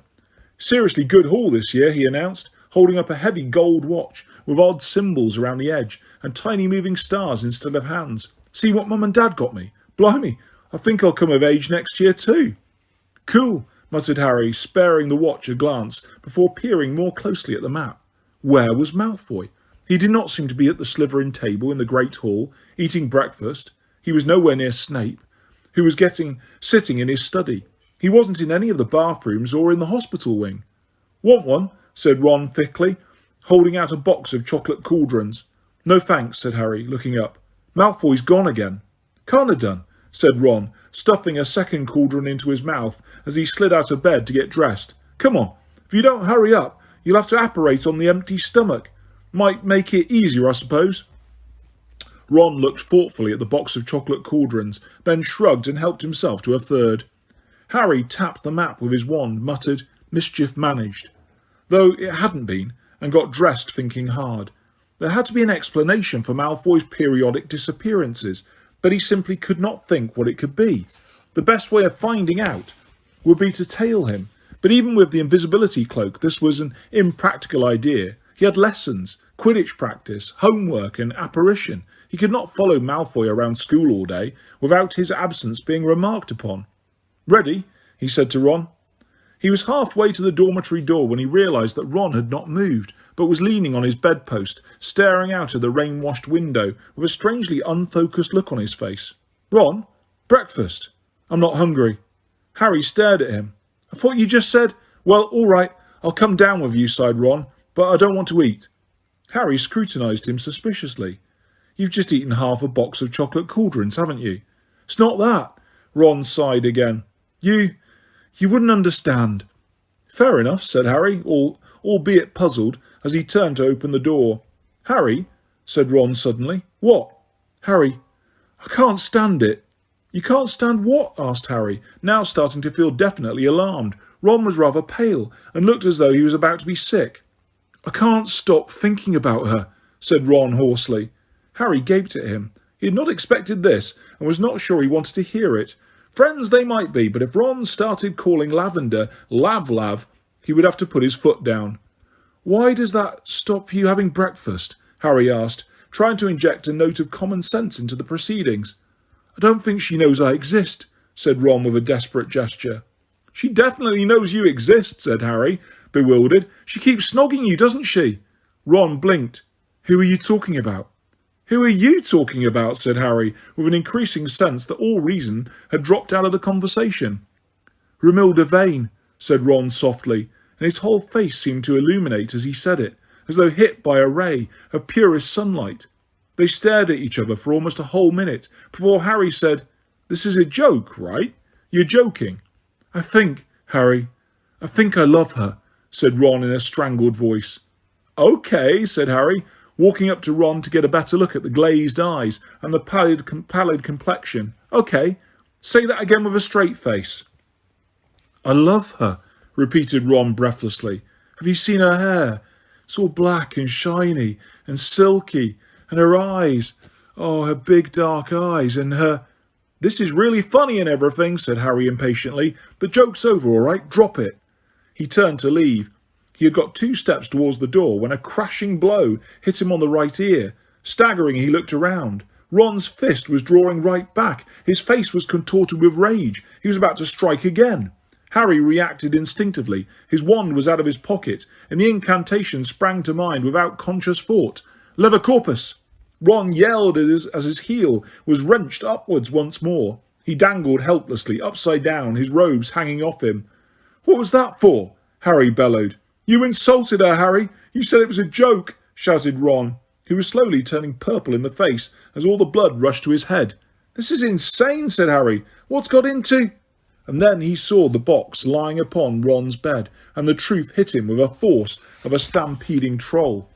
"Where did you get those chocolate cauldrons?" They were a birthday present," shouted Ron, revolving slowly in mid-air as he struggled to get free. "I offered you one, didn't I?" "You just picked them up off the floor, didn't you?" "They'd fallen off my bed, all right." "Let me go!" "They didn't fall off your bed, you prat. Don't you understand? They were mine. I chucked them out of my trunk when I was looking for the map. They're the chocolate cauldrons Romilda gave me before Christmas, and they've all spiked with love potion." But only one word of this seemed to have registered with Ron. "Romilda," he repeated. "Did you say Romilda? Harry, do you know her? Can you introduce me?"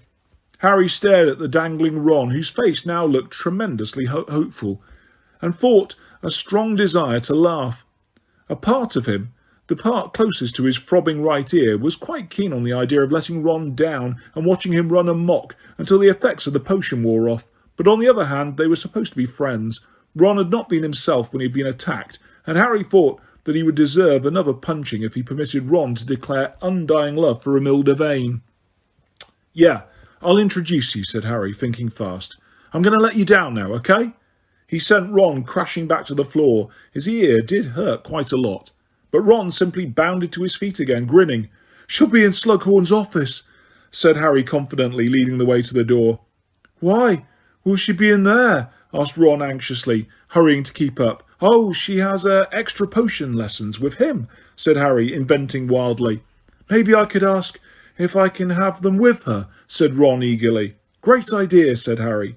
Lavender was waiting beside the portrait hole, a complication Harry had not foreseen.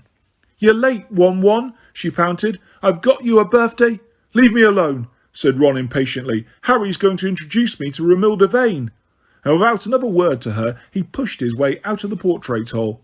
Harry tried to make an apologetic face to Lavender, but it might have turned out simply amused, because she looked more offended than ever as the fat lady swung shut behind them. Harry had been slightly worried that Slughorn might be at breakfast, but he answered his office door at the first knock, wearing a green velvet dressing gown and matching nightcap, and looking rather bleary-eyed. "Harry," he mumbled, "this is very early for a call. I generally sleep late on a Saturday." "Professor, I'm really sorry to disturb you," said Harry as quietly as possible, while Ron stood on tiptoe, attempting to see past Slughorn into his room. "But my friend Ron swallowed a love potion by mistake. You couldn't make him an antidote, could you? I'd take him to Madame Pomfrey, but we're not supposed to have anything from Weasley's Wizard Wheezes, and, you know, awkward questions." "I'd have thought you could have whipped him up a remedy, Harry. An expert potioner like you?" asked Slughorn. Said Harry, somewhat distracted by the fact that Ron was now elbowing him in the ribs in an attempt to force his way into the room. "Well, I've never mixed an antidote for a love potion, sir, and by the time I get it right, Ron might have done something serious."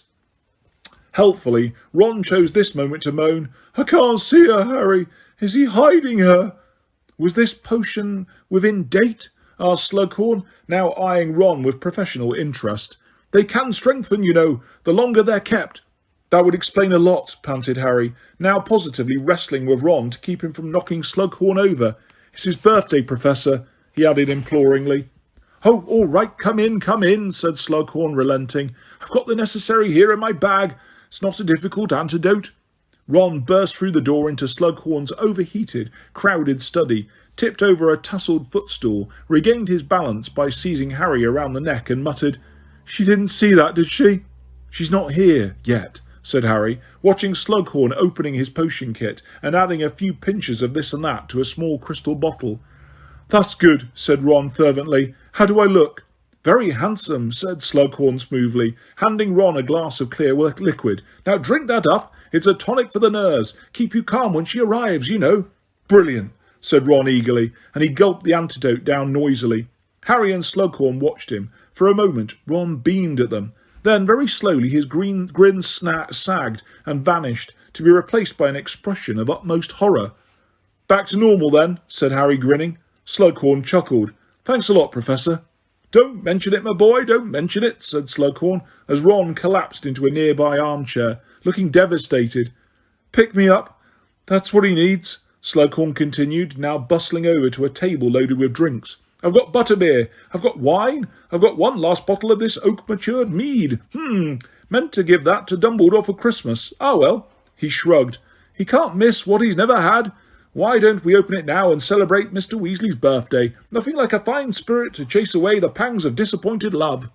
He chortled again, and Harry joined in. This was the first time he had found himself almost alone with Slughorn since his disastrous first attempt to extract the true memory from him. Perhaps, if he could just keep Slughorn in a good mood, perhaps if they could get through enough of the oak-matured mead. There you are then, said Slughorn, handing Harry and Ron a glass of mead each, before raising his own. Well, a very happy birthday, Ralph. Ron, whispered Harry. But Ron, who did not appear to be listening to the toast, had already thrown the mead into his mouth and swallowed it.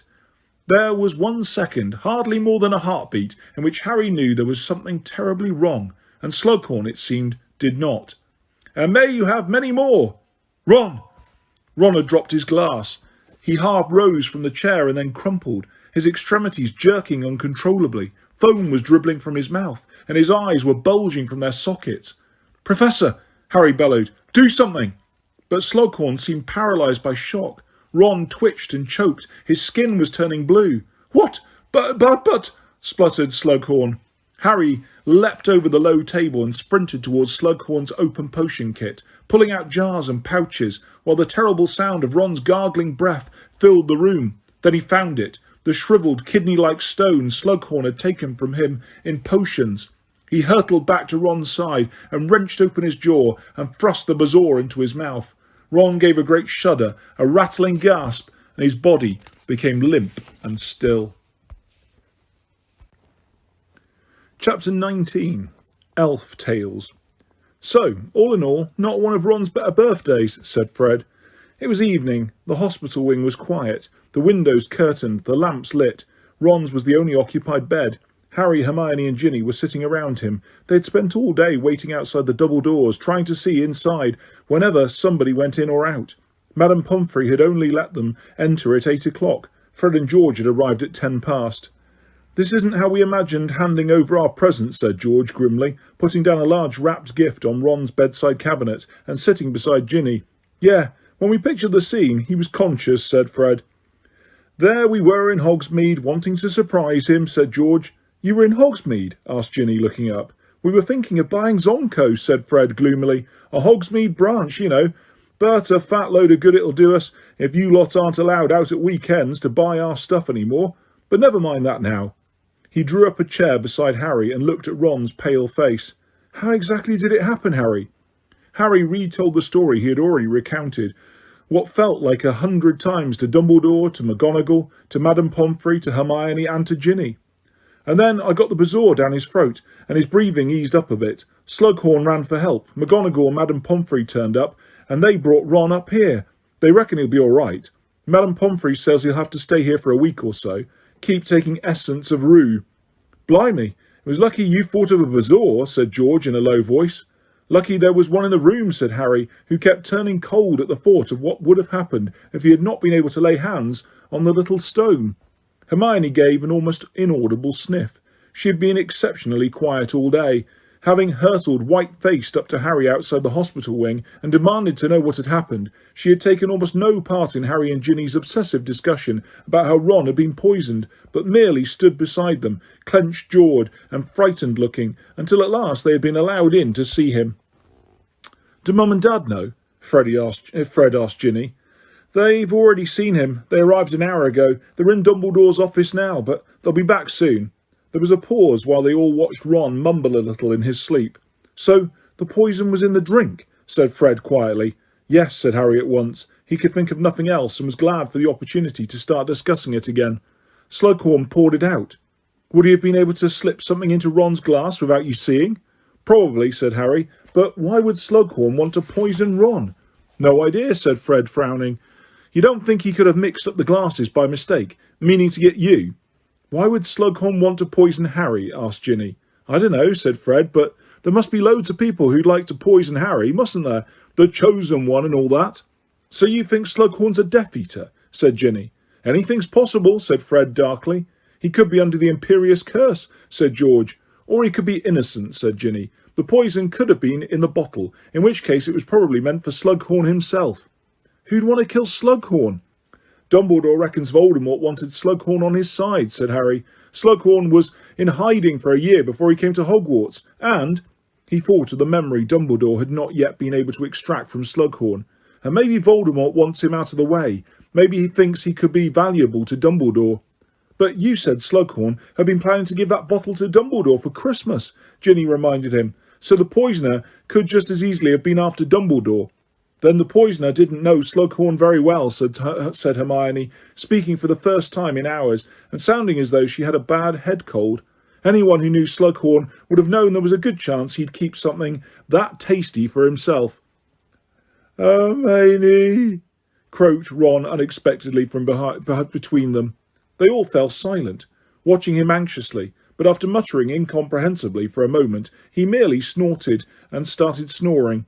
The dormitory doors flew open, making them all jump. Hagrid came striding towards them, his hair rain-flecked, his bearskin coat flapping behind him, a crossbow in his hand, leaving a trail of muddy dolphin-sized footprints all over the floor. "Been in the forest all day," he panted. "Aragog's worse. I've been reading to him. Didn't get up to dinner till just now, and then Professor Sprout told me about Ron. How is he?" "Not bad," said Harry. "They say he'll be okay." "No more than 6 visitors at a time," said Madame Pomfrey, hurrying out of the office. "Hagrid makes 6, George pointed out. "Oh, yes," said Madame Pomfrey, who seemed to have been counting Hagrid as several people due to his vastness. To cover her confusion, she hurried off to clear up his muddy footprints with her wand. "I don't believe this," said Hagrid hoarsely, shaking his great shaggy head as he stared down at Ron. "Just don't believe it. Look at him lying there. Who'd want to hurt him, eh?" "That's just what we were discussing," said Harry. "We don't know." "Someone could have had a grudge against the Gryffindor Quidditch team, could they?" said Hagrid anxiously. "First Katie, now Ron." "I can't see anyone trying to bump off a Quidditch team," said George. "Well, might have done the Slytherins if he could have got away with it," said Fred fairly. "Well, I don't think it's Quidditch, but I think there's a connection between the attacks," said Hermione quietly. "How'd you work that out?" asked Fred. "Well, for one thing, they both ought to have been fatal and weren't, although that was pure luck. And for another, neither the poison nor the necklace seems to have reached the person who was supposed to be killed. Of course," she added broodingly, "that makes the person behind this more dangerous in a way, because they don't seem to care how many people they finish off before they actually reach their victim." Before anybody could respond to this ominous pronouncement, the dormitory doors opened again, and Mr. and Mrs. Weasley hurried up the ward. They had done no more than satisfy themselves that Ron would make a full recovery on their last visit to the ward. Now Mrs. Weasley seized hold of Harry and hugged him very tightly. "Dumbledore's told us how you saved him with a bazaar," she sobbed. "Oh, Harry, what can we say? You saved Ginny, you saved Arthur, now you've saved Ron." "Don't be... I didn't," muttered Harry awkwardly. "Half our family does seem to owe you their lives, now I stop and think about it. Mr. Weasley said in a constricted voice. Well, all I can say is that it was a lucky day for the Weasleys when Ron decided to sit in your compartment on the Hogwarts Express, Harry. Harry could not think of any reply to this and was almost glad when Madame Pomfrey reminded them again that there were only supposed to be 6 visitors around Ron's bed. He and Hermione rose at once to leave, and Hagrid decided to go with them, leaving Ron with his family. "It's terrible," growled Hagrid into his beard as the 3 of them walked back along the corridor to the marble staircase. "All this new security, and kids are getting hurt. Dumbledore's worried sick. He don't say much, but I can tell." "Hasn't he got any ideas, Hagrid?" asked Hermione desperately. "I expect he's got hundreds of ideas, brain like his," said Hagrid staunchly. "But he doesn't know who sent that necklace, nor who put poison in the wine. Or they'd have been caught, wouldn't they?" "What worries me," said Hagrid, lowering his voice and glancing over his shoulder. Harry, for good measure, checked the ceiling for Peeves, "is how long Hogwarts can stay open if kids are being attacked. Chamber of Secrets all over again, isn't it? There'll be panic, more parents taking their kids out of school, and next thing you know, the Board of Governors." Hagrid stopped talking as the ghost of a long-haired woman drifted serenely past and then resumed in a hoarse whisper. "The Board of Governors? Are we talking about shutting us for good?" "Surely not," said Hermione, looking worried. "Gotta see it from their point of view," said Hagrid heavily. "I mean, it's always been a bit of a risk sending a kid to Hogwarts, hasn't it? You expect accidents, don't you, with hundreds of underage wizards all locked up together? But attempted murder? That's different. It's no wonder Dumbledore's angry with Hagrid stopped in his tracks, a familiar, guilty expression on what was visible on his face above his tangled black beard. "What?" said Harry quickly. "Dumbledore's angry with Snape?" "I never said that," said Hagrid, though his look of panic could not have been a bigger giveaway. "Look at the time. It's getting on for midnight. I need to—" "Hagrid, why is Dumbledore angry with Snape?" Harry asked loudly. "Shh," said Hagrid, looking both nervous and angry. "Don't shout stuff like that, Harry. Do you want me to lose my job? Mind, I don't suppose you'd care, would you? No, not that you've given up care of magical—" "Don't try and make me feel guilty. It won't work," said Harry forcefully. "What's Snape done?" "I dunno, Harry. I shouldn't have heard it at all. I was coming out of the forest the other evening as I overheard 'em talking, arguing. Didn't like to draw attention to myself, so I sort of skulked and tried not to listen. But it was a heated discussion, and it wasn't easy to block it out." "Well," Harry urged him, as Hagrid shuffled his enormous feet enormously. "Well, I just heard Snape saying Dumbledore took too much for granted, and maybe Snape, didn't want to do it anymore." "Do what?" "I dunno, Harry. It sounded like Snape was feeling a bit overworked, that's all, anyway. Dumbledore told him flat out he'd agreed to do it, and that was all there was to it. Pretty firm with him. And then he said something about Snape making investigations in his house in Slytherin. Well, there's nothing strange about that," Hagrid added hastily, as Harry and Hermione exchanged looks full of meaning. "All the heads of house were asked to look into the necklace business." "Yeah, but Dumbledore's not having rows with the rest of them, is he?" said Harry. "Look." Hagrid twisted his crossbow uncomfortably in his hands. There was a loud splintering sound, and it snapped in two. "I know what you're like about Snape, Harry, and I don't want you to go reading more into this than there is." "Look out," said Hermione tersely. They turned just in time to see the shadow of Argus Filch looming over the wall behind them, before the man himself turned the corner, hunchbacked, his jowls a-quiver. "Oh-ho," he squeezed, "out of bed so late. This'll mean detention." "No, it won't, Filch," said Hagrid shortly. "They're with me, aren't they?" "And what difference does that make?" asked Filch obnoxiously. "I'm a ruddy teacher, aren't I, you sneaking squib?" said Hagrid, firing up at once. There was a nasty hissing noise as Filch swelled with fury. Mrs. Norris had arrived unseen and was twisting herself sinuously around Filch's skinny ankles. "Get going," said Hagrid out of the corner of his mouth. Harry did not need telling twice. He and Hermione both hurried off, Hagrid and Filch's raised voices echoing behind them as they ran. They passed Peeves near the turning into Gryffindor Tower, but he was streaking happily towards the source of the yelling, cackling and calling, "When there's strife and when there's trouble, call on Peevesy, he'll make double." The fat lady was snoozing and not pleased to be awoken, but swung forwards grumpily to allow them to clamber into the mercifully peaceful and empty common room. It did not seem that people knew about Ron yet. Harry was very relieved. He had been interrogated enough that day. Hermione bade him good night and set off for the girls' dormitory. Harry, however, remained behind, taking a seat beside the fire and looking down into the dying embers. So Dumbledore had argued with Snape. In spite of all he had told Harry, in spite of his insistence that he trusted Snape completely, he had lost his temper with him. He did not think that Snape had tried hard enough to investigate the Slytherins, or perhaps to investigate a single Slytherin. Malfoy. Was it because Dumbledore did not want Harry to do anything foolish, to take matters into his own hands, that he had pretended there was nothing in Harry's suspicions? That seemed likely. It might even be that Dumbledore did not want anything to distract Harry from their lessons, or from procuring that memory from Slughorn. Perhaps Dumbledore did not think it right to confide suspicions about his staff to 16-year-olds. "There you are, Potter." Harry jumped to his feet in shock, his wand at his ready. He had been quite convinced that the common room was empty. He had not been at all prepared for a hulking figure to arise suddenly out of a distant chair. A closer look showed him that it was Cormac McLaggen. "I've been waiting for you to come back," said McLaggen, disregarding Harry's drawn wand. "Must have fallen asleep. Look, I saw them taking Weasley up to the hospital wing earlier. Didn't look like he'll be fit for next week's match." It took Harry a few moments to realise what McLaggen was talking about. Oh, right, Quidditch," he said, putting his wand back into the belt of his jeans and running a hand wearily through his hair. "Yeah, he might not make it." "Well then, I'll be playing keeper, won't I?" said McLaggen. "Yeah," said Harry. "Yeah, I suppose so."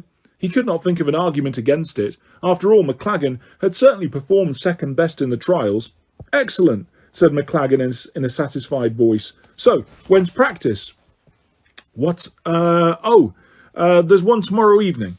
"Good. Listen, Potter, we should have a talk beforehand. I've got some ideas on strategy you might find useful." "Right," said Harry unenthusiastically. "Well, I'll hear them tomorrow then. I'm pretty tired now. See you." The news that Ron had been poisoned spread quickly next day, but it did not cause the sensation that Katie's attack had done. People seemed to think that it might have been an accident, given that it had been in the potion master's room at the time, and that as he had been given an antidote immediately there, was no real harm done. In fact, the Gryffindors were generally much more interested in the upcoming Quidditch match against Hufflepuff, for many of them wanted to see Zachariah Smith, who played Chaser on the Hufflepuff team, punished soundly for his commentary during the opening match against Slytherin. Harry, however, had never been less interested in Quidditch. He was rapidly becoming obsessed with Draco Malfoy, still checking the Marauders map whenever he got a chance. He sometimes made detours to wherever Malfoy happened to be, but had not yet detected him doing anything out of the ordinary. And still, there were those inexplicable times when Malfoy simply vanished from the map.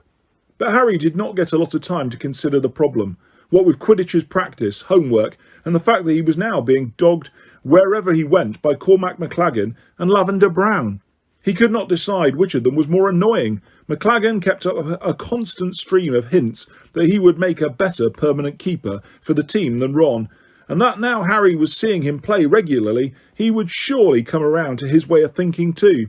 He was also keen to criticise the other players and provide Harry with detailed training schemes, so that more than once Harry was forced to remind him who was captain. Meanwhile, Lavender kept sidling up to Harry to discuss Ron, which Harry found almost more wearing than the McLaggen's Quidditch lectures. At first, Lavender had been annoyed that nobody had thought to tell her that Ron was in the hospital wing. "I mean, I am his girlfriend." But unfortunately, she had now decided to forgive Harry the lapse of memory and was keen to have lots of in-depth chats with him about Ron's feelings, a most uncomfortable experience that Harry would have happily foregone. "Look, why don't you talk to Ron about this?" Harry asked after a particularly long interrogation from Lavender that took in everything from precisely what Ron had said about her new dress robes to whether or not Harry thought that Ron considered his relationship with Lavender to be serious. "Well, I would, but he's always asleep when I go to see him," said Lavender fretfully. "Is he?" said Harry, surprised, for he had found Ron perfectly alert every time he had been up to the hospital wing, both highly interested in the news of Dumbledore and Snape's row and keen to abuse McLaggen as much as possible. "Is Hermione Granger still visiting him?" Lavender demanded suddenly. "Yeah, I think so. Well, they're friends, aren't they?" said Harry uncomfortably. "Friends? Don't make me laugh," said Lavender scornfully. She didn't talk to him for weeks after he started going out with me, but I suppose she wants to make up with him now. Now he's all interesting. Would you call getting poisoned being interesting? Asked Harry. Anyway, sorry, gotta go. There's McLaggen coming for a talk about Quidditch, said Harry hurriedly, and he dashed sideways through a door, pretending to be solid wall, and sprinted down the shortcut that would take him off to potions, where thankfully neither Lavender nor McLaggen could follow him. On the morning of the Quidditch match against Hufflepuff, Harry dropped in on the hospital wing before heading down to the pitch. Ron was very agitated. Madame Pomfrey would not let him go down to watch the match, feeling it would overexcite him. So how's McLaggen shaping up? He asked Harry nervously, apparently forgetting that he had already asked the same question twice. I've told you, said Harry patiently. He could be world class, and I wouldn't want to keep him. He keeps trying to tell everyone what to do. He thinks he could play every position better than the rest of us. I can't wait to be shot of him. And speaking of getting shot of people, Harry added, getting to his feet and picking up his firebolt, will you stop pretending to be asleep when Lavender comes to see you? She's driving me mad as well. Oh, said Ron, looking sheepish. Yeah, all right. If you don't want to go out with her anymore, just tell her, said Harry. Well, it's not that easy, is it, said Ron. He paused. Hermione going to look in before the match? He added casually. No, she's already gone down to the pitch with Ginny. Oh, said Ron, looking rather glum. Right, well, good luck. Hope you hammer Smith. I'll try, said Harry, shouldering his broom. See you after the match. He hurried down through the deserted corridors. The whole school was outside, either already seated in the stadium or heading down towards it. He was looking out of the windows as he passed, trying to gauge how much wind they would be facing, when a noise ahead made him glance up, and he saw Malfoy walking towards him, accompanied by two girls, both of whom looked sulky and resentful. Malfoy stopped short at the sight of Harry, and then gave a short, humourless laugh, and continued walking. Where are you going? Harry demanded. Yeah, I'm really going to tell you, because it's your business, Potter, sneered Malfoy. You better hurry up. They'll be waiting for the chosen captain, the boy who scored, whatever they call you these days. One of the girls gave an unwilling giggle. Harry stared at her. She blushed. Malfoy pushed past Harry, and she and her friend followed on at a trot, turning the corner and vanishing from view. Harry stood rooted on the spot and watched them disappear. This was infuriating. He was already cutting it fine to get to the match on time, and yet there was Malfoy, skulking off while the rest of the school was absent. Harry's best chance yet of discovering what Malfoy was up to. The silent seconds trickled past, and Harry remained where he was, frozen, gazing at the place where Malfoy had vanished. Where have you been? Demanded Ginny, as Harry sprinted into the changing room. The whole team was changed and ready. Coot and Peaks, the beaters, were both hitting their clubs nervously against their legs. I met Malfoy, Harry told her quietly, as he pulled his scarlet robes over his head. So I wanted to know how come he's up at the castle with a couple of girlfriends while everyone else is down here. Does it matter right now? Well, I'm not likely to find out, am I? Said Harry, seizing his firebolt and pushing his glasses straight. Come on then. And without another word, he marched out onto the pitch to deafening cheers and boos. There was little wind. The clouds were patchy. Every now and then there were dazzling flashes of bright sunlight. Tricky conditions, McLaggen said bracingly to the team. Coot, Peaks, you want to fly out of the sun so they don't see you coming. I'm the captain, McLaggen. Shut up giving them instructions, said Harry angrily. Just get up by the goalposts. Once McLaggen had marched off, Harry turned to Coot and Peaks. Make sure you do fly out of the sun, he told them grudgingly. He shook hands with the Hufflepuff captain, and then, on Madame Hooch's whistle, kicked off and rose into the air, higher than the rest of his team, streaking around the pitch in search of the snitch. If he could catch it good and early, there might be a chance he could get back up to the castle, seize the Marauder's map, and find out what Malfoy was doing. And that's Smith of Hufflepuff with the Quaffle, said a dreamy voice, echoing over the grounds. He did the commentary last time, of course, and Ginny Weasley flew into him. I think probably on purpose. It looked like it. Smith was being quite rude about Gryffindor. I expect he regrets that now he's playing them. Oh, look, he's lost the Quaffle. Ginny took it from him. I do like her. She's very nice. Harry stared down at the commentator's podium, Surely nobody in their right mind would have let Luna Lovegood commentate. Even from above, there was no mistaking that long, dirty blonde hair, or the necklace or butterbeer corks. Beside Luna, Professor McGonagall was looking slightly uncomfortable, as though she was indeed having second thoughts about this appointment. But now that big Hufflepuff player's got the quaffle from her, I can't remember his name. It's something like Bibble. No, Buggins. It's Cadwallader, said Professor McGonagall loudly from beside Luna. The crowd laughed. Harry stared around for the snitch. There was no sign of it. Moments later, Cadwallader scored.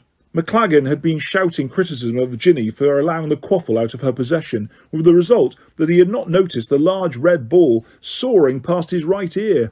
McLaggen, will you pay attention to what you're supposed to be doing and leave everyone else alone? Bellowed Harry, wheeling around to face the keeper.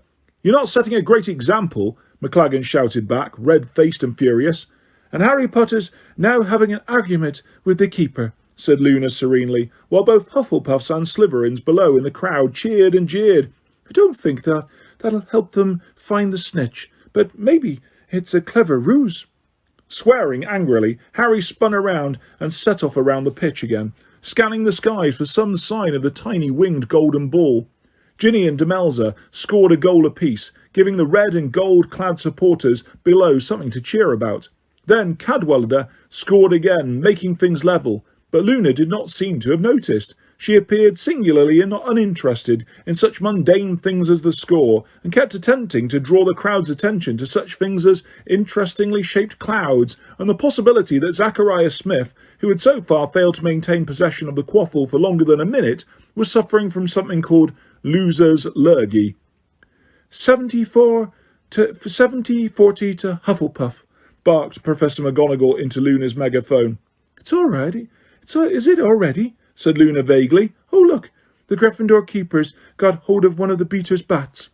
Harry spun around in mid-air. Sure enough, McLaggen, for reasons best known to himself, had pulled Peake's bat from him and appeared to be demonstrating how to hit a bludger towards an oncoming Cadwallader. Will you give him back his bat and get back to the goalposts? Roared Harry, pelting towards McLaggen just as McLaggen took a ferocious swipe at the bludger and mishit it. A blinding, sickening pain, a flash of light, distant screams, and the sensation of falling down a long tunnel. And the next thing Harry knew, he was lying in a remarkably warm and comfortable bed, and looking up at a lamp that was throwing a circle of golden light on the shadowy ceiling. He raised his head awkwardly. There on his left was a familiar-looking, freckly, red-haired person. Nice of you to drop in, said Ron, grinning. Harry blinked and looked around. Of course, he was in the hospital wing. The sky outside was indigo streaked with crimson. The match must have finished hours ago. As had any hope of cornering Malfoy. Harry's head felt strangely heavy. He raised his hand and felt a stiff turban of bandages. What happened? Cracked skull, said Madame Pomfrey, bustling up and pushing him back against his pillows. Nothing to worry about. I mended it at once, but I'm keeping you in overnight. You shouldn't overexert yourself for a few hours. I don't want to stay here overnight, said Harry angrily, sitting up and throwing back his covers. I want to find McLaggen and kill him. I'm afraid that would come under the heading of overexertion, said Madame Pomfrey, pushing him firmly back onto his bed and raising her wand in a threatening manner. You will stay here until I discharge you, Potter, or I shall call the headmaster.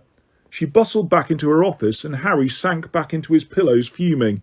Do you know how much we lost by? He asked Ron, through clenched teeth. Well, yeah, I do, said Ron apologetically.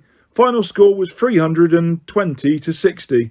Brilliant, said Harry savagely. Really brilliant. When I get hold of McLaggen... You don't want to get hold of him. He's the size of a troll, said Ron reasonably. Personally, I think there's a lot to be said for hexing him with that toenail thing of the prince's. Anyway, the rest of the team, they might have dealt with him before you get out there. They're not happy. There was a note of badly supposed glee in Ron's voice. Harry could tell he was nothing short of thrilled that McLaggen had messed up so badly. Harry lay there staring up at the patch of light on the ceiling, his recently mended skull not hurting, precisely, but feeling slightly tender underneath all the bandaging. I could hear the match commentary from here, said Ron, his voice now shaking with laughter. I hope Luna always commentates from now on. Losers lurgy. But Harry was still too angry to see much humour in the situation, and after a while Ron's snorts subsided. Ginny came in to visit while you were unconscious, he said, after a long pause, and Harry's imagination zoomed into overdrive, rapidly constructing a scene in which Ginny, weeping over his lifeless form, confessed her feelings of deep attraction to him, while Ron gave him his blessing. She reckons you only just arrived in time for the match. How come? You left here early enough. Oh, said Harry, as the scene in his mind's eye imploded. Yeah, well, I saw Malfoy sneaking off with a couple of girls who didn't look like they wanted to be with him, and that's the second time he's made sure he isn't down on the Quidditch pitch with the rest of the school. He skipped the last match too, remember? Harry sighed. Wished I'd followed him now. The match was such a fiasco. Don't be stupid, said Ron sharply. You couldn't have missed a Quidditch match just to follow Malfoy. You're the captain. I want to know what he's up to, said Harry. And don't tell me it's all in my head, not after what I overheard between him and Snape. I never said it was all in your head, said Ron, hoisting himself up onto an elbow in turn and frowning at Harry. But there's no rule saying only one person at a time can be plotting anything in this place. You're getting a bit obsessed with Malfoy. Harry, I mean, thinking about missing a match just to follow him. I want to catch him at it, said Harry in frustration. I mean, where's he going when he disappears off the map? I don't know. Hogsmeade? Suggested Ron, yawning. I've never seen him going along any of my secret passageways on the map. I thought they were being watched now. Anyway. Well then, I don't know, said Ron. Silence fell between them. Harry stared at the circle of lamplight above him, thinking. If only he had Rufus Scrimgeour's power, he could have been able to set a tail upon Malfoy. But unfortunately Harry did not have an office full of auras at his command. He thought fleetingly of trying to set something up with a DA, but there again was the problem that people would be missed from lessons. Most of them, after all, still had full timetables. There was a low, rumbling snore from Ron's bed. After a while, Madame Pomfrey came out of her office, this time wearing a thick dressing gown. It was easiest to feign sleep. Harry rolled over onto his side and listened to all the curtains closing themselves. As she waved her wand, the lamps dimmed, and she returned to her office. He heard the door click behind her and knew that she was off to bed. This was, Harry reflected in the darkness, the third time that he had been brought to the hospital wing because of a Quidditch injury. Last time he'd fallen off his broom due to the presence of Dementors around the pitch, and the time before that, all the bones had been removed from his arm by the incurably inept Professor Lockhart. That had been his most painful injury by far. He remembered the agony of regrowing an armful of bones in one night, a discomfort not eased by the arrival of an unexpected visitor in the middle of the... Harry sat bolt upright, his heart pounding, his bandaged turban askew. He had the solution at last. There was a way to have Malfoy followed. How could he have forgotten? Why hadn't he thought of it before? But the question was, how to call him? What did you do? Quietly, tentatively, Harry spoke into the darkness. Creature? There was a very loud crack, and the sounds of scuffling and squeaks filled the silent room. Ron awoke with a yelp. What's going? Harry pointed his wand hastily at the door of Madame Pomfrey's office and muttered, Muffiliato, so that she would not come running. Then he scrambled to the end of his bed for a better look at what was going on.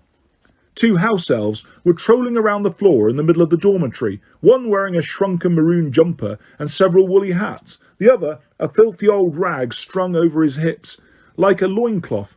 There was another loud bang, and Peeves the poltergeist appeared in mid-air above the wrestling elves. I was watching that, Potty, he told Harry indignantly, pointing at the fight below, before letting out a loud cackle. Look at the ickle creatures squabbling, bitey, bitey, punchy, punchy. Creature will not insult Harry Potter in front of Dobby. No, he won't, or Dobby will shut Creature's mouth for him, cried Dobby in a high-pitched voice. Kicky, scratchy, cried Peeves happily, now pelting bits of chalk at the elves to engage them further. Tweaky pokey. Creature will say what he likes about the master. Oh, yes, and what a master he is, filthy friend of mudbloods. Oh, what would poor Creature's mistress say? Exactly what Creature's mistress would have said they did not find out, for at that moment Dobby sank his knobbly little fist into Creature's mouth and knocked out half his teeth. Harry and Ron both leapt out of their beds and wrenched the two elves apart, though they continued to try to kick and punch each other, egged on by Peeves, who swooped around the lamp, squealing, "Stick your fingers up his nosy! Draw his cork and pull his earsies!" Harry aimed his wand at Peeves and said, "Langlack!" Peeves clutched at his throat, gulped, and then swooped from the room, making obscene gestures but unable to speak, owing to the fact that his tongue had just glued itself to the roof of his mouth. "Nice one," said Ron appreciatively, lifting Dobby into the air so that his flailing limbs no longer made contact with Creature. "That was another Prince Hex, wasn't it?" "Yeah," said Harry, twisting Creature's white wizened arm into a half Nelson. "Right, I'm forbidding you to fight each other. Well, Creature, you're forbidden to fight Dobby. Dobby, I know I'm not allowed to give you orders." "Dobby is a free house elf, and he can obey anyone he likes, and Dobby will do whatever Harry Potter wants him to do," said Dobby, tears now streaming down his shriveled little face onto his jumper. "OK then," said Harry, and he and Ron both released the elves, who fell to the floor but did not continue fighting. "Master called me," croaked Creature, sinking into a bow even as he gave Harry a look that plainly wished him a painful death. "Yeah, I did," said Harry, glancing towards Madame Pomfrey's office door to check that the muffliato spell was still working. There was no sign that she had heard any of the commotion. "I've got a job for you." "Creature will do whatever Master wants," said Creature, sinking so low that his lips almost touched his gnarled toes. "Because Creature has no choice. But Creature is ashamed to have such a master. Yes." "Dobby will do it, Harry Potter," squeaked Dobby, his tennis ball-sized eyes still swimming with tears. "Dobby would be honoured to help Harry Potter." "Come to think of it, would it be good to have both of you?" said Harry. "OK then, I want you to trail Draco Malfoy." Ignoring the look of mingled surprise and exasperation on Ron's face, Harry went on. "I want to know what he's going, where he's going, who he's meeting, and what he's doing. I want you to follow him around the clock."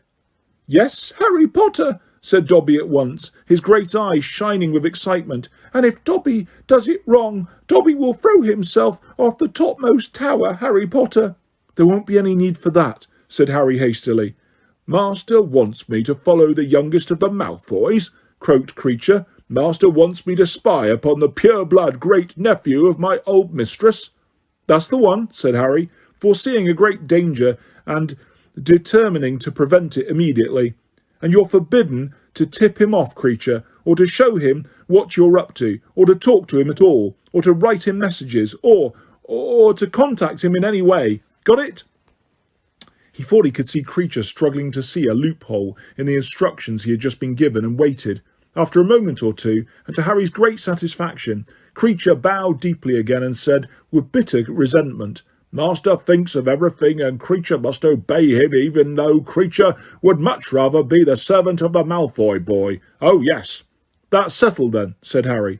"I want regular reports, but make sure I'm not surrounded by people when you turn up. Ron and Hermione are OK, and don't tell anyone what you're doing. Just stick to Malfoy like a couple of wart plasters."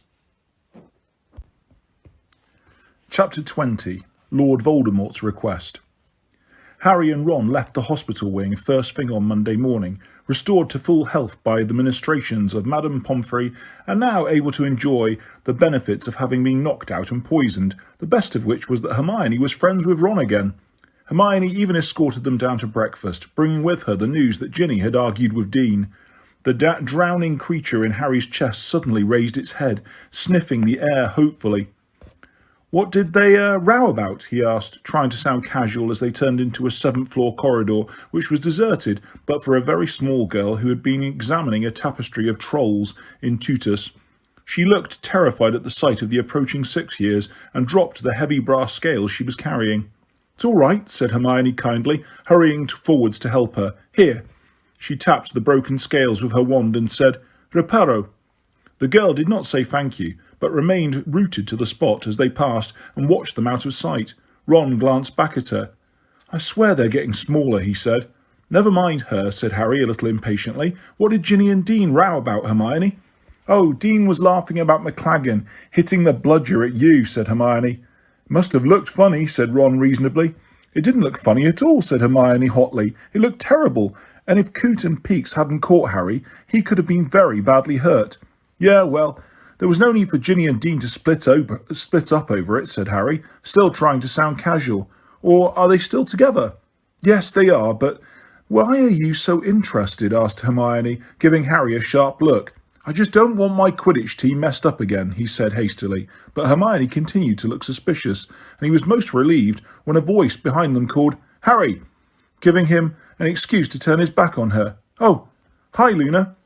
I went to the hospital wing to find you, said Luna, rummaging in her bag, but they said you'd left. She thrust what appeared to be a green onion, a large spotted toadstool, and a considerable amount of what looked like cat litter into Ron's hands, finally pulling out a rather grubby scroll of parchment that she handed to Harry. I've been told to give you this. It was a small roll of parchment, which Harry recognised at once as another invitation to a lesson with Dumbledore. Tonight, he told Ron and Hermione once he had unrolled it. Nice commentary last match, said Ron to Luna, as she took back the green onion, the toadstool and the cat litter. Luna smiled vaguely. You're making fun of me, aren't you? She said. Everyone says I was dreadful. No, I'm serious, said Ron earnestly. Can't remember enjoying commentary more. What is this, by the way? He added, holding the onion-like object up to eye level. Oh, it's a Gertie root, she said, stuffing the cat litter and the toadstool back into her bag. You can keep it if you like. I've got a few of them. They're really excellent for warding off gulping plimpies. And she walked away, leaving Ron chortling, still clutching the Gertie root. You know, she's grown on me, Luna, he said, as they set off again for the Great Hall. I know she's insane, but it's in a good... He stopped talking very suddenly. Lavender Brown was standing at the front of the marble staircase, looking thunderous. Hi, said Ron nervously. Come on, Harry muttered to Hermione as they sped past, though not before they had heard Lavender say, Why didn't you tell me you were getting out today, and why was she with you? Ron looked both sulky and annoyed when he appeared at breakfast half an hour later, and though he sat with Lavender, Harry did not see them exchange a word all the time they were together. Hermione was acting as though she was quite oblivious to all of this, but once or twice Harry saw an inexplicable smirk cross her face. All that day she seemed to be in a particularly good mood, and that evening, in the common room, she even consented to look over, in other words, finish writing, Harry's herbology essay, something she had been resolutely refusing to do up to that point because she had known that Harry would then let Ron copy his work. Thanks a lot, Hermione, said Harry, giving her a hasty pat on the back as he checked his watch and saw that it was nearly 8 o'clock. Listen, I've got to hurry or I'll be late for Dumbledore. She did not answer, but merely crossed out a few of his feebler sentences in a weary sort of way. Grinning, Harry hurried out through the portrait hole and off to the headmaster's office. The gargoyle leapt aside at the mention of toffee eclairs, and Harry took the spiral staircase 2 steps at a time, knocking on the door just as a clock within chimed 8. Enter, called Dumbledore, but as Harry put out a hand to push the door, it was wrenched open from inside. There stood Professor Trelawney.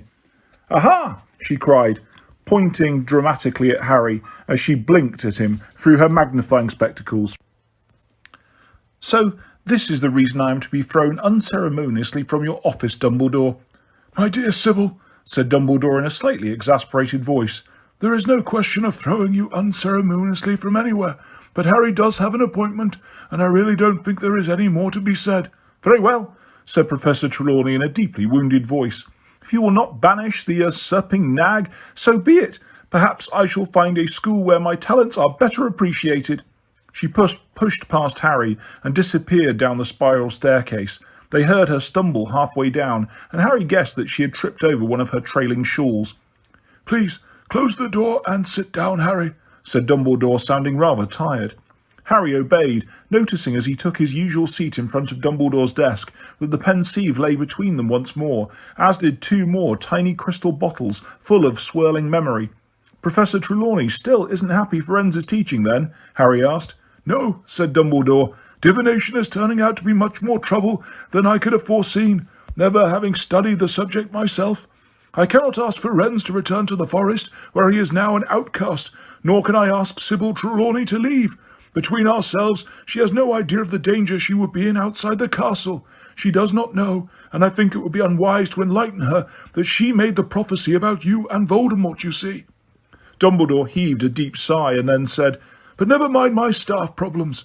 We have much more important matters to discuss. Firstly, have you managed the task I set you at the end of our previous lesson?" "Ah," said Harry, brought up short. With apparition lessons and Quidditch and Ron being poisoned and getting his skull cracked and his determination to find out what Draco Malfoy was up to, Harry had almost forgotten about the memory Dumbledore had asked him to extract from Professor Slughorn. "Well, I asked Professor Slughorn about it at the end of potions, sir, but he wouldn't give it to me." There was a little silence. "I see," said Dumbledore eventually, peering at Harry over the top of his half-moon spectacles and giving Harry the usual sensation that he was being X-rayed. "And you feel that you have exerted your very best efforts in this matter, do you?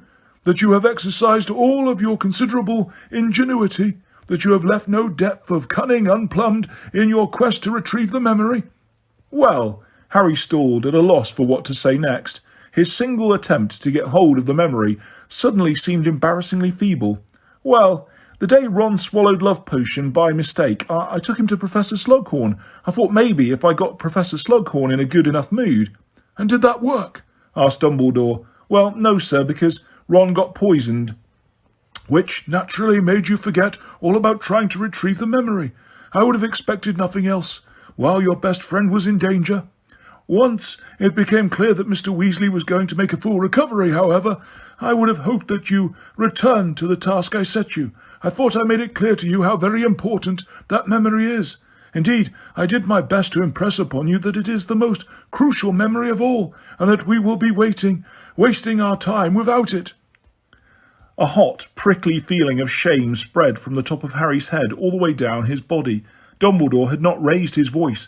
He did not even sound angry, but Harry would have preferred him to yell. This cold disappointment was worse than anything. "Sir," he said, a little desperately, "it isn't that I wasn't bothered or anything. I've just had other things." "Other things on your mind?" Dumbledore finished the sentence for him. "I see."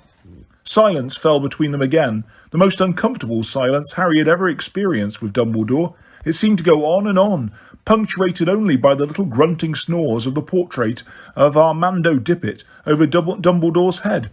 Harry felt strangely diminished, as though he had shrunk a little since he had entered the room. When he could stand it no longer, he said, "Professor Dumbledore, I'm really sorry. I should have done more. I should have realised you wouldn't have asked me to do it if it wasn't really important." "Thank you for saying that, Harry," said Dumbledore quietly. "May I hope, then, that you will give the matter higher priority from now on? There will be little point our meeting after tonight unless we have that memory." I'll do it, sir. I'll get it from him," Harry said earnestly. "Then we shall say no more about it just now," said Dumbledore more kindly. "But continue with our story where we left off. You remember what that was?" "Yes, sir," said Harry quickly. "Voldemort killed his father and his grandparents and made it look as though his Uncle Morfin did it. Then he went back to Hogwarts and asked Professor Slughorn about Horcruxes." He mumbled shamefacedly. "Very good," said Dumbledore. "Now you will remember, I hope, that I told you at the very outset of these meetings of ours that we would be entering the realms of guesswork and speculation." "Yes, sir." "Thus far, as I hope you agree, I have shown you reasonably firm sources of fact for my deductions as to what Voldemort did until the age of 17. Harry nodded. "But now, Harry," said Dumbledore, "now things become murkier and stranger. If it was difficult to find evidence about the boy Riddle, it has been almost impossible to find anyone prepared to reminisce about the man Voldemort. In fact, I doubt whether there is a soul alive apart from himself who could give us a full account of his life since he left Hogwarts. However, I have two last memories that I would like to share with you." Dumbledore indicated the two little crystal bottles gleaming beside the pensieve. I shall then be glad of your opinion as to whether the conclusions I have drawn from them seem likely." The idea that Dumbledore valued his opinion this highly made Harry feel even more deeply ashamed that he had failed in the task of retrieving the Horcrux memory, and he shifted guiltily in his seat as Dumbledore raised the first of the two bottles to the light and examined it. I hope you are not tired of diving into other people's memories, for they are curious recollections, these two, he said. The first one came from a very old house elf by the name of Hokey. Before we see what Hokey witnessed, I must quickly recount how Lord Voldemort left Hogwarts. He reached the 7th year of his schooling with, as you might have expected, top grades in every examination he had taken. All around him, his classmates were deciding which jobs they were to pursue once they had left Hogwarts. Nearly everybody expected spectacular things from Tom Riddle. Prefect, head boy, winner of the special award for services to the school.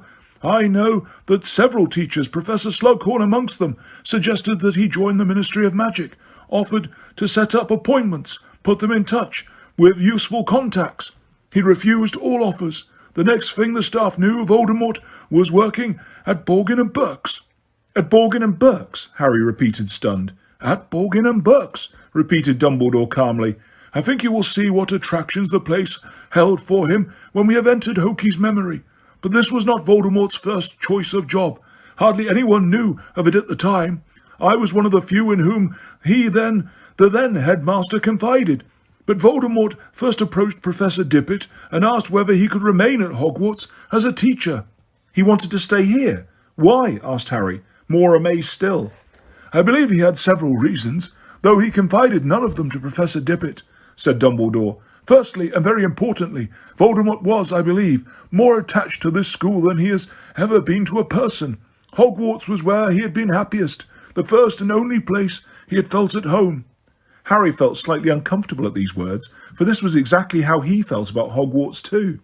Secondly, the castle is a stronghold of ancient magic. Undoubtedly, Voldemort had penetrated many more of its secrets than most of the students who passed through the place. But he may have felt that these were still mysteries to unravel, stores of magic to tap.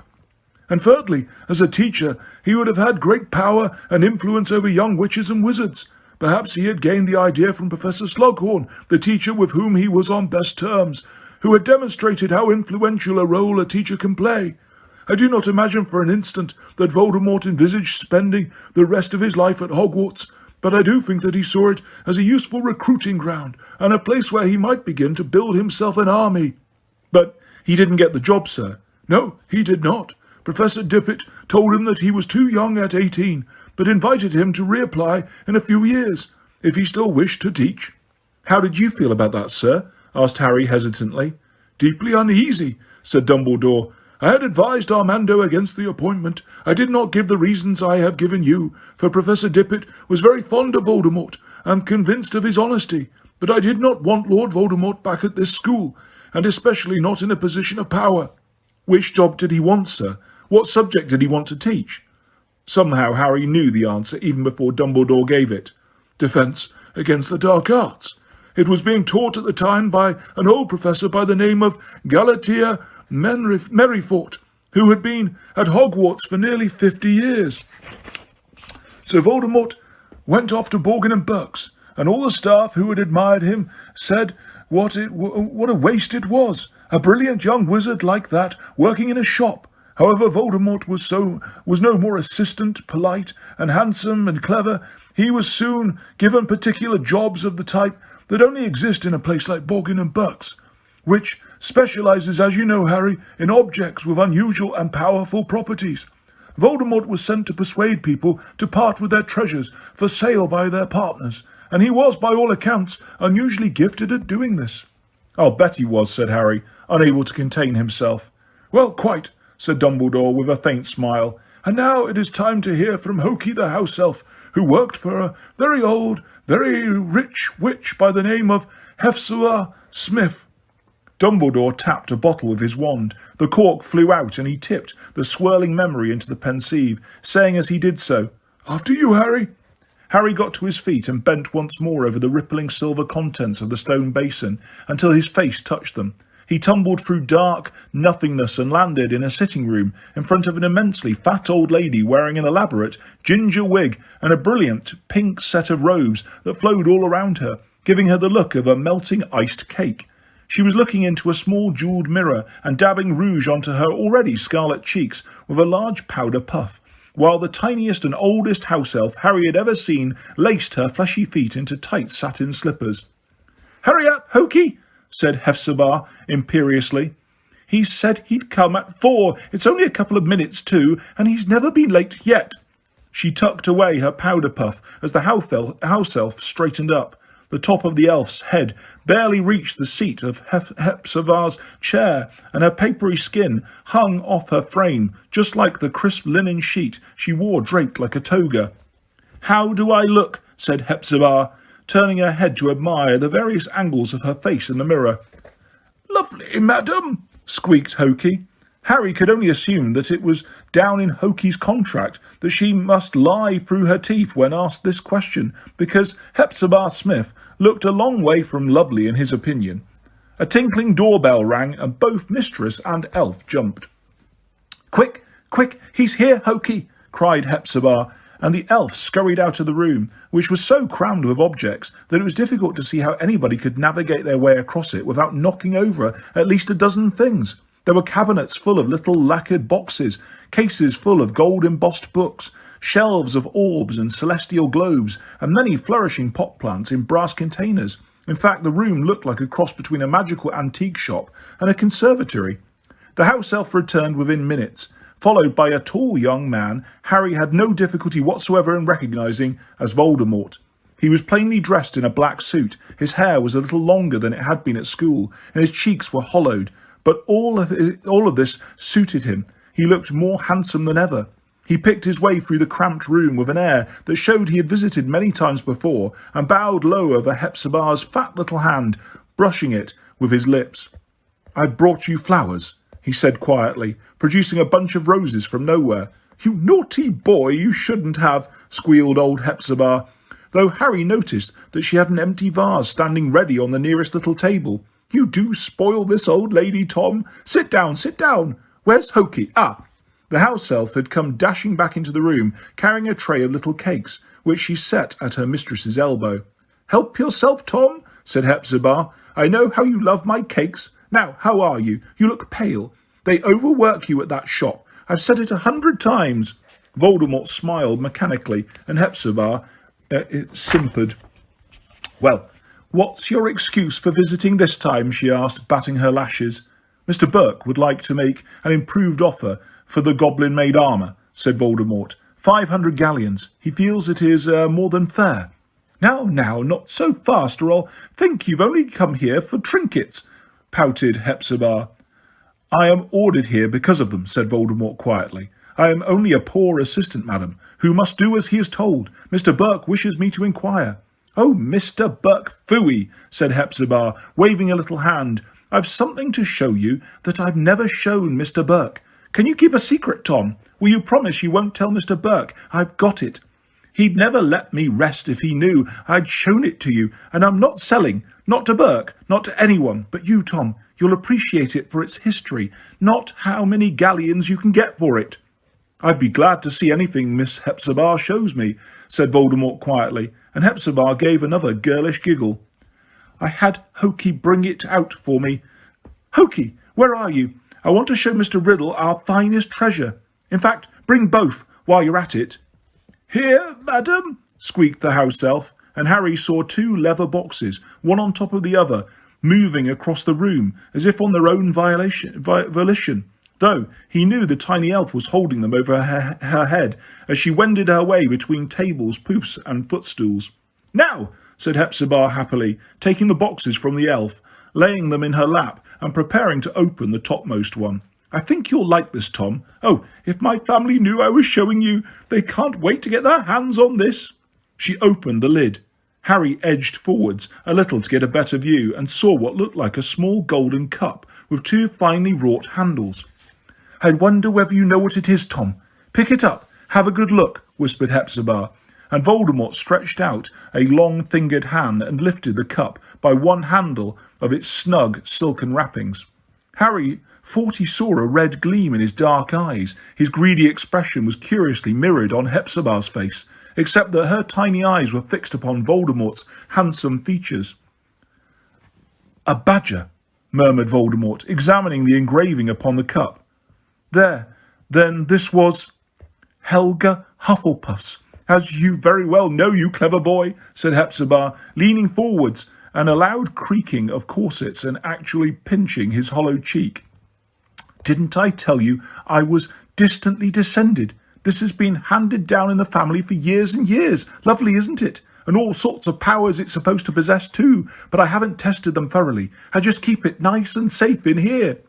She hooked the cup back off Voldemort's long forefinger and restored it gently into its box, too intent upon settling it carefully back into position to notice the shadow that crossed Voldemort's face as the cup was taken away.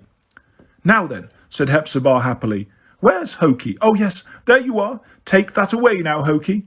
The elf obediently took the boxed cup, and Hepzibah turned her attention to the much flatter box in her lap. "I think you'll like this even more, Tom," she whispered. "Lean in a little, dear boy, so you can see. Of course, Burke knows I've got this one. I bought it in from him, and I dare say he'd love to get it back when I'm gone." She slid back the fine, filigreed clasp and flipped open the box.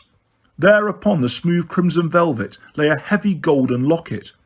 Voldemort reached out his hand, without invitation this time, and held it up to the light, staring at it. "Slytherin's mark," he said quietly, as the light played upon ornate serpentine S. "That's right," said Hepzibah, delighted, apparently at the sight of Voldemort gazing at her locket, transfixed. "I had to pay an arm and a leg for it, but I couldn't let it pass. Not a real treasure like that. Had to have it for my collection. Burke bought it, apparently, from a ragged-looking woman who seemed to have stolen it, but had no idea of its true value." There was no mistaking it this time. Voldemort's eyes flashed scarlet at her words, and Harry saw his knuckles whiten on the locket's chain. "I dare say Burke paid her a pittance, but there you are. Pretty, isn't it? And I again, all kinds of powers attributed to it, though I just keep it nice and safe." She reached out to take the locket back. For a moment, Harry thought Voldemort was not going to let go of it, but then it had slid through his fingers and was back in its red velvet cushion. "So there you are, Tom, dear, and I hope you enjoyed that." She looked him full in the face, and for the first time, Harry saw her foolish smile falter. "Are you all right, dear?" "Oh, yes," said Voldemort quietly. "Yes, I'm very well." "I thought, but a trick of the light, I suppose," said Hepzibah, looking unnerved, and Harry guessed that she too had seen the momentary red gleam in Voldemort's eyes. "Here, Hokey, take these away and lock them up again. The usual enchantments." "Time to leave, Harry," said Dumbledore quietly, and as the little elf bobbed away, bearing the boxes, Dumbledore grasped Harry once again above the elbow, and together they rose up through oblivion and back to Dumbledore's office. "Hepzibah Smith died 2 days after that little scene," said Dumbledore, resuming his seat and indicating that Harry should do the same. "Hokey the house elf was convicted by the Ministry of poisoning her mistress's evening cocoa by accident." "No way," said Harry angrily. "I see. We are of one mind," said Dumbledore. "Certainly there are many similarities between this death and that of the Riddles. In both cases, somebody else took the blame, someone who had a clear memory of having caused the death." "Hokey confessed?" "She remembered putting something in her mistress's cocoa that turned out not to be sugar, but a lethal and little-known poison," said Dumbledore. "It was concluded that she had not meant to do it, but being old and confused—" "Voldemort modified her memory, just like he did with morphine." "Yes, that is my conclusion too," said Dumbledore. "And just as with morphine, the Ministry was predisposed to suspect Hokey." "Because she was a house elf," said Harry. He had rarely felt more in sympathy with the society Hermione had set up, SPEW. "Precisely," said Dumbledore. "She was old. She admitted to having tampered with the drink, and nobody at the Ministry bothered to inquire further. As in the case of morphine, by the time I traced her and managed to extract this memory, her life was almost over. But her memory, of course, proves nothing except that Voldemort knew of the existence of the cup and the locket. By the time Hokey was convicted, Hepzibah's family had realized that 2 of her greatest treasures were missing. It took them a while to be sure of this, for she had many hiding places, having always guarded her collection most jealously. But before they were sure, beyond doubt, that the cup and the locket were both gone, the assistant, who had worked at Borgin and Burke's, the young man who had visited Hepzibah so regularly and charmed her so well, had resigned his post and vanished. His superiors had no idea where he had gone. They were as surprised as anyone at his disappearance, and that was the last that was seen or heard of Tom Riddle for a very long time. Now, said Dumbledore, if you don't mind, Harry, I want to pause once more to draw your attention to certain points of our story. Voldemort had committed another murder. Whether it was his first since he killed the Riddles, I do not know, but I think it was. This time, as you will have seen, he killed not for revenge, but for gain. He wanted the 2 fabulous trophies that poor, besotted old woman showed him, just as he had once robbed the other children at his orphanage, just as he had stolen his Uncle Morfin's ring. So he ran off now with Hepzibah's cup and locket. But, said Harry, frowning, it seems mad, risking everything, throwing away his job, just for those. Mad to you, perhaps, but not to Voldemort, said Dumbledore. I hope you will understand in due course exactly what those objects meant to him, Harry, but you must admit that it is not difficult to imagine that he saw the locket, at least, as rightfully his. The locket, maybe, said Harry, but why take the cup as well? It had belonged to another of Hogwarts' founders, said Dumbledore. I think he still felt a great pull towards the school, and that he could not resist an object so steeped in Hogwarts history. There were other reasons, I think. I hope to be able to demonstrate them to you in due course. And now, for the very last recollection I have to show you, at least until you manage to retrieve Professor Slughorn's memory for us. 10 years separate Hokey's memory and this one. 10 years during which we can only guess at what Lord Voldemort was doing. Harry got to his feet once more as Dumbledore emptied the last memory into the pensieve. Whose memory is it? He asked. Mine, said Dumbledore, and Harry dived after Dumbledore through the shifting silver mass, landing in the very office he had just left. There was Fawkes, slumbering happily on his perch, and there behind the desk was Dumbledore, who looked very similar to the Dumbledore standing beside Harry, though both hands were whole and undamaged and his face was perhaps a little less lined. The one difference between the present-day office and this one was that it was snowing in the past. Bluish flecks were drifting past the window in the dark and building up on the outside ledge. The younger Dumbledore seemed to be waiting for something, and sure enough, moments after their arrival, there was a knock on the door, and he said, Enter! Harry let out a hastily stifled gasp. Voldemort had entered the room. His features were not those Harry had seen emerge from the great stone cauldron almost 2 years before. They were not as snake-like. The eyes were not yet scarlet. The face not yet mask-like. And yet he was no longer handsome, Tom Riddle. It was as though his features had been burned and blurred. They were waxy and oddly distorted, and the whites of all the eyes now had a permanently bloody look, though the pupils were not yet the slits that Harry knew they would become. He was wearing a long black cloak, and his face was as pale as the snow glistening on his shoulders. The Dumbledore behind the desk showed no sign of surprise. Evidently this visit had been made by appointment. Good evening, Tom, said Dumbledore easily.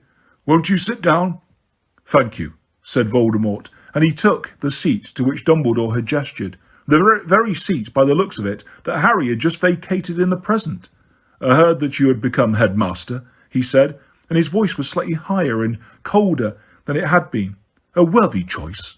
I am glad you approve, said Dumbledore, smiling. May I offer you a drink? That would be welcome, said Voldemort. I have come a long way. Dumbledore stood and swept over to the cabinet, where he now kept the pensieve, but which was full of bottles. Having handed Voldemort a goblet of wine and poured one for himself, he returned to the seat behind the desk. So, Tom, to what do I owe this pleasure? Voldemort did not answer at once, but merely tipped his wine. They do not call me Tom any more, he said. These days I am known as... I know what you are known as, said Dumbledore, smiling pleasantly, but to me I'm afraid you will always be Tom Riddle. It is one of the irritating things about old teachers, I'm afraid. They never quite forget their charge's youthful beginnings. He raised his glass, as though toasting Voldemort, whose face remained expressionless. Nevertheless, Harry felt the atmosphere in the room change subtly. Dumbledore's refusal to use Voldemort's chosen name was a refusal to allow Voldemort to dictate the terms of this meeting, and Harry could tell that Voldemort took it as such. I am surprised you have remained here so long, said Voldemort after a short pause. I always wondered why a wizard such as yourself never wished to leave school."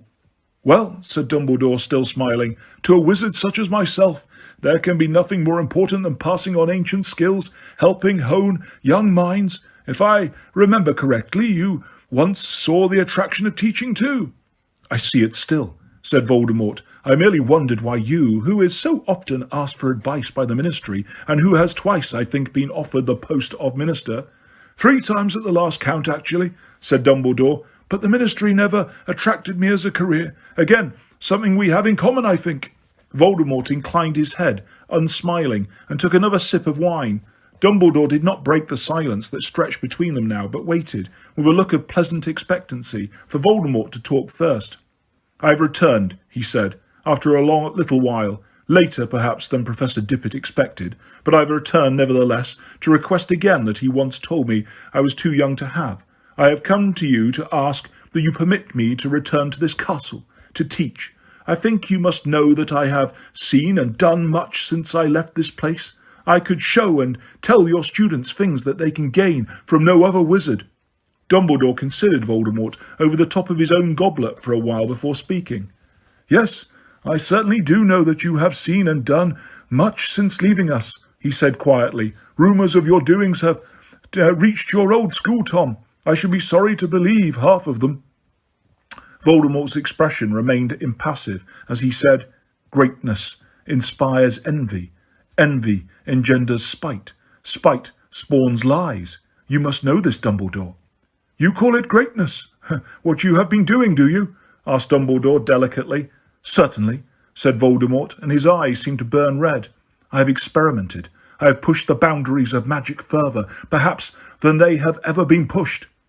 "Of some kinds of magic," Dumbledore corrected him quietly. "Of some.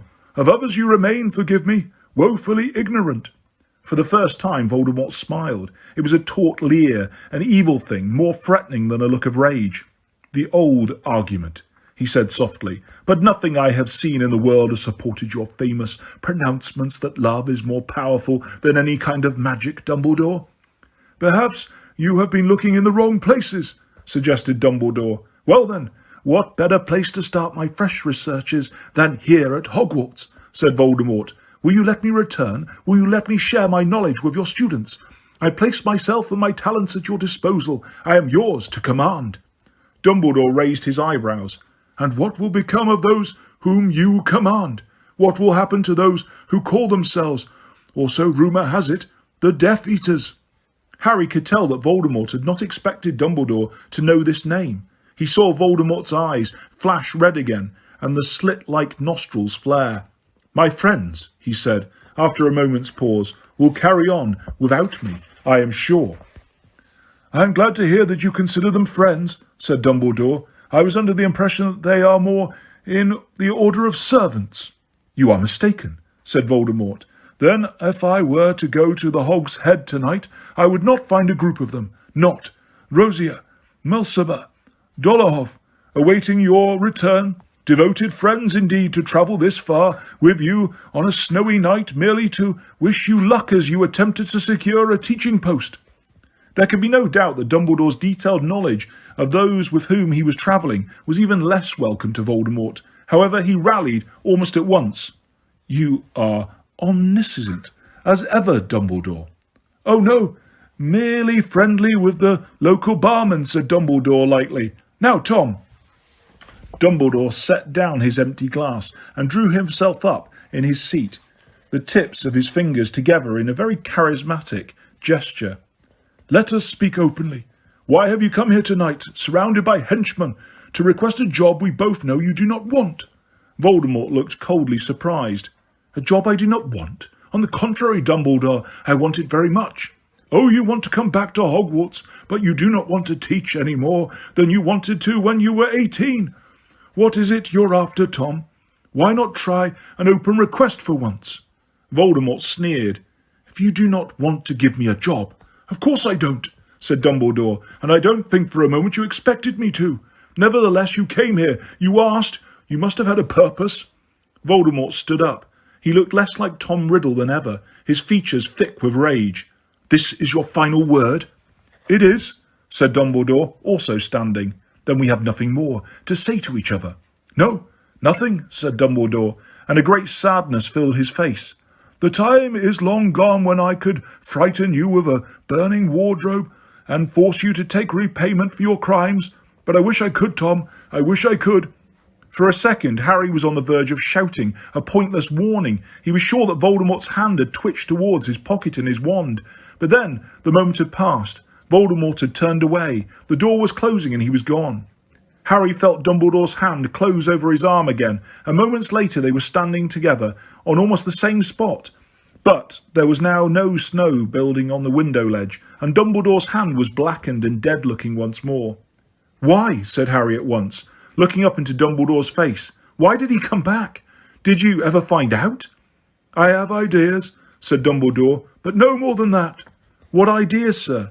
"I shall tell you, Harry, when you have retrieved that memory from Professor Slughorn," said Dumbledore. "When you have that last piece of the jigsaw, everything will, I hope, be clear to both of us." Harry was still burning with curiosity, and even though Dumbledore had walked to the door and was holding it open for him, he did not move at once. "Was he after the Defence Against the Dark Arts job again, sir?" "He didn't say." "Oh, he definitely wanted the Defence Against the Dark Arts job," said Dumbledore. "The aftermath of our little meeting proved that. You see, we have never been able to keep a Defence Against the Dark Arts teacher for longer than a year since I refused the post to Lord Voldemort."